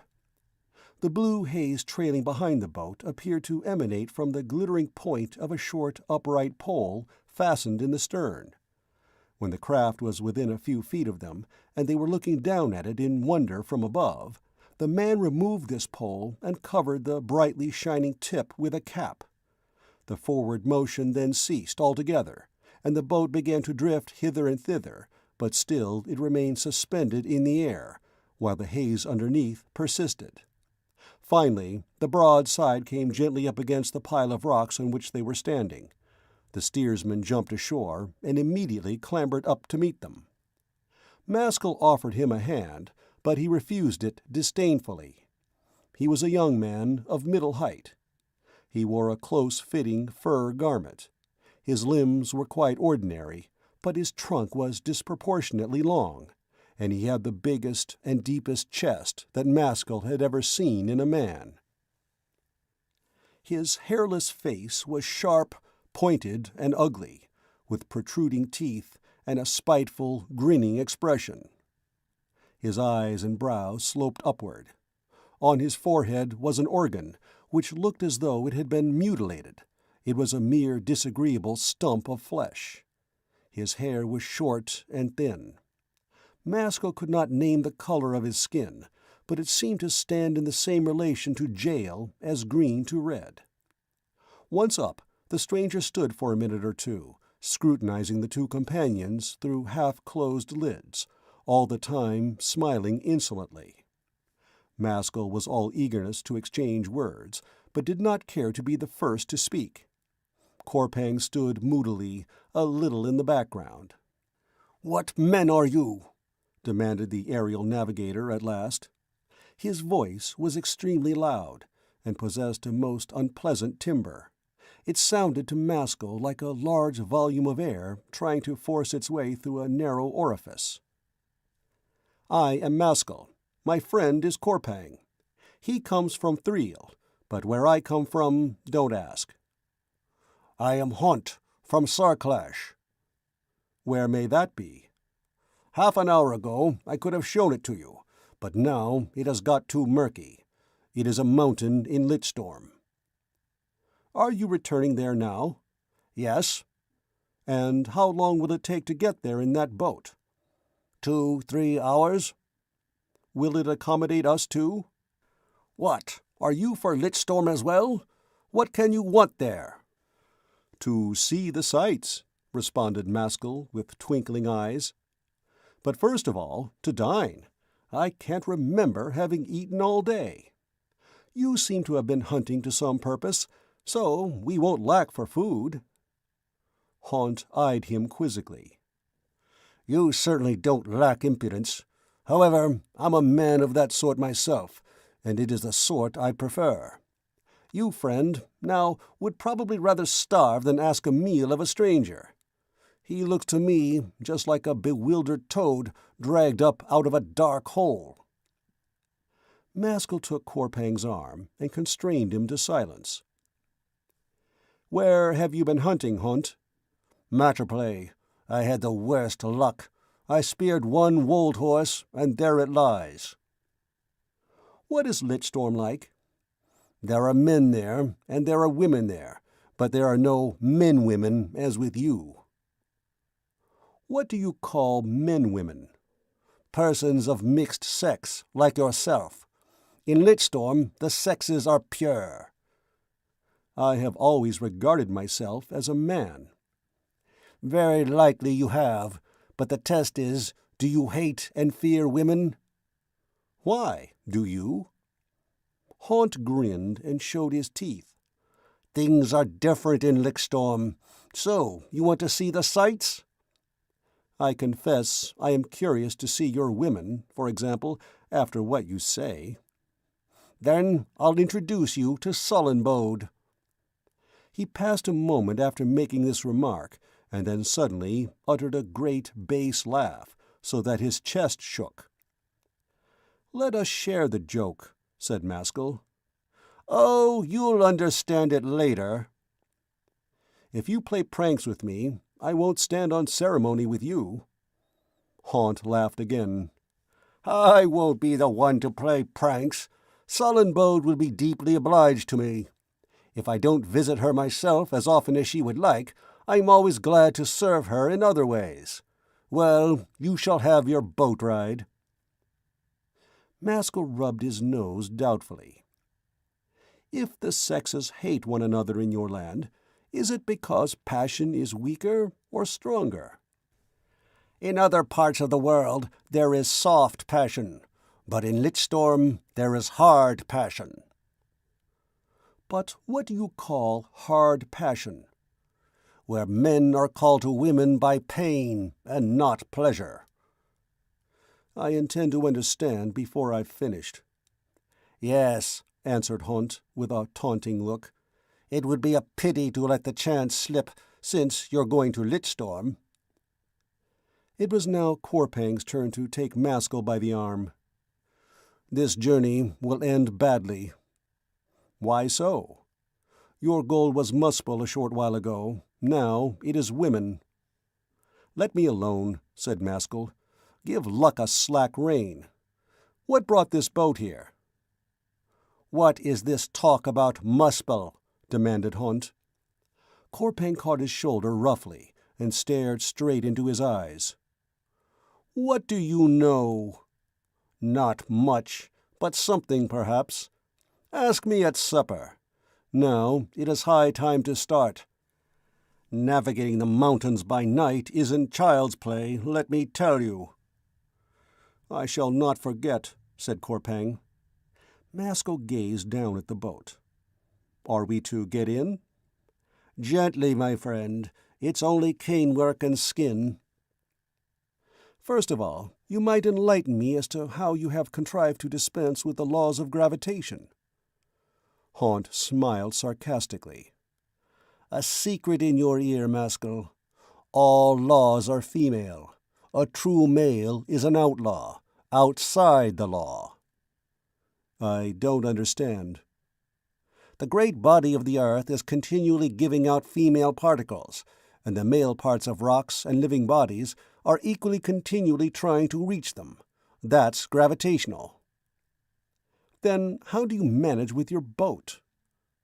"My two male stones do the work. The one underneath the boat prevents it from falling to the ground. The one in the stern shuts it off from solid objects in the rear. The only part of the boat attracted by any part of the earth is the bow, for that's the only part the light of the maelstones does not fall on. So in that direction the boat travels." "And what are these wondrous maelstones?" "They really are maelstones. There is nothing female in them. They are showering out male sparks all the time. These sparks devour all the female particles rising from the earth. No female particles are left over to attract the male parts of the boat, and so they are not in the least attracted in that direction."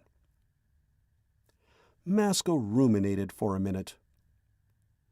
"With your hunting and boat-building and science, you seem a very handy, skillful fellow, Hunt. But the sun's sinking, and we'd better start." "Get down first, then, and shift that carcass farther forward. Then you and your gloomy friend can sit amidships."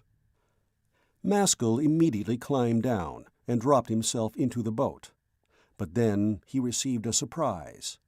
The moment he stood on the frail bottom, still clinging to the rock, not only did his weight entirely disappear, as though he were floating in some heavy medium, like salt water, but the rock he held on to drew him, as by a mild current of electricity, and he was able to withdraw his hands only with difficulty. After the first moment's shock, he quietly accepted the new order of things, and set about shifting the carcass. Since there was no weight in the boat, this was effected without any great labor. Corpang then descended. The astonishing physical change had no power to disturb his settled composure, which was founded on moral ideas. Haunt came last, grasping the staff which held the upper male stone.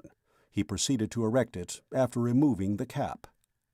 Maskull then obtained his first near view of the mysterious light, which, by counteracting the forces of nature, acted indirectly not only as elevator but as motive force. In the last ruddy gleams of the great sun, its rays were obscured, and it looked little more impressive than an extremely brilliant, scintillating blue-white jewel, but its power could be gauged by the visible, colored mist that it threw out for many yards around. The steering was effected by means of a shutter attached by a cord to the top of the staff, which could be so manipulated that any segment of the maelstone's rays, or all the rays, or none at all, could be shut off at will.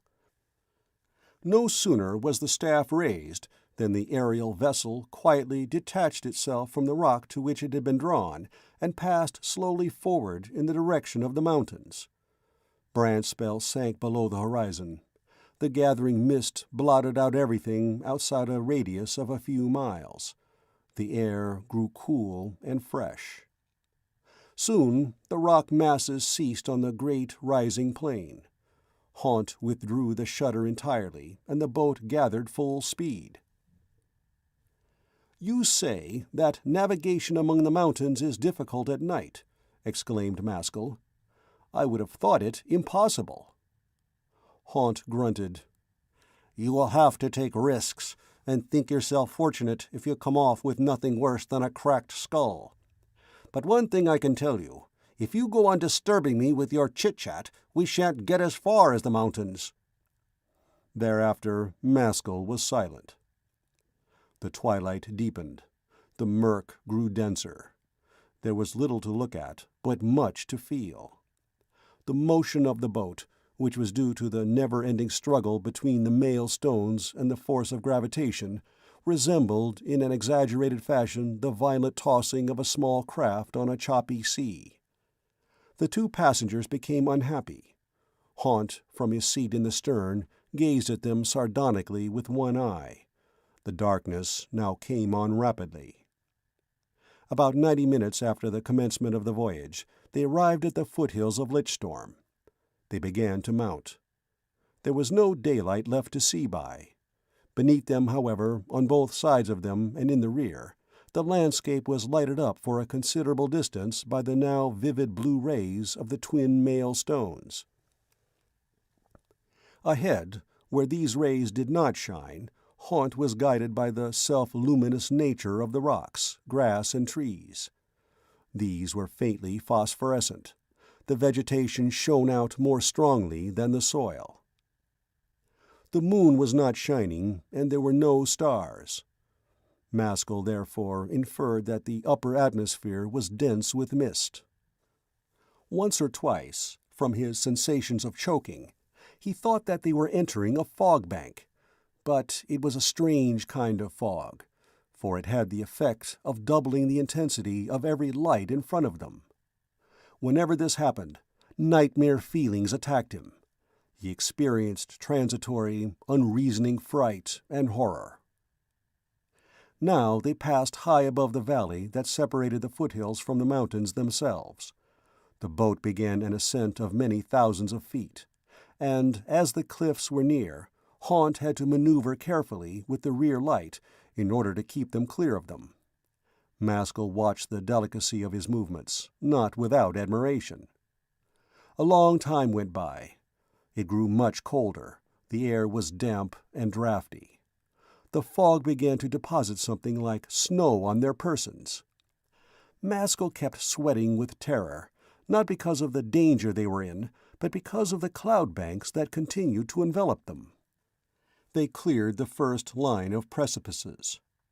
Still mounting, but this time with a forward motion, as could be seen by the vapors illuminated by the mail stones through which they had passed, they were soon altogether out of sight of solid ground. Suddenly, and quite unexpectedly, the moon broke through. In the upper atmosphere, thick masses of fog were seen crawling hither and thither, broken in many places by thin rifts of sky, through one of which Tyrgeld was shining. Below them, to their left, a gigantic peak, glittering with green ice, showed itself for a few seconds, and was then swallowed up again. All the rest of the world was hidden by the mist. The moon went in again. Maskull had seen quite enough to make him long for the aerial voyage to end. The light from the mail stones presently illuminated the face of a new cliff. It was grand, rugged, and perpendicular. Upward, downward, and on both sides, it faded imperceptibly into the night. After coasting it a little way, they observed a shelf of rock jutting out. It was square, measuring about a dozen feet each way. Green snow covered it to a depth of some inches. Immediately behind it was a dark slit in the rock, which promised to be the mouth of a cave. Haunt skillfully landed the boat on this platform. Standing up, he raised the staff bearing the keel light and lowered the other, then removed both mail stones, which he continued to hold in his hand. His face was thrown into strong relief by the vivid, sparkling, blue-white rays. It looked rather surly. "Do we get out?" inquired Maskull. "Yes, I live here." "Thanks for the successful end of a dangerous journey." "Yes, it has been touch and go." Korpang jumped onto the platform. He was smiling coarsely. "There has been no danger, for our destinies lie elsewhere. You are merely a ferryman, Haunt." "Is that so?" returned Haunt with a most unpleasant laugh. "I thought I was carrying men, not gods." "Where are we?" asked Maskull. As he spoke, he got out, but Haunt remained standing a minute in the boat. "This is Sarklash, the second highest mountain in the land." "Which is the highest, then?" "Adage. Between Sarklash and Adage there is a long ridge, very difficult in places. About halfway along the ridge, at the lowest point, lies the top of the Mornstab Pass, which goes through to Barry. Now you know the lay of the land." "Does the woman Sullenbow live near here?" "Near enough," Haunt grinned.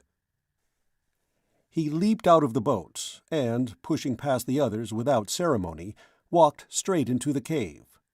Maskull followed, with Korpang at his heels. A few stone steps led to a doorway, curtained by the skin of some large beast. Their host pushed his way in, never offering to hold the skin aside for them. Maskull made no comment, but grabbed it with his fist and tugged it away from its fastenings to the ground, Haunt looked at the skin, and then stared hard at Maskull with his disagreeable smile, but neither said anything. The place in which they found themselves was a large oblong cavern, with walls, floor, and ceiling of natural rock. There were 2 doorways, that by which they had entered, and another of smaller size directly opposite. The cave was cold and cheerless. A damp draught passed from door to door. Many skins of wild animals lay scattered on the ground.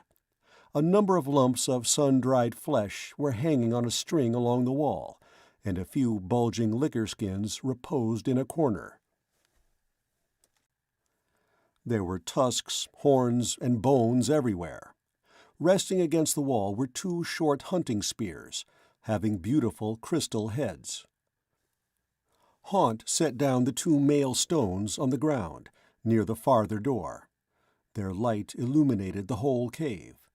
He then walked over to the meat, and snatching a large piece, began to gnaw it ravenously. "Are we invited to the feast?" asked Maskull. Haunt pointed to the hanging flesh and to the liquor skins, but did not pause in his chewing. "Where's a cup?" inquired Maskull, lifting one of the skins. Haunt indicated a clay goblet lying on the floor. Maskull picked it up, undid the neck of the skin, and, resting it under his arm, filled the cup. Tasting the liquor, he discovered it to be a raw spirit. He tossed off the draught, and then felt much better. The second cupful he proffered to Corpang. The latter took a single sip, swallowed it, and then passed the cup back without a word. He refused to drink again as long as they were in the cave. Maskull finished the cup and began to throw off care. Going to the meat line, he took down a large double handful, and sat down on a pile of skins to eat at his ease. The flesh was tough and coarse, but he had never tasted anything sweeter. He could not understand the flavor, which was not surprising in a world of strange animals. The meal proceeded in silence. Corpang ate sparingly, standing up, and afterward lay down on a bundle of furs. His bold eyes watched all the movements of the other 2. Haunt had not drunk as yet. At last Maskull concluded his meal. He emptied another cup, sighed pleasantly, and prepared to talk. "Now, explain further about your women, Haunt." Haunt fetched another skin of liquor and a second cup. He tore off the string with his teeth and poured out and drank cup after cup in quick succession. Then he sat down, crossed his legs, and turned to Maskull. "Well?" "So, they are objectionable?" "They are deadly." "Deadly? In what way can they possibly be deadly?" "You will learn. I was watching you in the boat, Maskull. You had some bad feelings, eh?" "I don't conceal it. There were times when I felt as if I were struggling with a nightmare. What caused it?" "The female atmosphere of Lichtstorm. Sexual passion." "I had no passion." "That was passion, the first stage. Nature tickles your people into marriage, but it tortures us. Wait till you get outside. You'll have a return of those sensations, only 10 times worse.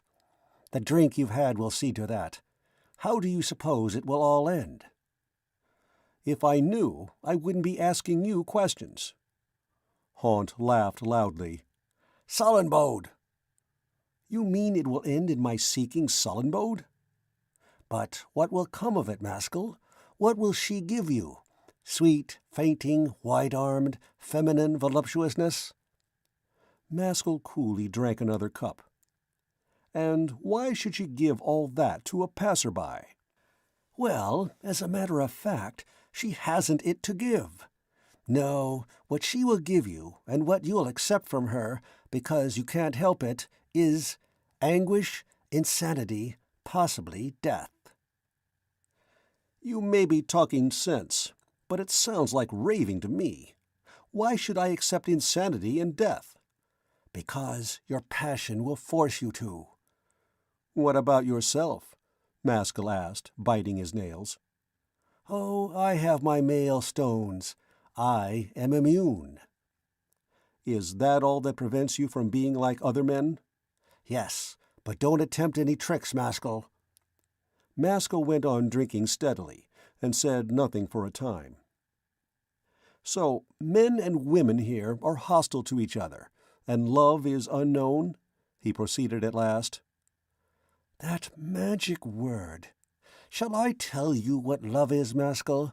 Love between male and female is impossible. When Maskull loves a woman, it is Maskull's female ancestors who are loving her. But here in this land, the men are pure males. They have drawn nothing from the female side." "Where do the male stones come from?" "Oh, they are not freaks. They must be whole beds of the stuff somewhere. It is all that prevents the world from being a pure female world. It would be one big mass of heavy sweetness, without individual shapes." "Yet this same sweetness is torturing to men?" "The life of an absolute male is fierce. An excess of life is dangerous to the body. How can it be anything else than torturing?" Korpang now sat up suddenly, and addressed Haunt. "I remind you of your promise to tell about Maskull." Haunt regarded him with a malevolent smile. "Ha! The underground man has come to life." "Yes, tell us," put in Maskull carelessly. Haunt drank and laughed a little. "Well, the tale's short, and hardly worth telling, but since you're interested, a stranger came here 5 years ago, inquiring after Maskullite. His name was Lod. He came from the east. He came up to me one bright morning in summer, outside this very cave. If you ask me to describe him, I can't imagine a second man like him. He looked so proud, noble, superior, that I felt my own blood to be dirty by comparison. You can guess I don't have this feeling for everyone. Now that I'm recalling him, he was not so much superior as different. I was so impressed that I rose and talked to him standing. He inquired the direction of the mountain adage. He went on to say, 'They say Maskullite is sometimes seen there. What do you know of such a thing?' I told him the truth, that I knew nothing about it, and then he went on, 'Well, I am going to adage, and tell those who come after me on the same errand that they had better do the same thing.' That was the whole conversation. He started on his way, and I've never seen him or heard of him since." "So, you didn't have the curiosity to follow him?" "No, because the moment he had turned his back, all my interest in the man somehow seemed to vanish." "Probably because he was useless to you." Korpang glanced at Maskull. "Our road is marked out for us." "So it would appear," said Maskull indifferently. The talk flagged for a time. Maskull felt the silence oppressive, and grew restless. "What do you call the color of your skin, Haunt, as I saw it in daylight? It struck me as strange." "Dome," said Haunt. "A compound of ulfire and blue," explained Korpang. "Now I know. Those colors are puzzling for a stranger." "What colors have you in your world?" asked Korpang. "Only 3 primary ones, but here you seem to have 5, though how it comes about I can't imagine." "There are 2 sets of 3 primary colors here," said Korpang, "but as one of the colors, blue, is identical in both sets, altogether there are 5 primary colors." "Why 2 sets?" "Produced by the 2 suns. Brandspell produces blue, yellow, and red. Alpane, ulfire, blue, and jail." "It's remarkable that explanation has never occurred to me before." "So here you have another illustration of the necessary trinity of nature.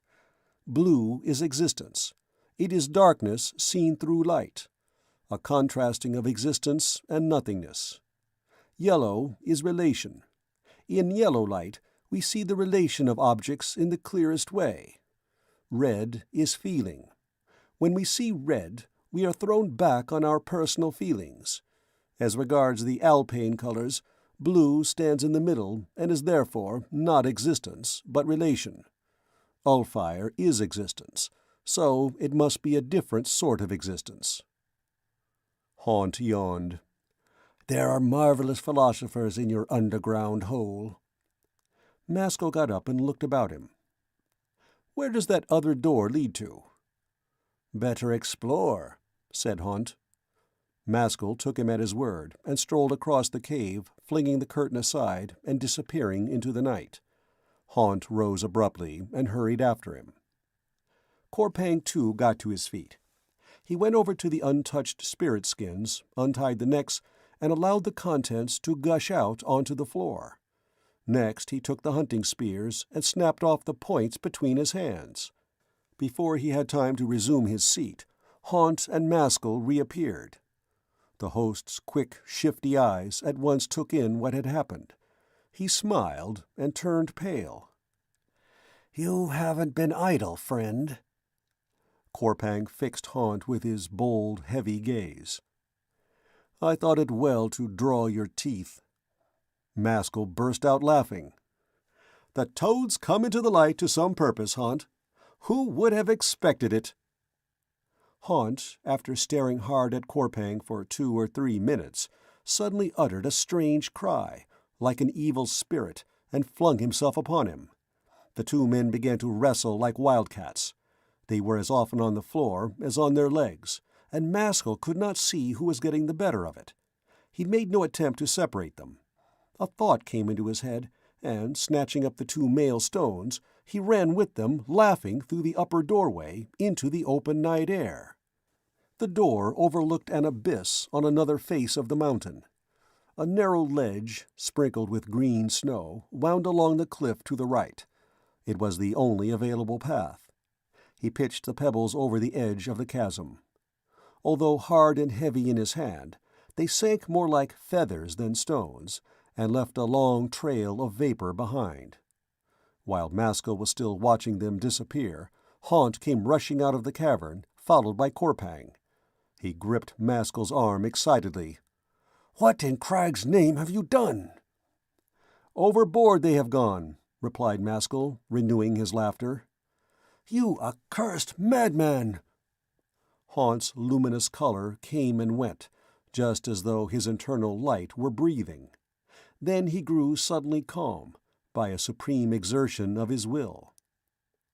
"You know this kills me." "Haven't you been doing your best this last hour to make me ripe for Sullenbode? Well then, cheer up and join the pleasure party."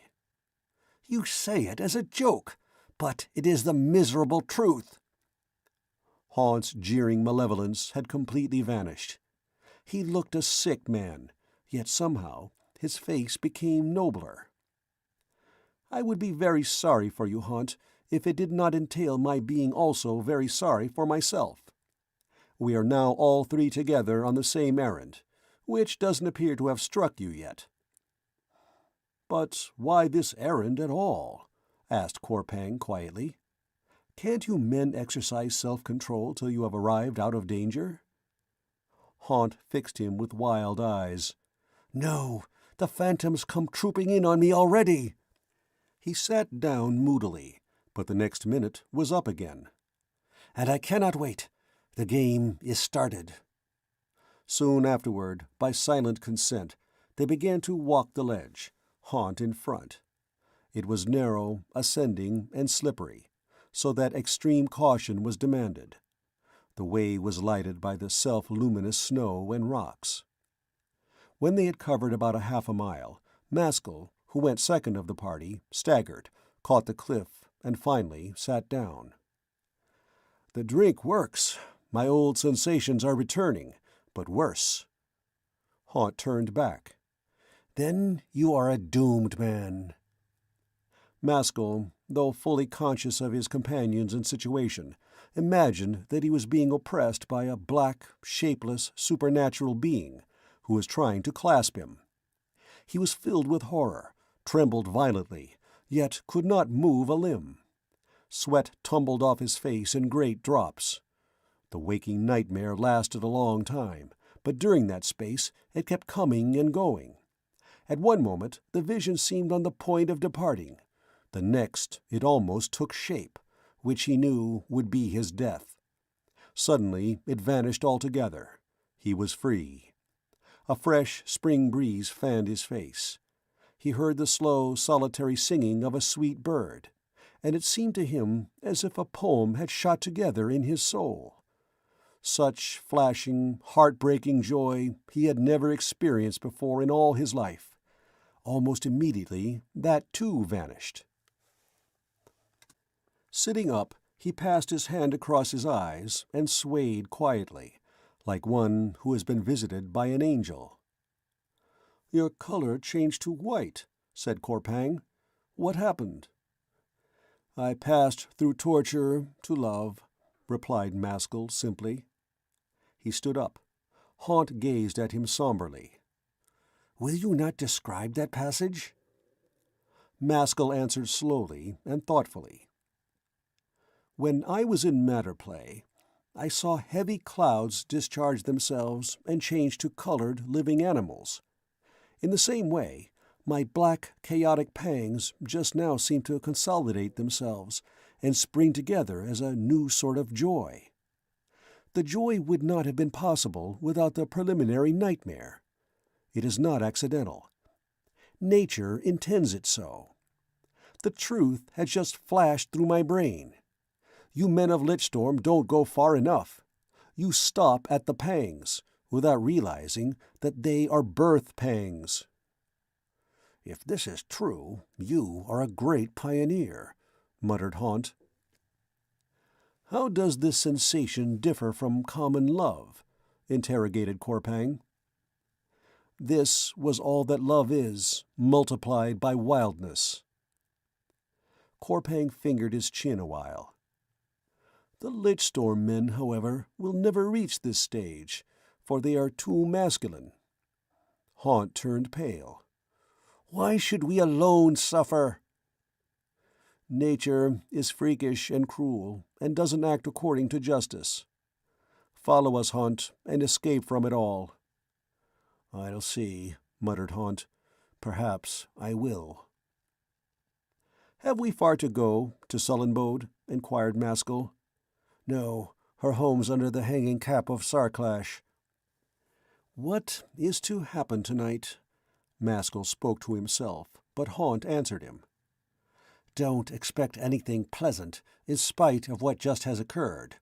She is not a woman, but a mass of pure sex. Your passion will draw her out into human shape, but only for a moment.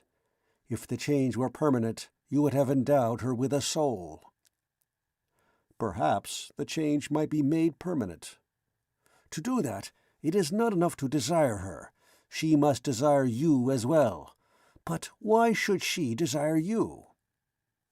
"Nothing turns out as one expects," said Maskull, shaking his head. "We had better get on again." They resumed the journey. The ledge still rose, but on turning a corner of the cliff, Haunt quitted it and began to climb a steep gully, which mounted directly to the upper heights. Here they were compelled to use both hands and feet. Maskull thought all the while of nothing but the overwhelming sweetness he had just experienced. The flat ground on top was dry and springy. There was no more snow, and bright plants appeared. Haunt turned sharply to the left. "This must be under the cap," said Maskull. "It is, and within 5 minutes you will see Sullenbode." When he spoke his words, Maskull's lips surprised him by their tender sensitiveness. Their action against each other sent thrills throughout his body. The grass shone dimly. A huge tree, with glowing branches, came into sight. It bore a multitude of red fruit, like hanging lanterns, but no leaves. Underneath this tree, Sullenbode was sitting. Her beautiful light, a mingling of jail and white, gleamed softly through the darkness. She sat erect on crossed legs, asleep. She was clothed in a singular skin garment, which started as a cloak thrown over one shoulder and ended as loose breeches, terminating above the knees. Her forearms were lightly folded, and in one hand she held a half-eaten fruit. Maskull stood over her and looked down, deeply interested. He thought he had never seen anything half so feminine. Her flesh was almost melting in its softness. So undeveloped were the facial organs that they looked scarcely human. Only the lips were full, pouting and expressive. In their richness, these lips seemed like a splash of vivid will on a background of slumbering protoplasm. Her hair was undressed. Its color could not be distinguished. It was long and tangled, and had been tucked into her garment behind for convenience. Corpang looked calm and sullen, but both the others were visibly agitated. Maskull's heart was hammering away under his chest. Haunt pulled him and said, "My head feels as if it were being torn from my shoulders." "What can that mean?" "Yet there's a horrible joy in it," added Haunt with a sickly smile. He put his hand on the woman's shoulder. She awoke softly, glanced up at them, smiled, and then resumed eating her fruit. Maskull did not imagine that she had intelligence enough to speak. Haunt suddenly dropped on his knees and kissed her lips. She did not repulse him. During the continuance of the kiss, Maskull noticed with a shock that her face was altering. The features emerged from their indistinctness and became human and almost powerful. The smile faded. A scowl took its place. She thrust Haunt away, rose to her feet, and stared beneath bent brows at the three men, each one in turn. Maskull came last. His face she studied for quite a long time, but nothing indicated what she thought. Meanwhile, Haunt again approached her, staggering and grinning. She suffered him quietly, but the instant lips met lips the second time, he fell backward with a startled cry, as though he had come in contact with an electric wire. The back of his head struck the ground, and he lay there, motionless. Corpang sprang forward to his assistance, but when he saw what had happened, he left him where he was. "Maskull, come here quickly." The light was perceptibly fading from Haunt's skin as Maskull bent over. The man was dead. His face was unrecognizable. The head had been split from the top downward into two halves, streaming with strange-colored blood, as though it had received a terrible blow from an axe. "This couldn't be from the fall," said Maskull. "No, Sullenbow did it." Maskull turned quickly to look at the woman. She had resumed her former attitude on the ground. The momentary intelligence had vanished from her face, and she was again smiling. End of Chapter 18. Chapter 19. Sullenbowed. Sullenbowed's naked skin glowed softly through the darkness, but the clothed part of her person was invisible. Maskull watched her senseless, smiling face and shivered. Strange feelings ran through his body. Corpang spoke out of the night. "She looks like an evil spirit filled with deadliness." "It was like deliberately kissing lightning." Haunt was insane with passion. "So am I," said Maskull quietly. "My body seems full of rocks, all grinding against one another. This is what I was afraid of. It appears I shall have to kiss her too." Corpang pulled his arm. "Have you lost all manliness?" But Maskull impatiently shook himself free. He plucked nervously at his beard and stared at Sullenbowed. His lips kept twitching. After this had gone on for a few minutes, he stepped forward, bent over the woman, and lifted her bodily in his arms. Setting her upright against the rugged tree trunk, he kissed her. A cold, knife-like shock passed down his frame. He thought that it was death, and lost consciousness. When his sense returned, Sullenbowed was holding him by the shoulder with one hand at arm's length, searching his face with gloomy eyes. At first he failed to recognize her. It was not the woman he had kissed, but another. Then he gradually realized that her face was identical with that which Haunt's action had called into existence. A great calmness came upon him. His bad sensations had disappeared. Sullenbode was transformed into a living soul. Her skin was firm, her features were strong, her eyes gleamed with the consciousness of power. She was tall and slight, but slow in all her gestures and movements. Her face was not beautiful. It was long and palely lighted, while the mouth crossed the lower half like a gash of fire. The lips were as voluptuous as before. Her brows were heavy. There was nothing vulgar in her. She looked the kingliest of all women. She appeared not more than 25.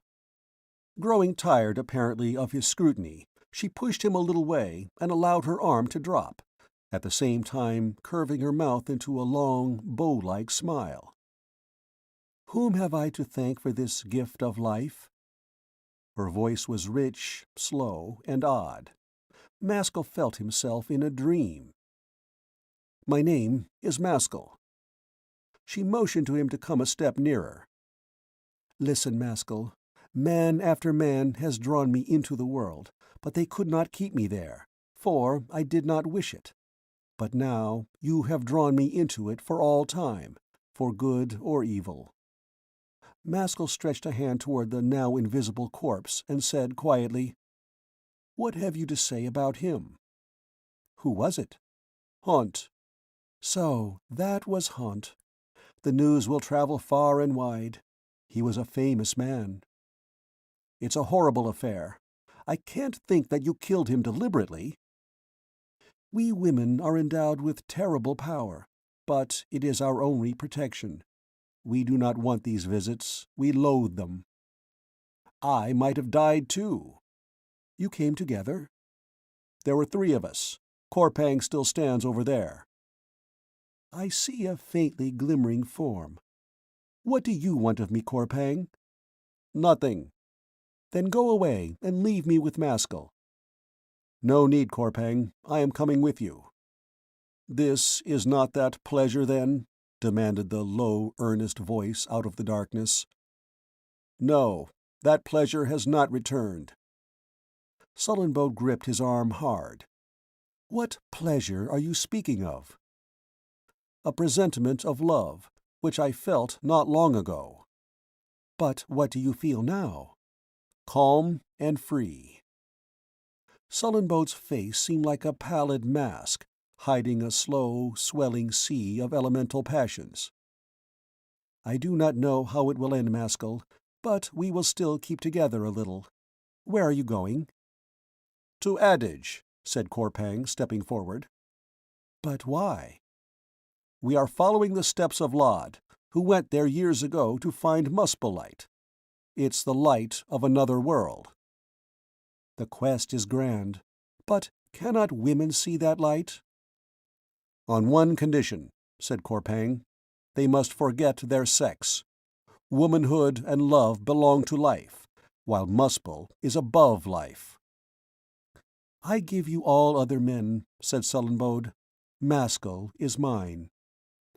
"No, I am not here to help Maskull to a lover, but to remind him of the existence of nobler things." "You are a good man, but you two alone will never strike the road to Adage." "Are you acquainted with it?" Again the woman gripped Maskull's arm.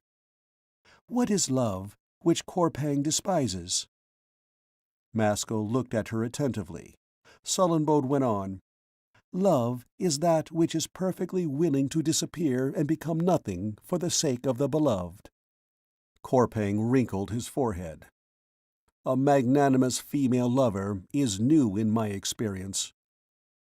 Maskull put him aside with his hand and said to Sullenbode, "Are you contemplating a sacrifice?" She gazed at her feet and smiled. "What does it matter what my thoughts are? Tell me, are you starting at once, or do you mean to rest first? It's a rough road to Adage." "What's in your mind?" demanded Maskull. "I will guide you a little. When we reach the ridge between Sarclash and Adage, perhaps I shall turn back." "And then?" Then, if the moon shines, perhaps you will arrive before daybreak. But if it is dark, it's hardly likely. That's not what I meant. What will become of you after we have parted company? I shall return somewhere, perhaps here. Maskull went close up to her in order to study her face better. Shall you sink back into the old state? No, Maskull, thank heaven. Then how will you live? Sullenbode calmly removed the hand which he had placed on her arm. There was a sort of swirling flame in her eyes. And who said I would go on living? Maskull blinked at her in bewilderment. A few moments passed before he spoke again. You women are a sacrificing lot. You know I can't leave you like this. Their eyes met. Neither withdrew them, and neither felt embarrassed. You will always be the most generous of men, Maskull. Now let us go. Korpang is a single-minded personage, and the least we others, who aren't so single-minded, can do is to help him to his destination. We mustn't inquire whether the destination of single-minded men is, as a rule, worth arriving at. If it is good for Maskull, it will be good for me. Well, no vessel can hold more than its appointed measure. Korpang gave a wry smile. During your long sleep, you appear to have picked up wisdom. Yes, Korpang, I have met many men and explored many minds. As they moved off, Maskull remembered Haunt. Can we not bury that poor fellow? By this time tomorrow we shall need burial ourselves, but I do not include Korpang. We have no tools, so you must have your way. You killed him, but I am the real murderer. I stole his protecting light.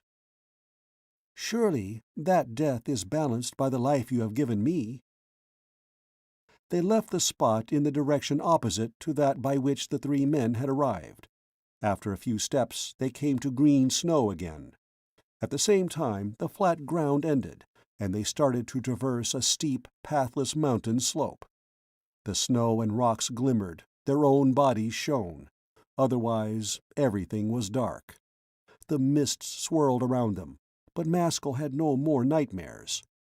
The breeze was cold, pure, and steady. They walked in file, Sullenbode leading. Her movements were slow and fascinating. Korpang came last.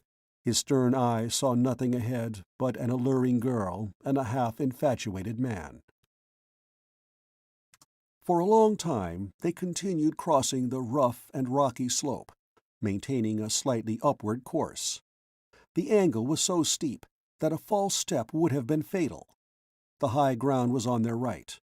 After a while, the hillside on the left hand changed to level ground, and they seemed to have joined another spur of the mountain. The ascending slope on the right hand persisted for a few hundred yards more.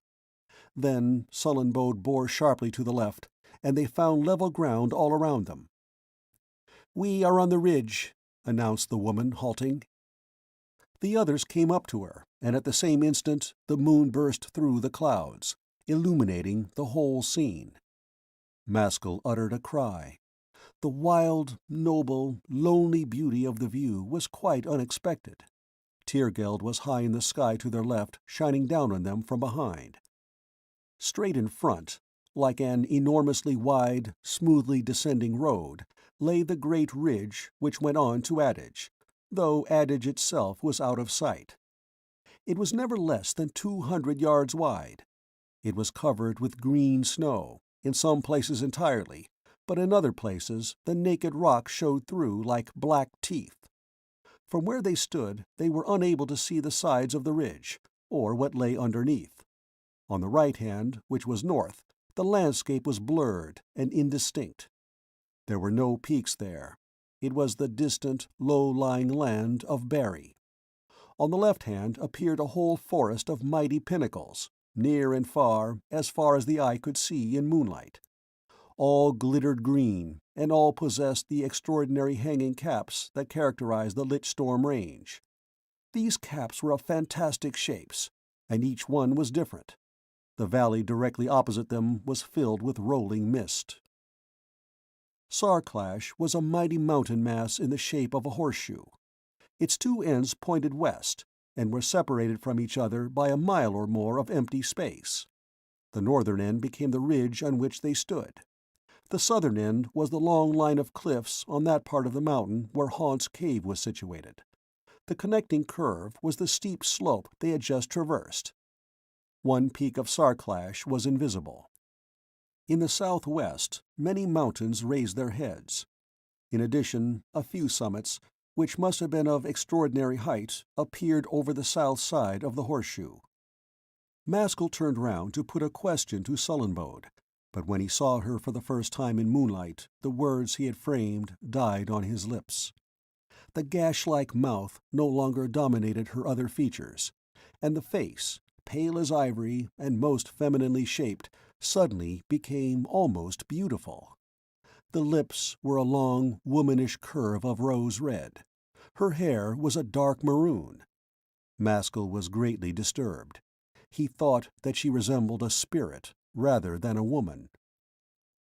"What puzzles you?" she asked, smiling. "Nothing. But I would like to see you by sunlight." "Perhaps you never will." "Your life must be most solitary." She explored his features with her black, slow gleaming eyes. "Why do you fear to speak your feelings, Maskull?" "Things seem to open up before me like a sunrise, but what it means I can't say." Sullenbode laughed outright. "It assuredly does not mean the approach of night." Korpang, who had been staring steadily along the ridge, here abruptly broke in. "The road is plain now, Maskull. If you wish it, I'll go on alone." "No, we'll go on together. Sullenbode will accompany us." "A little way," said the woman, "but not to adage, to pit my strength against unseen powers. That light is not for me. I know how to renounce love, but I will never be a traitor to it." "Who knows what we shall find on adage, or what will happen? Korpang is as ignorant as myself." Korpang looked him full in the face. "Maskull, you are quite well aware that you never dare approach that awful fire in the society of a beautiful woman." Maskull gave an uneasy laugh. "What Korpang doesn't tell you, Sullenbode, is that I am far better acquainted with Muspellight than he, and that, but for a chance meeting with me, he would still be saying his prayers in Threel." "Still, what he says must be true," she replied, looking from one to the other.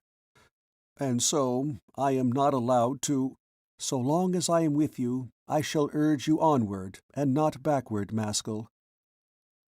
"We need not quarrel yet," he remarked with a forced smile. "No doubt things will straighten themselves out." Sullenbode began kicking the snow about with her foot. "I picked up another piece of wisdom in my sleep, Korpang." "Tell it to me, then." "Men who live by laws and rules are parasites. Others shed their strength to bring these laws out of nothing into the light of day. But the law-abiders live at their ease. They have conquered nothing for themselves." "It is given to some to discover, and to others to preserve and perfect. You cannot condemn me for wishing Maskull well." "No, but a child cannot lead a thunderstorm." They started walking again along the center of the ridge. All three were abreast, Sullenbode in the middle. The road descended by an easy gradient, and was for a long distance comparatively smooth. The freezing point seemed higher than on Earth, for the few inches of snow through which they trudged felt almost warm to their naked feet. Maskull's soles were by now like tough hides. The moonlit snow was green and dazzling. Their slanting, abbreviated shadows were sharply defined, and red-black in color. Maskull, who walked on Sullenbode's right hand, looked constantly to the left, toward the galaxy of glorious, distant peaks. "You cannot belong to this world," said the woman. "Men of your stamp are not to be looked for here." "No, I have come here from Earth." "Is that larger than our world?" Smaller, I think. Small and overcrowded with men and women. With all those people, confusion would result but for orderly laws, and therefore the laws are of iron. As adventure would be impossible without encroaching on these laws, there is no longer any spirit of adventure among the Earthmen. Everything is safe, vulgar, and completed. Do men hate women there, and women men? No, the meeting of the sexes is sweet, though shameful. So poignant is the sweetness that the accompanying shame is ignored with open eyes. There is no hatred, or only among a few eccentric persons. That shame surely must be the rudiment of our lich-storm passion. But now say, why did you come here? To meet with new experiences, perhaps. The old ones no longer interested me. How long have you been in this world? This is the end of my 4th day. Then tell me what you have seen and done during those 4 days. You cannot have been inactive. Great misfortunes have happened to me. He proceeded briefly to relate everything that had taken place from the moment of his first awakening in the Scarlet Desert. Sullenbode listened with half-closed eyes, nodding her head from time to time. Only twice did she interrupt him. After his description of Tydomon's death, she said, speaking in a low voice, "None of us women ought by right of nature to fall short of Tydomon in sacrifice. For that one act of hers, I almost love her, although she brought evil to your door." Again, speaking of Glimeel, she remarked, "That grand-souled girl I admire the most of all. She listened to her inner voice, and to nothing else besides. Which of us others is strong enough for that?" When his tale was quite over, Sullenbode said, "Does it not strike you, Maskull, that these women you have met have been far nobler than the men?" "I recognize that. We men often sacrifice ourselves, but only for a substantial cause. For you women, almost any cause will serve. You love the sacrifice for its own sake, and that is because you are naturally noble." Turning her head a little, she threw him a smile so proud, yet so sweet, that he was struck into silence. They tramped on quietly for some distance, and then he said, "Now you understand the sort of man I am. Much brutality, more weakness, scant pity for anyone. Oh, it has been a bloody journey." She laid her hand on his arm.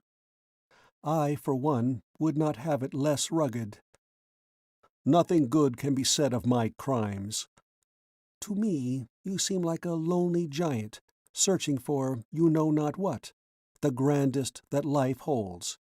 You, at least, have no cause to look up to women." "Thanks, Sullenbode," he responded with a troubled smile. "When Maskull passes, let people watch. Everyone is thrown out of your road. You go on, looking neither to right nor left." "Take care that you are not thrown as well," said Corpang gravely. "Maskull shall do with me whatever he pleases, old skull. And for whatever he does, I will thank him. In place of a heart, you have a bag of loose dust. Someone has described love to you. You have had it described to you. You have heard that it is a small, fearful, selfish joy. It is not that. It is wild, and scornful, and sportive, and bloody. How should you know?" "Selfishness has far too many disguises." "If a woman wills to give up all, what can there be selfish in that?" "Only do not deceive yourself. Act decisively, or fate will be too swift for you both." Sullenbode studied him through her lashes. "Do you mean death? His death as well as mine?"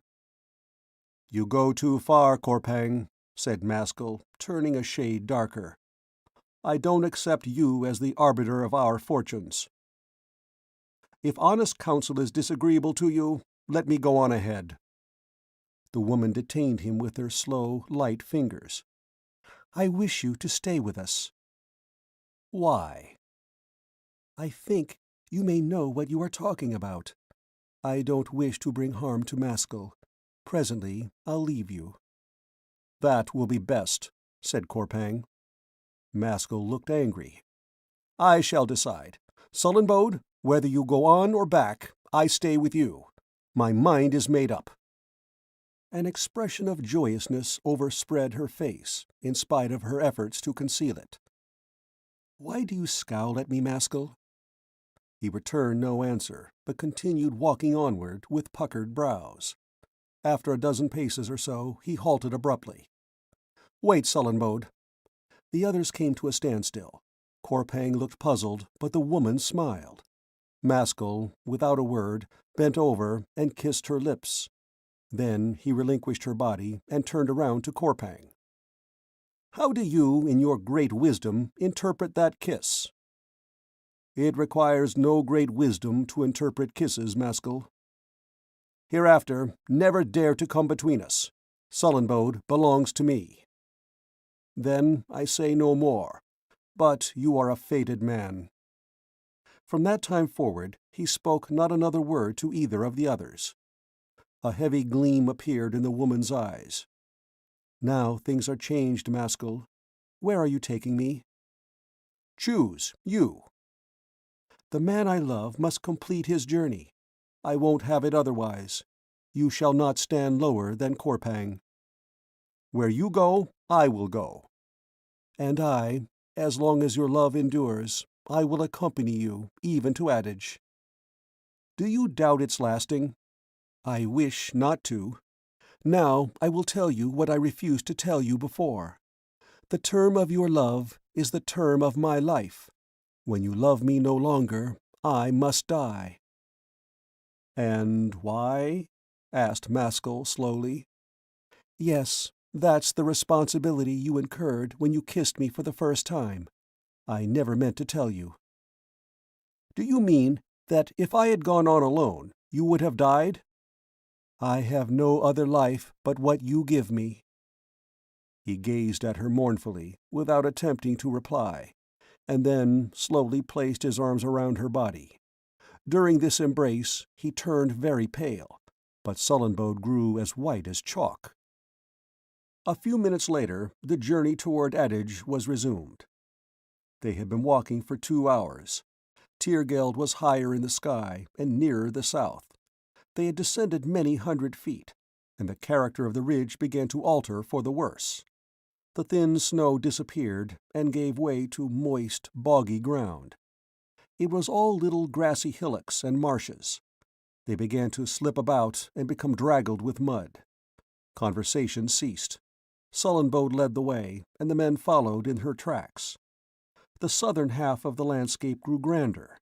The greenish light of the brilliant moon, shining on the multitude of snow-green peaks, caused it to appear like a spectral world. Their nearest neighbor towered high above them on the other side of the valley, due south, some 5 miles distant. It was a slender, inaccessible, dizzy spire of black rock, the angles of which were too steep to retain snow. A great, upward-curving horn of rock sprang out from its topmost pinnacle. For a long time it constituted their clue's landmark. The whole ridge gradually became saturated with moisture. The surface soil was spongy and rested on impermeable rock. It breathed in the damp mists by night and breathed them out again by day under branch spells' rays. The walking grew first unpleasant, then difficult, and finally dangerous. None of the party could distinguish firm ground from bog.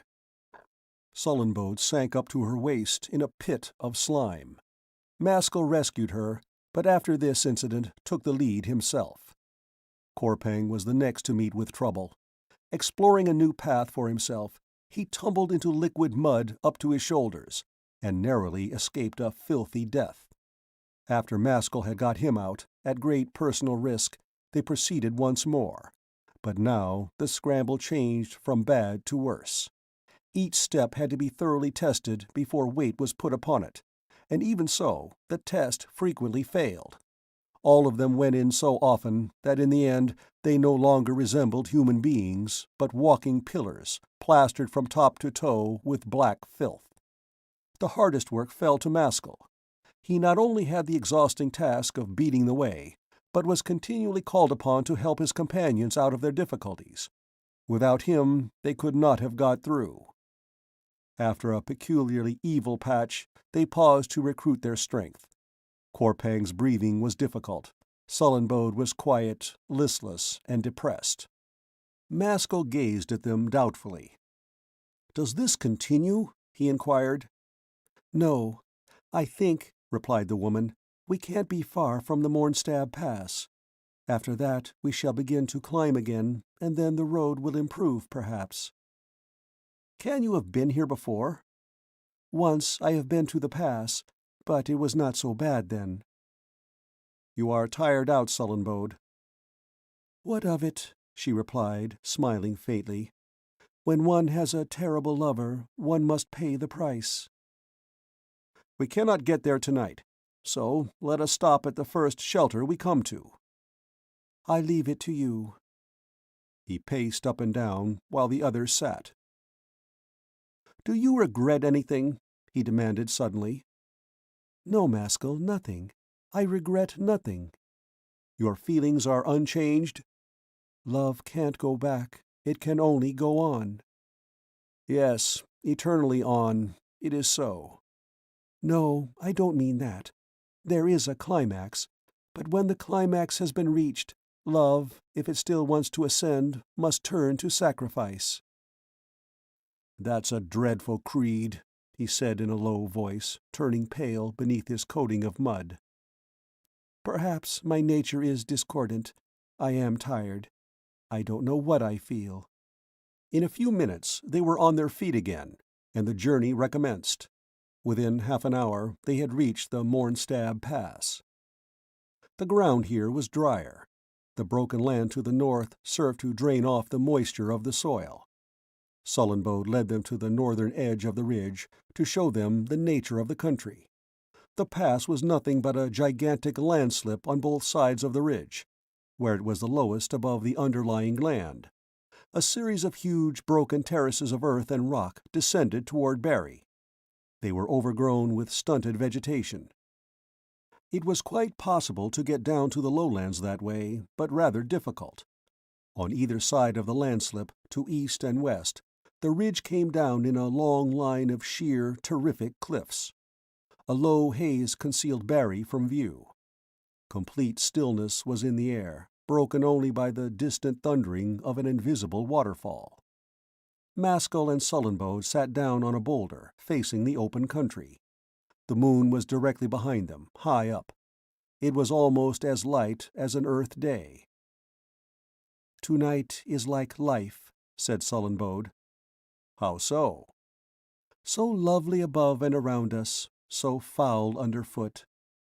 Maskull sighed. "Poor girl, you are unhappy."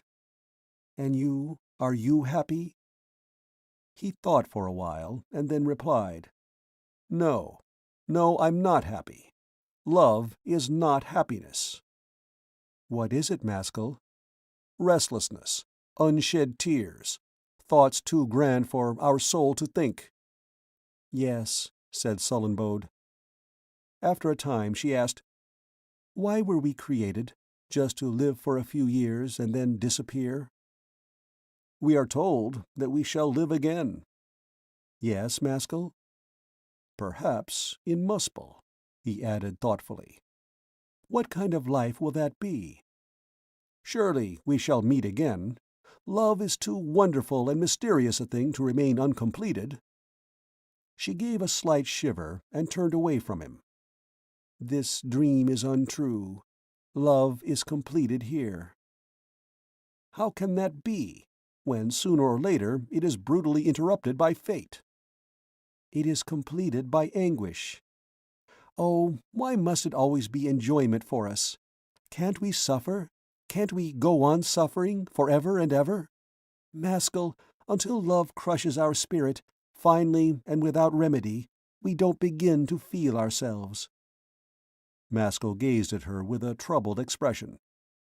"Can the memory of love be worth more than its presence and reality?" "You don't understand. Those pangs are more precious than all the rest beside." She caught at him. "Oh, if you could only see inside my mind, Maskull, you would see strange things. I can't explain. It is all confused, even to myself. This love is quite different from what I thought." He sighed again. "Love is a strong drink. Perhaps it is too strong for human beings. And I think that it overtures our reason in different ways." They remained sitting side by side, staring straight before them with unseeing eyes. "It doesn't matter," said Sullenboat at last, with a smile, getting up. "Soon it will be ended, one way or another. Come, let us be off." Maskull too got up. "Where's Korpang?" he asked listlessly. They both looked across the ridge in the direction of Adage. At the point where they stood it was nearly a mile wide. It sloped perceptibly toward the southern edge, giving all the earth the appearance of a heavy list. Toward the west the ground continued level for 1,000 yards, but then a high, sloping, grassy hill went right across the ridge from side to side, like a vast billow on the verge of breaking. It shut out all further view beyond. The whole crest of this hill, from one end to the other, was crowned by a long row of enormous stone posts, shining brightly in the moonlight against a background of dark sky.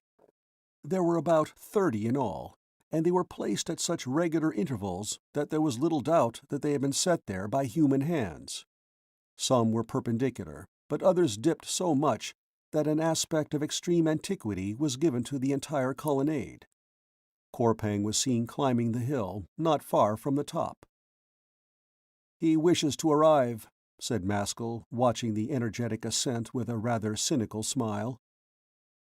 "The heavens won't open for Korpang," returned Sullenbode. "He need not be in such a hurry. What do these pillars seem like to you?" "They might be the entrance to some mighty temple. Who can have planted them there?" She did not answer. They watched Korpang gain the summit of the hill and disappear through the line of posts. Maskull turned again to Sullenbode.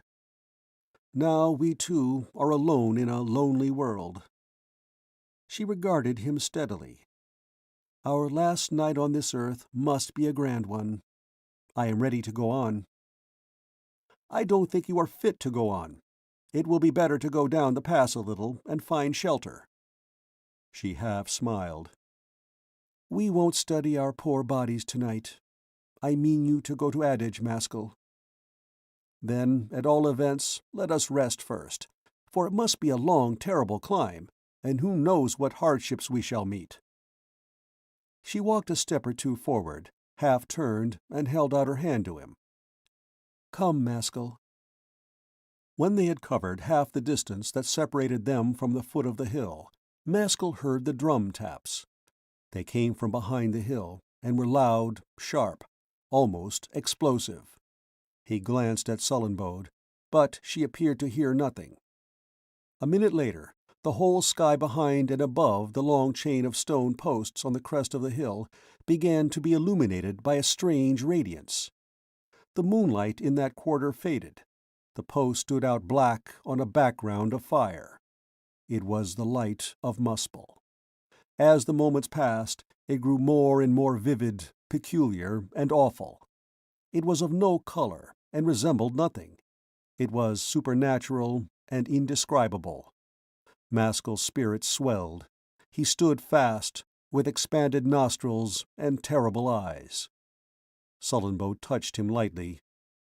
"What do you see, Maskull?" "Muspel light." "I see nothing."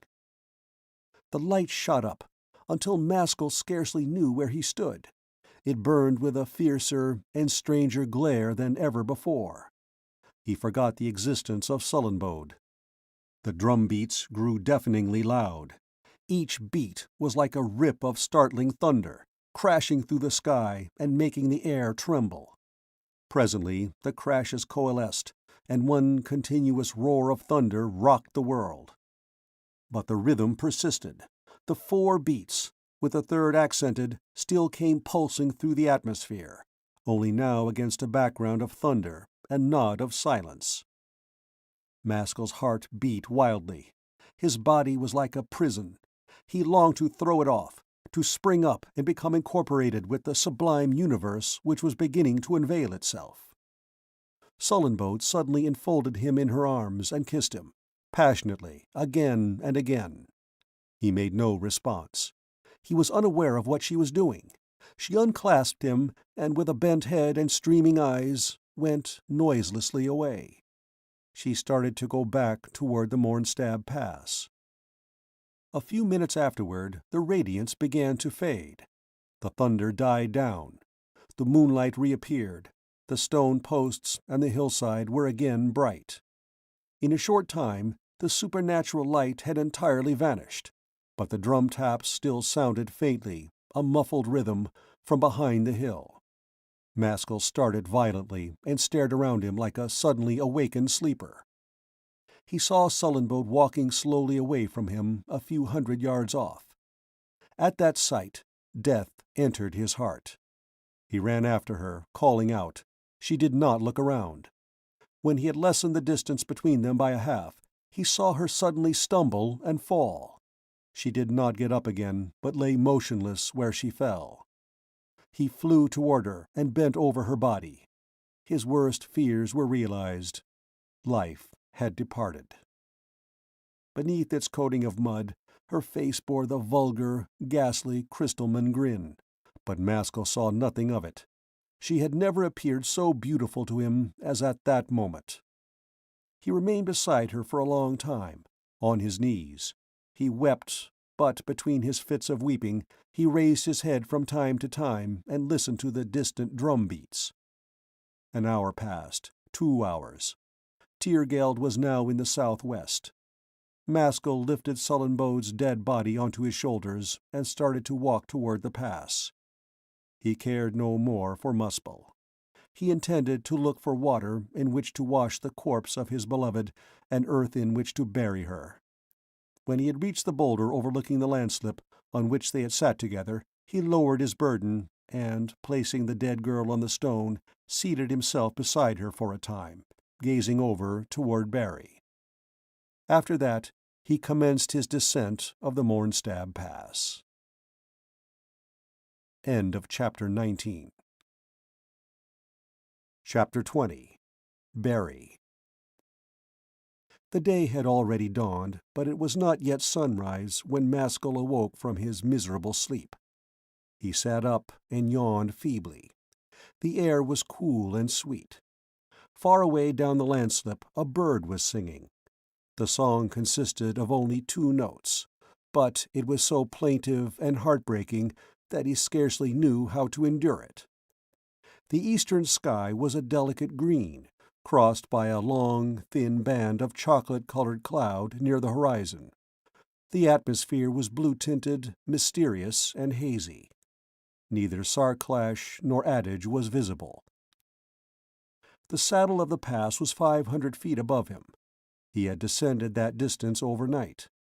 The landslip continued downward like a huge flying staircase to the upper slopes of Barry, which lay perhaps 1,500 feet beneath. The surface of the pass was rough, and the angle was excessively steep, though not precipitous. It was above a mile across. On each side of it, east and west, the dark walls of the ridge descended sheer. At the point where the pass sprang outward, they were 2,000 feet from top to bottom, but as the ridge went upward, on the one hand toward Adage, on the other toward Sarclash, they attained almost unbelievable heights. Despite the great breadth and solidity of the pass, Maskull felt as though he were suspended in mid-air. The patch of broken rich brown soil observable not far away marked Sullenbode's grave. He had interred her by the light of the moon, with a long flat stone for a spade. A little lower down, the white steam of a hot spring was curling about in the twilight. From where he sat, he was unable to see the pool into which the spring ultimately flowed, but it was in that pool that he had last night washed first of all the dead girl's body, and then his own. He got up, yawned again, stretched himself, and looked around him dully. For a long time he eyed the grave. The half-darkness changed by imperceptible degrees to full day. The sun was about to appear. The sky was nearly cloudless. The whole wonderful extent of the mighty ridge behind him began to emerge from the morning mist. There was a part of Sarclash, and the ice-green crest of gigantic Adage itself, which he could only take in by throwing his head right back. He gazed at everything in weary apathy, like a lost soul. All his desires were gone forever. He wished to go nowhere and to do nothing. He thought he would go to Barry. He went to the warm pool to wash the sleep out of his eyes. Sitting beside it, watching the bubbles, was Cragg. Maskull thought that he was dreaming. The man was clothed in a skin shirt and breeches. His face was stern, yellow, and ugly. He eyed Maskull without smiling or getting up. "Where in the devil's name have you come from, Cragg?" "The great point is, I am here." "Where's Nightspore?" "Not far away." "It seems 100 years since I saw you. Why did you two leave me in such a damnable fashion?" "You were strong enough to get through alone." "So it turned out. But how were you to know? Anyway, you've timed it well. It seems I am to die today." Cragg scowled. "You will die this morning." "If I am to, I shall. But where have you heard it from?" "You are ripe for it. You have run through the gamut. What else is there to live for?" "Nothing," said Maskull, uttering a short laugh. "I am quite ready. I have failed in everything. I only wondered how you knew. So, now you've come to rejoin me. Where are we going?" "Through Barry." "And what about Nightspore?" Cragg jumped to his feet with clumsy agility. "We won't wait for him. He'll be there as soon as we shall." "Where?" "At our destination. Come, the sun's rising." As they started clambering down the pass side by side, Branchspell, huge and white, leaped fiercely into the sky. All the delicacy of the dawn vanished, and another vulgar day began. They passed some trees and plants, the leaves of which were all curled up as if in sleep. Maskull pointed them out to his companion. "How is it the sunshine doesn't open them?" "Branchspell is a second night to them. Their day is all pain." "How long will it be before that sun rises?" "Some time yet." "Shall I live to see it, do you think?" "Do you want to?"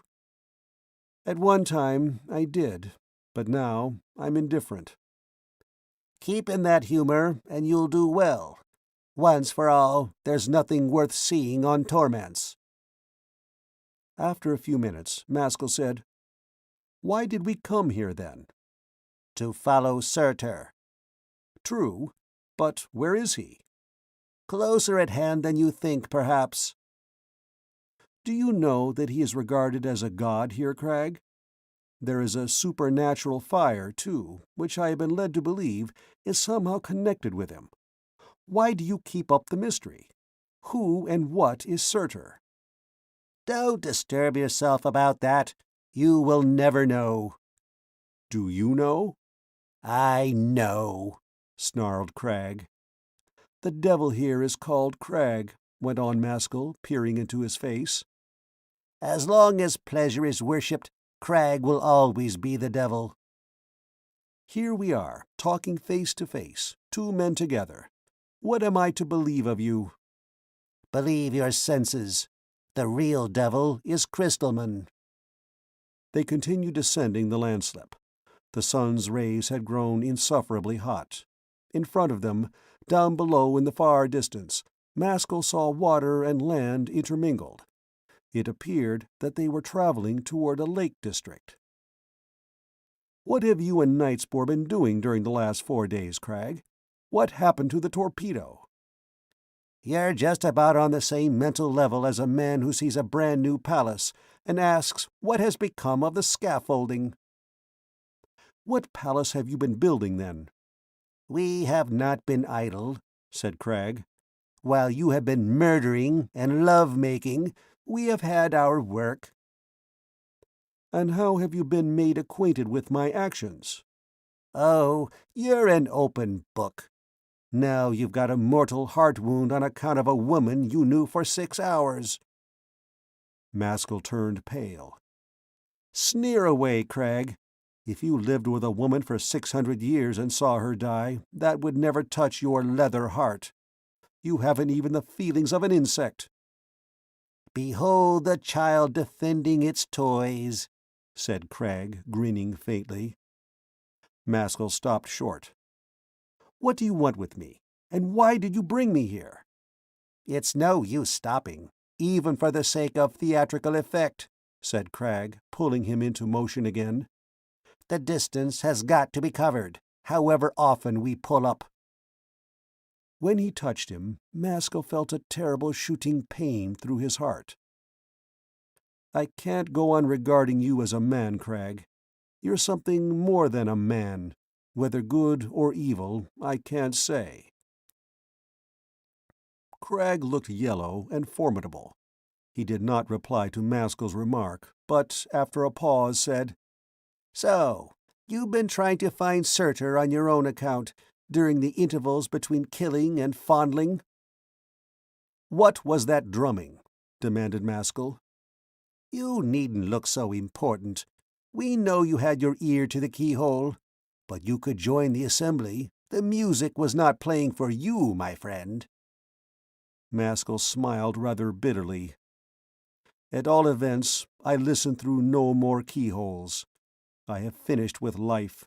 I belong to nobody and nothing any more, from this time forward. Brave words, brave words. We shall see. Perhaps Crystal Man will make one more attempt on you. There is still time for one more. Now I don't understand you. You think you are thoroughly disillusioned, don't you? Well, that may prove to be the last and strongest illusion of all. Conversation ceased. They reached the foot of the landslip an hour later. Branchspell was steadily mounting the cloudless sky. It was approaching Sarclash, and it was an open question whether or not it would clear its peak. The heat was sweltering. The long, massive, saucer-shaped ridge behind them, with its terrific precipices, was glowing with bright morning colors. Adage, towering up many thousands of feet higher still, guarded the end of it like a lonely colossus. In front of them, starting from where they stood, was a cool and enchanting wilderness of little lakes and forests. The water of the lakes was dark green, the forests were asleep, waiting for the rising of Alpane. "Are we now in Berry?" asked Maskull. "Yes, and there is one of the natives." There was an ugly glint in his eye as he spoke the words, but Maskull did not see it. A man was leaning in the shade against one of the first trees, apparently waiting for them to come up. He was small, dark, and beardless, and was still in early manhood. He was clothed in a dark blue, loosely flowing robe, and wore a broad-brimmed slouch hat. His face, which was not disfigured by any special organs, was pale, earnest, and grave, yet somehow remarkably pleasing. Before a word was spoken, he warmly grasped Maskull's hand, and even while he was in the act of doing so, he threw a queer frown at Cragg. The latter responded with a scowling grin.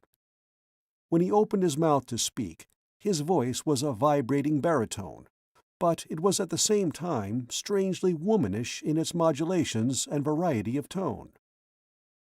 "I've been waiting for you here since sunrise," he said. "Welcome to Berry, Maskull. Let's hope you'll forget your sorrows here, you over-tested man." Maskull stared at him, not without friendliness. "What made you expect me, and how do you know my name?"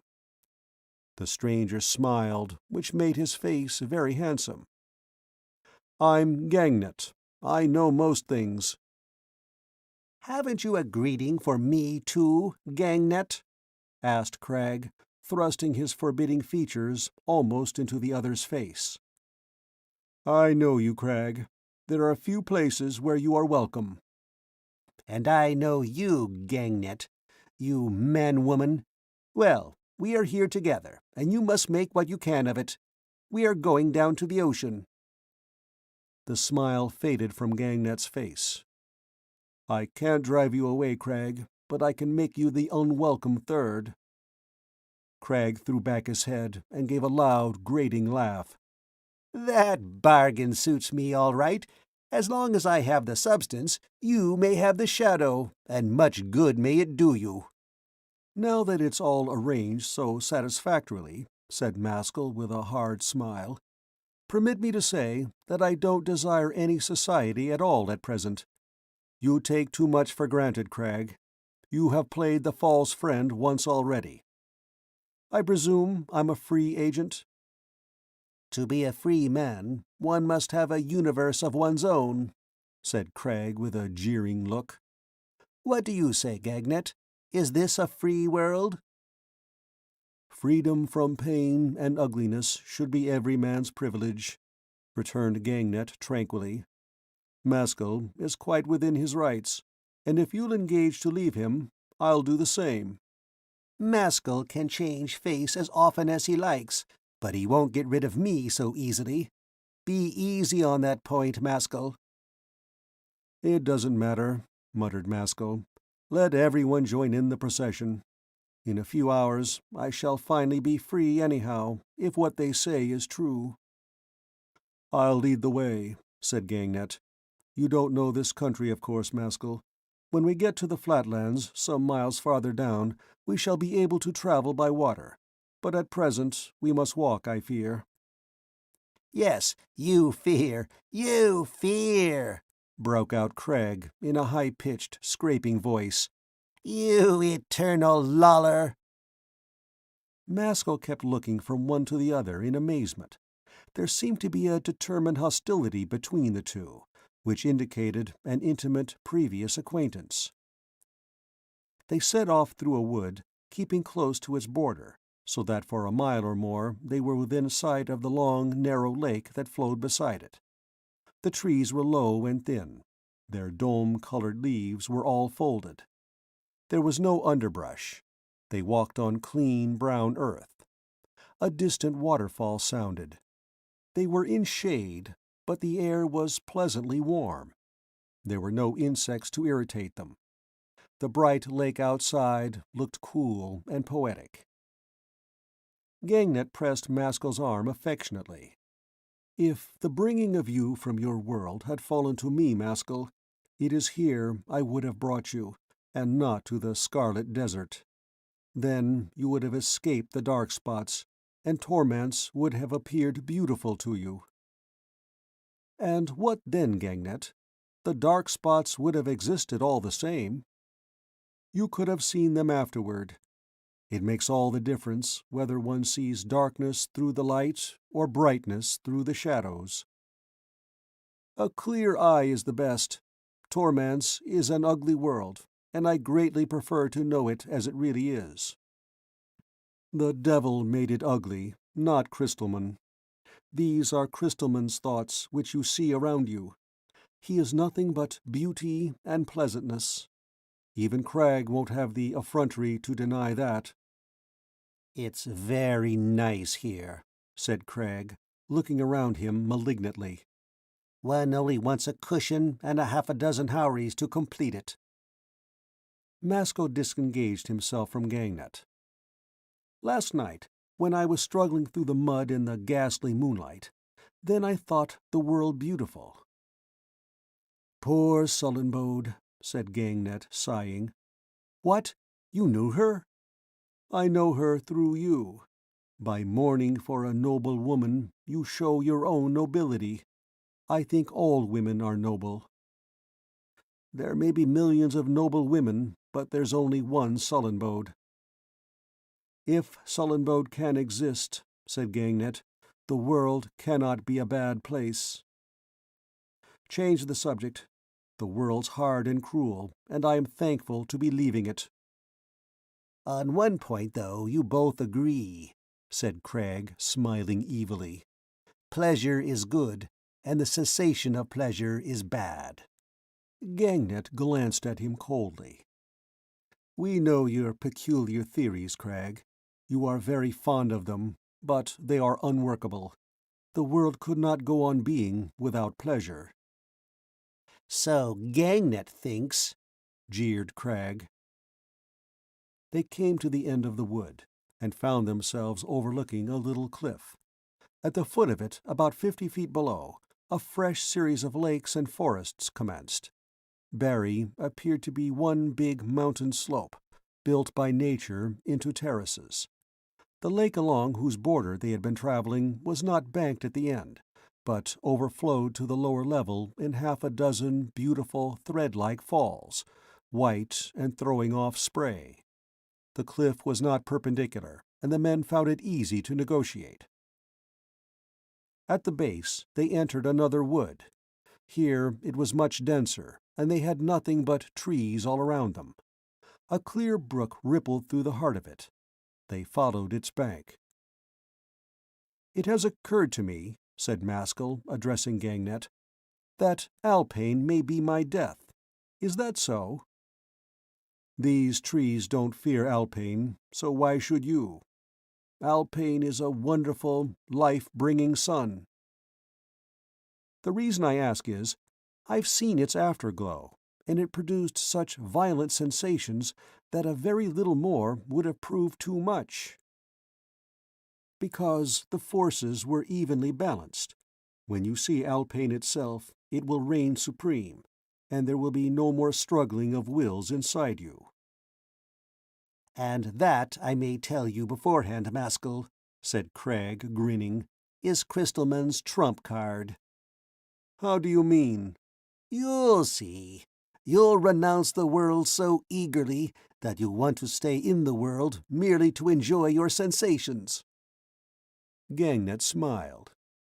"Crag, you see, is hard to please. You must neither enjoy nor renounce. What are you to do?"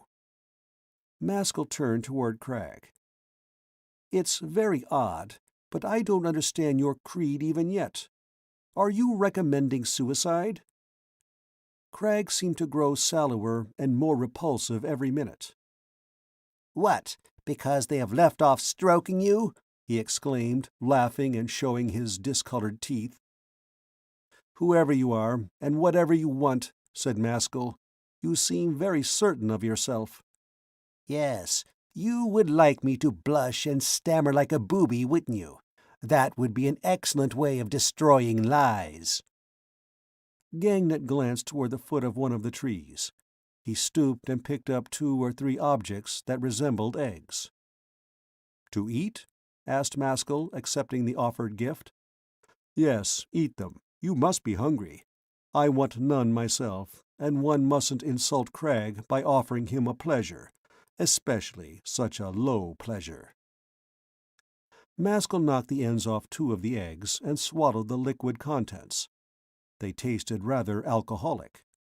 Crag snatched the remaining egg out of his hand and flung it against a tree trunk, where it broke and stuck, a splash of slime. "I don't wait to be asked, Gangnet.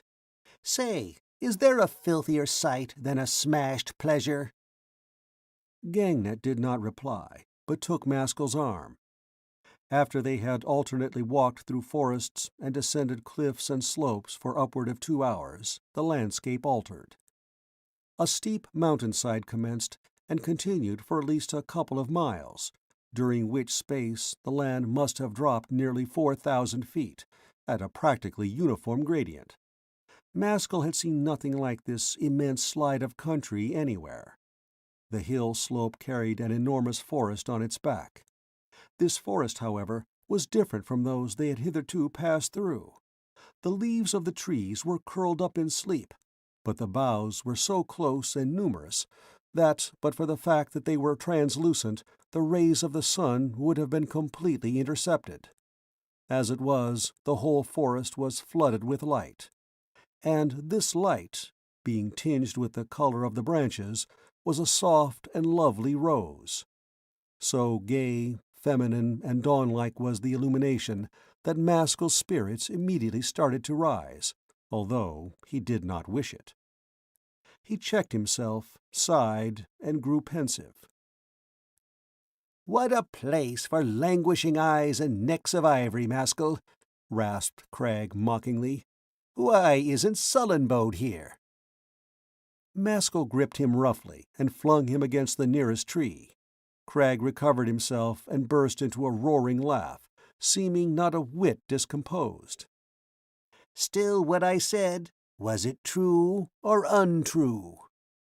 Maskull gazed at him sternly. "You seem to regard yourself as a necessary evil. I am under no obligation to go on with you any farther. I think we had better part." Crag turned to Gangnet with an air of grotesque mock earnestness. "What do you say? Do we part when Maskull pleases, or when I please?" "Keep your temper, Maskull," said Gangnet, showing Crag his back. "I know the man better than you do. Now that he has fastened onto you, there's only one way of making him lose his hold, by ignoring him.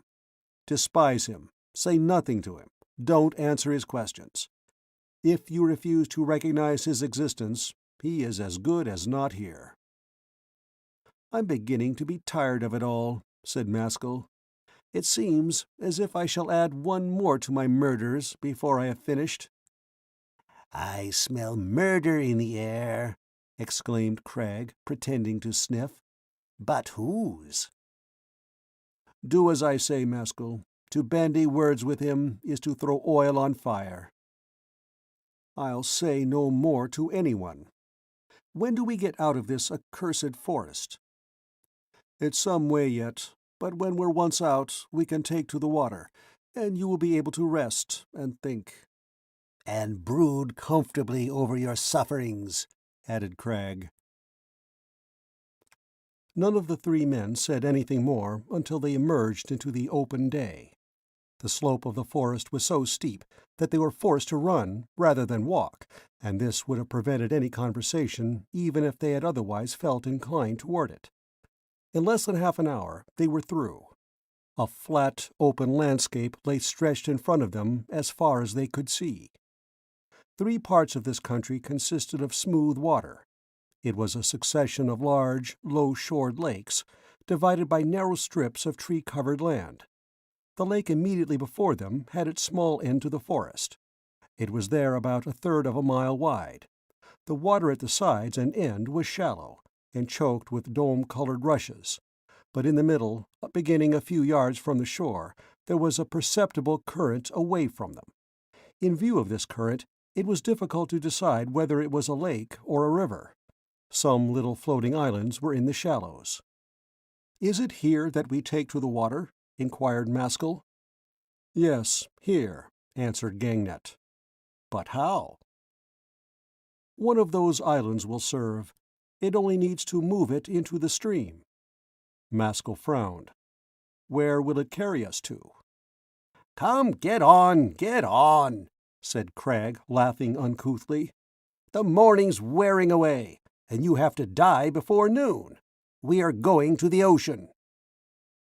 "If you are omniscient, Crag, what is my death to be?" "Gangnet will murder you." "You lie," said Gangnet. "I wish Maskull nothing but good." "At all events, he will be the cause of your death. But what does it matter? The great point is you are quitting this futile world. Well, Gangnet, I see you're as slack as ever. I suppose I must do the work." He jumped into the lake and began to run through the shallow water, splashing it about. When he came to the nearest island, the water was up to his thighs. The island was lozenge-shaped, and about 15 feet from end to end. It was composed of a sort of light brown peat. There was no form of living vegetation on its surface. Crag went behind it and started shoving it toward the current, apparently without having unduly to exert himself. When it was within the influence of the stream, the others waded out to him, and all 3 climbed on. The voyage began. The current was not traveling at more than 2 miles an hour. The sun glared down on their heads mercilessly, and there was no shade or prospect of shade. Maskull sat down near the edge, and periodically splashed water over his head. Gangnet sat on his haunches next to him. Crag paced up and down with short, quick steps, like an animal in a cage. The lake widened out more and more, and the width of the stream increased in proportion, until they seemed to themselves to be floating on the bosom of some broad, flowing estuary. Crag suddenly bent over and snatched off Gangnet's hat, crushing it together in his hairy fist and throwing it far out into the stream. "Why should you disguise yourself like a woman?" he asked with a harsh guffaw. "Show Maskull your face. Perhaps he has seen it somewhere." Gangnet did remind Maskull of someone, but he could not say of whom. His dark hair curled down to his neck, his brow was wide, lofty, and noble, and there was an air of serious sweetness about the whole man that was strangely appealing to the feelings. "Let Maskull judge," he said with proud composure, "whether I have anything to be ashamed of." "There can be nothing but magnificent thoughts in that head," muttered Maskull, staring hard at him. "A capital valuation. Gangnet is the king of poets. But what happens when poets try to carry through practical enterprises?" "What enterprises?" asked Maskull in astonishment. "What have you got on hand, Gangnet? Tell Maskull." "There are 2 forms of practical activity," replied Gangnet calmly. "One may either build up or destroy." "No, there's a third species. One may steal, and not even know one is stealing. One may take the purse and leave the money." Maskull raised his eyebrows. "Where have you 2 met before?" "I'm paying Gangnet a visit today, Maskull, but once upon a time Gangnet paid me a visit." "Where?" "In my home, whatever that is. Gangnet is a common thief." "You are speaking in riddles, and I don't understand you. I don't know either of you, but it's clear that if Gangnet is a poet, you're a buffoon. Must you go on talking? I want to be quiet." Crag laughed, but said no more. Presently he lay down at full length, with his face to the sun, and in a few minutes was fast asleep, and snoring disagreeably. Maskull kept glancing over at his yellow, repulsive face with strong disfavor. 2 hours passed. The land on either side was more than a mile distant. In front of them there was no land at all. Behind them the lit storm mountains were blotted out from view by a haze that had gathered together. The sky ahead, just above the horizon, began to be of a strange color. It was an intense jail blue. The whole northern atmosphere was stained with ulfire. Maskull's mind grew disturbed. "Alpane is rising, Gangnet." Gangnet smiled wistfully. "It begins to trouble you?" "It is so solemn, tragical almost. Yet it recalls me to Earth. Life was no longer important, but this is important. Daylight is night to this other daylight. Within half an hour you will be like a man who has stepped from a dark forest into the open day. Then you will ask yourself how you could have been blind." The 2 men went on watching the blue sunrise. The entire sky in the north, halfway up to the zenith, was streaked with extraordinary colors, among which jail and dome predominated. Just as the principal character of an ordinary dawn is mystery, the outstanding character of this dawn was wildness. It did not baffle the understanding, but the heart. Maskull felt no inarticulate craving to seize and perpetuate the sunrise, and make it his own. Instead of that, it agitated and tormented him, like the opening bars of a supernatural symphony. When he looked back to the south, Brandspell's day had lost its glare, and he could gaze at the immense white sun without flinching. He instinctively turned to the north again, as one turns from darkness to light. If those were Crystalman's thoughts that you showed me before, Gangnet, these must be his feelings. I mean it literally. What I am feeling now, he must have felt before me. He is all feeling, Maskull. Don't you understand that? Maskull was feeding greedily on the spectacle before him. He did not reply. His face was set like a rock, but his eyes were dim with the beginning of tears. The sky blazed deeper and deeper. It was obvious that Alpane was about to lift itself above the sea. The island had by this time floated past the mouth of the estuary. On 3 sides they were surrounded by water. The haze crept up behind them and shut out all sight of land. Crag was still sleeping, an ugly, wrinkled monstrosity. Maskull looked over the side at the flowing water. It had lost its dark green color and was now of a perfect crystal transparency. "Are we already on the ocean, Gangnet?" "Yes." "Then nothing remains except my death." "Don't think of death, but life."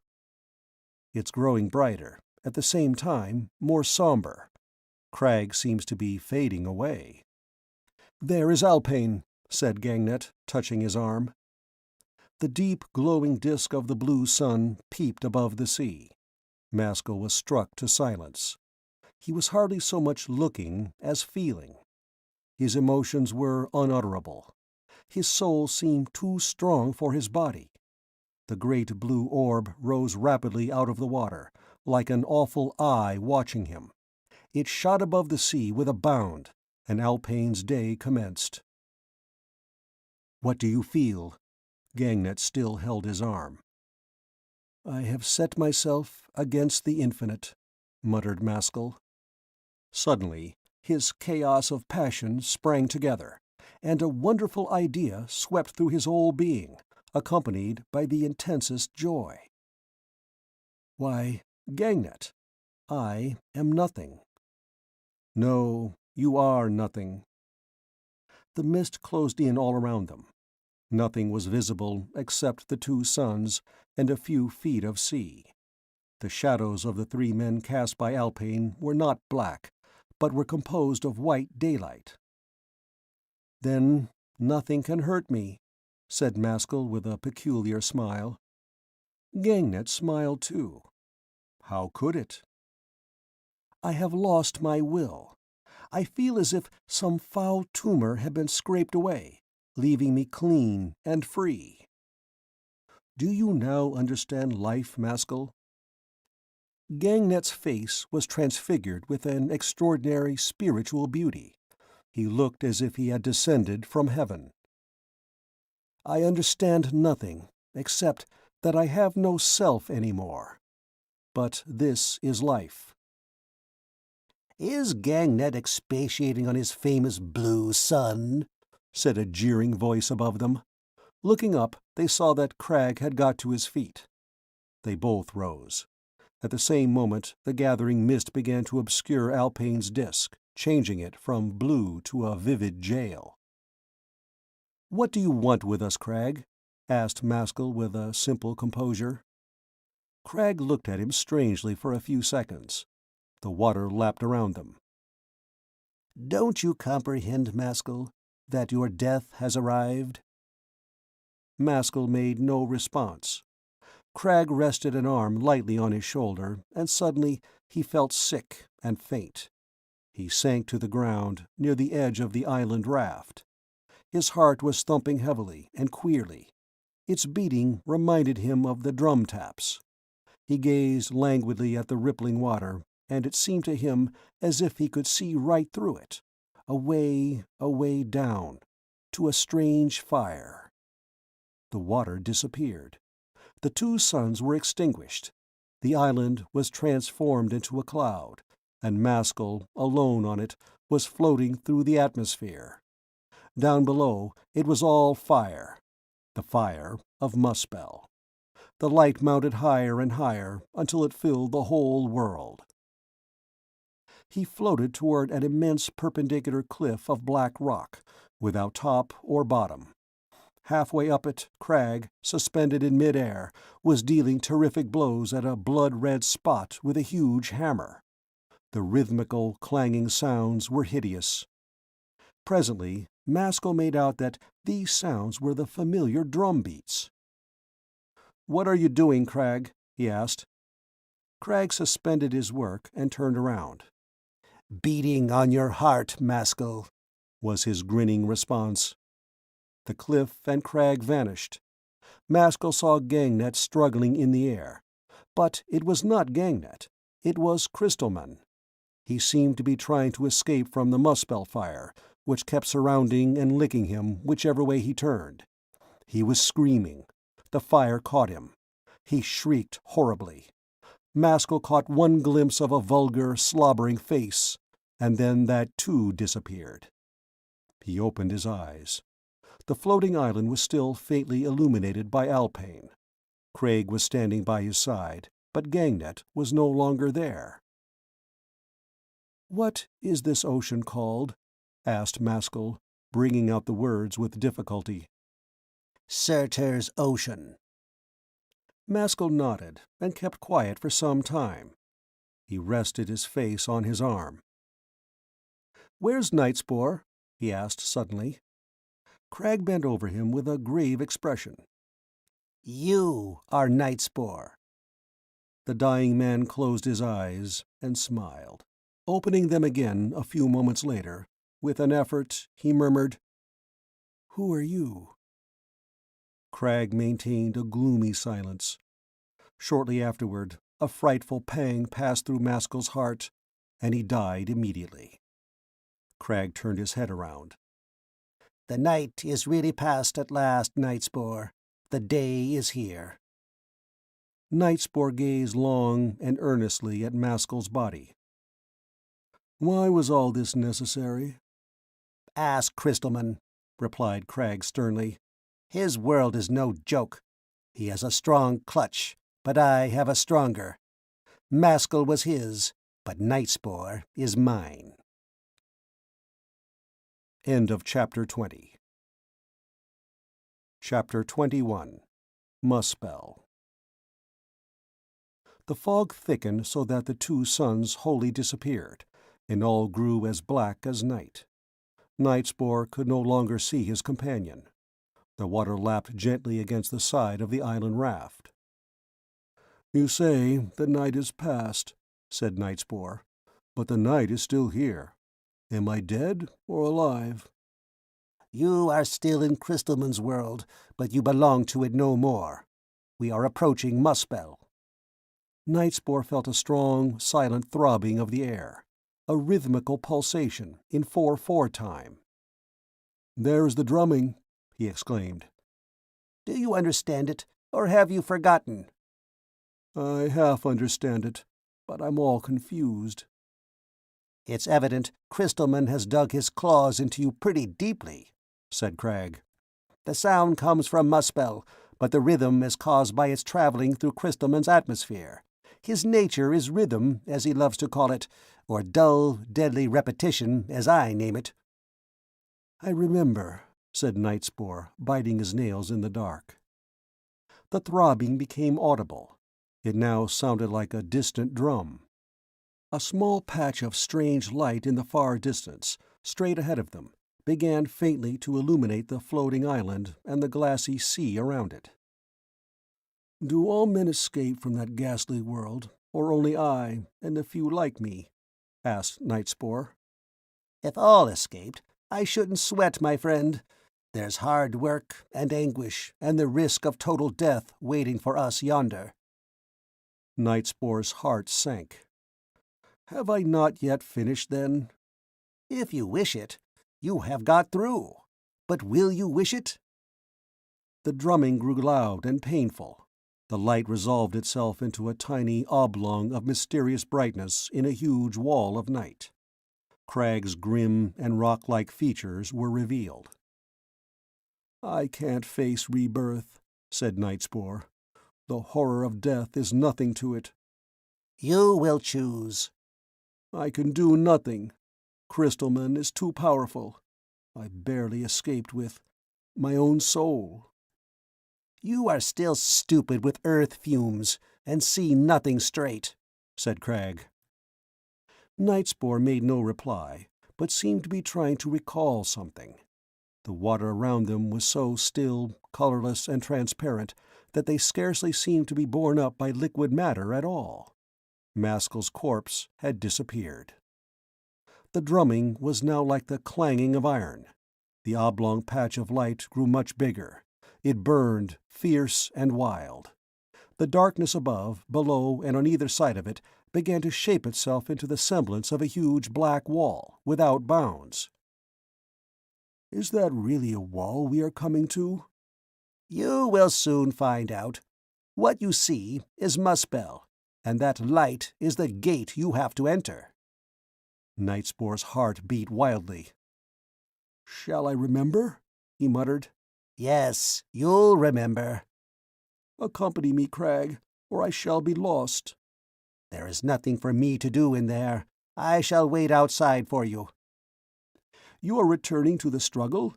demanded Nightspore, gnawing his fingertips. "Yes." "I dare not." The thunderous clangor of the rhythmical beats struck on his head like actual blows. The light glared so vividly that he was no longer able to look at it.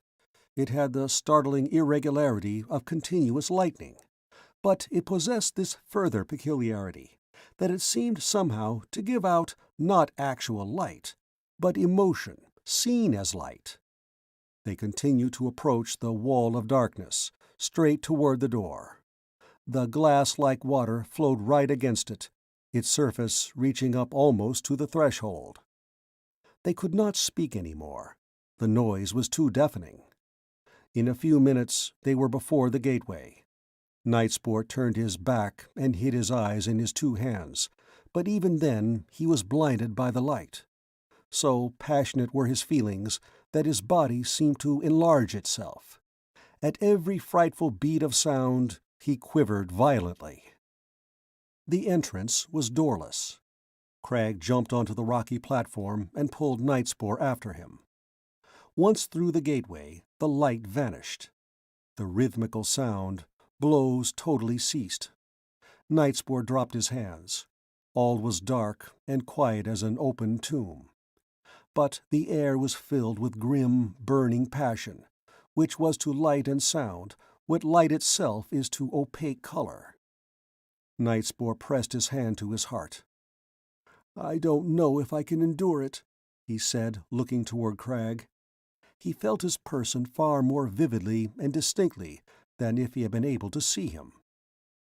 "Go in and lose no time, Nightspore. Time here is more precious than on Earth. We can't squander the minutes. There are terrible and tragic affairs to attend to, which won't wait for us.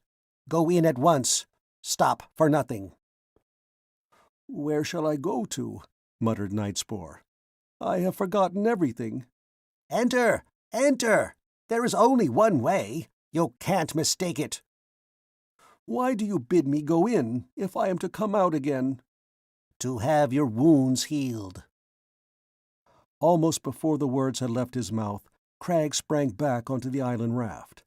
Nightspore involuntarily started after him, but at once recovered himself and remained standing where he was. Crag was completely invisible. Everything outside was black night. The moment he had gone, a feeling shot up in Nightspore's heart like 1,000 trumpets. Straight in front of him, almost at his feet, was the lower end of a steep, narrow, circular flight of stone steps. There was no other way forward. He put his foot on the bottom stair, at the same time peering aloft. He saw nothing, yet as he proceeded upward every inch of the way was perceptible to his inner feelings. The staircase was cold, dismal, and deserted, but it seemed to him, in his exaltation of soul, like a ladder to heaven. After he had mounted a dozen steps or so, he paused to take breath.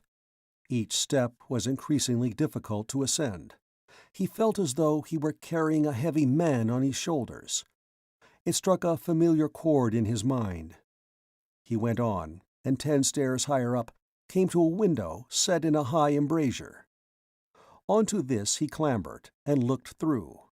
The window was a sort of glass, but he could see nothing. Coming to him, however, from the world outside, a disturbance of the atmosphere struck his senses, causing his blood to run cold. At one moment it resembled a low, mocking, vulgar laugh, traveling from the ends of the earth. At the next it was like a rhythmical vibration of the air, the silent, continuous throbbing of some mighty engine. The two sensations were identical, yet different. They seemed to be related in the same manner as soul and body. After feeling them for a long time, Nightspore got down from the embrasure, and continued his ascent, having meanwhile grown very serious. The climbing became still more laborious, and he was forced to stop every third or fourth step to rest his muscles and regain breath. When he had mounted another 20 stairs in this way, he came to a second window. Again he saw nothing.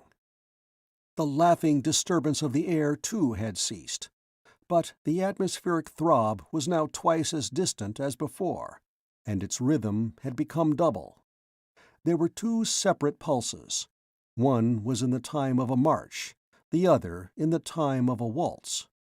The first was bitter and petrifying to feel, but the second was gay, enervating, and horrible.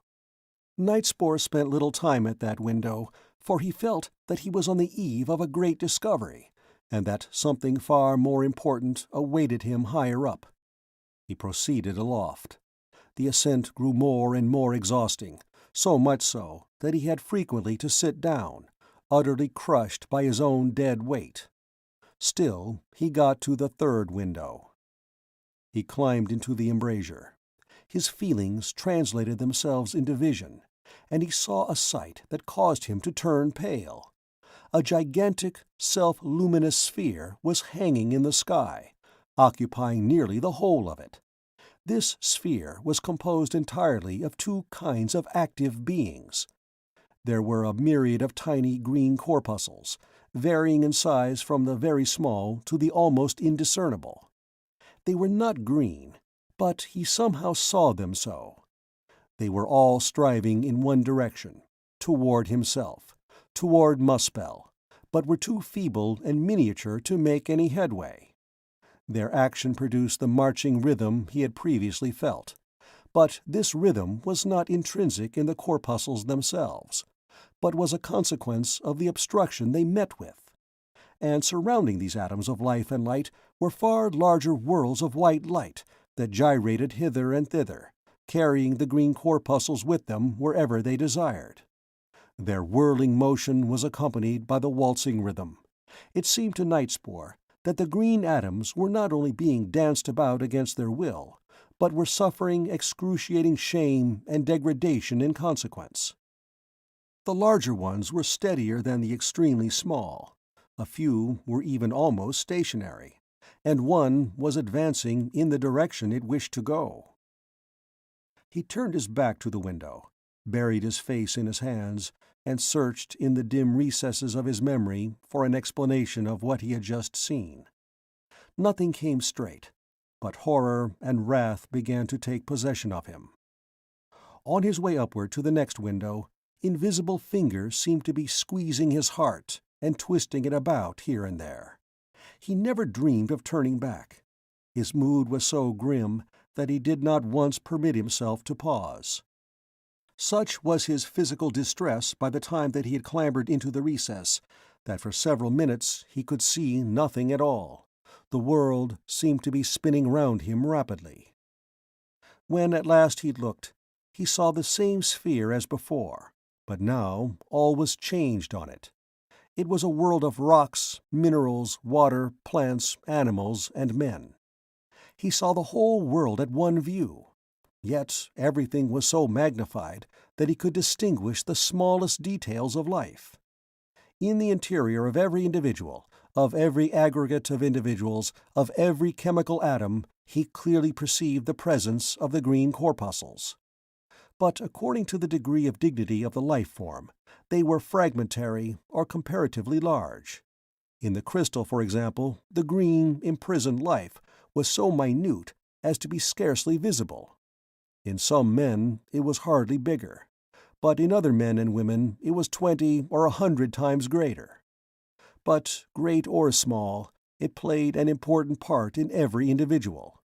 It appeared as if the whirls of white light, which were the individuals, and plainly showed themselves beneath the enveloping bodies, were delighted with existence, and wished only to enjoy it. But the green corpuscles were in a condition of eternal discontent, yet blind and not knowing which way to turn for liberation, kept changing form, as though breaking a new path by way of experiment. Whenever the old grotesque became metamorphosed into the new grotesque, it was in every case the direct work of the green atoms, trying to escape toward Maskull, but encountering immediate opposition. These subdivided sparks of living, fiery spirit were hopelessly imprisoned in a ghastly mush of soft pleasure. They were being effeminated and corrupted, that is to say, absorbed in the foul, sickly enveloping forms. Nightspore felt a sickening shame in his soul as he looked on at that spectacle. His exultation had long since vanished. He bit his nails and understood why Cragg was waiting for him below. He mounted slowly to the 5th window. The pressure of air against him was as strong as a full gale, divested of violence and irregularity, so that he was not for an instant suffered to relax his efforts. Nevertheless, not a breath stirred. Looking through the window, he was startled by a new sight.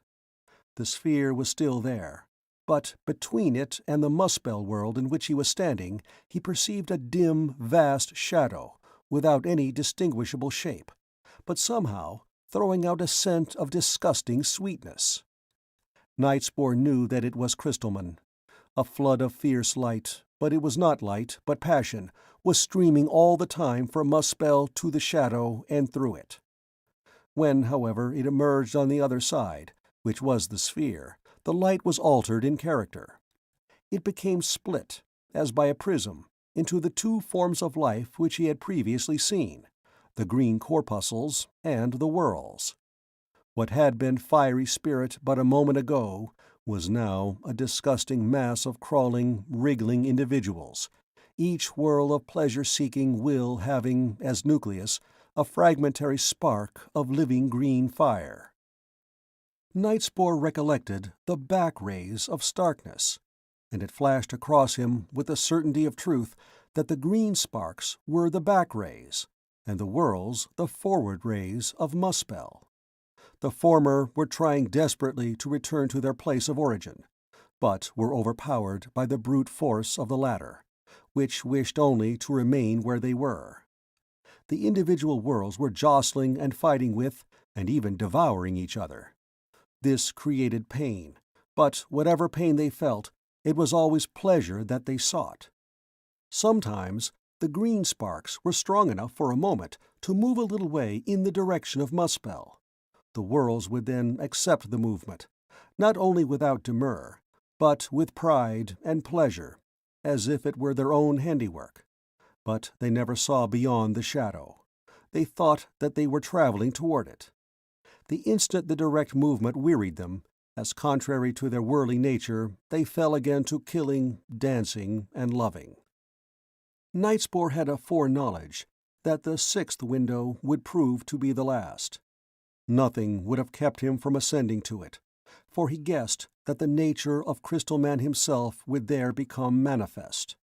Every step upward was like a bloody life-and-death struggle. The stairs nailed him to the ground. The air pressure caused blood to gush from his nose and ears. His head clanged like an iron bell. When he had fought his way up a dozen steps, he found himself suddenly at the top. The staircase terminated in a small, bare chamber of cold stone, possessing a single window. On the other side of the apartment, another short flight of stairs mounted through a trap, apparently to the roof of the building. Before ascending these stairs, Nightspore hastened to the window and stared out. The shadow form of Crystalman had drawn much closer to him and filled the whole sky, but it was not a shadow of darkness, but a bright shadow.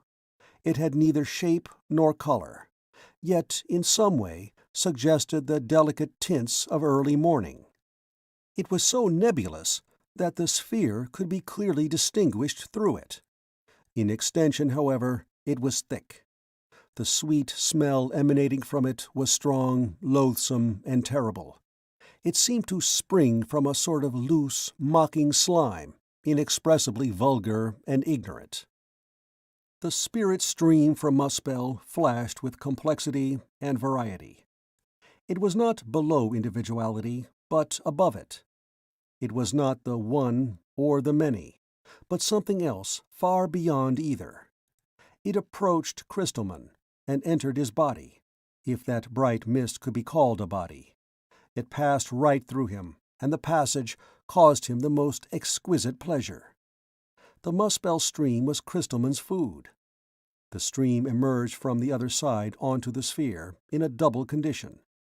Part of it reappeared intrinsically unaltered, but shivered into a million fragments. These were the green corpuscles. In passing through Crystalman, they had escaped absorption by reason of their extreme minuteness. The other part of the stream had not escaped. Its fire had been abstracted, its cement was withdrawn, and, after being fouled and softened by the horrible sweetness of the host, it broke into individuals, which were the worlds of living will. Nightspore shuddered.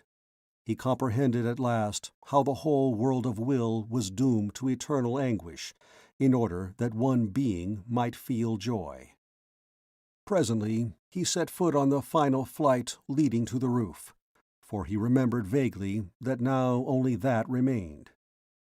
Halfway up he fainted, but when he recovered consciousness he persisted as though nothing had happened to him. As soon as his head was above the trap, breathing the free air, he had the same physical sensation as a man stepping out of water. He pulled his body up and stood expectantly on the stone-floored roof, looking round for his first glimpse of Maskull. There was nothing. He was standing upon the top of a tower, measuring not above 15 feet each way. Darkness was all around him. He sat down on the stone parapet with a sinking heart. A heavy foreboding possessed him. Suddenly, without seeing or hearing anything, he had the distinct impression that the darkness around him on all four sides was grinning. As soon as that happened, he understood that he was wholly surrounded by Crystalman's world, and that Maskull consisted of himself and the stone tower on which he was sitting. Fire flashed in his heart. Millions upon millions of grotesque, vulgar, ridiculous, sweetened individuals, once spirit, were calling out from their degradation and agony for salvation from Maskull. To answer that cry, there was only himself, and Crag waiting below, and Surtur. But where was Surtur? The truth forced itself on him in all its cold, brutal reality.